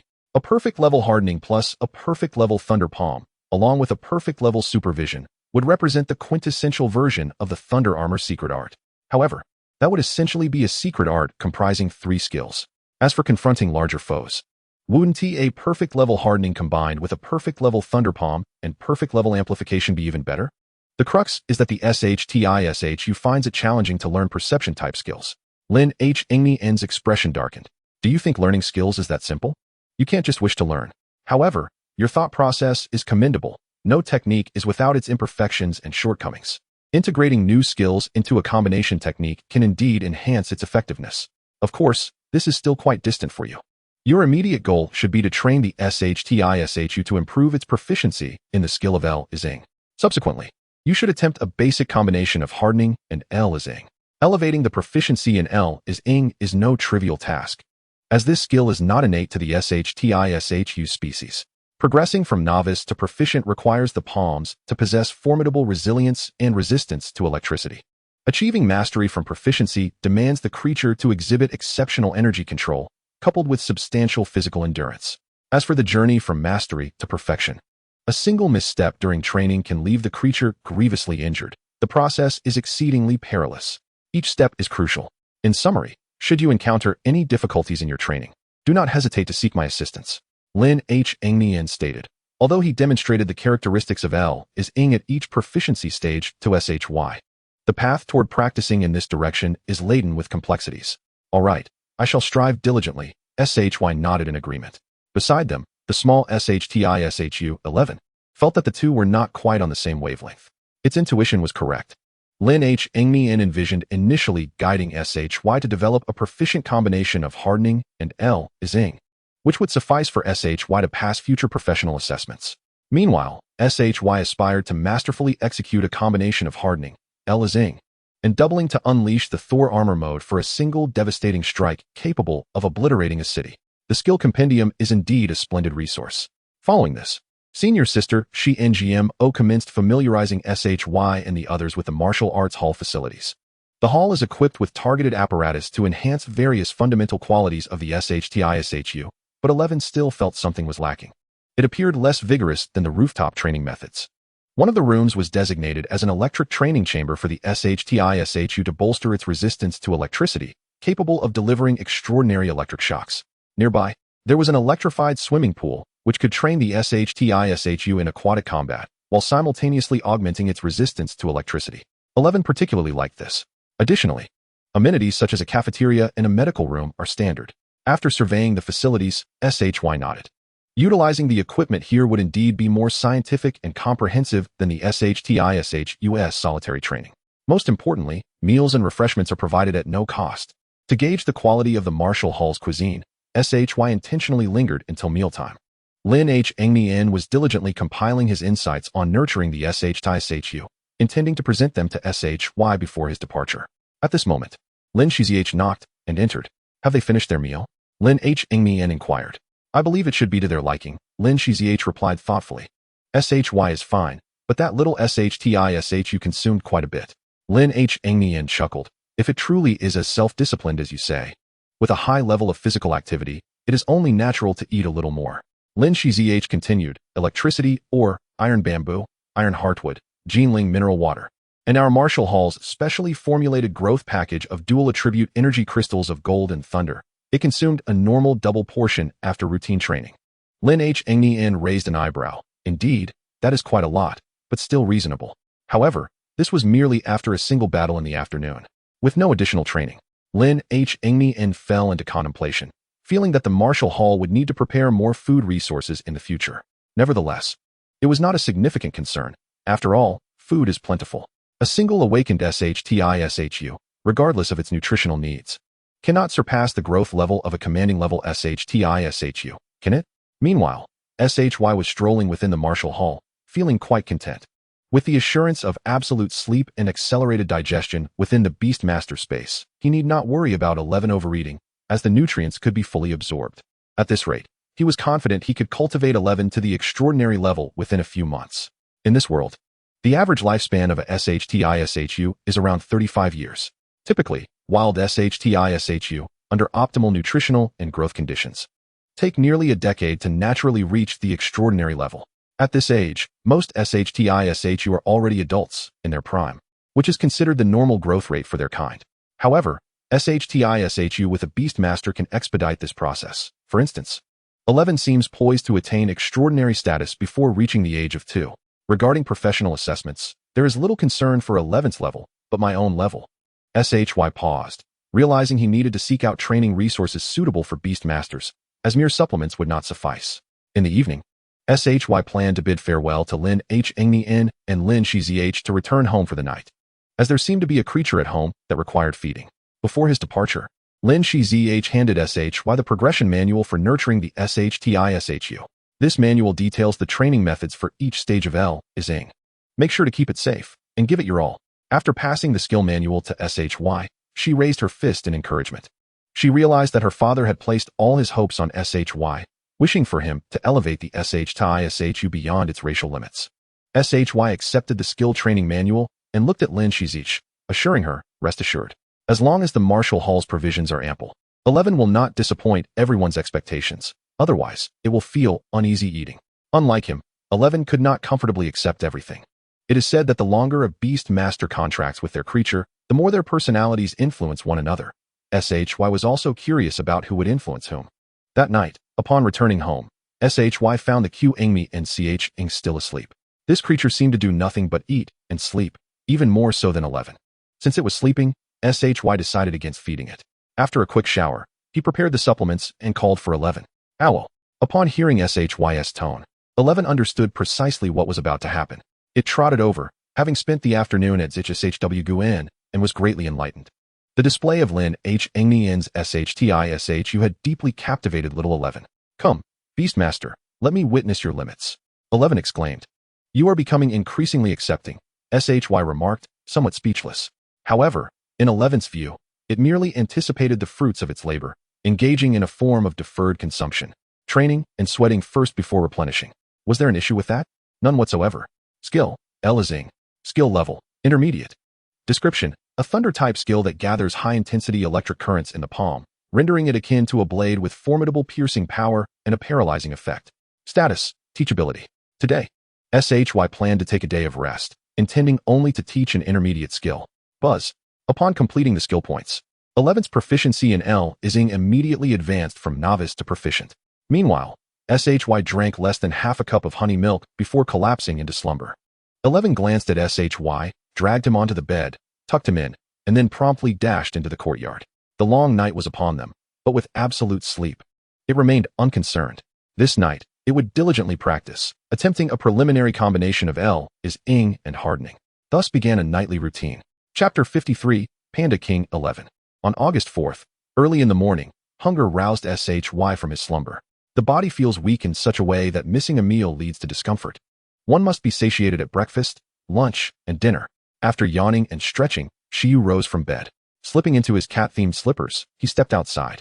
In the courtyard, he was uncertain whether Shi had slept that night. Upon his exit, he found Shi seated beneath a tree, contemplating the intricacies of bear life.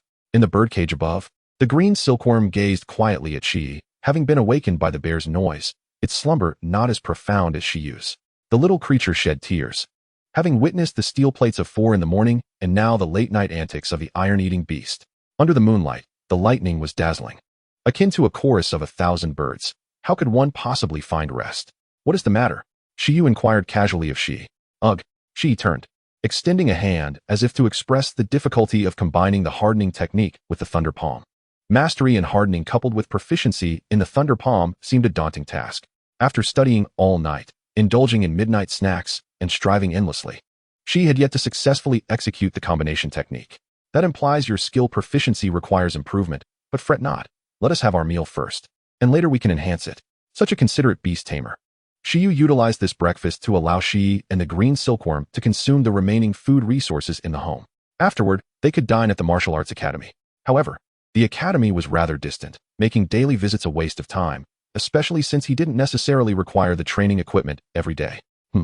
I shall inquire whether they offer takeout or delivery services. On that day, Shi Yu returned to the martial arts academy.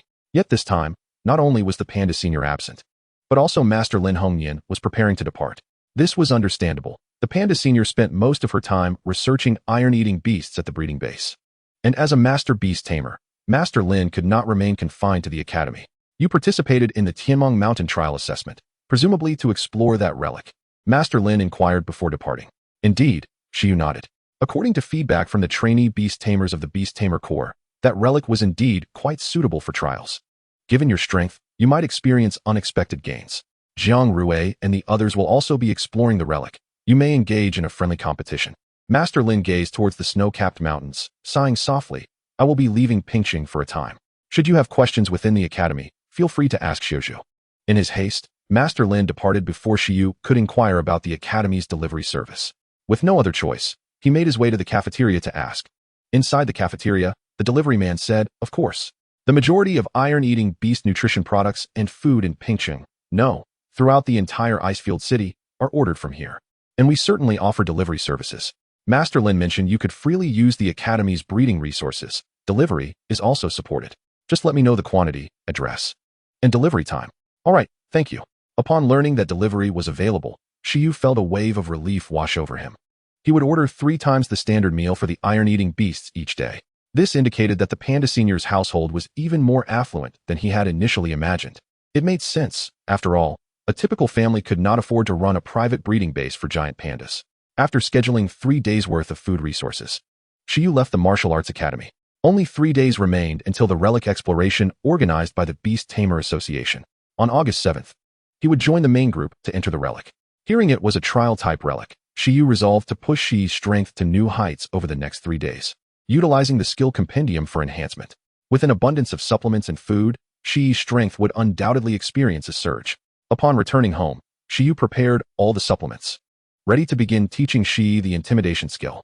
He intended to complete all high-level skills first, then assist Shi in enhancing the proficiency of hardening and thunderpalm to achieve the combination technique. Shi covered its eyes, leaving a small gap, silently enduring the weight of this training. Skill, Intimidation. Skill level, Advanced. Description, a mental skill that can intimidate, instill fear, and command through presence. It can also cause significantly weaker beings to faint, symbolizing the qualities of a king. Status, available for teaching. At a certain level, the intimidation skill could be considered commonplace. Extraordinary creatures with a growth level above that of a monarch could awaken it autonomously. However, during the awakening phase, if extraordinary or commanding beasts could master intimidation, it would be quite remarkable. Not having reached the monarch level, yet managing to grasp intimidation early symbolized that the creature possessed monarch-level potential. The breeding base in Icefield City, being the largest official breeding facility, truly hid remarkable talents. It appeared that the owner of that snow wolf was not an ordinary individual. Shi Yu did not know much about the intimidation skill. He was only aware of the marked effects of the first 3 proficiency levels. Entry level, intimidates opponents, weakens their fighting spirit, enhances one's own will, and has a certain commanding effect on the same species. Proficient level, can directly shatter an opponent's will, causing them to faint and inflicting mental damage. Mastery level, able to intimidate over a wide area. A single glance can render numerous beings unconscious due to spiritual pressure. As for the perfect proficiency level and transcendental mastery level, he had not found details on his phone, but he could make educated guesses. In any case, being categorized as an advanced skill spoke volumes about its potential. From this day forward, you shall be the Panda King, Shi. Shi Yu extended his hand, gently patting Shi's head. As light flowed in, Shi Yu struggled to swallow the divine being, finally managing to catch his breath. At that moment, within the expansive courtyard, as Shi Yu completed the teaching, Shi closed its eyes to absorb the experience. Time seemed to stand still. 1 second, 2 seconds, 3 seconds. After a brief moment, Shi opened its eyes, and the fallen leaves on the ground began to tremble despite the absence of wind. Each leaf rustled in unison, creating an extraordinary scene. Boom! In that instant, Shi seemed to transcend from a mere cub, exuding an immense presence with every movement. The young king of beasts retained its regal nature. Shi opened its bright eyes, every motion radiating an innate dominance, revealing the fierce wildness of a formidable beast. Is that it? However, Shi soon faltered, met with skepticism from its beast tamer. Shi Yu gazed at the rather cute iron-eating beast before him, feeling no semblance of the expected authority. It was utterly adorable, even with the mental intimidation enhancement. The effect was currently limited. Clearly, Shi needed to grow a bit more or evolve to evoke genuine fear in its adversaries. Ugh. Shi canceled the difficult-to-control intimidation skill, displaying a look of grievance. It felt as though the skill was not particularly effective. It did not comprehend its impact.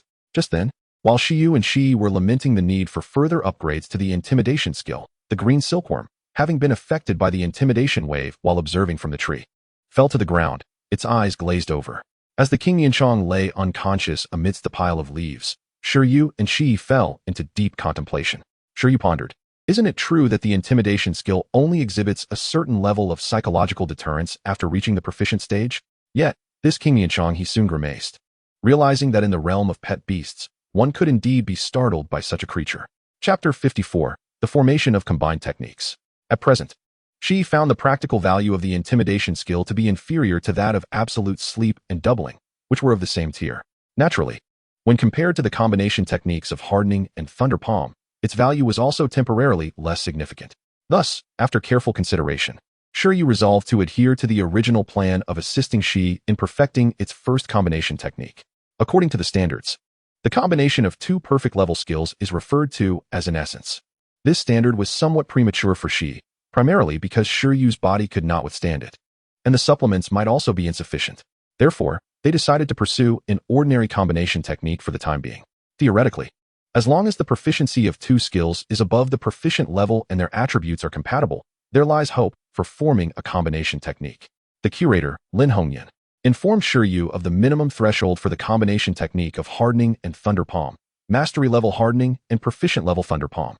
Currently, Shi met this threshold. Yet there would undoubtedly be a gap even at the same level of proficiency. Although the minimum standard had been reached after a night of effort, Shi discovered that it still lacked the necessary finesse to complete the combination technique. What could be done? They needed to continue training and enhance their skills. Shi Yu was determined. After finishing the instruction on intimidation, he swallowed a divine bean and drank joyfully from a bottle of happy water, quickly finishing off most of the remaining contents from the previous day. At this point, 5 divine beans remained, with a third of the happy water left, while the 5 tendrils of the ginseng baby had yet to be touched. By the evening of the 4th, Shi Yu had recovered and intended to teach Shi Thunder Palm once more. In the courtyard, Shi Yu and Shi stood facing each other. After training independently for half a day, Shi looked at Shi Yu and took a small step back, although it wanted to test the limits of a Beastmaster. Seeing Shi Yu in his current state made it anxious about his sudden demise. The frequency of skill teaching had increased tremendously recently. Shi retreated a step further and then turned away, thinking it better to practice alone for now. However, Shi Yu swiftly pulled Shi back. He could still endure. Without putting in effort, how could one differ from a mere idle fish? The enhancement feedback from the skill encyclopedia ensured that each recovery was substantial. Therefore, as long as there were supplements, he could persist. The skill encyclopedia was not only a reinforcement for his pet beasts, but also for himself. After teaching for so long, each time he recovered from a weakened state, Shi Yu felt himself gradually becoming stronger. It was not merely the enhancement of the various attributes within the Beastmaster system, but rather a strengthening of his own physique. Each recovery from weakness left him invigorated. Though the improvement was less pronounced than that experienced by pet beasts upon leveling up, the frequency made up for it. After all, leveling up a pet beast was no easy feat, whereas teaching a skill and recovering from weakness took merely a day or two. It appeared that after each skill teaching, Shi Yu was merely resting. Yet this process translated into considerable physical training. Thus, by frequently utilizing the skill encyclopedia and supplements, Shi Yu was not solely focused on leveling up his pet beasts, he was also fortifying his own body. Although the current reciprocal effect was not substantial and his physique had yet to undergo a qualitative transformation akin to that of a professional Beastmaster, every bit contributed to the overall enhancement. After all, it had barely been a month. Shi Yu's ultimate goal was to become like the protagonist of a certain animated series, capable of withstanding pet beast skills with his physical body. When that time came, he could transform into a superhuman, greatly enhancing his safety during reckless endeavors. Oh, why did he subconsciously think of reckless undertakings? Shi Yu found himself lost in thought. Perhaps it was because, despite the dangers, such actions brought immense joy. In any case, with an abundance of supplements available, the skill encyclopedia should not go unused. It was not only for the sake of rapidly strengthening Shi, but also for his own well-being. The price for fortifying his body was first to endure a state of weakness, which was somewhat disheartening. Shi Yu sighed softly before reopening the Thunder Palm page and selecting the teaching option. With a swift clap, he brought his hand down upon Shi's head. The teaching was complete, and Shi Yu's eyes sank in exhaustion. He felt far more fatigued than after instructing the insect silk, wishing to fall into a deep slumber without waking again. Alarmed, he quickly chewed on a tendril of the ginseng baby to dispel his shock. This recovery was painfully slow. Upon completing the teaching, Shi Yu gazed at the cooling time, feeling as though it moved slower than the happy water. It was indeed the cheapest supplement he had purchased. Nevertheless, even at such a low price, it was still worth 5 yuan. Comparing the prices of divine beans and bee milk, Shi Yu felt that the tendrils of the ginseng baby should at least restore over 40 hours of weakened time. Next, he He awaited the return of his body to peak condition. Glancing at the sky, Shi Yu decided to wait for slumber. Just then, Shi had nearly absorbed all the experience from Thunder Palm. Previously at the proficient level, its proficiency had advanced further. If Shi Yu's judgment was correct, the next time he taught Thunder Palm, he could elevate its proficiency to mastery level. At this moment, feeling a newfound understanding of Thunder Palm, Shi's eyes sparkled with vitality, eager to attempt the combination technique. However, a certain pet beast appeared to be in distress. In the birdcage atop the tree in the courtyard, the Kingmianchong, having recovered from its stupor, looked at Shi with a sense of grievance. "Don't come over," it cried. All it wanted was a peaceful sleep. Was that too much to ask? Tears welled in its eyes as it gazed at the round moon, casting a pleading look towards Shi Yu. Shi Yu cleared his throat, coming to a decision. It seemed that Shi had indeed pushed itself too hard. Although with sufficient food and absolute sleep, it could rapidly restore its energy. The psychological aspect should not be neglected. "All right," Shi Yu said, pulling Shi back. "With absolute sleep, you need not return to the beast space. You shall rest for the night. Just in time, I wish to sleep on a panda pillow." Under the grateful gaze of the Kingmianchong, Shi Yu led a bewildered Shi into the house. Inside, Shi Yu swiftly ran his hands through the soft fur of the panda Shi, shaking his head and instructing it to use doubling to shrink. Then, he stroked Shi's fur once more, finding the softness and size to be much more suitable. Tonight, he would reward himself with a night on the panda pillow. On another day, he would treat himself to a rest on the enlarged panda bed. Shi initially intended to resist and train, but Shi Yu fell asleep instantly, lying atop Shi. Shi paused for a moment, realizing that training would have to wait until another time. Consequently, to avoid disturbing the weakened Beastmaster, it gradually relaxed its body, allowing itself to become softer, and eventually closed its eyes. The following day, at 4 in the morning, I was filled with disdain as I glared at Shi, who was determined to rise and train. Propped up on the bed with her chin resting on her hands, Shi quietly observed me. "Oh well." She looked at me with utmost seriousness. "It's been long enough. Time to train. Let us go." With a reluctant rub of my eyes, I realized that while Shi no longer needed to enter the beast space, she had unwittingly become my alarm clock. However, feeling rejuvenated, I sighed and decided to rise as well. On August 5th, I instructed Shi once more on the technique of Thunder Palm. She stepped directly into the threshold of mastery with this skill. At this moment, she was capable of utilizing Thunder Palm with both hands, adeptly controlling the energy of lightning. Yet, due to her growth limitations, her physical stamina could not keep pace, preventing her from maintaining the Thunder Palm for extended periods. I thought perhaps it was time to find her a skill to enhance her physical capabilities. As if in response to my thoughts, while no new skills presented themselves, Shi experienced a remarkable transformation that day, achieving Awakening Level 7. Within just a month, she had advanced from Awakening Level 3 to Level 7, a truly astonishing growth rate. Nevertheless, the most significant achievement was that once Thunder Palm reached the mastery level, Shi no longer needed to practice excessively, as the combination of hardening and Thunder Palm naturally formed a synergistic technique. In the courtyard, Shi gazed in astonishment at the blue-white currents of electricity dancing upon her hardened palm. The strength of the hardening, combined with the penetrating force of the lightning, constituted a dual attack of physical and elemental nature, and the half-consumed, unpalatable steel plate at home became our test subject. With a resounding crash, Shi was now capable of effortlessly piercing through the steel plate with a single strike. "Oh woo," she proclaimed triumphantly as the remnants of the steel lay scattered around her. She felt emboldened. If she encountered that elite Iron Eater again, she was confident she could defeat it in an instant. I, the Panda King, am meant to conquer elites. Its name is Zhang Rue, not elite, I corrected. Don't waste it, eat up, I added, mindful of our resources. Even though we had acquired wealth, the spirit of frugality must still be upheld. Chapter 55, Departure. On the day Shi preliminarily completed the combination of hardening and Thunder Palm, I once again activated the life-sustaining whiskers of a ginseng baby. In the afternoon, I taught her hardening once more without any burden. This marked the third lesson based on Shi's mastery of hardening. After this, I temporarily eased the intensity of my teachings. We were to enter the ruins the day after tomorrow. Although we had supplies, moderation was still necessary, as a weakened state could have lingering psychological effects. Merely having good physical constitution was not sufficient. I was feeling mentally drained. Beast tamers lead exhausting lives. After replenishing with some invigorating drink until the evening, I taught her another thread of silk and finally succumbed to sleep. On August 6th, I slowed the frequency of my teachings once again, conducting only one lesson on hardening during the day, coupled with the evening's lesson on silk, and with the aid of supplements. Shi's condition was adjusted to optimal levels. In summary, following the completion of the Tianmong Mountain Training Assessment, I had spent the week at home primarily focused on enhancing my strength. Aside from a few visits to the Zhushi martial arts school, I had not ventured elsewhere. The accomplishments were indeed remarkable. Name: Iron Eater. Growth level: Awakening level 7. Skills: Hardening, Mastery 4. Thunder Palm, Mastery. Enhanced Vision, Proficient. Rapid Healing, Proficient. Intimidation, Beginner. Absolute Sleep, Beginner. Amplification, Beginner.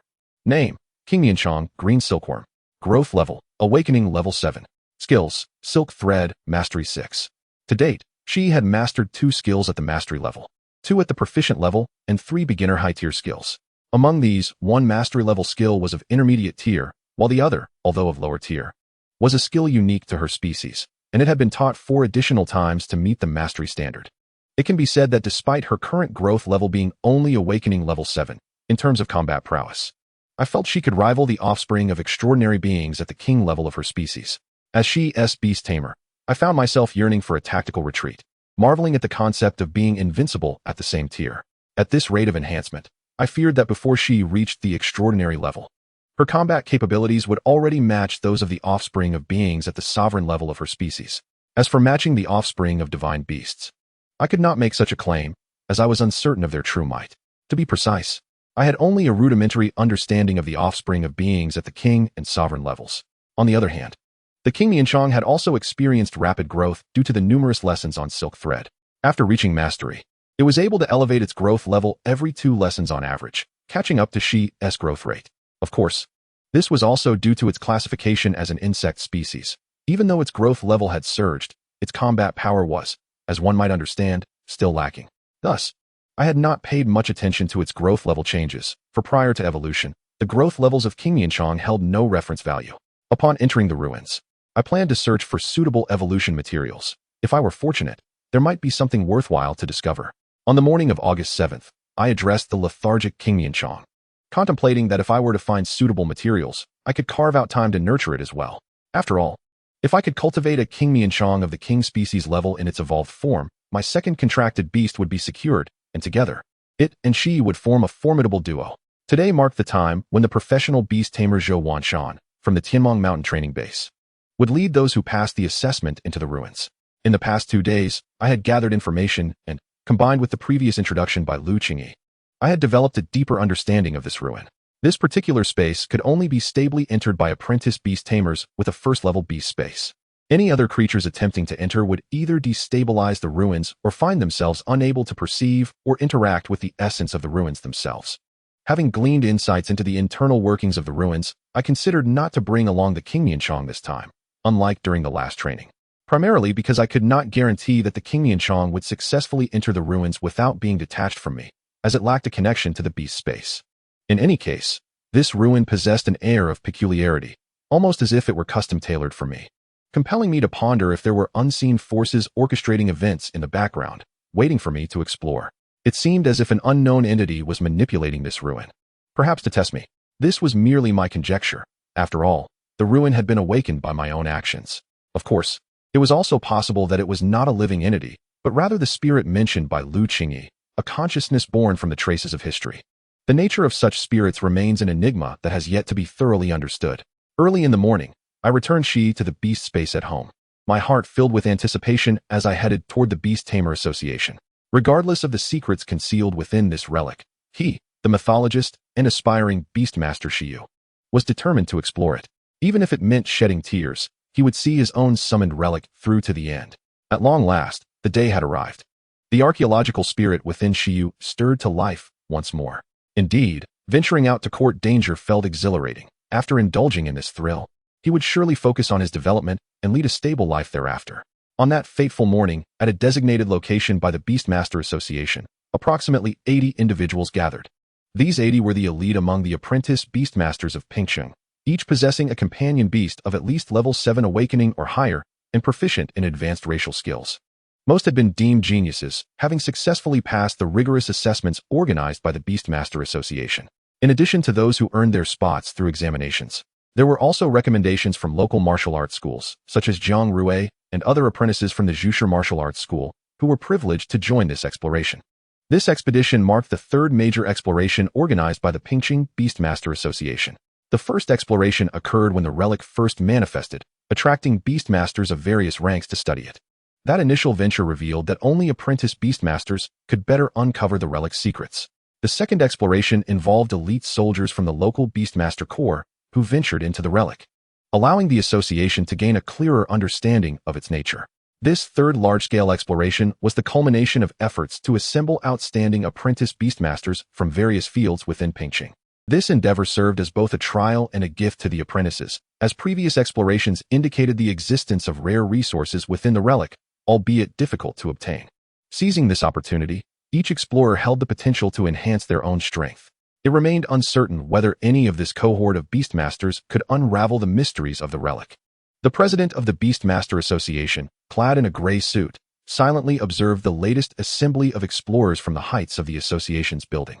The relic had descended upon Pingqing, granting the local Beastmaster Association priority for exploration. However, if the association failed to decipher the relic within a designated time frame, the exploration rights would gradually open to neighboring districts and cities. Currently, the priority exploration rights belong to Pingqing, but in a month's time. Should they remain unable to unlock its secrets, apprentice Beastmasters from other districts and even the city would be allowed to partake in the exploration, thereby sharing in the spoils. Should the stalemate continue, Beastmasters from cities beyond Binju would also encroach upon the relic, and the resources gained would no longer belong to Pingqing or even Binju. Thus, the president of the Pingqing Beastmaster Association earnestly hoped for the emergence of a candidate capable of deciphering the relic within the city, as this would yield greater benefits for both the association and Pingqing itself. Missing this opportunity for rapid advancement could mean an indefinite wait for a similar chance to arise. Among the 80 participants, he recognized 3 acquaintances. With only 80 individuals present, it was easy to identify them. Outside the association, Shi Yu spotted the exemplary student Chen Kai, who had fortuitously secured a place among the top 20 of the assessments. Alongside Chen Kai, he also recognized Jiang Rui from Zhushi Martial Arts School and 4 other apprentices. Having previously battled Jiang Rui, he felt a sense of familiarity with him. Additionally, he caught sight of a young physician from Baikeatang Pharmacy nearby, another apprentice Beastmaster, who had informed Shi Yu about the relic. Shi Yu had not anticipated his presence here. Lastly, he recognized a somewhat familiar figure. The referee Bai Shi, who had officiated his match against Chen Kai.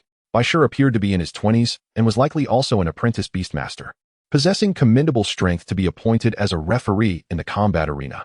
As the arrival of the appointed time drew near, a man in a gray suit with squinting eyes emerged from within the association. Upon his arrival, the 80 apprentice Beastmasters ceased their discussions.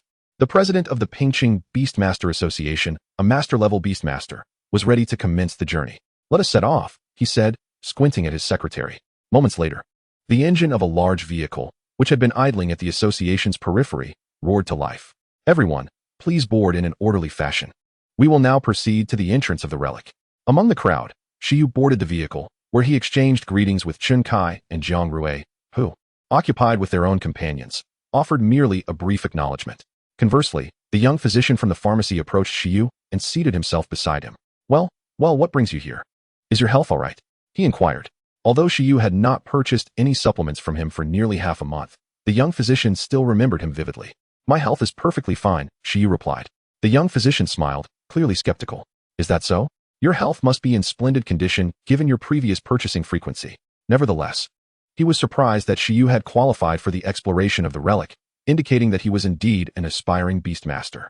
"Strangely enough, I wonder why the Mingxin capsules have been selling out so quickly at all the pharmacies lately. We too have experienced shortages. I was worried you might come by and find nothing left," the young physician lamented, recalling the recent demand. Shi Yu was momentarily speechless. Pondering whether Chen Kai's previous purchases had contributed to the rapid sales, he dismissed the thought as irrelevant. Just as he was about to respond, he was interrupted. The president of the Pingqing Association boarded the vehicle alongside the apprentice Beastmasters. Taking a position at the front, he assumed a guiding role, addressing the newcomers with warmth and a smile. "It will take us approximately 40 minutes to reach our destination. During this journey, I will share some important considerations for exploring the relic. You are all elite apprentices of Pingqing, and I sincerely hope you achieve significant success within the relic." Chapter 56. Entering the relic. Outskirts of Binju City, Pingqing District, within a valley. Here, multiple layers of security had been established, with the Beastmaster Corps stationed to safeguard the entrance of the newly manifested relic. The soldiers stood as immovable as the surrounding rocks, awaiting the sound of approaching vehicles. Upon recognizing the vehicle dispatched by the Beastmaster Association, an officer issued the command, released the blockade. Instantly, the previously secured area opened, allowing the vehicle carrying Shi Yu and the others to proceed into the valley. Having arrived, the group encountered a bumpy ride before finally reaching their destination. Shi Yu gazed out the window, taking in the unfamiliar surroundings. Although he had never visited this place before, the environment appeared pristine and untouched, devoid of the artificial alterations found at Tianmong Mountain. Such locations often harbored greater dangers. I am beginning to feel a sense of anticipation. Beside Shi Yu, the young physician Xiao Liang was filled with excitement. An archaeological site. He never expected to have the opportunity to engage with one.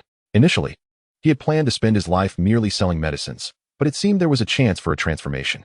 If he did not gain anything from this experience, he would resign himself to living a quiet life with his fiancée back home. Glancing at the photo of his girlfriend in his wallet, he inquired of Shi Yu, "You surely do not have a partner, do you? Given your frail condition, which girl would be interested?" Shi Yu shot him a glance and replied, "Do you realize what you are doing? In our hometown, this behavior is referred to as die. Generally, it is quite difficult to return home safely after such antics." It was bewildering to see him flaunting his romantic affections so openly. Did he not know that archaeologists often face dire circumstances? Shi Yu was taken aback by the physician's adeptness in matters of relationships, which seemed to surpass his own. The physician, realizing he had perhaps overstepped, felt a twinge of guilt. The association has confirmed that the archaeological site poses minimal danger. It should be fine, he thought. Yet, he couldn't help but notice that the current structure of the site placed the soldiers at a disadvantage.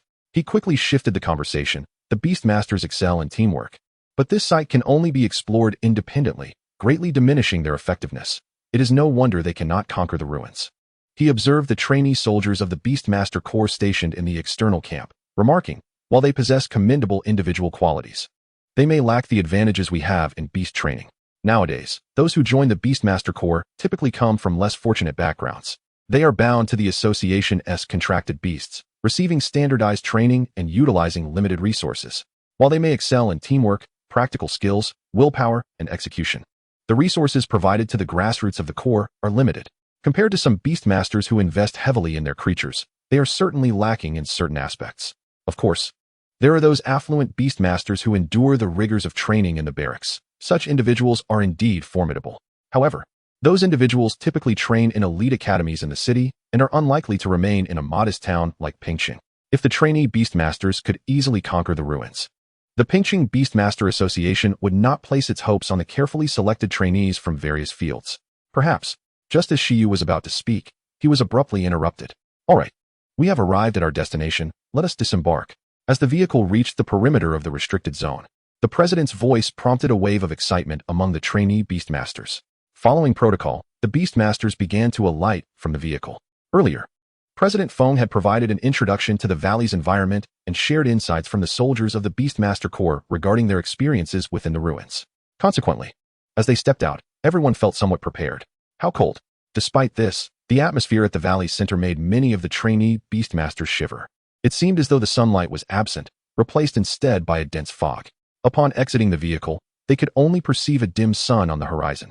The surrounding mountains, trees, and vegetation were adorned with a thin layer of frost, a fact that was fortunate given the presence of heating facilities at the nearby camp. Otherwise, the cold would likely be unbearable. According to President Feng, the elemental beings within the ruins predominantly comprised ice-type creatures. Currently, the spatial overlap between the ruins and Blue Star was partially established, which affected the external environment. Not only was the temperature impacted, but the onlookers were also captivated by the 6 towering stone giants within the inner circle of the blockade, along with the peculiar glyph-like formation at their center. Lost in contemplation, this was the manifestation of the initial overlap between the ruins and Blue Star. The 6 stone giants, guarding the central formation, appeared to be the sentinels of the ruins, yet they also bore the unmistakable hallmarks of inanimate objects. Upon seeing the stone giants surrounding the platform, Shi Yu felt a pang of anxiety. After all, these stone figures bore a resemblance to one he had previously encountered, which he had inadvertently cracked. Surely, they could not be related? Presently, it was evident that 2 of the stone statues shimmered with light, while the remaining 4 remained dull. President Feng of the Pingqing Association stepped forward, stating, "Based on our hypotheses, these 6 statues may represent the progress of the ruins unlocking. Our Beastmaster Corps has triggered a response from the statues after passing through the first 2 trials of the ruins. Thus, we surmise that the ruins consist of 6 stages. And as you can see, our progress is currently halted at the 3rd stage." Although President Feng had previously conveyed this information during the ride, Witnessing the 6 statues now stirred a sense of doubt within everyone. If the trainees of the Beastmaster Corps could only manage to pass 2 stages, how many more could they conquer? Given that they had heard about the trial information during the ride, most felt uncertain even about passing 3 stages, let alone the subsequent 3 stages for which they had no knowledge. President Feng smiled at the group, reassuring them, "You need not feel overly pressured. Each time you pass a stage, the ruins will provide a corresponding reward. This is an excellent opportunity for self-improvement. Furthermore, this is not your only chance to enter. Over the next month, you may return at any time for repeated challenges." The nearby camp is equipped with a medical station, a resting area, and comprehensive facilities. All logistical preparations will be made by the Pingqing Beastmaster Association. Your task is to challenge the stages as much as possible and strive to grow stronger. Tell me, do you have confidence? President Feng's eyes, previously narrowed, suddenly widened as he shouted. This shift startled many trainee Beastmasters, prompting some to instinctively respond loudly, "Yes." "Excellent," President Feng replied. "Prepare yourselves. Once ready, you may apply to enter the ruins. Remember the precautions I mentioned in the vehicle. Your safety must come first." Upon his words, the newly arrived trainee Beastmasters nodded in agreement. Nearby, the soldiers stationed within and outside the blockade remained silent and expressionless. Though they did not speak, they harbored doubts about whether this diverse group of trainee Beastmasters could truly outperform their own capabilities. Amidst the crowd, Shi Yu listened quietly, continuing to nurture his spirit while his gaze flitted among the stone statues. Occasionally, he focused intently, hoping to catch a whisper of historical echoes, but it seemed there were none to be heard. After observing for some time, he finally abandoned this endeavor, deciding to enter the ruins for a closer examination. He had hoped to awaken the Giants of Light at once, gaining their allegiance, but perhaps he had been overly ambitious. As for the 3 later stages, he was uncertain. But if the 3rd stage, which remained unconquered by anyone, was indeed within his reach, perhaps he could succeed. With clarity in his thoughts, Shi Yu relaxed his mindset and approached the registration, resolved to enter the ruins immediately. Not only he, but nearly all the newly arrived Beastmasters were eager to embark on their exploration of the ruins. Once they conquered the trials within, they would gain rewards and the honor that signified their strength. Such an enticing opportunity was one that all were eager to seize. It appears that this individual is likely to achieve commendable results. Perhaps there is even hope for passing the 3rd trial. Amidst the crowd, Chen Kai searched for Shi Yu's figure among his classmates, internally contemplating that this prodigy would undoubtedly succeed in the 3rd trial. Jiang Rui and others from the Zhushi martial arts school also directed their gazes towards Shi Yu. It was said that the 3rd trial of the ruins involved an ice-armored giant, classified as a level 10 awakening creature of an inferior overlord race. The ice-armored giant is an elemental extraordinary being of considerable strength, possessing several racial skills at a proficient level. While such power may not seem formidable to the new generation of prodigies from large cities, it indeed poses a challenge for apprentice Beastmasters from a smaller place like Pingcheng. Before long, some individuals completed their registration and stepped onto the luminous platform array, swiftly vanishing from their original locations. Shi Yu did not linger for long. He registered and ascended the platform, positioning himself within the array surrounded by 6 stone giant statues. Upon his arrival, several gazes turned towards him, including that of President Feng from the Pingcheng Association. This person was known as the top practitioner from Tianming Mountain, possessing a steel beast with mastery-level hardening. Lin Hongyan had advised him to keep an eye on Shi Yu, claiming he would present a certain surprise. Shi Yu was curious to see what this surprise might be. As Shi Yu's figure vanished from the platform, President Feng glanced towards the snowy mountains. Reflecting on the tumultuous events of this year, with the beast tide preceding the ruins, he wondered if there was any connection between the two. This time, in addition to the newly arrived 80 explorers, apprentice Beastmaster soldiers from the previously entered Beastmaster Corps would also re-enter. The Beastmaster Association had selected a group from among them for focused training, resulting in a temporary enhancement of their abilities.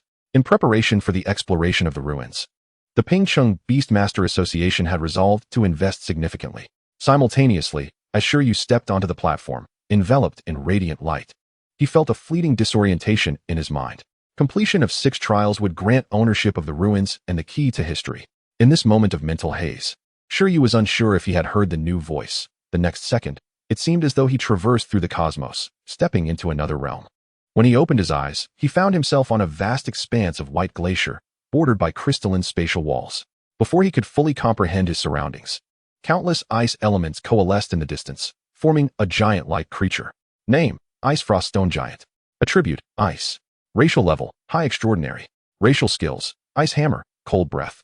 Description: a mutated variant of the stone giant, an ice elemental being. Its freezing arm possesses immense strength, and its cold breath can effortlessly freeze anything in its path.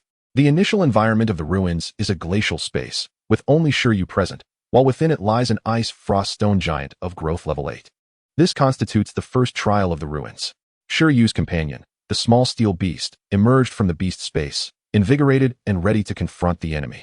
With a roar akin to that of a Panda King, Shi Yu observed the approaching ice frost stone giant from a distance of 100 meters. Although referred to as a giant, this creature lacked a lower body, resembling an irregular cylindrical shape, plump as a small hill. Being an elemental entity, it floated in the low air, its most striking feature being its massive arms, which were primarily used to execute the ice hammer skill. Having never seen an ice frost stone giant before, Shi Yu smiled and exchanged a gaze with the creature's singular eye, which resembled a crystallized energy gem. He earnestly stated, "Dear friend of another race, we are not here to fight. Rather, we were invited by your stone statue elder brother to uncover the truth of history. If fighting can be avoided, let us discuss any potential rewards directly." Beside him, the eager 11 paused, bewildered by the notion of not engaging in battle. After all, if a conversation could resolve matters, why resort to combat? However, as Shi Yu attempted to communicate through mental induction, the approaching ice frost stone giant launched an unprovoked attack. From several dozen meters away, it opened its mouth, exhaling a chilling breath. In an instant, a wave of concentrated icy mist swept towards Shi Yu and 11, re-icing the glacial ground beneath. The display of power was reminiscent of an enhanced fire extinguisher. The ice-blue cold air expanded like a slowly spreading ray. Fortunately, the cold breath skill of the stone giant was merely at an introductory level, lacking in both speed and potency. Otherwise, it could have posed a significant threat to many right from the first trial. Unable to communicate effectively, Shi Yu commanded 11 to directly confront the opponent. As Shi Yu took a small step back, issuing the command, 11 felt exasperated, pondering why this approach hadn't been adopted from the outset. 11 raised its head. Focused intently, activating its enhanced vision, the external world appeared to slow down. The range of the cold breath was limited, with its most formidable impact felt only within a few meters, while the energy diffusing beyond that was akin to ordinary cold air. With remarkable resilience, 11 opted to charge through without employing hardening. As the ice frost stone giant neared, exhaling its icy breath, 11, akin to a fierce beast, lunged towards the giant. Upon closing in, the threat from the cold breath intensified. However, thanks to enhanced vision, 11 effortlessly dodged the concentrated icy breath and circled to the side of the sluggish stone giant, preventing it from reacting. With a powerful leap, 11 unleashed a strike, channeling its mastery-level hardening, and landed a crushing blow upon the ice frost stone giant. In an instant, the 3-meter-tall ice frost stone giant shattered into countless ice elements, vanishing before Shi Yu and 11. Simultaneously, a blue energy crystal fell from the disintegrated body of the ice frost stone giant, and not far away, a luminous teleportation array emerged on the glacial ground. As anticipated from Lu Qingyi's words, the beings within the ruins were indeed not true life forms, but rather akin to elemental manifestations. Observing the dispersal of the ice frost stone giant, Shi Yu remained still, gazing silently at the ice elements in the sky while surveying his surroundings, never forgetting the paramount purpose of his entry into the ruins. What message was this place attempting to convey to him? In the widely circulated tale of the aftermath of a snowstorm in Ice Plain City, it is said that an ice dragon descended nearby, triggering a mini ice age. Subsequently, the ancient Beastmaster tribe residing in Ice Plain City engaged in warfare with the ice dragon. Was the environment within the ruins a simulation of the conditions following the ice dragon's arrival? As Shi Yu pondered this, a cacophony of sounds flooded his ears, sounds of battle, voices of communication. His mind erupted in a resonance, reminiscent of the voice he had previously heard from the statue, awakening echoes of history. In that moment, intertwined voices conjured fleeting images before Shi Yu's eyes. A group of young men and women clad in ancient attire, valiantly resisting the tide of beasts from the snowy mountains. The vision was ephemeral, vanishing almost as swiftly as it had appeared, leaving Shi Yu standing in silence, lost in thought. What did this signify? Shi Yu could not help but wonder. Was that incident from a long time ago? If Shi Yu's judgment is accurate, his talent for listening to the historical echoes has once again manifested. He beheld a scene of ancient beast tamers commanding frost stone giants and snow wolves engaged in battle with the fierce beasts of the snowy mountains. Beyond this, there was naught else. Shi Yu fell into contemplation once more, deducing from the scant clues he had observed. He briefly reconstructed the history of Binju NSH, A tribe of beast tamers lived harmoniously around Binju NSH until one fateful day when an ice dragon descended, heralding the onset of a minor ice age. This ice age transformed the surrounding environment, disrupting the normal lives of the beast tamers, prompting them to take action against the ice dragon. However, the dragon's overwhelming power forced the tribe to resort to special means to seal it atop the snowy peaks. While they succeeded in sealing the dragon, they could not alter the already changed environment. The beast tamers had no choice but to adapt to their new surroundings, and their totemic stone giants began to mutate into frost stone giants. Concurrently, the extraordinary creatures around the mountains evolved due to the environmental changes, leading to a significant increase in ice attribute beings. Moreover, influenced by the sealed ice dragon, the fierce beasts of the snowy mountains grew increasingly irritable, frequently unleashing beast tides. Thus, for the subsequent century, the tribe devoted itself to repelling these tides. To this day, the ice dragon's remnants linger, and the beast tides persist, though the tribe has vanished for various reasons. The current relic is a training ground transformed by a legendary beast tamer on the verge of death, intended to prepare his kin. Hence the environment within the relic is akin to a frozen expanse. Is this the case? Shi Yu looked up, yet received no response. At that moment, Shi Yu returned, triumphantly clutching a blue energy crystal. Wow! Spoils of war! Shi Yu exclaimed with unbridled excitement. This item was familiar to it, having encountered it before in the nutritional meals for the iron-eating beasts at the Zhu Shi Martial Arts Academy, which provided energy crystals of gold and thunder attributes. These energy crystals are formed when elemental energy reaches a certain concentration, serving as a universal resource to enhance the attributes of tamed beasts. However, they are quite rare, with higher quality crystals being increasingly difficult to obtain. Although their enhancement effects are less singular than most food, they are valued for their efficacy and thus command a high price. The crystal Shi had consumed was of the first level, while this ice attribute crystal appeared to be of the same grade. Was this the reward after all? Temporarily setting aside thoughts of what he had either seen or heard moments ago, Shi Yu focused on the energy crystal. It was acceptable, had it been earlier. Discovering an ice attribute energy crystal would have brought him joy, even if the attribute was not suitable. Selling it could have yielded a substantial amount of taiju. However, given their current circumstances, such resources were no longer in short supply. Yet, considering this was merely the first trial, and almost everyone could obtain one, Shi Yu felt at ease, anticipating even greater rewards ahead. Well then, since there is no response, let us continue advancing and see if we can uncover new discoveries. Although Shi Yu felt his previous speculation aligned with many aspects, the truth was surely more complex. There might be hidden circumstances surrounding the ice dragon, while other elements likely remained unchanged. After all, the widely circulated historical account regarding the ice dragon had previously been contradicted by a statue. Nevertheless, overlooking that, the relic's background might genuinely serve as a trial ground prepared to withstand beast tides. Alas, the primary issue remained a lack of crucial information. Shi Yu gazed toward the nearby teleportation array resembling a summoning diagram, intending to challenge the second trial. However, before doing so, he took the energy crystal from Shi's hands and said, "You can't eat this. It will upset your stomach. Give it to me, and I'll exchange it for ice cream when we return home."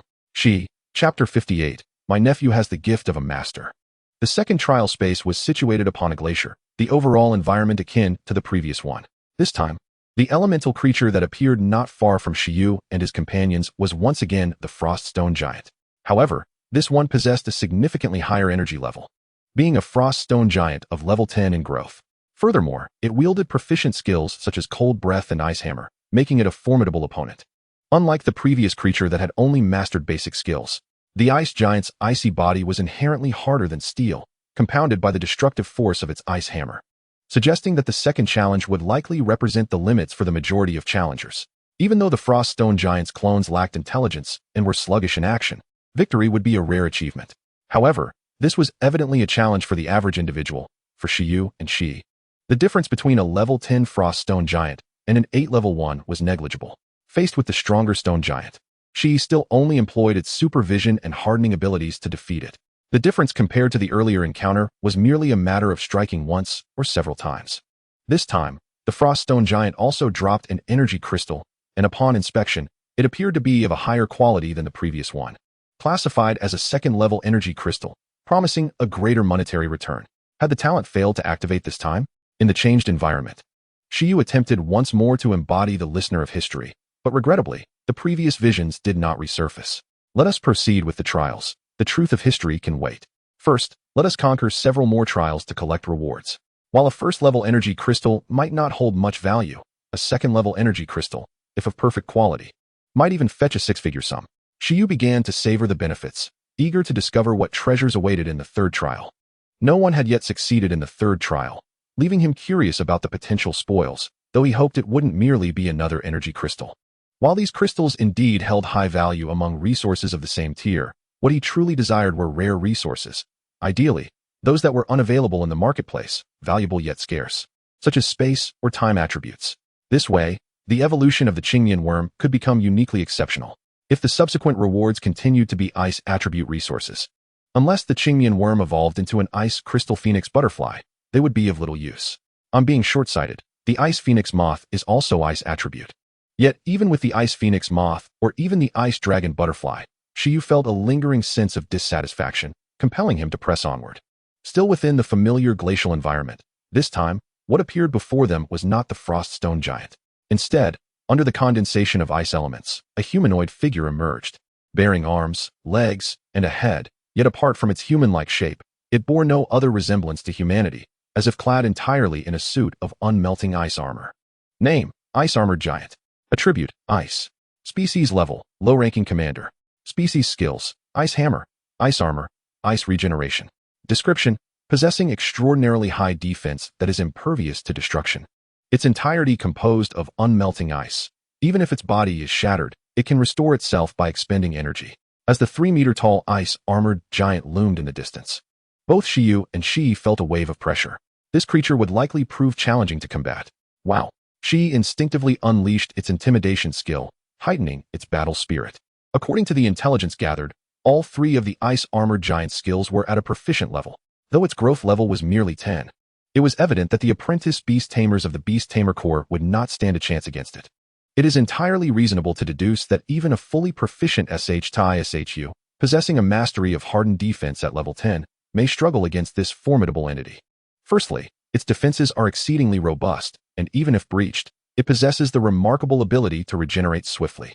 To vanquish it, one must resort to either depleting its energy entirely or inflicting a catastrophic wound that prevents its regeneration. Even the proficient level of ice regeneration has its limitations. This marks the inaugural encounter for SHY and his companions against a being of the commander level, whose racial abilities far surpass those of the extraordinary tier. SHY finds himself envious of this ice regeneration. Should CHNGCHing evolve into an ice type, it would create an excellent synergy. Though he remains uncertain whether the skills here can be replicated. With a command from SHY's form hardened completely as he approached his adversary. Opposite him, the ice-armored giant adopted a stance indicative of explosive speed, encased in ice armor, charging towards SHY. To be precise, upon closing the distance, it swung its massive arm and unleashed an ice hammer. The inherent indomitable defense of the ice-armored giant, combined with the additional layer of frost from the ice hammer, rendered its arm as though it were fortified threefold, imbued with immense power. With a thunderous crash, the ice-armored giant's hammer struck the ground, shattering the glacier and sending shards of ice soaring into the air. Meanwhile, SHY, utilizing his extraordinary vision, rolled to the side and struck the leg of the ice-armored giant with his hardened form. A crack resounded as the ice armor dented and fractured. Although the defense was breached, it was not entirely compromised. As the ice elements converged around it, the damage sustained rapidly mended, and the ice-armored giant retaliated by lifting its leg to kick. SHY was astonished. He had finally encountered a worthy opponent. SHY, on the other hand, was taken aback by the opponent's extraordinary resilience and cunning tactics, finding the encounter more challenging than anticipated. Shrink, SHY commanded instantly. The ice-armored giant, in a casual kick, found that the proximity thwarted SHY's response, even with his enhanced vision. Fortunately, SHY's timely instruction allowed SHY to evade the kick by shrinking. Double size, hardened, thunder palm. SHY issued another command, aiming for a swift resolution. In an instant, SHY, originally half a meter tall, surged to over 2 meters, closing the gap between him and the ice-armored giant. With the increase in size, SHY's strength surged, an imposing aura emanating from him as he initiated a counterattack. His hardened form began with his massive palm, radiating a stunning blue-white light. This combination of proficient hardening and thunder palm, augmented by the doubling effect, proved to be an exceptionally versatile skill set. SHY's hardened thunder palm surged towards the ice-armored giant's abdomen. However, the giant was not sluggish in its response and swung its ice hammer. In the blink of an eye, SHY's thunder palm pierced through the ice-armored giant's form, creating a hollow void in its abdomen. Such an injury would be exceedingly difficult to recover from. Yet, while delivering a decisive blow, SHY was simultaneously struck by the ice hammer. The sheer force and level suppression rendering even his proficient hardening insufficient to fully withstand the impact. He was sent flying, the hardening dissipating as he reverted to his normal form, rolling several times on the ground before regaining his composure. On the icy surface, disregarding his pain, SHY hastily rose to his feet, gazing at his opponent, whose body was beginning to shatter from the abdomen outward. It had already disintegrated. Yes, victory, SHY exclaimed. Observing SHY's performance, SHY remarked, a true man does not glance back at explosions. Your initial choice should have been to utilize high-speed healing to mend your injuries. Alternatively, in a formal battle, you could feign unconsciousness to seize the opportunity for absolute sleep. I will alert you to any changes in the enemy's state. SHY nodded fervently, understood. First, I must replenish my energy. SHY, disregarding the remnants of the ice-armored giant, rushed to SHY's side, retrieving an energy crystal prepared from the outside world to nourish him. While simultaneously deep in thought, while the adversary had been vanquished, the process proved more arduous than anticipated. Without the combination of doubling, hardening, and thunder palm, it would have been exceedingly difficult to eliminate the foe swiftly. In the absence of an instant kill, a stalemate was inevitable, and SHY, being of a lower tier in terms of stamina, would undoubtedly find himself at a disadvantage. Although the opponent was 3 levels above SHY, it was merely a low-tier commander-level creature lacking proficiency in its skills. It seemed that the earlier assertion of SHY's combat prowess rivaling that of young monarch-level beings was somewhat inflated. Nevertheless, it was not a significant concern, as SHY still had room for improvement. Meanwhile, in the external world, the group of apprentice beast tamers had nearly completed their entry. The professional beast tamer officers speculated about the current situation. Do you think anyone will succeed in defeating the ice-armored giant this time? It's difficult. The beast tamers from our Pingqing predominantly possess extraordinary tier beasts, which cannot compare to commander-level beasts. Under the same growth level, a higher racial tier equates to stronger overall combat power. This is common knowledge. In cases of racial disparity, the hope for victory may hinge on attribute advantages, and skill proficiency. Oh, right. Beast tamers can also bring some restorative items into the arena. Using potions to overcome an opponent is also a strategy. At the edge of the camp, not far from the arena, President F. Ng of the Pingqing Beast Tamer Association observed the 6 stone statues and remarked, all participants have entered. We should know within an hour if anyone can surpass the 3rd trial. President, I recall one of the challengers is your nephew, correct? Inquired the secretary, clutching a folder. President F. Ng squinted and smiled. Indeed, he has returned from school in the city specifically for the ruins. My nephew possesses considerable talent and has master-level potential. He has prepared thoroughly for this challenge and is certainly capable of overcoming the 3rd trial. I have high hopes for him. As soon as the president finished speaking, the 3rd of the 6 stone giants suddenly illuminated with a vibrant glow. This unexpected change left the surrounding beast tamers in shock. What has transpired? Has someone already passed the 3rd trial? But it has been less than 20 minutes since the earliest beast tamers entered. Who is so formidable? Chapter 59, Breaking Records. President, as the 3rd stone giant lit up, the secretary turned to the association president. Has the record been broken? President F. Ng paused momentarily. Has the apprentice beast tamer corps, which has long struggled to conquer the 3rd trial, managed to succeed in under half an hour with this batch of beast tamers? Perhaps we should consider increasing the training regimen for the beast tamer corps. At this moment, Deputy Commander H.O. of the Pingqing Beast Tamer Corps emerged from the camp, approaching President F. Ng and his companions. What is happening? He boomed. It is evident that among this group of beast tamers I brought, someone has already conquered the 3rd trial. Our core level undoubtedly requires enhancement. Enough of this nonsense. Stop merely talking and start contributing. Vice Commander He Biao exclaimed, expressing his frustration. You want the horse to be well fed but refuse to provide it with grass. Such a situation is quite unrealistic. The president's secretary remained silent, accustomed to the banter between these two, who shared a bond forged in the crucible of life and death during the beast tide a decade ago.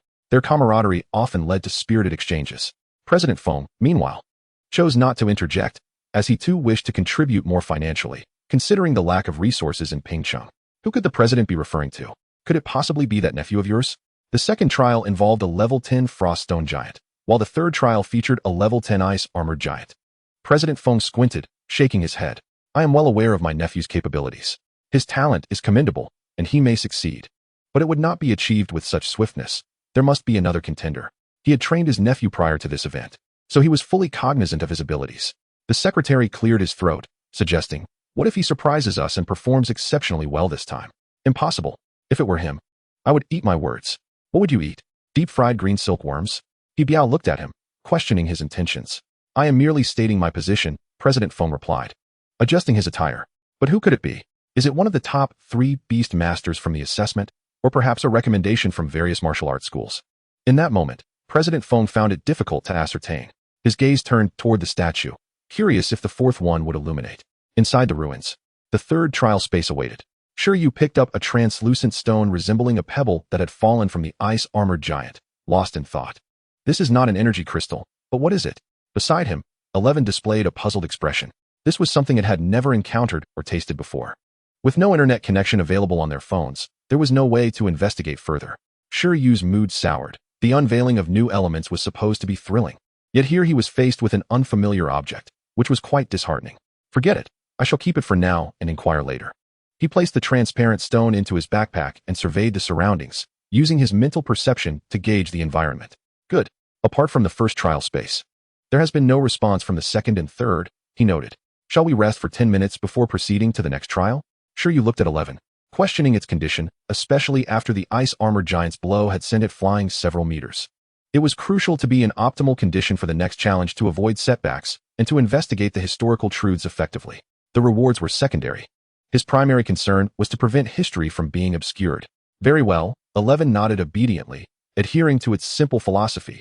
Injuries during training were acceptable, but wounds sustained in battle were not, as they would render its training futile.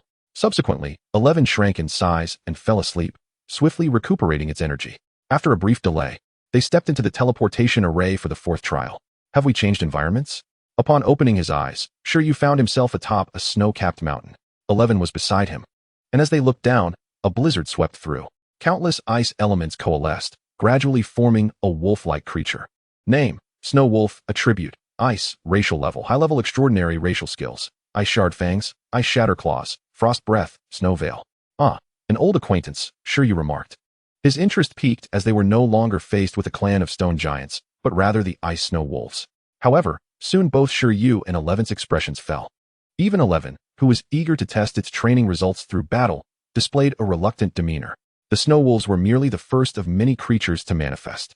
In the following moment, 9 additional snow wolves emerged, followed by 10 ice tusk boars, 10 ice-armored beasts, 10 ice-scaled serpents, and 10 snow monkeys. This snow mountain space was expansive, with the creatures scattered throughout, yet from their vantage point atop the peak, Shi Yu and 11 could see everything clearly. In total, there were 50 creatures. "Do not tell me the objective of the fourth trial is to defeat all of them," Shi Yu exclaimed, incredulous at the challenge ahead. "Is this ruin truly so unforgiving?" 11 shared in the sentiment, feeling a surge of pressure. If the fourth trial was already this daunting, how would they tackle the fifth? Fortunately, unlike the previous trials, these ferocious beasts were not yet targeting Shi Yu and 11, granting them ample time to devise a strategy and ponder their way to victory. "How foolish of me," Shi Yu lamented atop the mountain. Observing closely, he noted that the growth levels of these ferocious beasts were not particularly high. None had yet reached level 10. However, even with that knowledge, the difficulty had surpassed the previous trial entirely. He cursed himself for not having advanced his intimidation skills to mastery level beforehand. Had he done so, a single display of mastery level intimidation might have taken down all 50 beasts in an instant. "Perhaps we should exit, train for another half-month, and then return," Shi Yu suggested. Roar. 11 stepped forward. "No. Now that we are here, let us give it a try before retreating. The Iron Eater fears nothing. Are we truly going to engage them?" Shi Yu was not opposed to the idea, but recognized that, with their current capabilities, even if they managed to succeed, it would be a formidable challenge. The sheer number of foes would complicate coordination, and while their defenses were solid, the real test would be their stamina. You possess absolute sleep and can shrink to maneuver. There remains a glimmer of hope for success, Shi Yu analyzed slowly. "Shall we give it a try?" 11 nodded in agreement.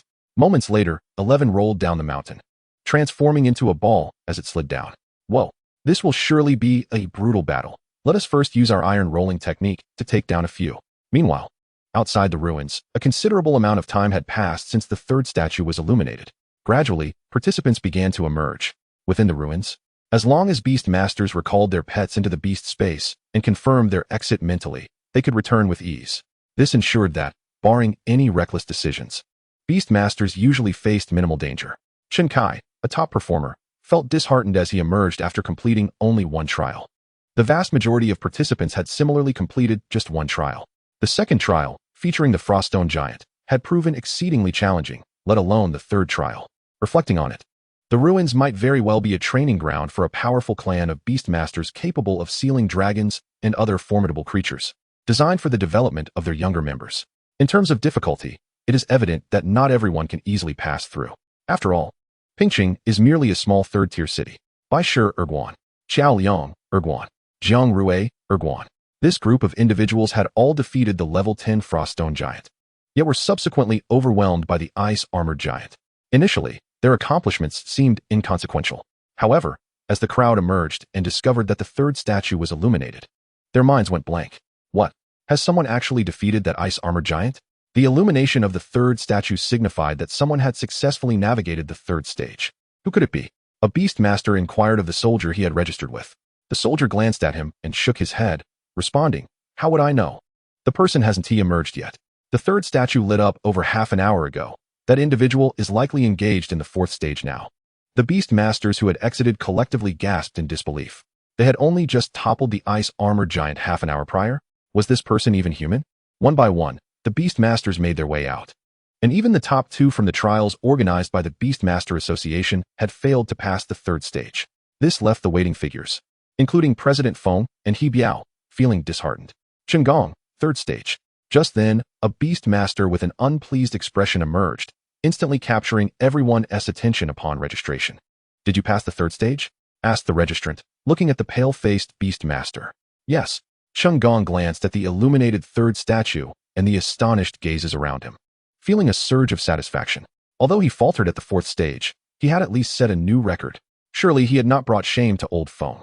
He scanned the crowd for President Feng. "Bro, impressive," exclaimed the soldier, unable to suppress his admiration. "You connected 3 stages in just over 10 minutes. That is incredible.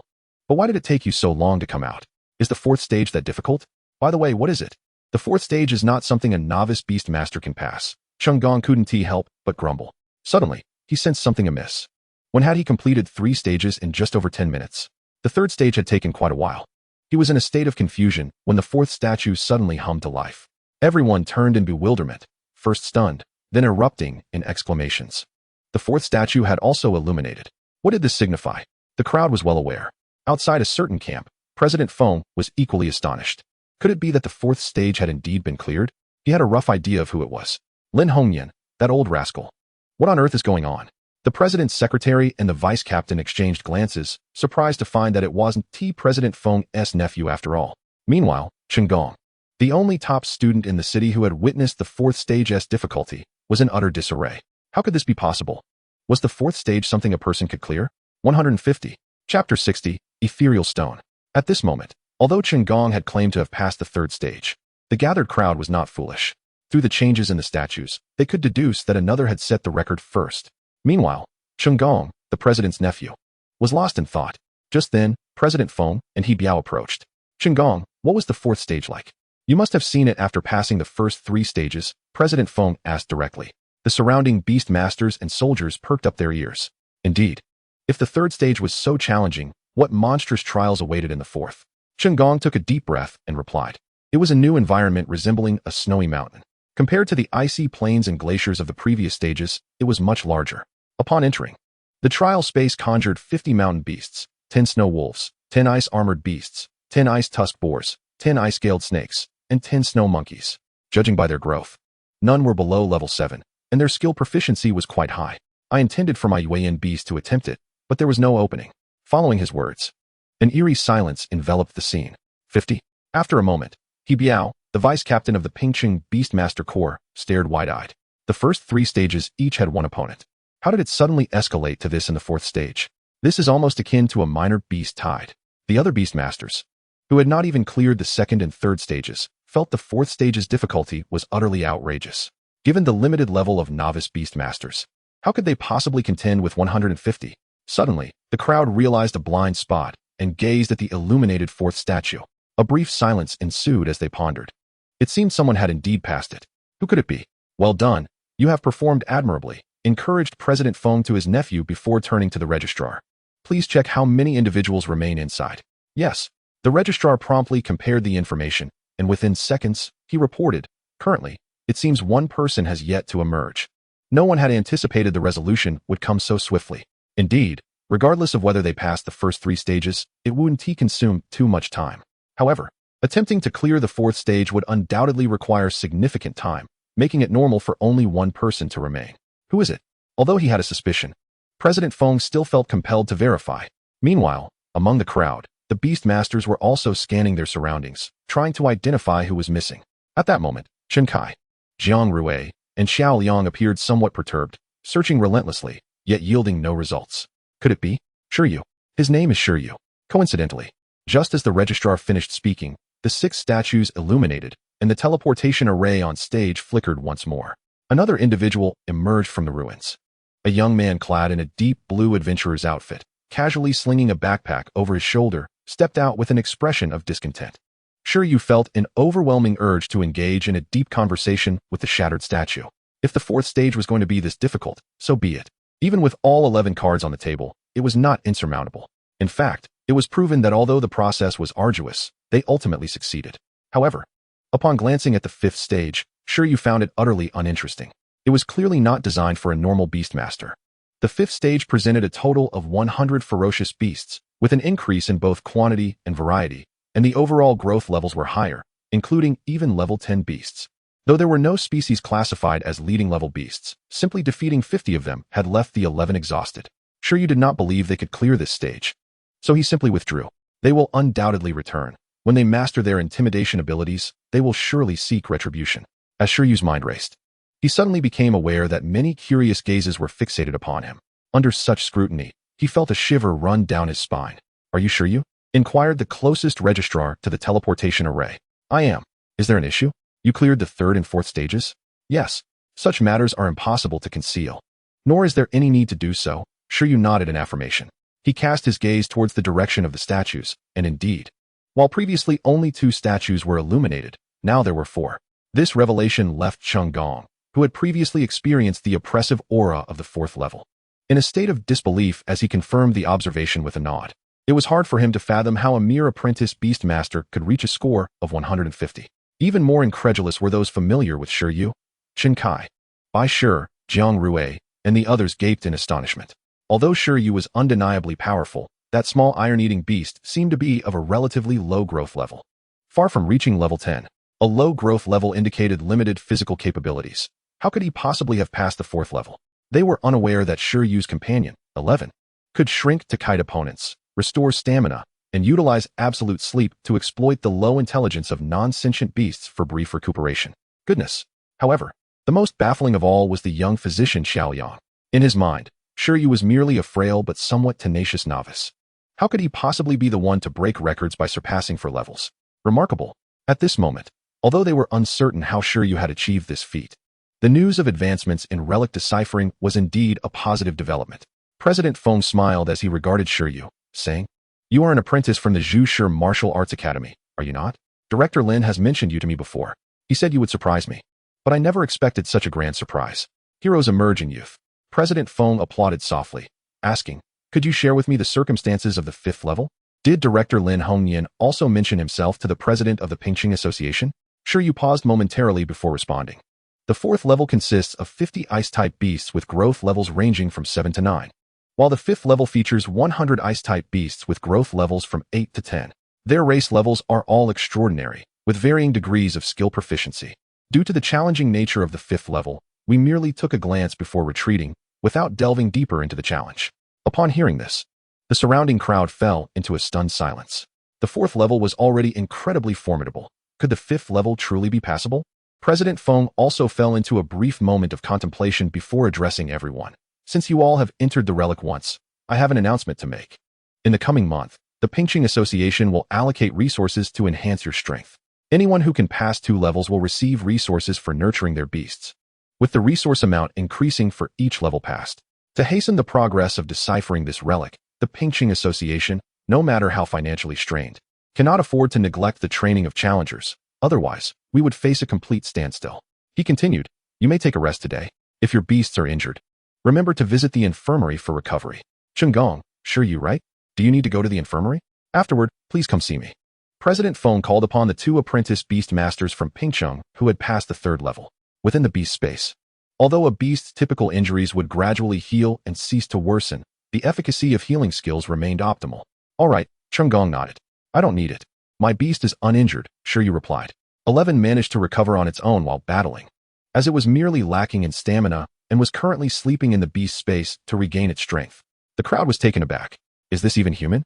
Chunggong exclaimed, his jaw dropping once more. You mean to tell me, after achieving a score of 150, you have no injuries? Huh. In that case, please follow me. President Feng's lips twitched. The Zhushi Martial Arts Academy had already been fortunate to cultivate an 18-year-old professional beastmaster, Lin Xiuzhu. What was this Shi Yu situation? In any case, President Feng found the information inscrutable. Subsequently, under the silent gaze of the onlookers, Shi Yu followed President Feng into the camp, accompanied by Vice Captain He Biao. Little brother, you really passed the 4th level? I just took a glance at your beast's data. How is that possible? By the way, I am he, the Vice Captain of the Pingcheng Beastmaster Corps. He was perplexed.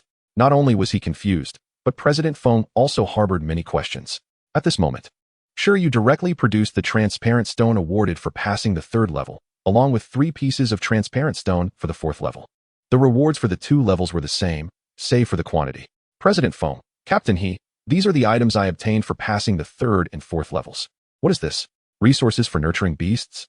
Upon seeing the rewards, both men's attention was instantly diverted. President Feng was taken aback. Kong Ling Stone?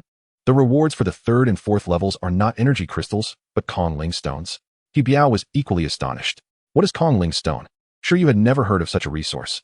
Goodness, you hit the jackpot. This is a rare spatial resource. He Biao exclaimed. It is even rarer than energy crystals and cannot be bought with money. Its quantity is incredibly limited, and most people never come into contact with it.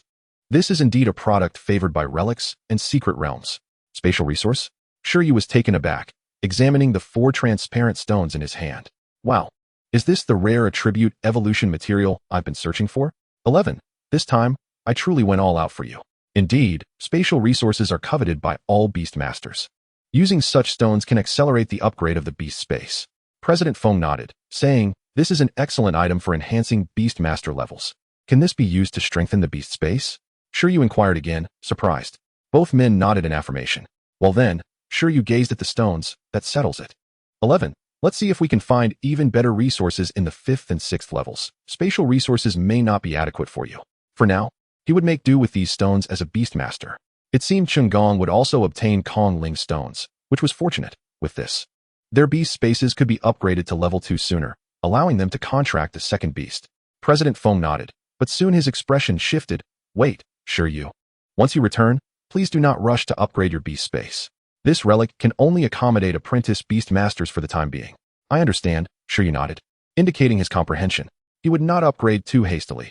As long as his beast space reached the required standard before the professional assessment, he would be fine. With this newfound knowledge, he felt assured that he would not fall too far behind 11's upgrade speed. Meanwhile, Chunggong's treatment progressed swiftly, and within 2 minutes, he arrived at the same location. This was typical, as the military doctors stationed nearby were all professional Beastmasters. Treating awakened beasts was merely a matter of applying a skill. Even if faced with a multitude of injured beasts, a single group healing skill would suffice. President, Captain He. Chunggong refrained from showcasing his relationship with President Feng, as doing so might imply that his success was due to family background rather than personal effort. Chunggong, what was your reward for passing the 3rd level? President Feng inquired. It was a Kong Ling stone. Chunggong promptly produced a transparent stone, identical to Shi Yu's. President Feng and Captain He exchanged glances, nodding in mutual understanding. President Feng said, make sure to keep your spoils safe. They are rightfully yours. In this recent relic challenge, you two are the only ones to have successfully passed the 3rd level. Chunggong, you have triumphed in 3 levels, while Shi Yu has conquered 4. Both of you exhibiting commendable performance. As you have just heard, the association will soon allocate a sum of funds to enhance your abilities. Your exceptional display has certainly caught the association's attention, and you will be prioritized for training. Within a certain limit, feel free to express any needs you may have.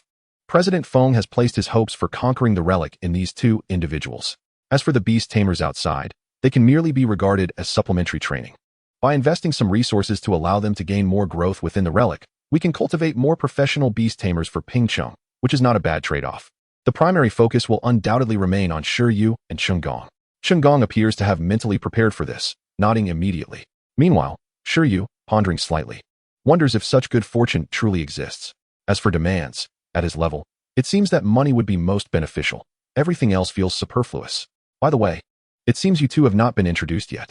Allow me to present Gong, a resident of Pingcheng, although he studies within the city.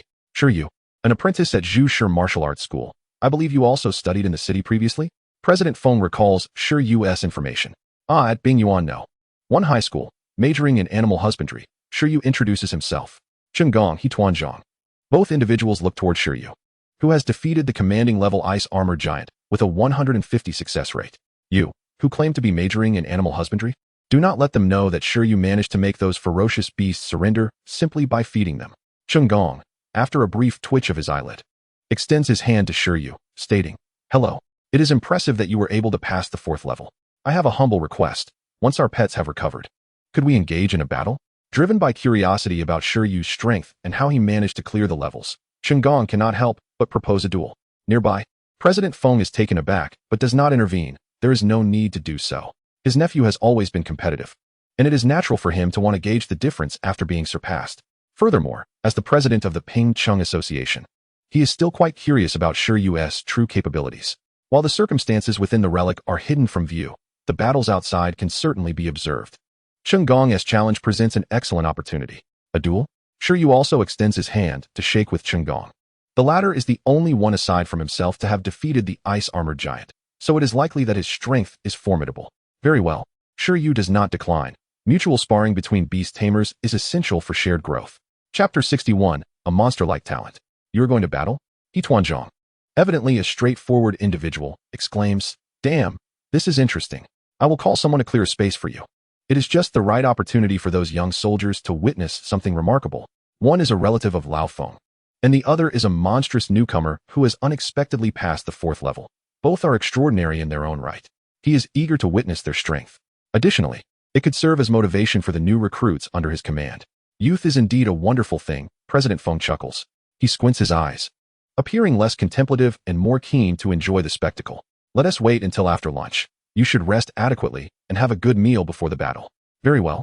Gong responds nonchalantly. Shi Yu is even less concerned. Outside, the officers of the Beast Tamer Corps are addressing the group of apprentice beast tamers.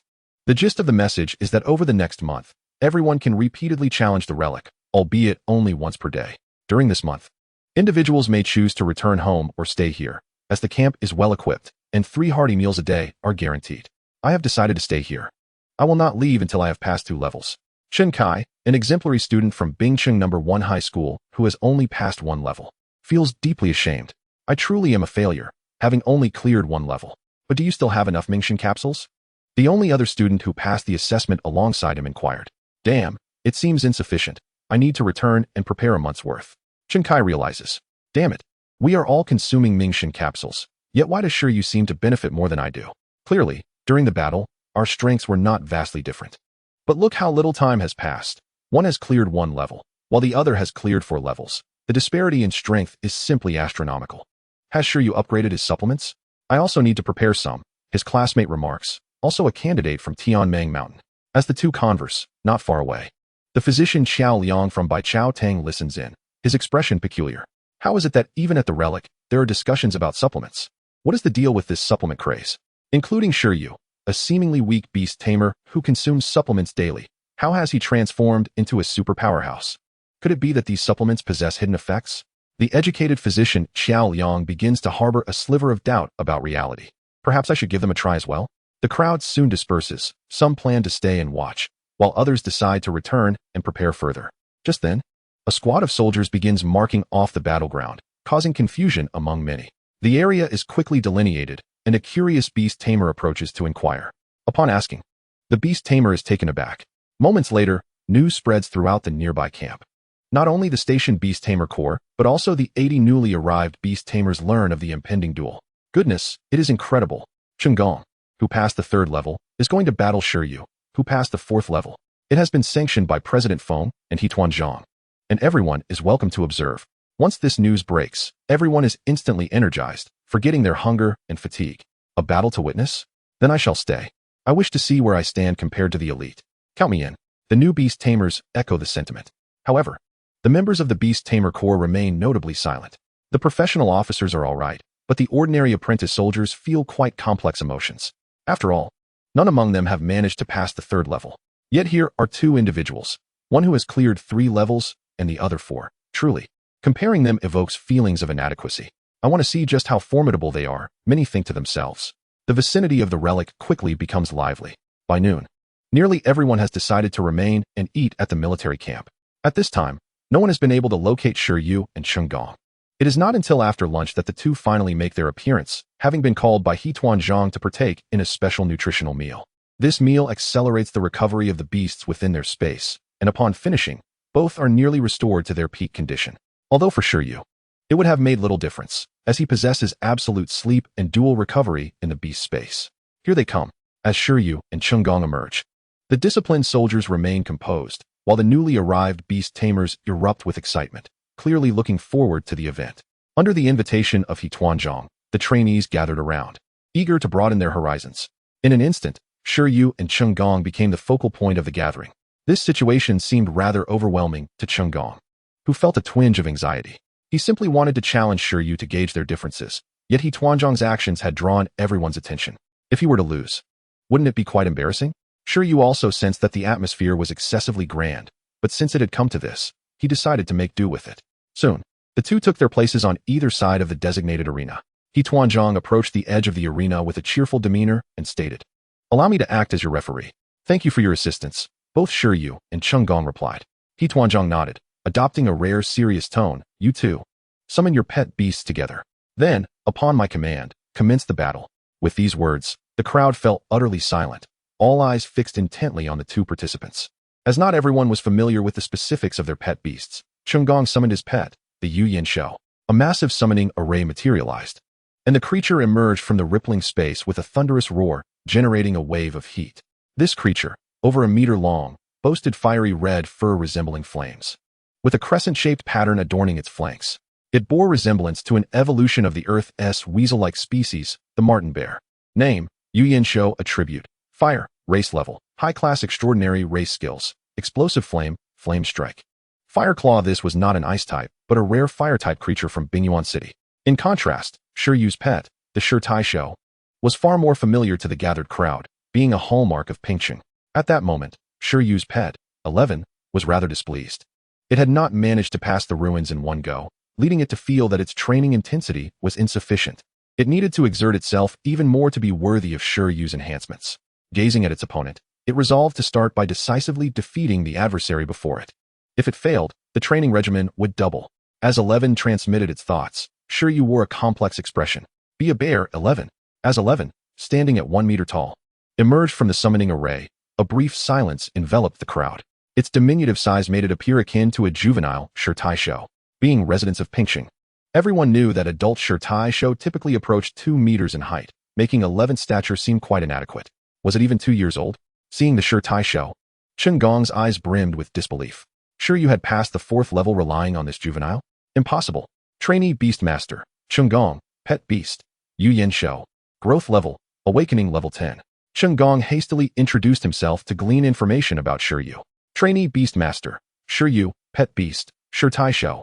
Growth level, Awakening level 7. There was little to conceal regarding the pet's information, and Shi Yu stated it plainly. Upon hearing this, many were left dumbfounded. Awakening level 7? Was he joking? Everyone knew that Shi Yu's achievement of clearing 4 levels was impressive, but surely strength must adhere to some logic. If his Shi Tai Shou's growth level were 10, no one would have raised an eyebrow. After all this time, they discovered that not only was the pet a juvenile, but its growth level had not even reached the pinnacle of awakening. Had it recently broken through from level 6? The discussions among the apprentices of Zhu Shi Wu Guan delivered a heavy blow to those nearby. Not just the trainee Beastmasters, even President Feng found it absurd. According to records, during his assessment at Tianming Mountain, Shi Yu's Shi Tai Shou had only been level 6. Thus, he was perplexed. How could a Shi Tai Shou with a growth level below 10 possibly clear the 4th, or even the 3rd level? Many present, including the Beastmasters, were filled with confusion, and He Tuanzhang opted for the most straightforward method to resolve it. Damn it, let the battle begin. With that, Chunggong immediately issued his command. Yu Yin Shou, Explosive Flame. With a fierce expression, Yu Yin Shou roared, its fiery red fur bristling as a sphere of flame gathered before its mouth. In an instant, a massive fireball, nearly a meter in diameter and brimming with explosive power, was formed. Explosive Flame, a mid-level fire skill that can create flames with explosive properties, boasting tremendous lethality.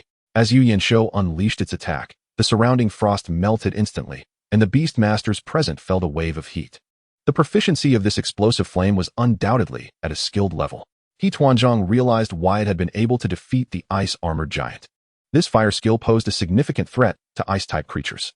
No, it was not merely effective against ice types, but against all beings. Boom. The detonation of the explosive flame made it clear to many Beastmasters just how vast the gap was between them and Changong. However, what astonished the crowd was that Shi Yu and the Shi Taisho appeared utterly unfazed in the face of such a powerful strike. 11. Hardened Thunderpalm. As the flames surged toward them, 11 remained steadfast, its fur dancing in the heat, yet in the next moment, with the use of Harden, it stood like an immovable mountain. This low-level skill, Harden, observing the small Shi Taisho with its metallic sheen, the crowd was no stranger to this maneuver. Yet, rather than evading, it intended to withstand the attack. The spectators were baffled. In the next moment, those who struggled to comprehend Shi Yu's command observed a new transformation in the small Shi Taisho. Countless blue and white currents of electricity surged from its right arm, exuding an astonishing power. The terrifying current coursing through its metallic arm left the trainees puzzled, but it caused the professional Beastmasters to change their expressions dramatically. A combination skill, they exclaimed in surprise, utilizing skills of differing attributes. At that moment, the explosive flame struck. 11 executed the combination of the proficient Harden and Thunder Palm, thrusting its palm forward with a forceful impact. The sound of thunder echoed like a chorus of birds, and 11's arm became a lance of lightning, delivering a tremendous shock. This action left Changong's eyes wide with disbelief. Boom. Amidst the thunderous noise, 11 seemed to be engulfed by the explosive flame. Yet the spectators witnessed a remarkable sight. As the fireball made contact with the small Shi Taisho, it split apart, creating a passageway. A skilled mid-level skill, Explosive Flame, was cleaved asunder by a single strike. But that was not the end. Due to its explosive nature, although its form was instantly disrupted, causing a significant reduction in power, the remnants of the flame ignited in an instant. At this moment, 11 had already advanced toward the remnants of the exploding flame. With its body hardened, it charged forward like a beast woven from lightning and flames, surging toward Yu Yanshou with such speed that it caught the creature off guard. Roar! Yu Yanshou's pupils constricted, bewildered by this monstrous being that could cleave through its explosive flame. This reaction was understandable, for the perfected Thunder Palm possessed penetrating power that could even slice through the natural lightning of the world. While 11's proficiency in Thunder Palm may not have reached its peak, the enhancement from Harden ensured its might was not lacking. Although the explosion of flames is formidable, its intensity is clearly insufficient. Yanshi, Huiyan Claw? Faced with the surging onslaught of the small Shitty beast, Changong felt a prickling sensation on his scalp, overwhelmed by a powerful sense of oppression. However, the only course of action was to retaliate. Yanshi, a mid-level fire skill that causes the raging flames within to explode, transforming into kinetic energy, thereby gaining greater speed. Changong intended for the Yuan beast to win through speed. After all, the Shitty beast's vision was rather poor. Boom. The Yuan beast was engulfed in flames, seemingly transforming into a flickering shadow of fire. The proficiency of this Yanshi had evidently reached an advanced level, far beyond mere entry level. Swish. The Yuan beast opted not to confront the Shitty beast head-on. Its claws radiated searing flames as its figure moved in a bizarre and unpredictable manner, charging towards the approaching Shitty beast. Moments later, the two brushed past each other. Yet, Changong and the Yuan beast had completely miscalculated. Their chosen strategy of speed disruption had no effect whatsoever on the Shitty beast with its superior vision. Bang! The fire claw of the Yuan beast hung suspended in midair, its body frozen in place, and at the critical moment of its attack, the Shitty beast's palm struck its abdomen. The scene seemed to freeze, and in the next instant, the Yuan beast was propelled backward by tremendous force. Bang bang bang bang bang. It rolled for several meters before finally coming to a halt. The arena was suddenly enveloped in silence. So be it. In the quiet aftermath, Shi Yu was the first to speak. During the attack, the Shitty beast had abandoned its combination technique, relying solely on hardening to engage, which inflicted minimal damage on the Yuan beast. Otherwise, a single strike from the combination technique would have left the Yuan beast severely injured, if not dead. Apart from Shi Yu himself, no one realized that the Shitty beast had mastered the advanced level Thunder Palm. At this moment, witnessing the Yuan beast being sent flying, Gong was still somewhat bewildered. How could this shitty ex-beast possibly keep pace with the Yuan beast's speed? His face suddenly paled, even when facing the ice-armored giant. They had not felt such immense pressure. What kind of monster is this, level 7? This must be a joke. Ow. At this moment, the shitty ex-beast stood in scathe, gazing intently at the rising foe. Though the Yuan beast could still rise, the previous 2 rounds of confrontation had completely shattered its fighting spirit. It trembled slightly, staring at the shitty ex-beast in fear. Although no explicit intimidation was exerted, the aura of the shitty ex-beast had left an indelible shadow in the opponent's mind. Kid, you've lost. Captain He, serving as the referee, had remained silent throughout until now. Addressing Gong. After speaking, he turned to Shi Yu, his tone incredulous as he posed the question that everyone was eager to ask. Not only have you mastered advanced level hardening, but your shitty ex-beast also wields proficient level Thunder Palm? Moreover, you have seamlessly combined these skills into a combination technique. Additionally, this shitty ex-beast possesses a combat awareness and experience that is exceedingly remarkable, managing to strike at the critical moment against the accelerated Yuan beast. What kind of monstrous combination are they? This was the first time Captain He had encountered such a formidable newcomer. In response to the inquiry, Shi Yu nodded. As he did, a profound silence fell over the crowd, followed by a wave of astonishment. Is that the ultimate skill of the Zhu Martial Arts Academy, Thunder Palm? Such incredible power, capable of cleaving through flames with a single strike. Are you foolish?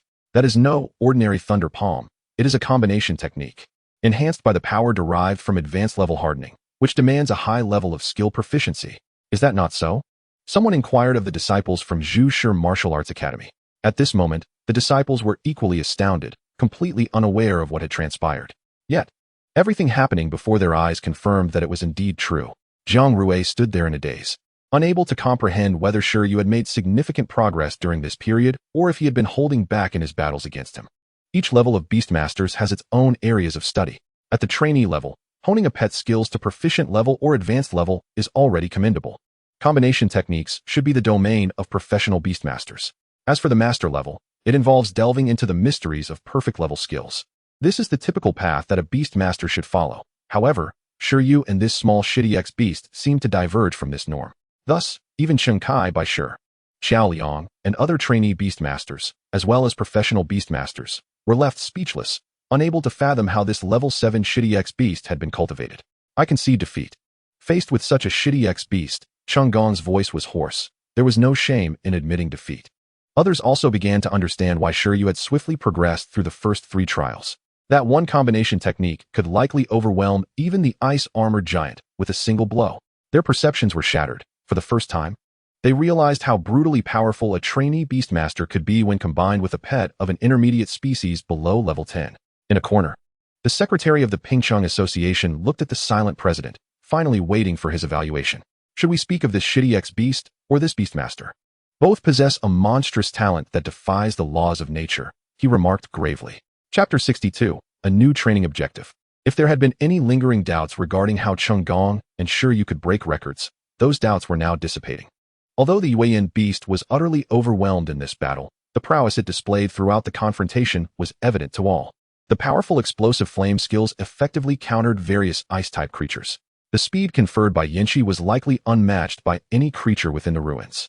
Coupled with the agile Huiyan claw, the Yuan beast's combat style allowed for both close and ranged attacks, and with all 3 skills at proficient level, it had a genuine opportunity to defeat the higher-tier ice-armored giant. As for Shi Yu, there was no question regarding his strength. The complete domination exhibited by the Yuan beast throughout the battle served as the best testament to their capabilities. For the first time, the audience witnessed such an extraordinary small shitty ex-beast. Such an outstanding pet could undoubtedly clear 4 trials with ease. While some still questioned how a level 7 shitty ex-beast could continuously prevail against 50 ferocious beasts, now that Shi Yu had succeeded, they could only dispel their doubts. Collectively, they gazed at Shi Yu and the shitty ex-beast with an expression of awe reserved for monsters. This battle revealed different insights to Beastmasters of varying levels. Trainee Beastmasters could not comprehend why Shi Yu and his companion were so formidable, while Master Beastmasters like President Feng had higher expectations for deciphering the ruins. Well then, perhaps I should allocate some resources from my nephew to Shi Yu. In times like these, successfully deciphering the ruins is of utmost importance, and my son will understand. Fortunately, Gong was unaware of President Feng's thoughts. Otherwise, he would surely think of himself as a false nephew. As for now, he was deep in thought. pondering why Pingqing possessed such an unprecedentedly remarkable trainee Beastmaster. Even among the prodigies within the Ice Plain City, they might not surpass Shi Yu, would they? Alright. The battle has concluded. Let us return to our respective tasks. Captain He, serving as the referee, roused the group of trainee soldiers, declaring angrily, "Today's training will be doubled." His proclamation instantly elicited cries of despair from the trainees. The disappointed He Biao chose to exert pressure on the new recruits. President Feng secretly wiped his sweat, apprehensive that He Biao might approach him and the team leader regarding training funds. After the battle concluded, Cheng Gong and Shi Yu retracted their cherished beasts. Cheng Gong spoke briefly to Shi Yu before departing from the other side, leaving no one to engage with him. And his destination remained a mystery. Shi Yu, feeling helpless, thought, "It's all 11's fault." It was determined to vent its frustration from the failed challenge during this battle, leading to a somewhat one-sided outcome. He shook his head slightly and decided it was time to leave. More precisely, he intended to exit the valley and return home to prepare for a rematch. As Shi Yu left the venue, Chun Kai and Xiao Liang had initially intended to approach, but upon seeing President Feng heading towards Shi Yu, they promptly halted. "Shi Yu, your prowess has truly broadened my horizons," President Feng remarked with narrowed eyes, his mood relatively buoyant. Given the talent displayed by Shi Yu and his companions, there was hope for them to become master-level beast tamers in the future. In 10 years, Pingcheng may witness the emergence of another master-level beast tamer. Fortunately, Shi Yu humbly replied, "It's nothing remarkable." Although Shi Yu wished to boast, he understood he was not invincible, and even among his peers, he was still relatively insignificant. Pingcheng was merely a small third-tier city, and Bingyuan City was just an ordinary second-tier city among the hundreds in Donghuang. The second-generation tamers in first-tier metropolises likely began with initial beasts of a commanding lineage, and their contracted beasts were probably younger as well. Shi Yu was curious about their strength, but he would soon find out. As Lu Qingyi had previously suggested, he take a professional assessment in a first-tier city, where the credentials would carry more weight. "This woman loves to increase my challenges," he chuckled. "Ha ha ha, you need not be humble. You are indeed exceptional." "Do you have any thoughts about the fifth challenge?" President Feng inquired. "I do. I plan to return and prepare," Shi Yu responded. "That is excellent." President Feng's eyes lit up. "Go ahead and prepare. Wait a moment, I will provide you with my personal contact information. Should you need anything, simply reach out to me. The resources allocated by the association will be delivered to you without fail. Your primary objective now is to grow stronger and conquer the ruins." "I understand," Shi Yu nodded. President Feng promptly called for his secretary to arrange for Shi Yu's escort home. Despite Shi Yu's desire to decline, he was unable to resist the president's enthusiasm. The treatment he received was akin to a refreshing lemon in the eyes of the surrounding beast tamers. Is this the treatment reserved for geniuses? Even master-level beast tamers and the president of the association must treat him with a smile. Damn it. I must buy the Mingxin capsule. I refuse to believe that by consuming the same supplements as Shi Yu, I won't reach even a fraction of his prowess. Chen Kai exclaimed, declaring grand ambitions. "What do you mean by the same supplements?" A chorus of discussions and gasps arose among the crowd after Shi Yu departed. Physician Xiao Liang felt he might have discovered the source of the supplement craze in Pingcheng. "Thank you." Shi Yu felt a bit embarrassed as he was escorted home in a military vehicle. In his previous life, he had never ridden in a police car, only in an ambulance, but now he was in a military vehicle. The pressure was immense. He needed to quickly devise a strategy to overcome the fifth challenge. He sighed as he returned home, knowing that passing the fifth challenge would likely require investing in supplements again. His physique, despite the supplements, made teaching advanced skills taxing both physically and mentally. If it weren't for the necessity of teaching, he would prefer to first enhance his physique using lower-tier skills. As Shi Yu entered the yard, the green silkworm on the persimmon tree immediately made a sound upon hearing him. Through mental communication, Shi Yu understood it was a welcoming home. The insect's intelligence seemed to be gradually increasing. He noticed that as the green silkworm's level grew, so did its cognitive abilities. When it was at level 1, it was rather foolish, but now it could engage in relatively normal conversations with him, which was quite remarkable. "Is there any food left?" Shi Yu glanced at the iron plate beneath the birdcage, noticing some remaining dragon whisker grass. It was to be expected, as it had only been placed out in the morning.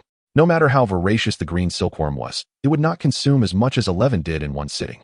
After supplementing it with a bit more food, Shi Yu entered the house, dropped his backpack, and lay down. The harvest from this endeavor was substantial. Aside from the energy crystals which could be disregarded, the 4 ethereal stones were still a rare resource. He had inquired with President Feng, and these 4 ethereal stones, when utilized, could elevate his beast taming space to level 2 within 3 to 4 months, even without high-intensity meditation. Moreover, this advancement would encompass space strength, range, and environmental quality. This meant he could contract a second beast at that time. Additionally, with the beast taming space reaching level 2, 11 would also find it easier to reach the extraordinary level. Otherwise, a level 1 beast taming space would likely hinder the growth of the beasts.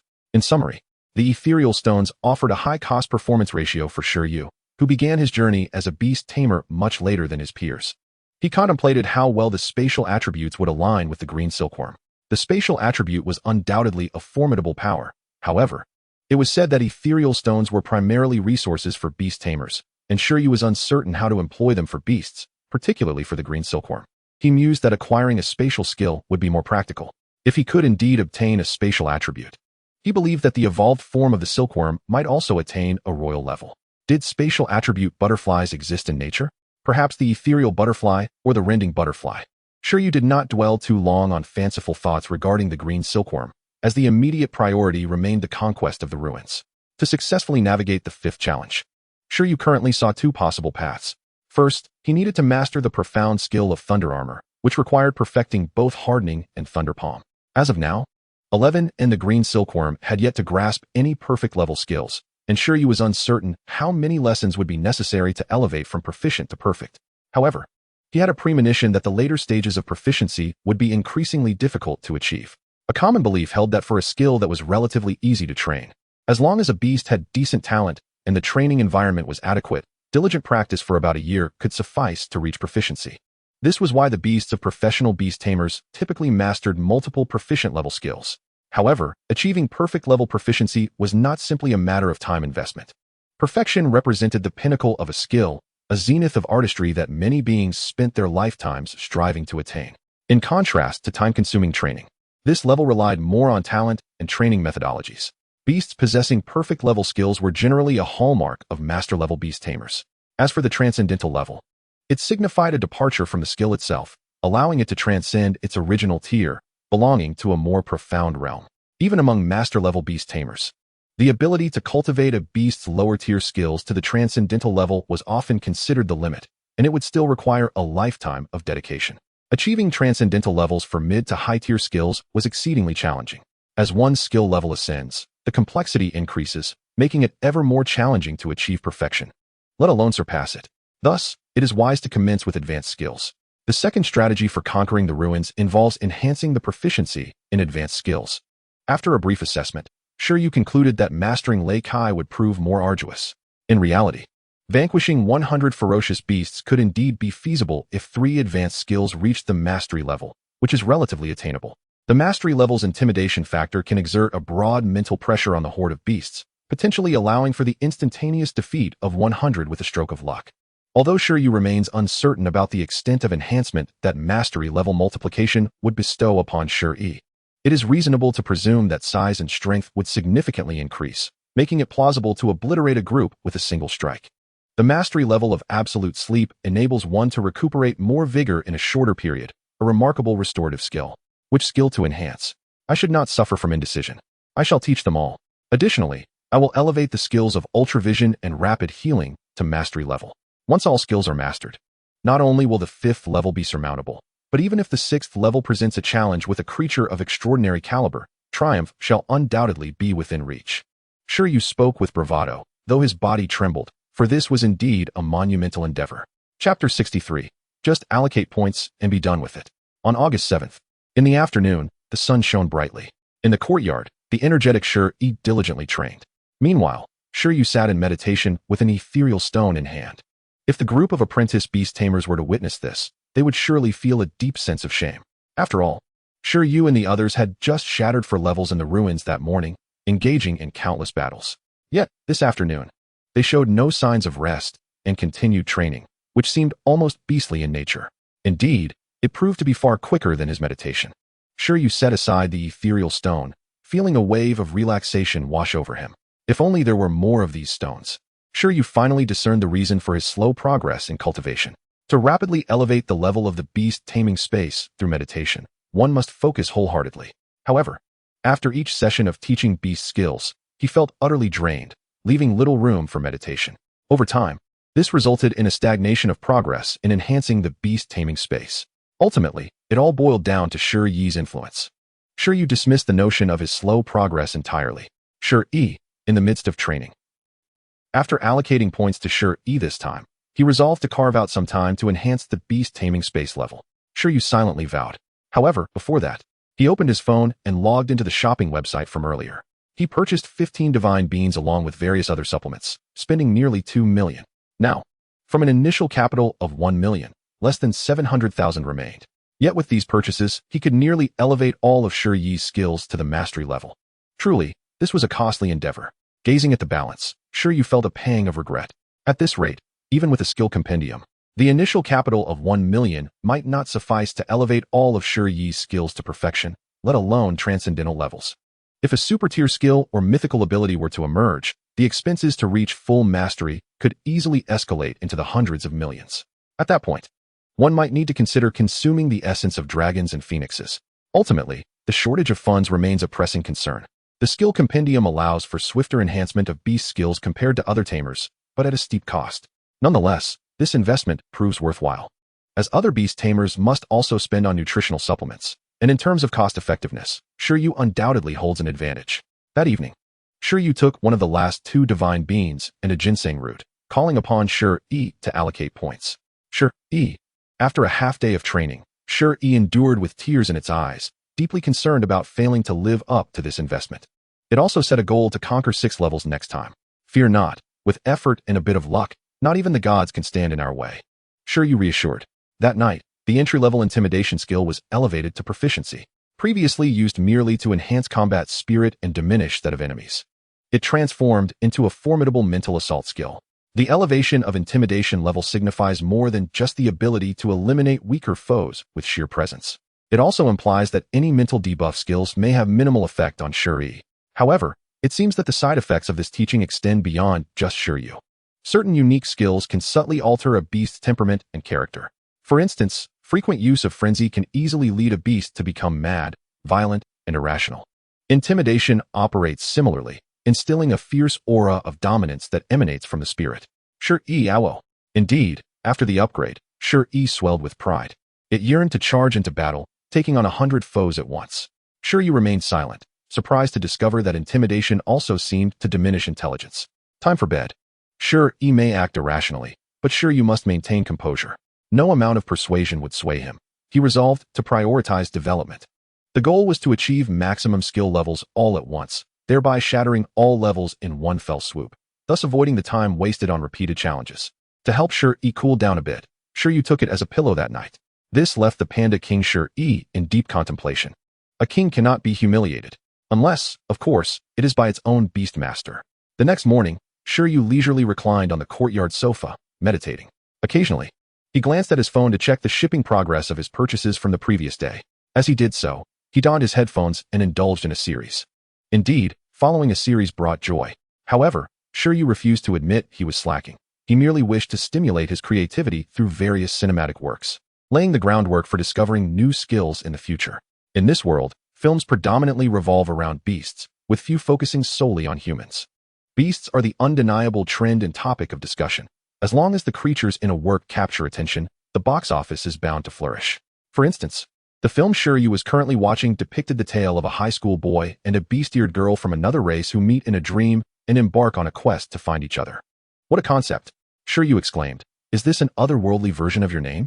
The male protagonist ultimately contracts with a mermaid princess to collaboratively resolve a tsunami? They truly dared to create such a narrative. Just as Shi Yu pondered why such luck had eluded him, he felt a poke against his body. He looked up to see the foolish Shi Yu staring at him. What is it? Ing.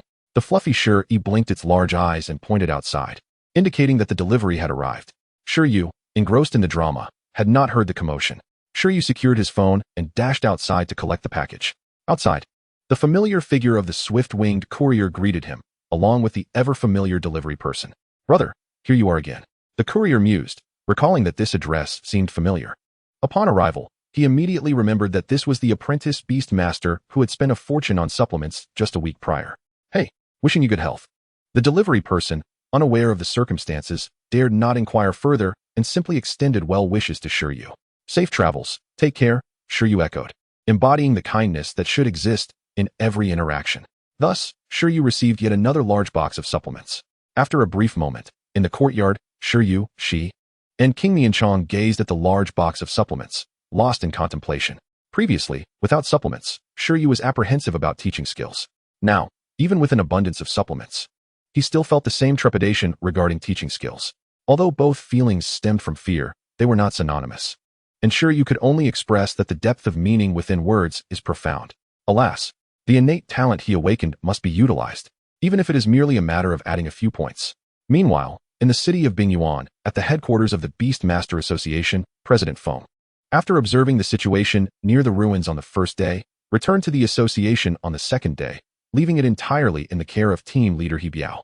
As the president of a city association, he had numerous responsibilities to attend to. At this moment, within the vast conference room, President Feng was engaged in a video conference with the other presidents of the 8 districts and counties of Bingyuan City. Among the 9 districts and counties of Bingyuan City, 4 were urban areas located in the city center and were relatively well developed, while Pingqing and the other 4 districts bordered the snow-capped mountains, classifying them as suburban areas. According to the intelligence gathered by Lao Feng, let us discuss the activation of the evolutionary Holy Spring. On August 9th, under clear skies, Shi Yu did not utilize any new supplements yesterday, but instead used the remaining Divine Bean, enhancing Shi's absolute sleep skill to the proficient level with the aid of other supplements. Consequently, his old stock was reduced to just a ginseng baby whisker. He mused to himself upon waking from a dream filled with a love-hate relationship with the ginseng baby, pondering whether cultivating one himself, teaching it the skill of limb regeneration, would allow him to enjoy a continuous supply of free supplements. Why is it that while movie protagonists dream of exchanging bodies with mermaids and frolicking in the ocean, he dreams of chasing after supplements? Despite possessing the fate of a protagonist, he feels more like an auxiliary character. Never mind. Quickly shaking his head, he dismissed the idea of wild ginseng babies. Pursuing his own pets for a snack felt rather odd. After getting up and completing his morning routine, Shi Yu planned to elevate Shi's duplication skill to the proficient level today. This way, he might even experience the joy of a panda-sized bed by nightfall. This was the equitable approach to skill enhancement, one skill after another, ensuring that everyone had a share. Currently, it was merely a matter of having many skills for a single pet. In the future, with more pets, he could become even more magnanimous. In the courtyard, beneath the persimmon tree, after a warm breakfast shared by one person and 2 pets, Shi Yu was about to immerse himself in skill enhancement when suddenly, a knock echoed at the door. Who could it be? At this hour, it didn't seem like the time for deliveries from the martial arts school, leaving Shi Yu puzzled. However, upon hearing the response from outside, he was taken aback. He hurried to open the door and was greeted by a gentleman in a gray suit with a small mustache. President Feng, what brings you here? I've only taken a 2-day break. You're not summoning me for an exploration of the ruins, are you? Shi Yu touched his abdomen nervously. President Feng chuckled. Of course not. I know you must be here to discuss the cultivation resources. Shi Yu suddenly realized, nearly forgetting that the Pingqing Association had decided to allocate some resources for training the aspiring Beastmasters. Did this mean the amount of resources had been finalized? Yes, and no. There is something more crucial at hand. Moments later, inside the house, Shi Yu entertained President Feng with goji berry water. What is the important matter you wish to discuss? President Feng beamed. It pertains to the ruins. After sipping the goji berry water, he complimented, "It's quite flavorful." Indeed, Shi Yu felt a swell of pride. This relates to our national laws concerning ruins. According to our country's ruins regulations, since this ruin has appeared in Pingqing, we have priority in exploration rights. After President Feng finished speaking, Shi Yu nodded. However, if we cannot decipher the ruins and obtain control within a stipulated time frame, the rights to explore will gradually be opened to surrounding cities, expanding the scope. For instance, if Pingqing cannot solve the ruins within a month, other districts of Bingyuan City will be allowed to join the exploration. President Feng sighed. You are aware of the difficulties posed by this ruin. Just the 5th level may delay us significantly, not to mention the unknown 6th level. Given our current progress, other Beastmaster associations in Bingyuan do not believe that Pingqing can independently solve the ruins, so they have already begun preparations to challenge the ruins in a month. Although President Feng felt quite exasperated, he had no recourse. He held great confidence in Shi Yu, yet expecting him to solve the ruins within a month was clearly unrealistic. Even progressing through the 5th level within a month would be a tall order. At that moment, upon hearing President Feng's words, Shi Yu was taken aback. Who do they look down upon? Shi Yu pondered. They may doubt the iron-eating beast, but they cannot underestimate that box of supplements. A month later, the ruins will be gone. Of course, such bold claims felt overly ambitious, and fearing repercussions, Shi Yu merely nodded in agreement. After you left the day before yesterday, I submitted the information regarding the 4th and 5th levels of the ruins. Haha, Undoubtedly, the circumstances of the 4th and 5th levels stun the other association presidents. They all believe that it will be exceedingly difficult for aspiring Beastmasters to succeed. However, despite the challenges, we must overcome them. Therefore, Bingyuan City has decided to activate the Holy Spring. The Holy Spring? What is that? Shi Yu inquired. President Feng explained. It is a sacred place for nurturing pets in Bingyuan City, a fixed resource. When pets soak in the Holy Spring and absorb its power, they can undergo a transformation. To illustrate, pet levels are classified into growth levels and species levels, the latter representing potential. Why does a higher species level equate to greater potential? Why are they stronger at the same growth level? Setting aside species skills, it is because pets of higher species levels possess a greater life grade, which directly translates to a more robust physique and vigor, with the same growth level and skills. An extraordinary species pet may exhaust its physical stamina after 10 uses of a skill, while a commanding species pet could manage 15 uses. This exemplifies the advantage. The water from the Holy Spring does not enhance the growth level of pets, but can improve their physical condition, awaken their potential, and even elevate their life grade. It is a rare resource that may enhance a pet's species level, effectively increasing its evolution potential. For instance, your iron-eating beast may have previously exhausted itself after using Thunder Palm 10 times, but after this baptism, its stamina cap will significantly increase, allowing it to perform the skill a dozen times without issue. Now do you comprehend its value? In essence, this opportunity can be regarded as a super special training session for tackling the 4th and 5th levels of the ruins. Naturally, the Holy Spring is most effective for pets in the awakening phase, and the lower the species level, the better the effect. There have even been instances of pets evolving immediately after bathing in the Holy Spring, which is why it is also referred to as the evolutionary Holy Spring, capable of enhancing evolution opportunities, though this ultimately depends on chance. Upon finishing, President Feng noticed Shi Yu's astonishment. Truly, what one lacks often arrives when needed. The greatest drawback of Shi was that it possessed an abundance of formidable skills, yet lacked the stamina to deploy them. Enhancing growth levels to increase stamina was not an overnight endeavor. Bathe in this Holy Spring, and one can increase the physical limit of Shi. That would certainly make exploring the ruins much more secure. As for whether Shi can evolve after soaking in the spring, he is skeptical. What do you mean? To prepare the Beastmasters of various cities for the 4th and 5th levels. Each Beastmaster Association in the 4 districts and 5 suburbs of Bingyuan City has a recommended quota for using the Holy Spring. The PNGCH-ing Beastmaster Association intends to recommend you, as you can be considered the strongest apprentice Beastmaster in PNGCH-ing at present. Rest assured, aside from this quota, the association will not skimp on other cultivation resources for you. SHY genuinely feels that the PNGCH-ing Association is quite generous, not only allowing him to take out a loan to purchase a familiar initially, but also providing him with so many resources. He smiles, but soon, his expression fades due to the next words from President Feng. However, the regeneration of the Holy Spring in Bingyuan City is quite slow, and its effects cannot withstand excessive use. Thus, only one familiar can enter at a time. Moreover, the first to use it will certainly derive the best effects.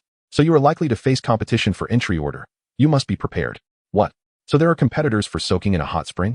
SHY's gaze sharpens gradually. It seems that competition is everywhere. However, if all are at the apprentice level, he feels he should be able to dominate. Chapter 65. The target is the elite. What is the time frame? SHY immediately inquires. He believes he should soak in the spring before challenging the ruins. Otherwise, if he clears the ruins too early and Bingyuan City does not activate this Holy Spring, he would suffer a significant loss. Of course, he thinks to himself that if this ruin is indeed of paramount importance and he manages to conquer it, the Holy Spring will likely be at his disposal for as long as he wishes. The time frame is approximately 1 week, as ample time must be given for other associations to select their candidates. President Feng pauses briefly before continuing. It remains uncertain what kind of Beastmasters they will recruit. To be honest, President Feng himself has little confidence. Although SHY possesses monstrous talent, there is always the possibility of encountering a second-generation Beastmaster who has already contracted a leader-type familiar right from the start, which would be unfortunate. He has not paid attention to the newcomers in other districts for some time, and he cannot accurately assess the situation from the past year. He only knows that Ing at their school is not the most outstanding, merely among the top ranks. Nonetheless, it is not a significant issue. Resources like the Holy Spring emphasize absorption efficiency, and even if he is not the first to use it, the effects may still be satisfactory. President Ing mentally prepares himself for this scenario. This means I have 1 week of preparation time left. Yes, ensure you are adequately prepared. The PNGCH-ing Association will allocate 1 million yuan in cash resources to you initially. For any subsequent resources you may need, You can apply directly. President F. Ing takes a sip of goji berry water. 1 million. SHY's eyes brighten. Although it is not an enormous sum, it is certainly substantial. At the very least, it will cover the costs of supplements he has consumed during this time. Good. SHY nods. Haha, I shall not disturb you further. Unfortunately, Old L.N. is not here at this time. Otherwise, he could offer you some guidance. Although I have not raised a SHTSHU. If you have any questions, feel free to approach me directly. President F. Ing shakes his head and sets down the cup. All right. Although he does not require guidance, SHY still expresses his gratitude. He has no particular requests. He only hopes that President F. Ing will showcase all the familiars for him to see. Afterward, President F. Ing departs.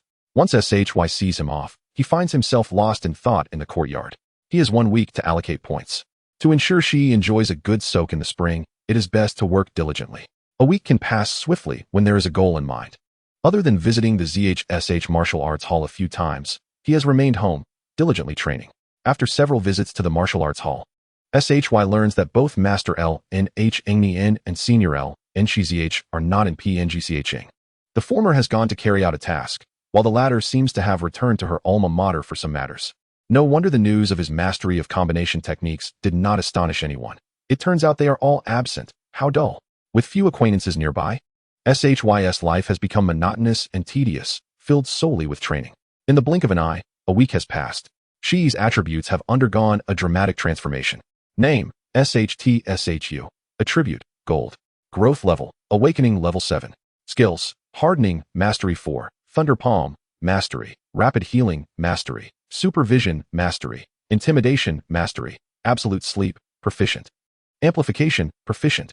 From this formidable panel, one can discern how hard SHY has worked. Compared to a week ago, there have been significant changes in 4 skills. Rapid Healing, Supervision, Intimidation, and Amplification. Their effects have also changed to varying degrees. In contrast to the proficient level of Rapid Healing, the mastery level of Rapid Healing truly embodies the concept of speed, as long as there is sufficient energy consumed. Even the gravest injuries within the healing range can be instantly restored. Next is Supervision. Compared to the proficient level, the mastery level of Supervision can achieve 360-degree detection without blind spots. Simultaneously, it can easily pierce through illusions of the same level. With this ability, even if Shi turns its back to the enemy, it remains invincible on the battlefield. Reaching this milestone, SHY feels that Shi has successfully evolved. Observation Haki, Supervision. Armament Haki, Hardening. Conqueror's Haki, Intimidation. He may not become the king of pirates, but the ruler of the Panda clan is undoubtedly Shi. Over the course of 7 days, Shi's Intimidation skill has also reached mastery level. This is currently its only high-tier skill at mastery level. However, the upper limit has yet to be tested. The Qingmi N worm is too weak. Nevertheless, SHY and Shi make preliminary estimates that as long as the opponent is in the awakening stage, even at awakening level 10, they may not withstand the mastery level Intimidation. After all, Intimidation primarily operates on a psychological level, with Intimidation and Supervision both at mastery level, and Absolute Sleep at proficient level. Shi has received a significant boost in mental power. Its mental strength has reached an uncertain level. As for the proficient level of Amplification, the enhancement can only be described as ordinary. In its reduced state, Shi can shrink to a height of 25 centimeters, which is quite diminutive, significantly weakening its combat capability. However, it is rather adorable and seems manageable to carry. In its amplified state, Shi can transform from its original height of 1 meter to a towering 4 meter SHTSHU, with a remarkable increase in strength, albeit at a tremendous energy cost. At present, Shi cannot maintain this form for long, making it unsuitable for battle. Overall, the deficiency in energy remains a pressing issue. Let us see if this journey to the Holy Spring can alleviate Shi's energy deficiency. On August 16th, the day of departure to the Holy Spring in the southern district of Binju and City, President F. Ing personally comes to escort SHY. Subsequently, the two set off together for their destination. How has your rest been? In the vehicle, President F. Ing squints, observing SHY through the window with an odd expression. Why does he feel that after a week, SHY's mental state is not as favorable as expected? Has he not rested properly? Is it due to one's own words that one has diligently practiced for an entire week? What constitutes a genius? President Feng is moved to tears. With both talent and hard work, how can Pingqing not thrive with more Beastmasters of such caliber? Not bad. Shi Yu raised his thumb to signify that all was well. With that, he opened the car door and took his seat. President Feng occupied the front passenger seat while he settled into the back, with the driver being President Feng's female secretary. How wonderful it is to be a president. No need to feel anxious. With your talent and strength, you are indeed an elite, even in the big city. Compared to the newcomers from other districts vying for the Holy Spring, none can rival your excellence. President Feng was quite confident, primarily because Shi Yu was indeed impressive. Shi Yu remarked, "I am not anxious. They should be the ones feeling nervous." President Feng and the female secretary exchanged glances, clearly astonished by his audacity. Before noon, Shi Yu and President Feng arrived at the southern district of Bingyuan City. As an urban area, it is significantly more developed than the outskirts of Pingcheng. Coincidentally, the school Shi Yu attends and his internship are both located in this district. This was not Shi Yu's first visit to the Beastmaster Association in the southern district. It remained as grand and magnificent as ever. Upon entering the enormous complex, it was evident that they had not arrived too early, given the considerable distance from Pingcheng. Prior to their arrival, the presidents of the other 8 districts and their respective representatives had already gathered. Currently, this place was abuzz with the elite of Bingyuan and promising newcomers. However, Shi Yu suddenly recalled that 11 seemed to have a penchant for challenging the elite. Chapter 66, Battle Power Units. Upon reaching their destination, the Southern District Association warmly welcomed them. The president of the Southern District Association, a jovial middle-aged man with a round face and a cheerful demeanor, approached with a smile. "Old Feng, you finally made it." Then he turned to Shi Yu, who was beside President Feng, and remarked, "So this is the genius from Pingcheng who conquered 4 gates of the ruins. Indeed, he is quite the handsome one." "This is Shi Yu," President Feng chuckled. "Of course." However, at this moment, while the president of the Southern District Association could smile, he hoped that the opposing party would soon shed tears. Although on the surface, this gathering was meant to share the resources of the Holy Spring, fundamentally, it was a covert race for the ruins. The other districts did not expect Pingcheng to succeed in independently exploring the ruins, which was why they decided to open the Holy Spring. During this competition to determine the order of entry into the Holy Spring, it was likely that each president was eager to see which newcomer would prove strongest. In a certain sense, this ranking would already represent the subsequent progress of each district in conquering the ruins. At such a time, President Feng naturally wished for Shi Yu to perform exceptionally well. He certainly did not want the ruins of Pingcheng to be usurped by other districts. "Greetings, President Sunday." Simultaneously, Shi Yu also offered his greetings. Judging by President Sun's discerning eye, he could tell that Shi Yu was indeed a remarkable talent. "Let's head to the banquet hall. A welcoming feast has been prepared. Everyone should eat well and rest before discussing matters regarding the Holy Spring," President Sun said with a smile. Inside the banquet hall, several other association presidents and newcomer representatives were also present. Upon seeing President Feng's arrival, the other association presidents immediately greeted him warmly, calling him Old Feng. Meanwhile, the young Beastmaster trainees, all under 20, paid little attention to the distant official from Pingcheng and instead focused their attention on the handsome Shi Yu. The representative from Pingcheng had reportedly made considerable progress in deciphering the ruins, having solved 4 out of 6 challenges. He seemed to be an excellent gauge of battle prowess, capable of revealing what level he would reach within the ruins. Though unspoken, every newcomer, including the other association presidents, regarded Shi Yu in this light. As the fortunate son of Pingcheng who was the first to engage with the ruins and achieve commendable results without fully conquering them, he was undoubtedly a prime model of battle power. At this moment, if the newcomers from the other 8 districts had to choose someone they most wanted to challenge, it would undoubtedly be Shi Yu. There seemed to be an unfriendly glint in their gazes. Shi Yu was also observing them. 8 youths around 20 years old. 6 boys and 2 girls. They appeared formidable, likely stronger than Shinggong. He hoped their strength would at least be somewhat impressive. Otherwise, his efforts would seem wasted. "Shi Yu, let me introduce you." President Feng began to present Shi Yu to the other presidents. Each association president briefly introduced their respective newcomers as well. However, these basic introductions mostly consisted of names, yielding little valuable information. Consequently, attention swiftly shifted to the buffet. Regardless of whether others were hungry, Shi Yu, having traveled a long distance and having eaten little that morning, was indeed famished. Thus, it wasn't long before everyone commenced their meal. Shi Yu noticed that the people of Donghuang shared a national trait. They were not quiet during meals and enjoyed discussing various topics. The young representatives from the 9 districts behaved rather shyly, as there were so many influential figures present, making them appear modest and reserved. However, the presidents of the 9 associations began to fervently discuss the order of entry into the Holy Spring while enjoying their meals. To be fair, how about we have them take turns battling and then determine the order of entry into the Holy Spring based on points? President Sun of the Southern Association proposed. Wouldn't that take too long? A lean association president shook his head. If 9 people take turns battling, how long will that take? Clearly, he was a typical impatient individual. Nonetheless, His words garnered agreement from others. Although several association presidents were curious about the strength of their representatives as master-level Beastmasters, they did not possess a strong desire to watch the newcomers battle. They cared more about the results than the process. As long as there were outcomes, the process mattered little. How about a tournament-style competition? Whoever wants to enter first can defend the stage. Those who disagree can challenge. This ensures everyone has a chance while minimizing unnecessary battles, suggested the lean president, his meaning clear. Those confident in their abilities should take the stage, and after showcasing their strength in 1 or 2 battles, those with self-awareness would likely recognize the gap in abilities. In that case, rather than engaging in meaningless battles that waste time, they could simply forego the challenge, thereby avoiding numerous unnecessary confrontations. After expressing this, he glanced at his own association's representative, a short-haired youth clad in white battle attire, evidently confident in his newcomer's capabilities. This sounds good. The lean president's suggestion was quickly supported by the other presidents. A tournament sounds excellent.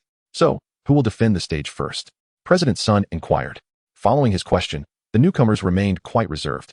After all, even if they were confident, stepping up first to defend the stage was a considerable pressure. I will. As the gathering remained undecided, at the dining table, Shi Yu quietly placed his chopsticks down after finishing a piece of steak. I shall be the first to take on the challenge, he declared, lifting his gaze. His initiative instantly captivated the attention of all present. Impressive, Chairman Feng remarked, momentarily taken aback before quickly offering his support with a smile. The other association leaders and representatives of newcomers were similarly astonished, internally acknowledging, this combat unit certainly understands the stakes. At that moment, having Shi Yu as the first challenger proved advantageous, for no one else could match the experience of someone who had ventured into the ruins. With Shi Yu as a benchmark, everyone could gauge their own potential in exploring the ruins. Well done, showing great courage, the association leaders commended Shi Yu, subsequently admonishing their own prodigies to take note. Naturally, these were mere pleasantries as everyone anticipated the battles set for the afternoon. Time passed swiftly, and it wasn't long before everyone had finished their meal. As busy individuals, the leaders were eager for swift results. Thus, after a brief respite, they resolved to commence the competition. Within the architectural complex of the South District Beastmaster Association, a competition arena, akin to a gymnasium, awaited. The participants, having rested, gathered there, where a stone platform stood ready for combat. Apart from the battling individuals, others could observe from elevated seating. Let us begin without a referee, one of the masters proclaimed. With 9 master-level Beastmasters present, the absence of an official was inconsequential. The duel's flow would undoubtedly remain under control. The primary roles of a referee involved determining victory and ensuring the safety of the combatants. Given the unpredictable nature of beast battles, injuries were inevitable, and even the Beastmasters themselves might sustain harm. An adept referee could effectively eliminate any unstable factors. The tall and handsome youth stepped onto the stage as the first challenger. Although the audience was not large, it consisted of heavyweight figures, the most elite Beastmasters from Bingyuan City.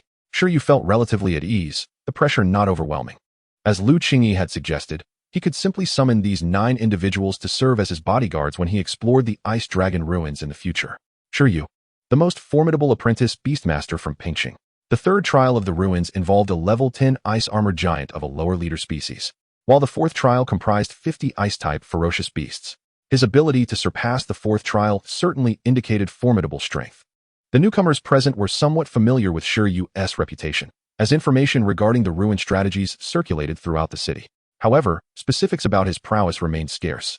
Thus, while they regarded Shi Yu as a combat unit, they also felt a degree of pressure. If they were unable to defeat this combat unit, it would imply they lacked the capability to even conquer the fourth trial, let alone the fifth or sixth. Consequently, their prevailing thought was to decisively triumph over Shi Yu, thereby proving their own strength, followed by the sanctifying baptism of the Holy Spring and the successful navigation of the ruins, propelling them to new heights.